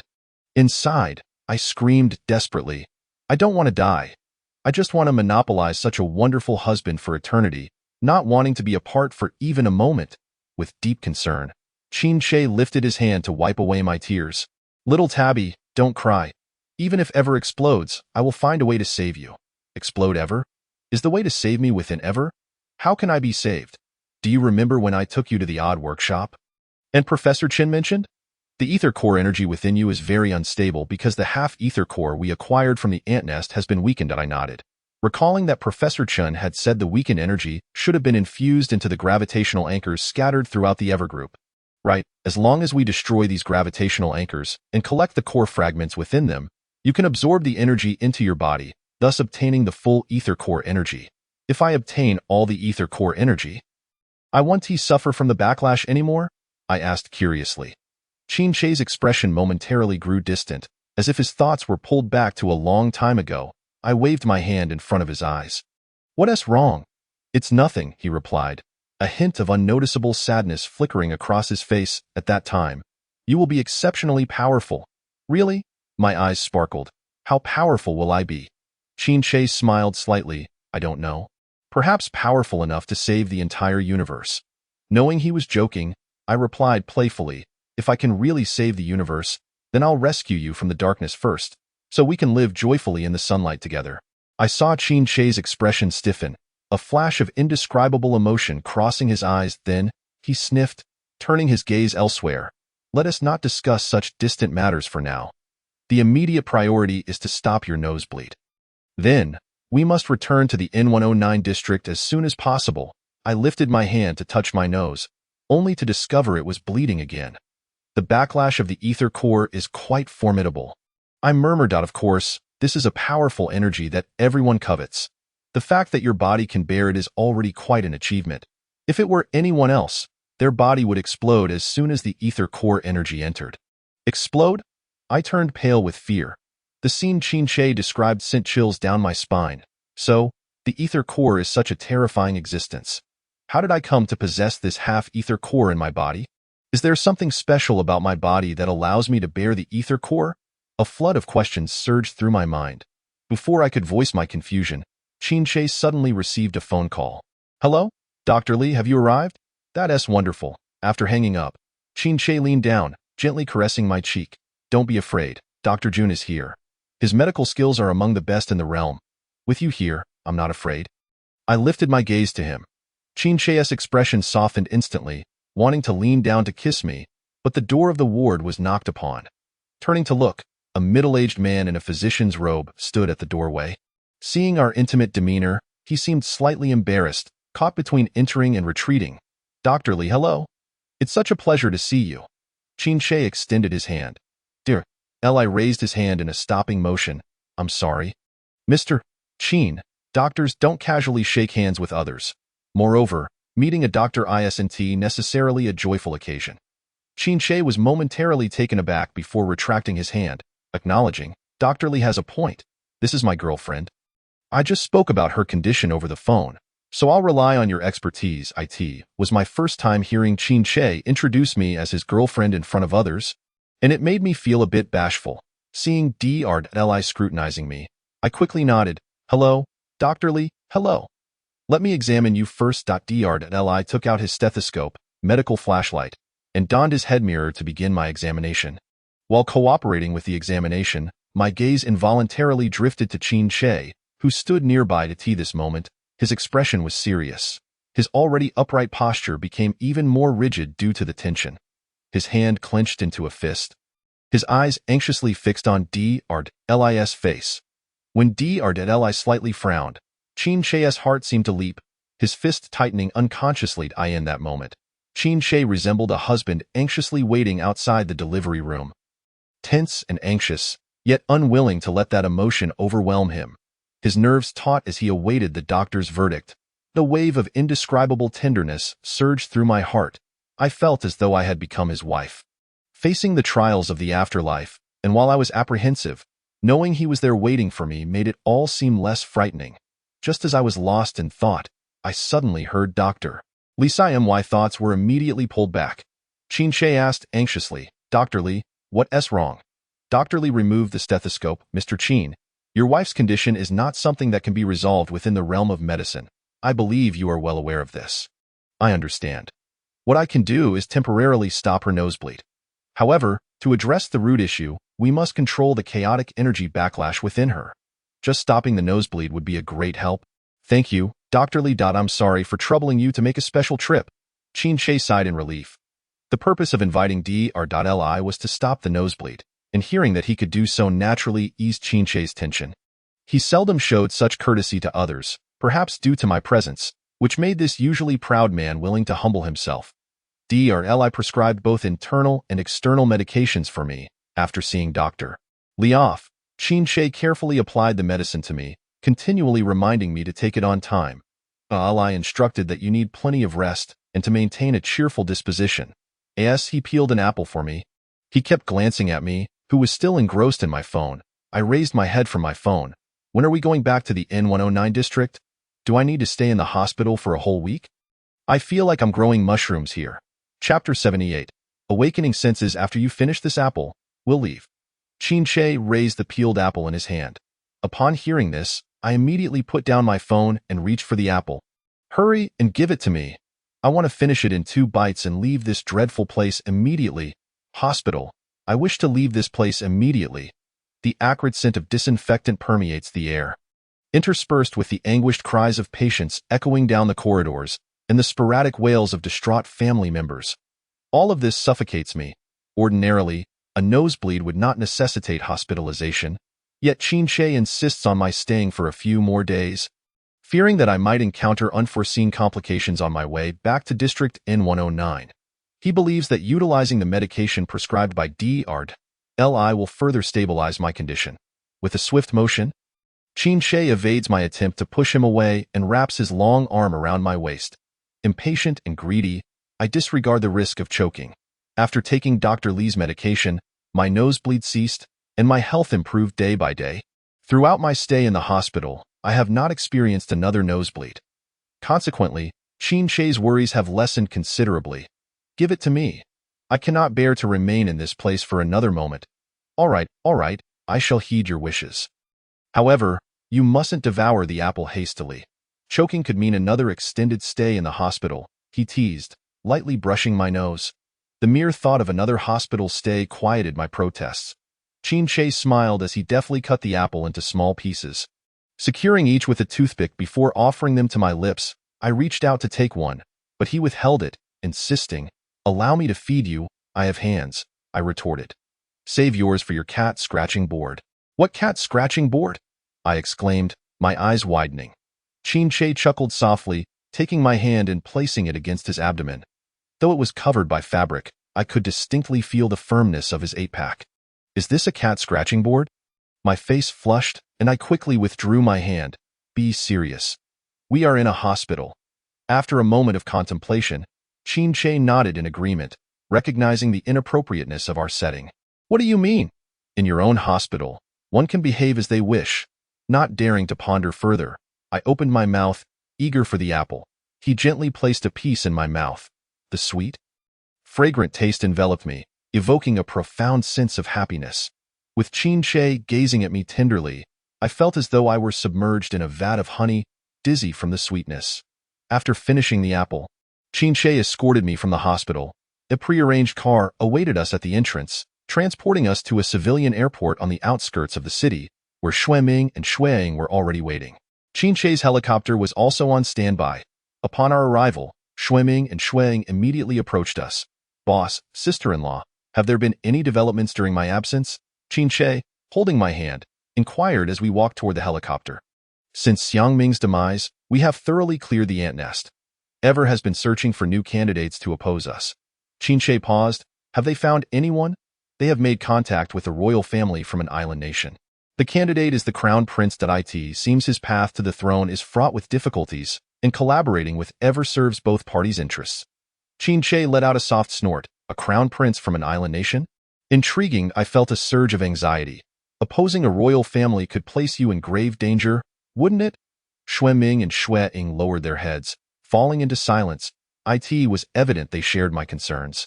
This crown prince would not be as easily dealt with as Xiangming or the ant nest. Chin-Che wrapped his arm around my waist, reassuring me, "Do not worry. No one who could endanger your husband has yet to be born." After a lengthy helicopter ride, we finally returned to the dark point. Upon arriving at this familiar place, Chin-Che immediately contacted our private doctor and Chun Fifan to come and examine me. The private doctor, after conducting his assessment, reached the same conclusion as Dr. Li. From a medical standpoint, my condition could not be resolved through conventional means. He could only prescribe symptomatic medication and supplements to bolster my immune system. Chin-Che appeared mentally prepared for this outcome, so he remained silent, politely seeing the doctor off. When Chun Fifan arrived, Chin-Che seemed noticeably tense. "Professor Chen, it appears that Xiao Lihua's condition is rather concerning." "Mr. Qin, allow me to examine the huntress first. I have brought portable testing equipment," Chun Fifan respectfully stated. Chin-Che nodded. Chun Fifan greeted me with a smile. "Huntress, do not be alarmed. This is merely a routine check." He seemed to say this to reassure me every time I was not particularly anxious, so I nodded in agreement. Following his instructions, I placed my hands and arms on the testing apparatus. A red light scanned my body, and I observed the data flickering on the control panel, the progress bar racing toward completion. With a beep, the examination concluded. "Professor Chen," I queried. Chin-Che mentioned that if we destroy the gravitational anchor of the Evergroup and collect its core fragments to infuse energy into my body, I will not be subject to the backlash of the ether cord. Is that correct? Chin-Che shot me a disapproving glance, raising his chin slightly. "What? You don't trust what I told you and need to confirm it with Professor Chen?" "That is not my intent. I merely wish to understand more about the gravitational anchor and ether core." Chun Fifan appeared somewhat hesitant, not responding immediately as he glanced at Chin-Che. Chin-Che regarded me intently before nodding at Chun Fifan. With a sigh, Chun Fifan remarked, "Huntress, you are quite perceptive. Many things cannot escape your notice." "What do you mean? Are you concealing something from me?" "Not exactly concealment. Mr. Qin may simply be downplaying the matter. However, even if we do not disclose it, you will eventually find out." Chun Fifan's words sent a wave of apprehension through me. "Then tell me now." Chun Fifan nodded and continued, "I believe the reason you sought my confirmation was that your powerful perception has begun to awaken, and your subconscious is alerting you that destroying the gravitational anchor is not as simple as it seems." My heart skipped a beat. as if someone had gripped it tightly, leaving me feeling unsettled and teary-eyed. My gaze instinctively sought Qin Shi, who was studying me with a profound expression. I noticed a subtle shift in his demeanor, as if he was struggling to suppress his emotions, his jaw clenched tightly. Our eyes met, and I silently questioned him. "So, you are hiding this from me because you do not trust me?" Chapter 79. The optimistic little tabby cat. What risks will we face in destroying the gravitational anchor? And why won't you tell me?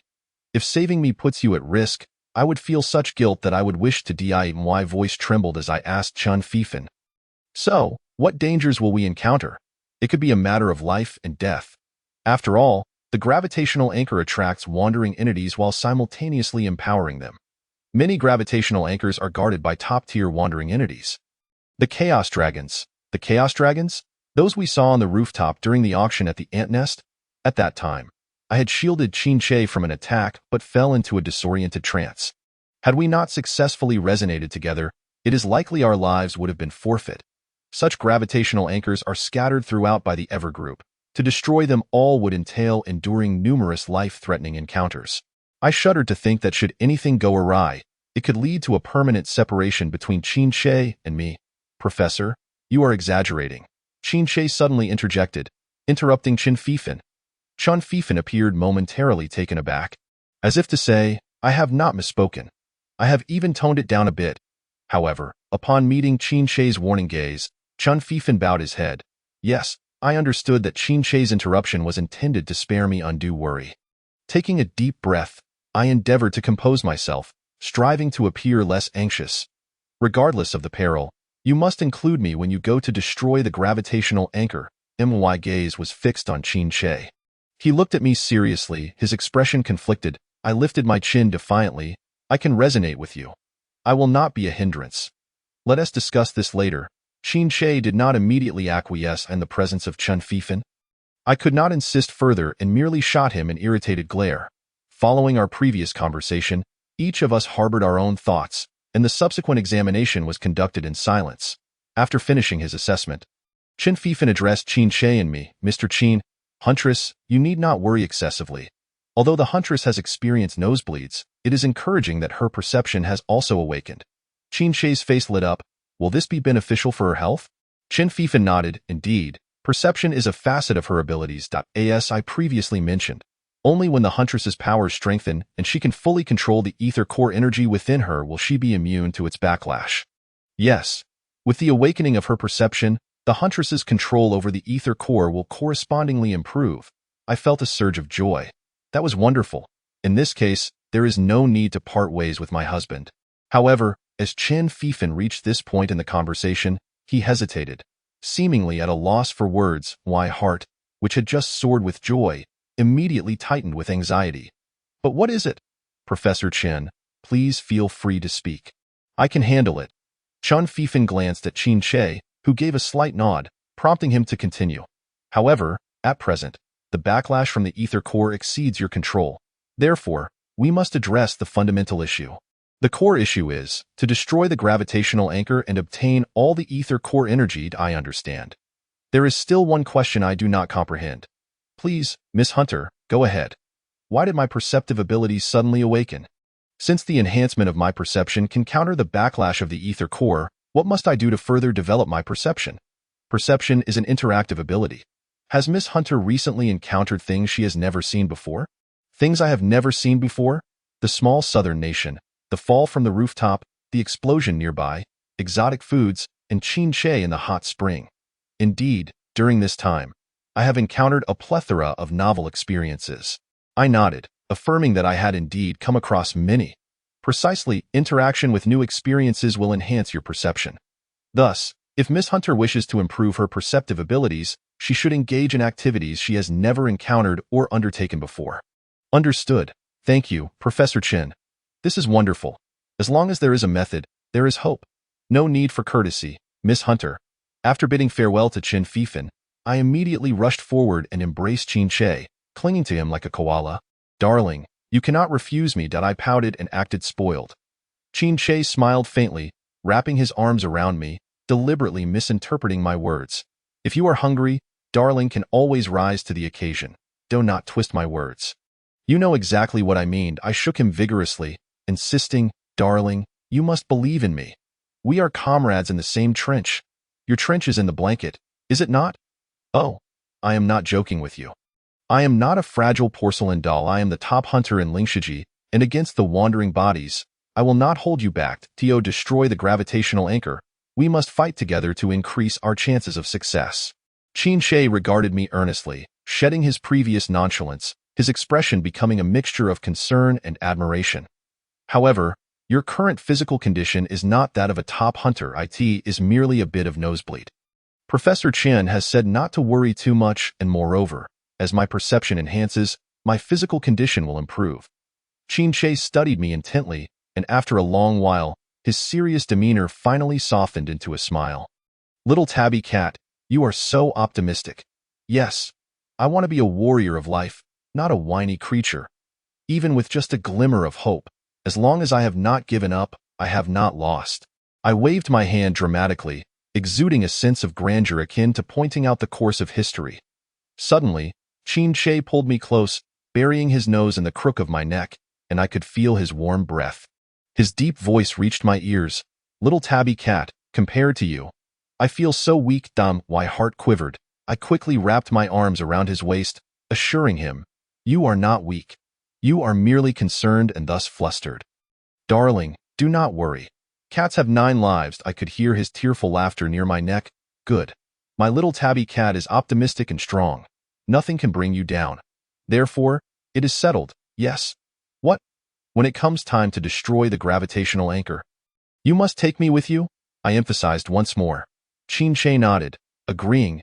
I exhaled deeply, finally feeling at ease. Qin Shi, how could I bear to let you face danger alone? Not to mention that this danger was brought upon you by me. As long as I can fight alongside you, even if we ultimately lose, I will have gained you. And what I wish to win is simply you. Chapter 80. Infiltrating the venue. Once I settled, I felt an overwhelming fatigue wash over me, and drowsiness began to creep in. I had experienced so much during this time. My nerves had been in a constant state of tension. Now, finally returning to the familiar darkness, I longed for a restful sleep. That I yawned and said, darling, I am feeling a bit sleepy and wish to take a nap. Qin Shi immediately lifted his head, looking at me with tension and concern. Are you feeling drowsy again? It is the appropriate time to sleep. This is normal, not excessive sleepiness. I reached up to caress his cheek, attempting to ease the tightness in his expression. Darling, there is no need to be on high alert. Do not frighten yourself.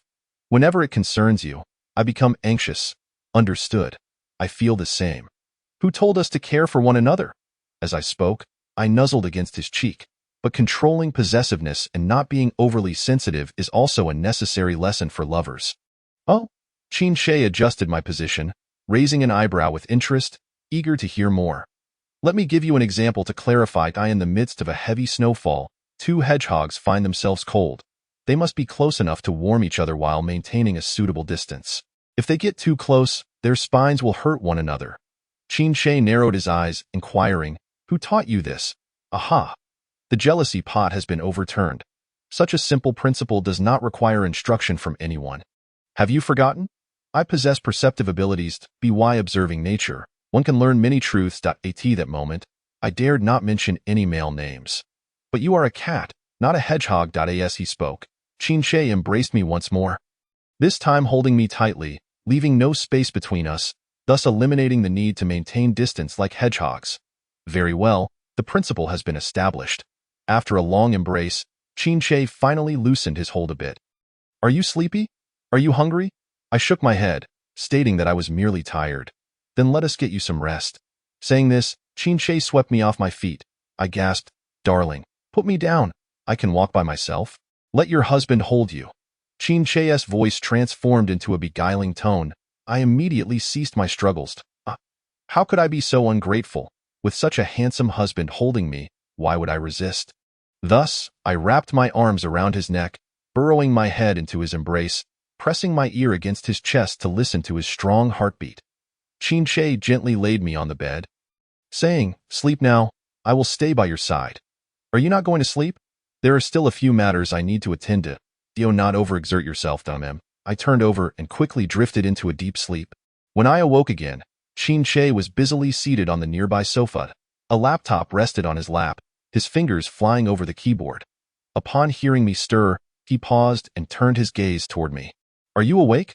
I rubbed my sleepy eyes and asked, "Have you been busy all this time?" "Yes. Did I disturb you?" No, hearing that he had been occupied, I felt a pang of concern and hurriedly leaned closer to peer at his screen. "What are you working on that has you so engrossed?" I saw that the screen displayed the location and layout of the Evergroup Summit, along with a complete list of attendees and annotations for Qin's own arsenal nearby. "He is preparing to make a move at the Evergroup Summit." The Evergroup Summit? I recalled that Shuiming and Shuang had mentioned it before. It should be happening in just a few days. Qin nodded. 3 days from now. "What is your plan?" Qin closed the laptop and focused his gaze on my face, asking, "Are you truly going to join me? We agreed on this. You are not backing out now. Are you?" I felt a twinge of displeasure. "Your inconsistency makes me doubt my own abilities." Qin smiled gently, ruffling my hair. "Little tabby cat, you know what I care about, I understand. You are worried about me. I still cannot let it go, but I feel the same way. If you were to face danger alone while I stood by, I would go mad with worry." Qin pondered my words seriously before reopening the laptop. "My plan is as follows. 3 days from now, the annual summit of the Evergroup will be grandly held on a yacht off the coast, perhaps to prevent outsiders from mingling. Each attendee must possess an encrypted invitation card. Once they arrive, they must verify their identity with the organizer like a secret code to gain entry." Clad in an exquisite gown, I walked arm in arm with Qin toward the yacht entrance. Today, Qin's suit was in a bright color, making him stand out in the crowd, and coupled with his impressive height, he undoubtedly became the most dazzling presence among the attendees. Are we not supposed to blend into their summit? Indeed. Then why are you dressed so ostentatiously? How can we hide among the crowd? I expressed my confusion. Who said we need to hide among the crowd? Qin smirked, asserting that merely relying on our looks would prevent us from concealing our brilliance. While it is indeed a fact, I still find myself taken aback by his ostentatious silence. I cast a glance around and observe people entering one after another, producing their invitation cards for verification. The attendants at the entrance generate a verification code on a machine terminal, scratching off the invitation card to reveal the code beneath. Allowing entry only after a successful match, I furrow my brow in perplexity. If entry is this convoluted, how am I to blend in? Qin retrieves 2 cards from his coat pocket, handing one to me while nodding towards the venue. He strides confidently inside. I am taken aback. Questioning how he possesses an invitation, is he on their guest list? With a soft chuckle, Qin replies that it is not a difficult matter to snatch cards from 2 inconsequential invitees and replace them. This method is rather audacious, yet undeniably effective, my dear husband. You are truly both bold and cunning. I hastily shower him with flattery. Qin raises an eyebrow, his expression replete with self-satisfaction, as is his usual demeanor. With the invitation card in hand, we smoothly enter the venue. Upon our arrival, the gaze of the crowd immediately fixates upon us. Qin was correct. With our looks and demeanor, we cannot possibly remain inconspicuous. As we step inside, I am overwhelmed by a sense of standing out, a beauty that is hard to conceal. Soon, a man resembling a small leader approaches us. "Mr. Qin, your presence is a rare honor. We were unprepared for such a distinguished guest at our group's summit." Qin smiles faintly, claiming he merely happened to pass by. I stifle a laugh. What a clumsy excuse. Who would believe he merely chanced upon this? The small leader is evidently taken aback by Qin's response, his lips twitching. Mr. Qin is quite the jokester. Our summit is held on a cruise ship, separated by the sea, so it hardly seems like a convenient route. Qin casts a nonchalant glance at him, suggesting that he indeed came here on purpose. With a slight lift of his chin, he conveys an air of arrogance, as if to say, "Do you have any objections?" A flash of ruthlessness crosses the man's eyes but is swiftly suppressed. "Haha. Welcome, Mr. Qin. Please allow us to escort you inside. Our summit is about to commence." He gestures to a subordinate nearby as the small leader leads the way. I whisper to Qin, "This feels like a trap. We must tread carefully." Qin pats the back of my hand reassuringly, teasingly asking if I am still nervous. Hey, this fellow, while I discuss serious matters, appears utterly unconcerned. It is not anxiety. It is caution. That small leader just signaled to his accomplice. "Did you not see? I speculate whether, Upon entering the conference hall, they will immediately encircle us, if ever we're truly that mindless. It would not have grown to such a scale. Qin casts me a knowing glance. Oh, they are likely to employ more sinister and covert methods. His words heighten my tension as we traverse the corridor of the cruise ship. This level serves as the conference floor, adorned in lavish decor. The front of the hall is a vast screen currently displaying a promotional video for the Evergroup.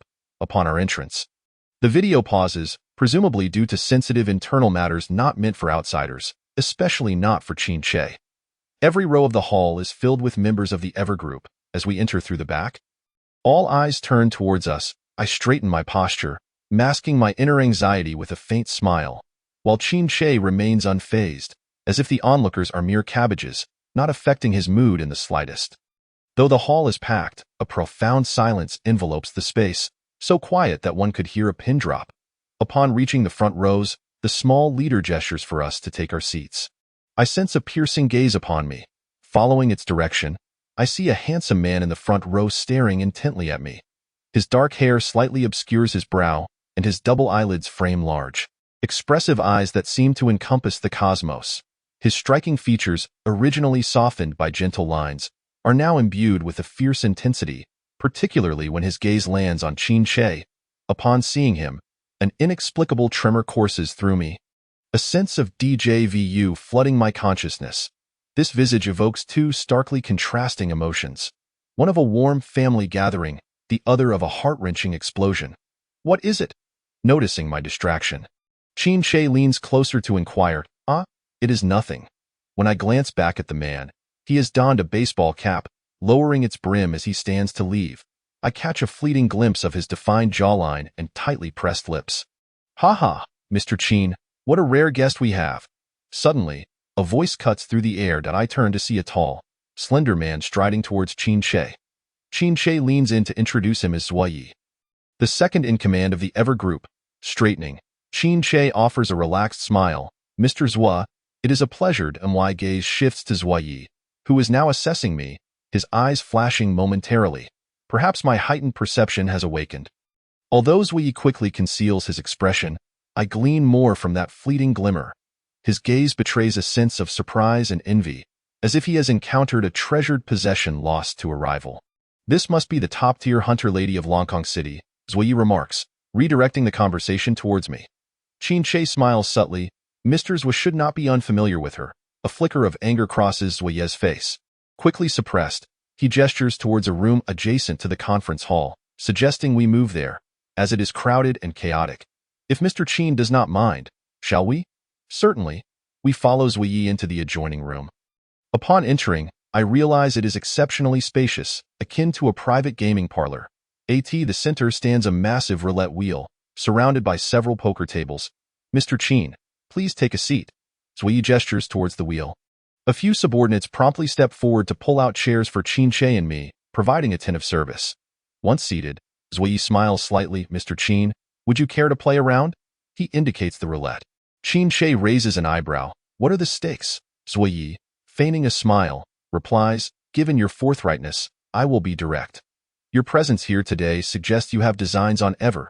If you win, whatever you seek, I shall grant.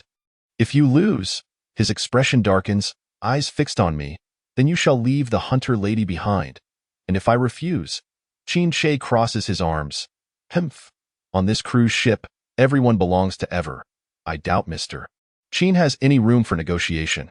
Qin smiles faintly. I will not wager my beloved as collateral. If Mr. Zhua is interested in a bet, perhaps we could wager something else? Zhuyi, incensed by Qin's refusal, glares fiercely at him. Qin remains indifferent. If Mr. Zhua cannot afford to lose, we need not proceed. What shall we wager? Provoked by Qin's taunt, Zhuyi bites the bait. Mr. Qin, you mentioned that if you win, Ever will concede to any request. What if you lose? Then all aboard this cruise shall be spared. Zhuyi gasps but quickly regains his composure, attempting to intimidate me. This ship is owned by the Evergroup. You cannot sabotage it in advance, Dotto. Is that so? Qin raises an eyebrow. Mr. Zhua might want to take a look at the chair you are sitting on, just as Zhuyi is about to look down. Qin adds, let me remind you, do not move recklessly. Once the weight on that chair is alleviated, I cannot guarantee what may transpire. Zui's eyelids twitch. There is a bomb underneath the chair. Qin Shi offered a faint smile. Sitting opposite him, Zui, whose mouth was stuffed with a mouthful of dog food, twitched his lips but could not express his displeasure, and could only wait patiently alongside Qin Shi for my response. A number between 0 and 36? I usually pay little heed to matters of lucky numbers, so I couldn't readily conjure one from the depths of my mind. What should I choose? My gaze fell upon Qin Shi. With a chest measurement of 109, a waist of 72, and hips of 95, all three figures exceeded 36, compelling my eyes to drift lower, my cheeks flushing slightly. 23.8 centimeters rounded to the nearest whole number is 24. 24, I replied. Qin Shi momentarily seemed lost in thought, as if pondering the significance of this number. Mr. Qin, are you certain? Zui, who had been waiting impatiently, immediately sought confirmation from Qin Shi upon hearing my answer. Qin Shi returned to the moment, nodding. 24, excellent. Let the game commence. With a flick of his hand, Zui set the roulette spinning, as the wheel whirled.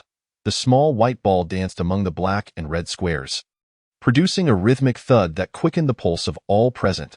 Out of the corner of my eye, I noticed a slight movement from a nearby subordinate. The once evenly bouncing white ball suddenly accelerated imperceptibly, leaping towards squares that were far from 24. What treachery! Just as I was about to caution Qin Shi, I noticed a crimson glimmer emanating from his right eye. Almost immediately, black-red mist began swirling around the subordinate who had meddled. The hapless fellow recoiled in fear, instinctively raising his hands in a futile attempt to shield himself. The remote control in his grip became glaringly apparent, so he was manipulating the white ball with it. What in the world is this? He exclaimed, frantically waving his hands in an attempt to disperse the black-red fog. Yet, the mist thickened, enveloping him in a dark crimson energy cocoon, until he vanished entirely. The onlookers, save for Qin Shi and I, wore expressions of shock and terror, unable to comprehend the sudden turn of events. In the spot where the subordinate had stood, there was now nothing but emptiness. He had been reduced to mere dust, dissipating into the air. Zui gasped, Qin Shi, what have you done? A subtle smile played on Qin Shi's lips. Mr. Zua, you are rather lax in managing your subordinates. How can such a delightful game be disrupted? If you cannot bear to lose, you need not play. Once at the gambling table, one must accept the stakes. Qin Shi replied coldly, my husband is so handsome. My eyes sparkled with admiration as I gazed at Qin Shi. Sensing my gaze, he turned to look at me. Unlike the icy demeanor he had shown to Zui, his eyes were filled with warmth as he regarded me. You weren't frightened, were you? I shook my head. No, look, the ball is about to settle. Instantly, everyone's attention returned to the spinning wheel. The ball gradually slowed, and with perfect precision, it landed in the square marked 24. Hooray! Qin Shi, we have won! I cheered exuberantly. Zui's face darkened considerably. Qin Shi smiled faintly. Mr. Zua, it is time to honor the wager. What do you wish to offer? Zui's complexion turned a shade of deep anger. The layout of the gravitational anchor and the location of the self-destruct control center. Ha!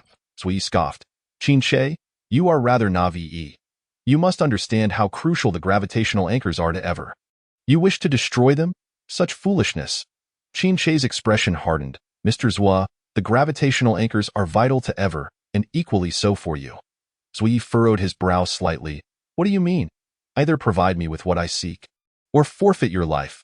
The second in command of ever should be quite a valuable prize, Qin Shi stated ominously. Zui erupted in fury. Qin Shi, you are far too arrogant. Qin Shi raised an eyebrow, adopting a demeanor that communicated, what will you do about it? I've heard that your superior has retreated into the shadows. Now you are the de facto ruler of Ever. If you perish, Ever's future is uncertain. Humph. You are currently on our turf.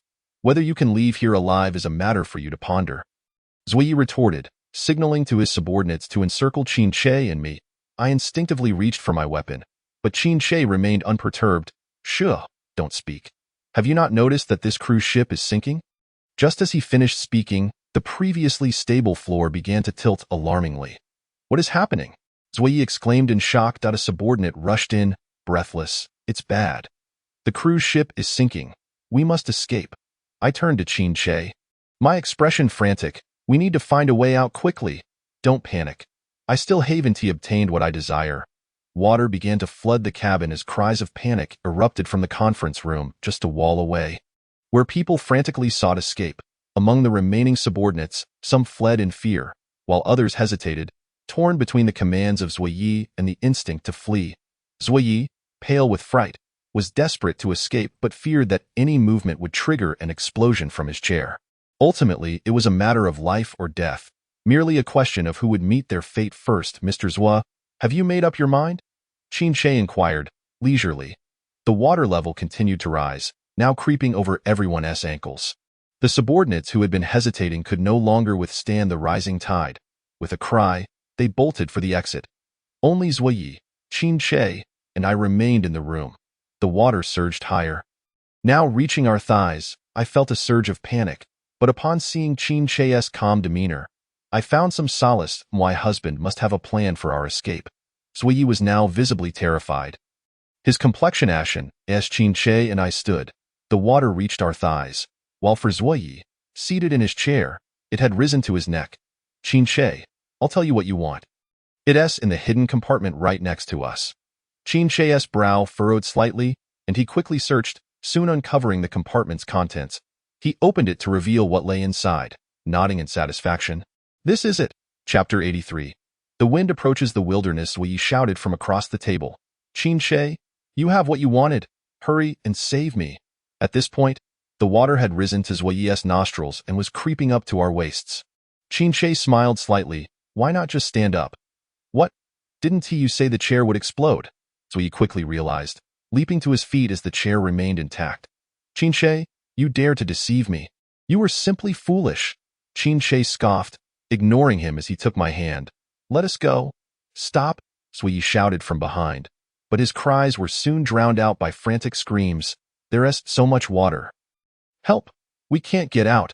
I glanced back at Zhuyi, only to see him slip and fall into the rapidly rising water. At that moment, the water was nearly at our necks. We might not make it out. My heart raced, my eyes darting around the enclosed space, struggling to find an escape route, as the water threatened to engulf us. Qin Shi produced a beautifully ornate short knife, its handle adorned with a red gem pulsating with potent energy. It seems we must seek refuge in an alternate dimension, Qin Shi declared with a grave expression. Are you ready? Huh? What? You didn't mention this part before. I thought our exit would be straightforward. What is happening? Are we trapped on this cruise ship? The water level rose rapidly, likely due to the gem's energy combining with the etheric core energy within me, altering the properties of our surroundings. What is this gem for? My gaze fell upon the red gem radiating an eerie glow. This short knife is an antique from my collection, obtained from the grasslands. The red gem is called Dawn and is said to allow a person to briefly enter a realm of bliss. Qin Shi explained. My eyes widened in astonishment. A realm of bliss. Look at me. Qin Shi smiled slightly. It's merely a legend. In truth, I have used it before. It allows one to briefly enter an alternate space and return to their original location. If the original place has vanished, such as this cruise ship, it will transport us to the last place we occupied. Suddenly, I felt elated. That meant we could return to the hidden base. Exactly, Qin Shi affirmed. Wonderful. He handed me the short knife. Try to resonate with the red gem. I quickly took the knife in hand. It felt comfortable. The antique patterns unique, the red gem shimmering brightly. I held the gem in my palm, closing my eyes to feel the gem's energy merging with my own, expanding within me. Before long, I heard Qin Shi say, "All right, open your eyes." I did so, and before me lay an endless expanse of green grassland, seemingly stretching to the horizon. The gentle sunlight bathed Qin Shi and me, warm and inviting, making one want to close their eyes in contentment. Ah, the sunlight. I promptly reminded Qin Shi, should we find a place to take cover? The sunlight here must be quite blinding, wouldn't it? At this moment, Qin Shi gently lifted his head, closing his eyes to bask in the warm rays. A gentle breeze swept across the grassland, tousling his white hair, its tips lightly brushing against his prominent nose, rendering him as charming as a protagonist from a comic book. I heard Qin Shi's languid voice drift over. No need to worry, in the alternate space. I am just like any ordinary person, no longer a dark creature that fears the sun. A wave of joy surged within me. Does this mean we can remain in the alternate space indefinitely? At this, Qin Shi opened his eyes, gazing at me with a smile. The alternate space requires energy to sustain it. The energy resonating from you, and the ruby will allow us to stay here for at most 2 to 3 days. A tinge of disappointment crept in. Speaking of the ruby, where is mine? The dagger remained in my hand, yet the ruby was nowhere to be found. Husband, the ruby is missing. Qin Shi approached calmly, taking my hand. Do not fret. It is within this alternate space. As long as we locate it, we can return. But what if we can't find it?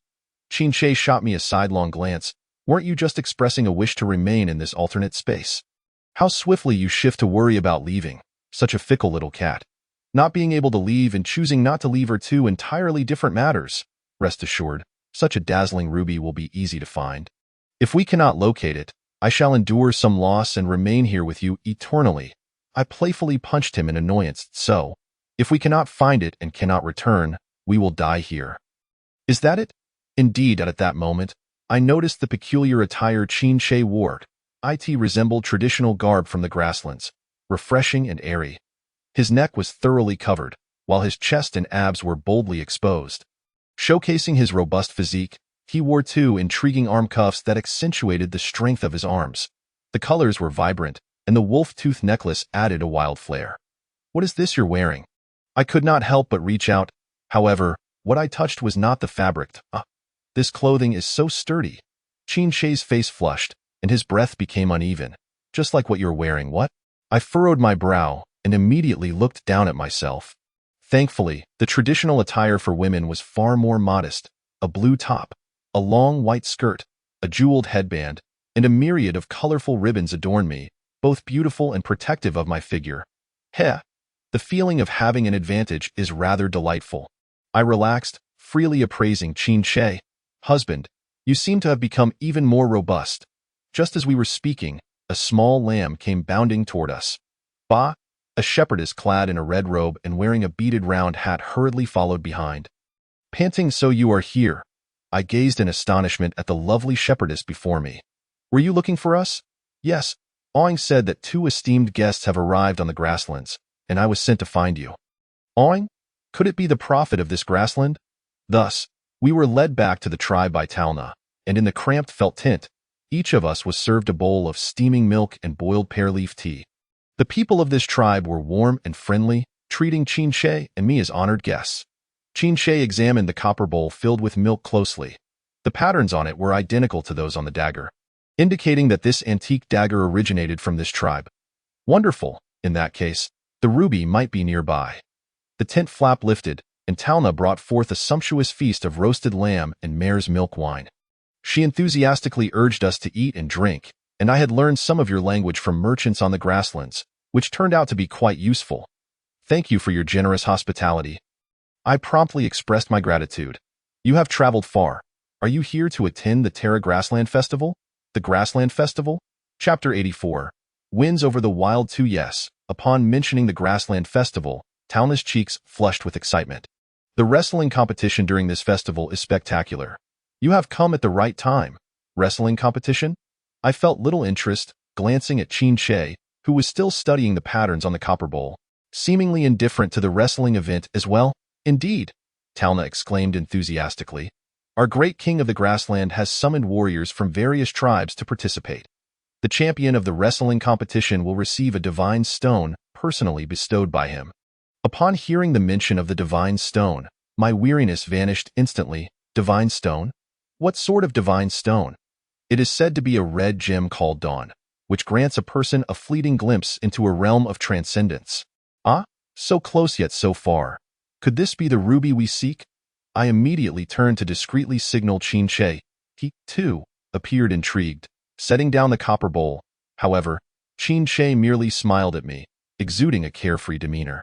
He seemed quite content to linger in the grasslands, showing little enthusiasm for returning. I was left with no choice but to take the initiative. Can we participate in the grassland wrestling competition? Talna's gaze appraised me, a hint of hesitation in her eyes. You may, but those who participate are the bravest warriors of the grassland. Aren't you afraid? When Talna's gaze swept over Qin Shi, her eyes lit up. But when they returned to me, Skepticism was evident. It seemed I had been overlooked even before the competition had begun. I turned back, my hopeful gaze resting upon Chin Sei. It appears that the hopes of the entire village rest upon you. In 109 District's Dark Warrior, Chin Sei smirked, replying to Talna, "It's all about participation." Talna's eyes sparkled with delight. "That is splendid. I shall inform Awing at once." She sprang to her feet and dashed toward the tent entrance, only to stop mid-stride, as if recalling something. "Oh, right? Since we are traveling together, why not accompany us? It would be good to have someone to look out for you." "How wonderful! With the tribe's support, our journey to Terra will be much smoother, and our needs along the way will be taken care of." I quickly nodded in agreement. Yes. After Talna departed, only Chin Sei and I remained in the cramped tent. If we could win the competition and acquire the divine stone, perhaps we could return. "Husband, I believe in you." I gazed at Chin Sei with sparkling eyes. I extended my fist toward him, hoping for a fist bump to signify our determination. Instead, Chin Sei opened his palm, enveloping my fist in his grip and leading me toward the tent's entrance. "We can discuss the competition later. There are more pressing matters at hand." Upon hearing this, my heart raced. What could be more important? More important than our return? Chin Sei had already taken my hand to the entrance of the tent, turning to me with a glint of mischief in his eyes. "To enjoy the scenery." To enjoy the scenery? Is that truly more important? I couldn't shake the feeling that I was the only one preoccupied with returning, while Chin Sei seemed to relish this rare, leisurely time together. It was as if he wished to savor every whisper of the wind, every ray of sunlight, and every fragrant bloom. My heart softened inexplicably, and the tension within me began to dissipate. Very well. Perhaps it is best to steal a moment of leisure. Why not slow down and appreciate the fact that Chin Sei can be an ordinary person under the sun? I lifted the felt flap of the tent, and the glaring sunlight instinctively prompted me to shield my eyes. Chin Sei held my hand as we dashed out into the grassland, startling a grazing sheep that scampered away in fright. "Wow!" Chin Sei exclaimed joyfully, stopping to whistle with his fingers. I had never seen him so exuberant and carefree. It was as if he had transformed into a sun-kissed young man, radiating the vitality of youth. I couldn't help but remark, "You seem perfectly suited for the grasslands." Chin Sei turned his head, still wearing that unrestrained smile. Upon hearing my words, he raised an eyebrow. "I can adapt to any place, and I can make any place adapt to me. However, what? However, in places where you are not, I do not wish to adapt." Embarrassed, I averted my gaze, my cheeks warming slightly. He leaned closer, his crimson eyes locking onto mine, his lips curving into a smile, his deep-set brows and eyes magnified before me. "Why is your face so flushed?" "It's just the sun." I would never admit that I was blushing from shyness. Just then, Talna came rushing back, her face alight with excitement. She waved at us from afar, holding the reins of 2 horses. Awing has given his approval. "Let us go. The tribe is heading toward Terra." Approaching us, Talna handed us the reins with a hint of concern. "You know how to ride, right?" "Not really." Before I could respond, Chin Sei had already mounted the horse, calling out, "Giddy up," and galloping away. A few girls clad in riding attire happened to pass by, shielding their eyes as they watched Chin Sei race off. They exchanged a few words in their native tongue with Talna, occasionally pointing at Chin Sei's distant figure, their expressions filled with excitement. Before laughing and riding away, Talna happily turned back to me. "They said that seeing Brother Chin ride, he seems far too skilled to be an outsider." At that moment, Chin Sei had already returned to us, exclaiming, "This horse is quite remarkable." Talna raised a smile towards him, and I informed her that Brother Chin would also participate in the wrestling competition. They expressed their intention to cheer him on. Perhaps it was the innate rivalry between women that made me sensitive. A pang of jealousy crept into my heart. I couldn't help but mutter, "Seeing how someone was already there to support you. You truly are quite popular wherever you go." Chin Sei chuckled lightly, his gaze towards me a mixture of affection and exasperation. Talna continued, "Once Brother Chin makes his appearance in the competition, he might receive many embroidered purses after the match." "Purses? What are those?" I inquired. "It is a custom of our grasslands. When a girl has feelings for a valiant warrior, she presents him with a purse she has stitched herself during a celebration." My heart sank. I cast a resentful glance at Chin's as Talna spoke. She pulled out a golden purse from her satchel to show me my beloved is a warrior from the Sud tribe named Satyr. This is what I intend to gift him. I was astonished by the straightforward and fervent way the prairie girls expressed their affections. Her nonchalant attitude made it seem as ordinary as discussing meals and water. I stole a glance at Chin Che, only to lock eyes with him. I quickly lowered my head, pretending to admire Talna's purse.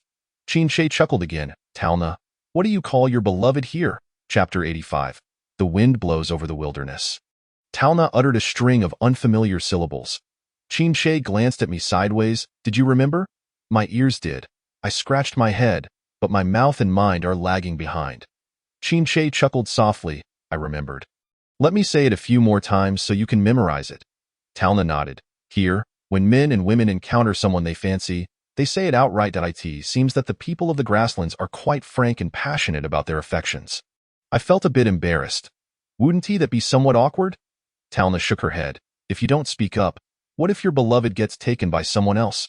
After all, in the grasslands, the rule is that whoever captures it first owns it. Huh. That rule is quite primitive. To a law-abiding citizen of the 21st century like me, it was utterly unheard of. Chin Che looked at me, arms crossed, leisurely stating, Indeed. If you don't say it, how would others know? I shot him a glance, internally grumbling. Does our relationship really need to be vocalized? This guy is incredibly adaptable. He has instantly transformed into a prairie person, fully embracing the rule of love should be boldly expressed. However, I couldn't do that. I still carried my burdens of thought and pride. With his eyes half squinted, a smirk played on his lips, as if he were relishing the conflicted and resentful expression on my face. His ambiguous smile irked me, and I retorted, compared to mere words, sincerity is equally important. Some things carry weight even if left unspoken. Oh? Chin Che raised an intrigued eyebrow. Like what? For instance, as long as you're sincere towards that person, your feelings will surely be understood, I asserted, although I felt my own arguments lacked conviction. Chin Che smiled slightly. I thought being straightforward without beating around the bush is what constitutes sincerity. Was this guy trying to compel me to shout out, I am deeply in love with Chin Che? I felt a surge of anxiety, casting a sullen glance at him but resolutely refusing to yield. This place truly suits you. Your value identification has been achieved so swiftly.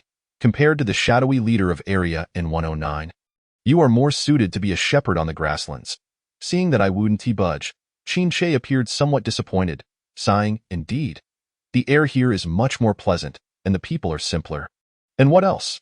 Chin Che's gaze fell upon me, and you look lovely in the attire of this place. My face flushed, unsure of how to respond to his remark. He had quickly mastered the direct expressions of affection common on the grasslands. Chin Che raised an eyebrow. What is that expression?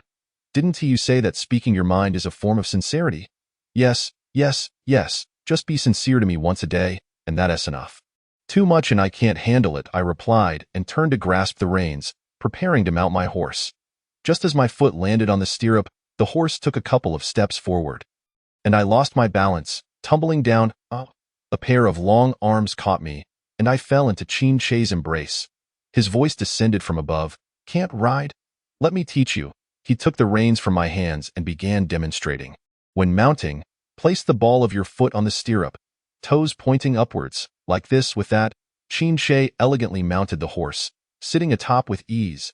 He gazed down at me from his elevated position, as if asking, Have you learned? I nodded, understanding. Chin Che squeezed the horse's sides, urging it to walk faster, while simultaneously instructing me, Don't rush to gallop. First, get accustomed to the horse's pace. When I focused, I could see the horse, under Chin Che's control, moving at a brisk walk without breaking into a run. Then, Chin Che lifted his body slightly, synchronizing his movements with the horse's rhythm. He rode back to me, reminding me to pay attention to rising and sitting while pressing down to match the horse's tempo. I nodded earnestly. Chin Che was both professional and serious while teaching, just as he had been when instructing me in boxing. Once you master rising and sitting in the horse's brisk walk, you can learn to push the rhythm when the horse runs. With that, Chin Che commanded, Giddy up. The horse took off, and I watched as his figure danced on the galloping horse, like a lightning bolt soaring through the wind. His white hair fluttered in the breeze, and amidst the vast green expanse, he became a bright spot against the verdant backdrop. That moment, Qin Shi struck me profoundly. In a wonder ancient princesses fell for generals on horseback. That wild and flamboyant charm was dazzling and stirred one's emotions. When Qin Shi returned after a lap, he looked at me with curiosity, noticing my flushed cheeks and evasive gaze. "What's wrong?" "Nothing," I hastily coughed to disguise my embarrassment. "You little glutton, what are you thinking?" Qin Shi's lips curled into a mischievous smile, clearly enjoying himself. "The actions of riding are quite serious," I retorted. "You seem to have some rather indecorous thoughts during teaching." He concluded. "I do not." "Get down." I glared at him in frustration. Qin Shi dismounted and handed the reins back to me, gently reminding, "Be careful. Start with a brisk walk before galloping." My face reddened as I acknowledged him. Taking a deep breath, I grasped the reins, mentally reciting the key points Qin Shi had taught me. Ball of the foot on the stirrup, toes up. Successfully mounted. Squeeze the horse's sides, rise and sit for balance. Press down to match the rhythm. Successfully walking briskly. Push the rhythm. Successfully galloping. As the horse galloped, I felt the wind roaring past my ears, my clothes billowing, and I felt as if I were about to take flight. The sound of the hooves resonated with my heartbeat, and atop the horse, I felt a unity between horse and rider. The entire prairie stretching beneath us, I couldn't help but shout with excitement. "Qin Shi! I've learned to ride." In the distance, a loud whistle responded. It was Qin Shi acknowledging me. After completing a circle, I rode back to him, dismounted, and excitedly leaped into his arms. I did it. Qin Shi's face was filled with pride. "Little tabby cat is truly clever. It's because you taught well." I couldn't resist nuzzling against his chin. "I'm so happy. What else do you want to learn? Just tell your husband, and he will teach you." I smiled. "There's plenty of time. We can take it slow." I wrapped my arms around his waist, resting my head against Qin Shi's sturdy chest. A wave of indescribable sweetness and happiness flooded my heart. I heard Qin Shi hum in acknowledgement, followed by a gentle kiss landing on my head. Chapter 86. The Wind Blows Over the Wilderness. As night fell, the tribe set up camp on an open prairie. Talna brought us our sleeping gear for the night. After finishing her tasks, she smiled and said, "I'll head back now. You both should rest early. We need to set off at dawn." My gaze fell onto the gear in the felt bag. My face slightly reddened. There was only one bed and one blanket. However, there were two of us. And although we had shared a bed before, the thought of sharing a blanket in this strange place with Qin Shi made me feel shy.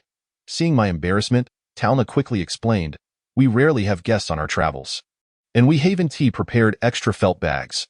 We can only make do." Her words prompted me to quickly regain my composure. "It's all right. We're quite accustomed to sharing." Talna sighed in relief and waved goodbye. "Then see you tomorrow." "See you tomorrow." Turning back, I found Qin Shi smiling at me. What made someone suddenly shy? In unfamiliar places, it's only natural to be more reserved. "Oh." Qin Shi raised an eyebrow. "How strange." "I am feeling more excited instead." His words made my face flush even more. "You mustn't be excited. Just go to sleep. The soundproofing within the felt bag is virtually non-existent. You must not make any noise." Qin Shi chuckled softly, asserting, "Alone, I naturally cannot make any sound. This fellow." Every utterance is laden with implications, leading one's thoughts astray. I cleared my throat deliberately, steering the conversation in another direction. Rather than dwelling on such matters, it would be wiser to ponder the possibility of losing when the time comes.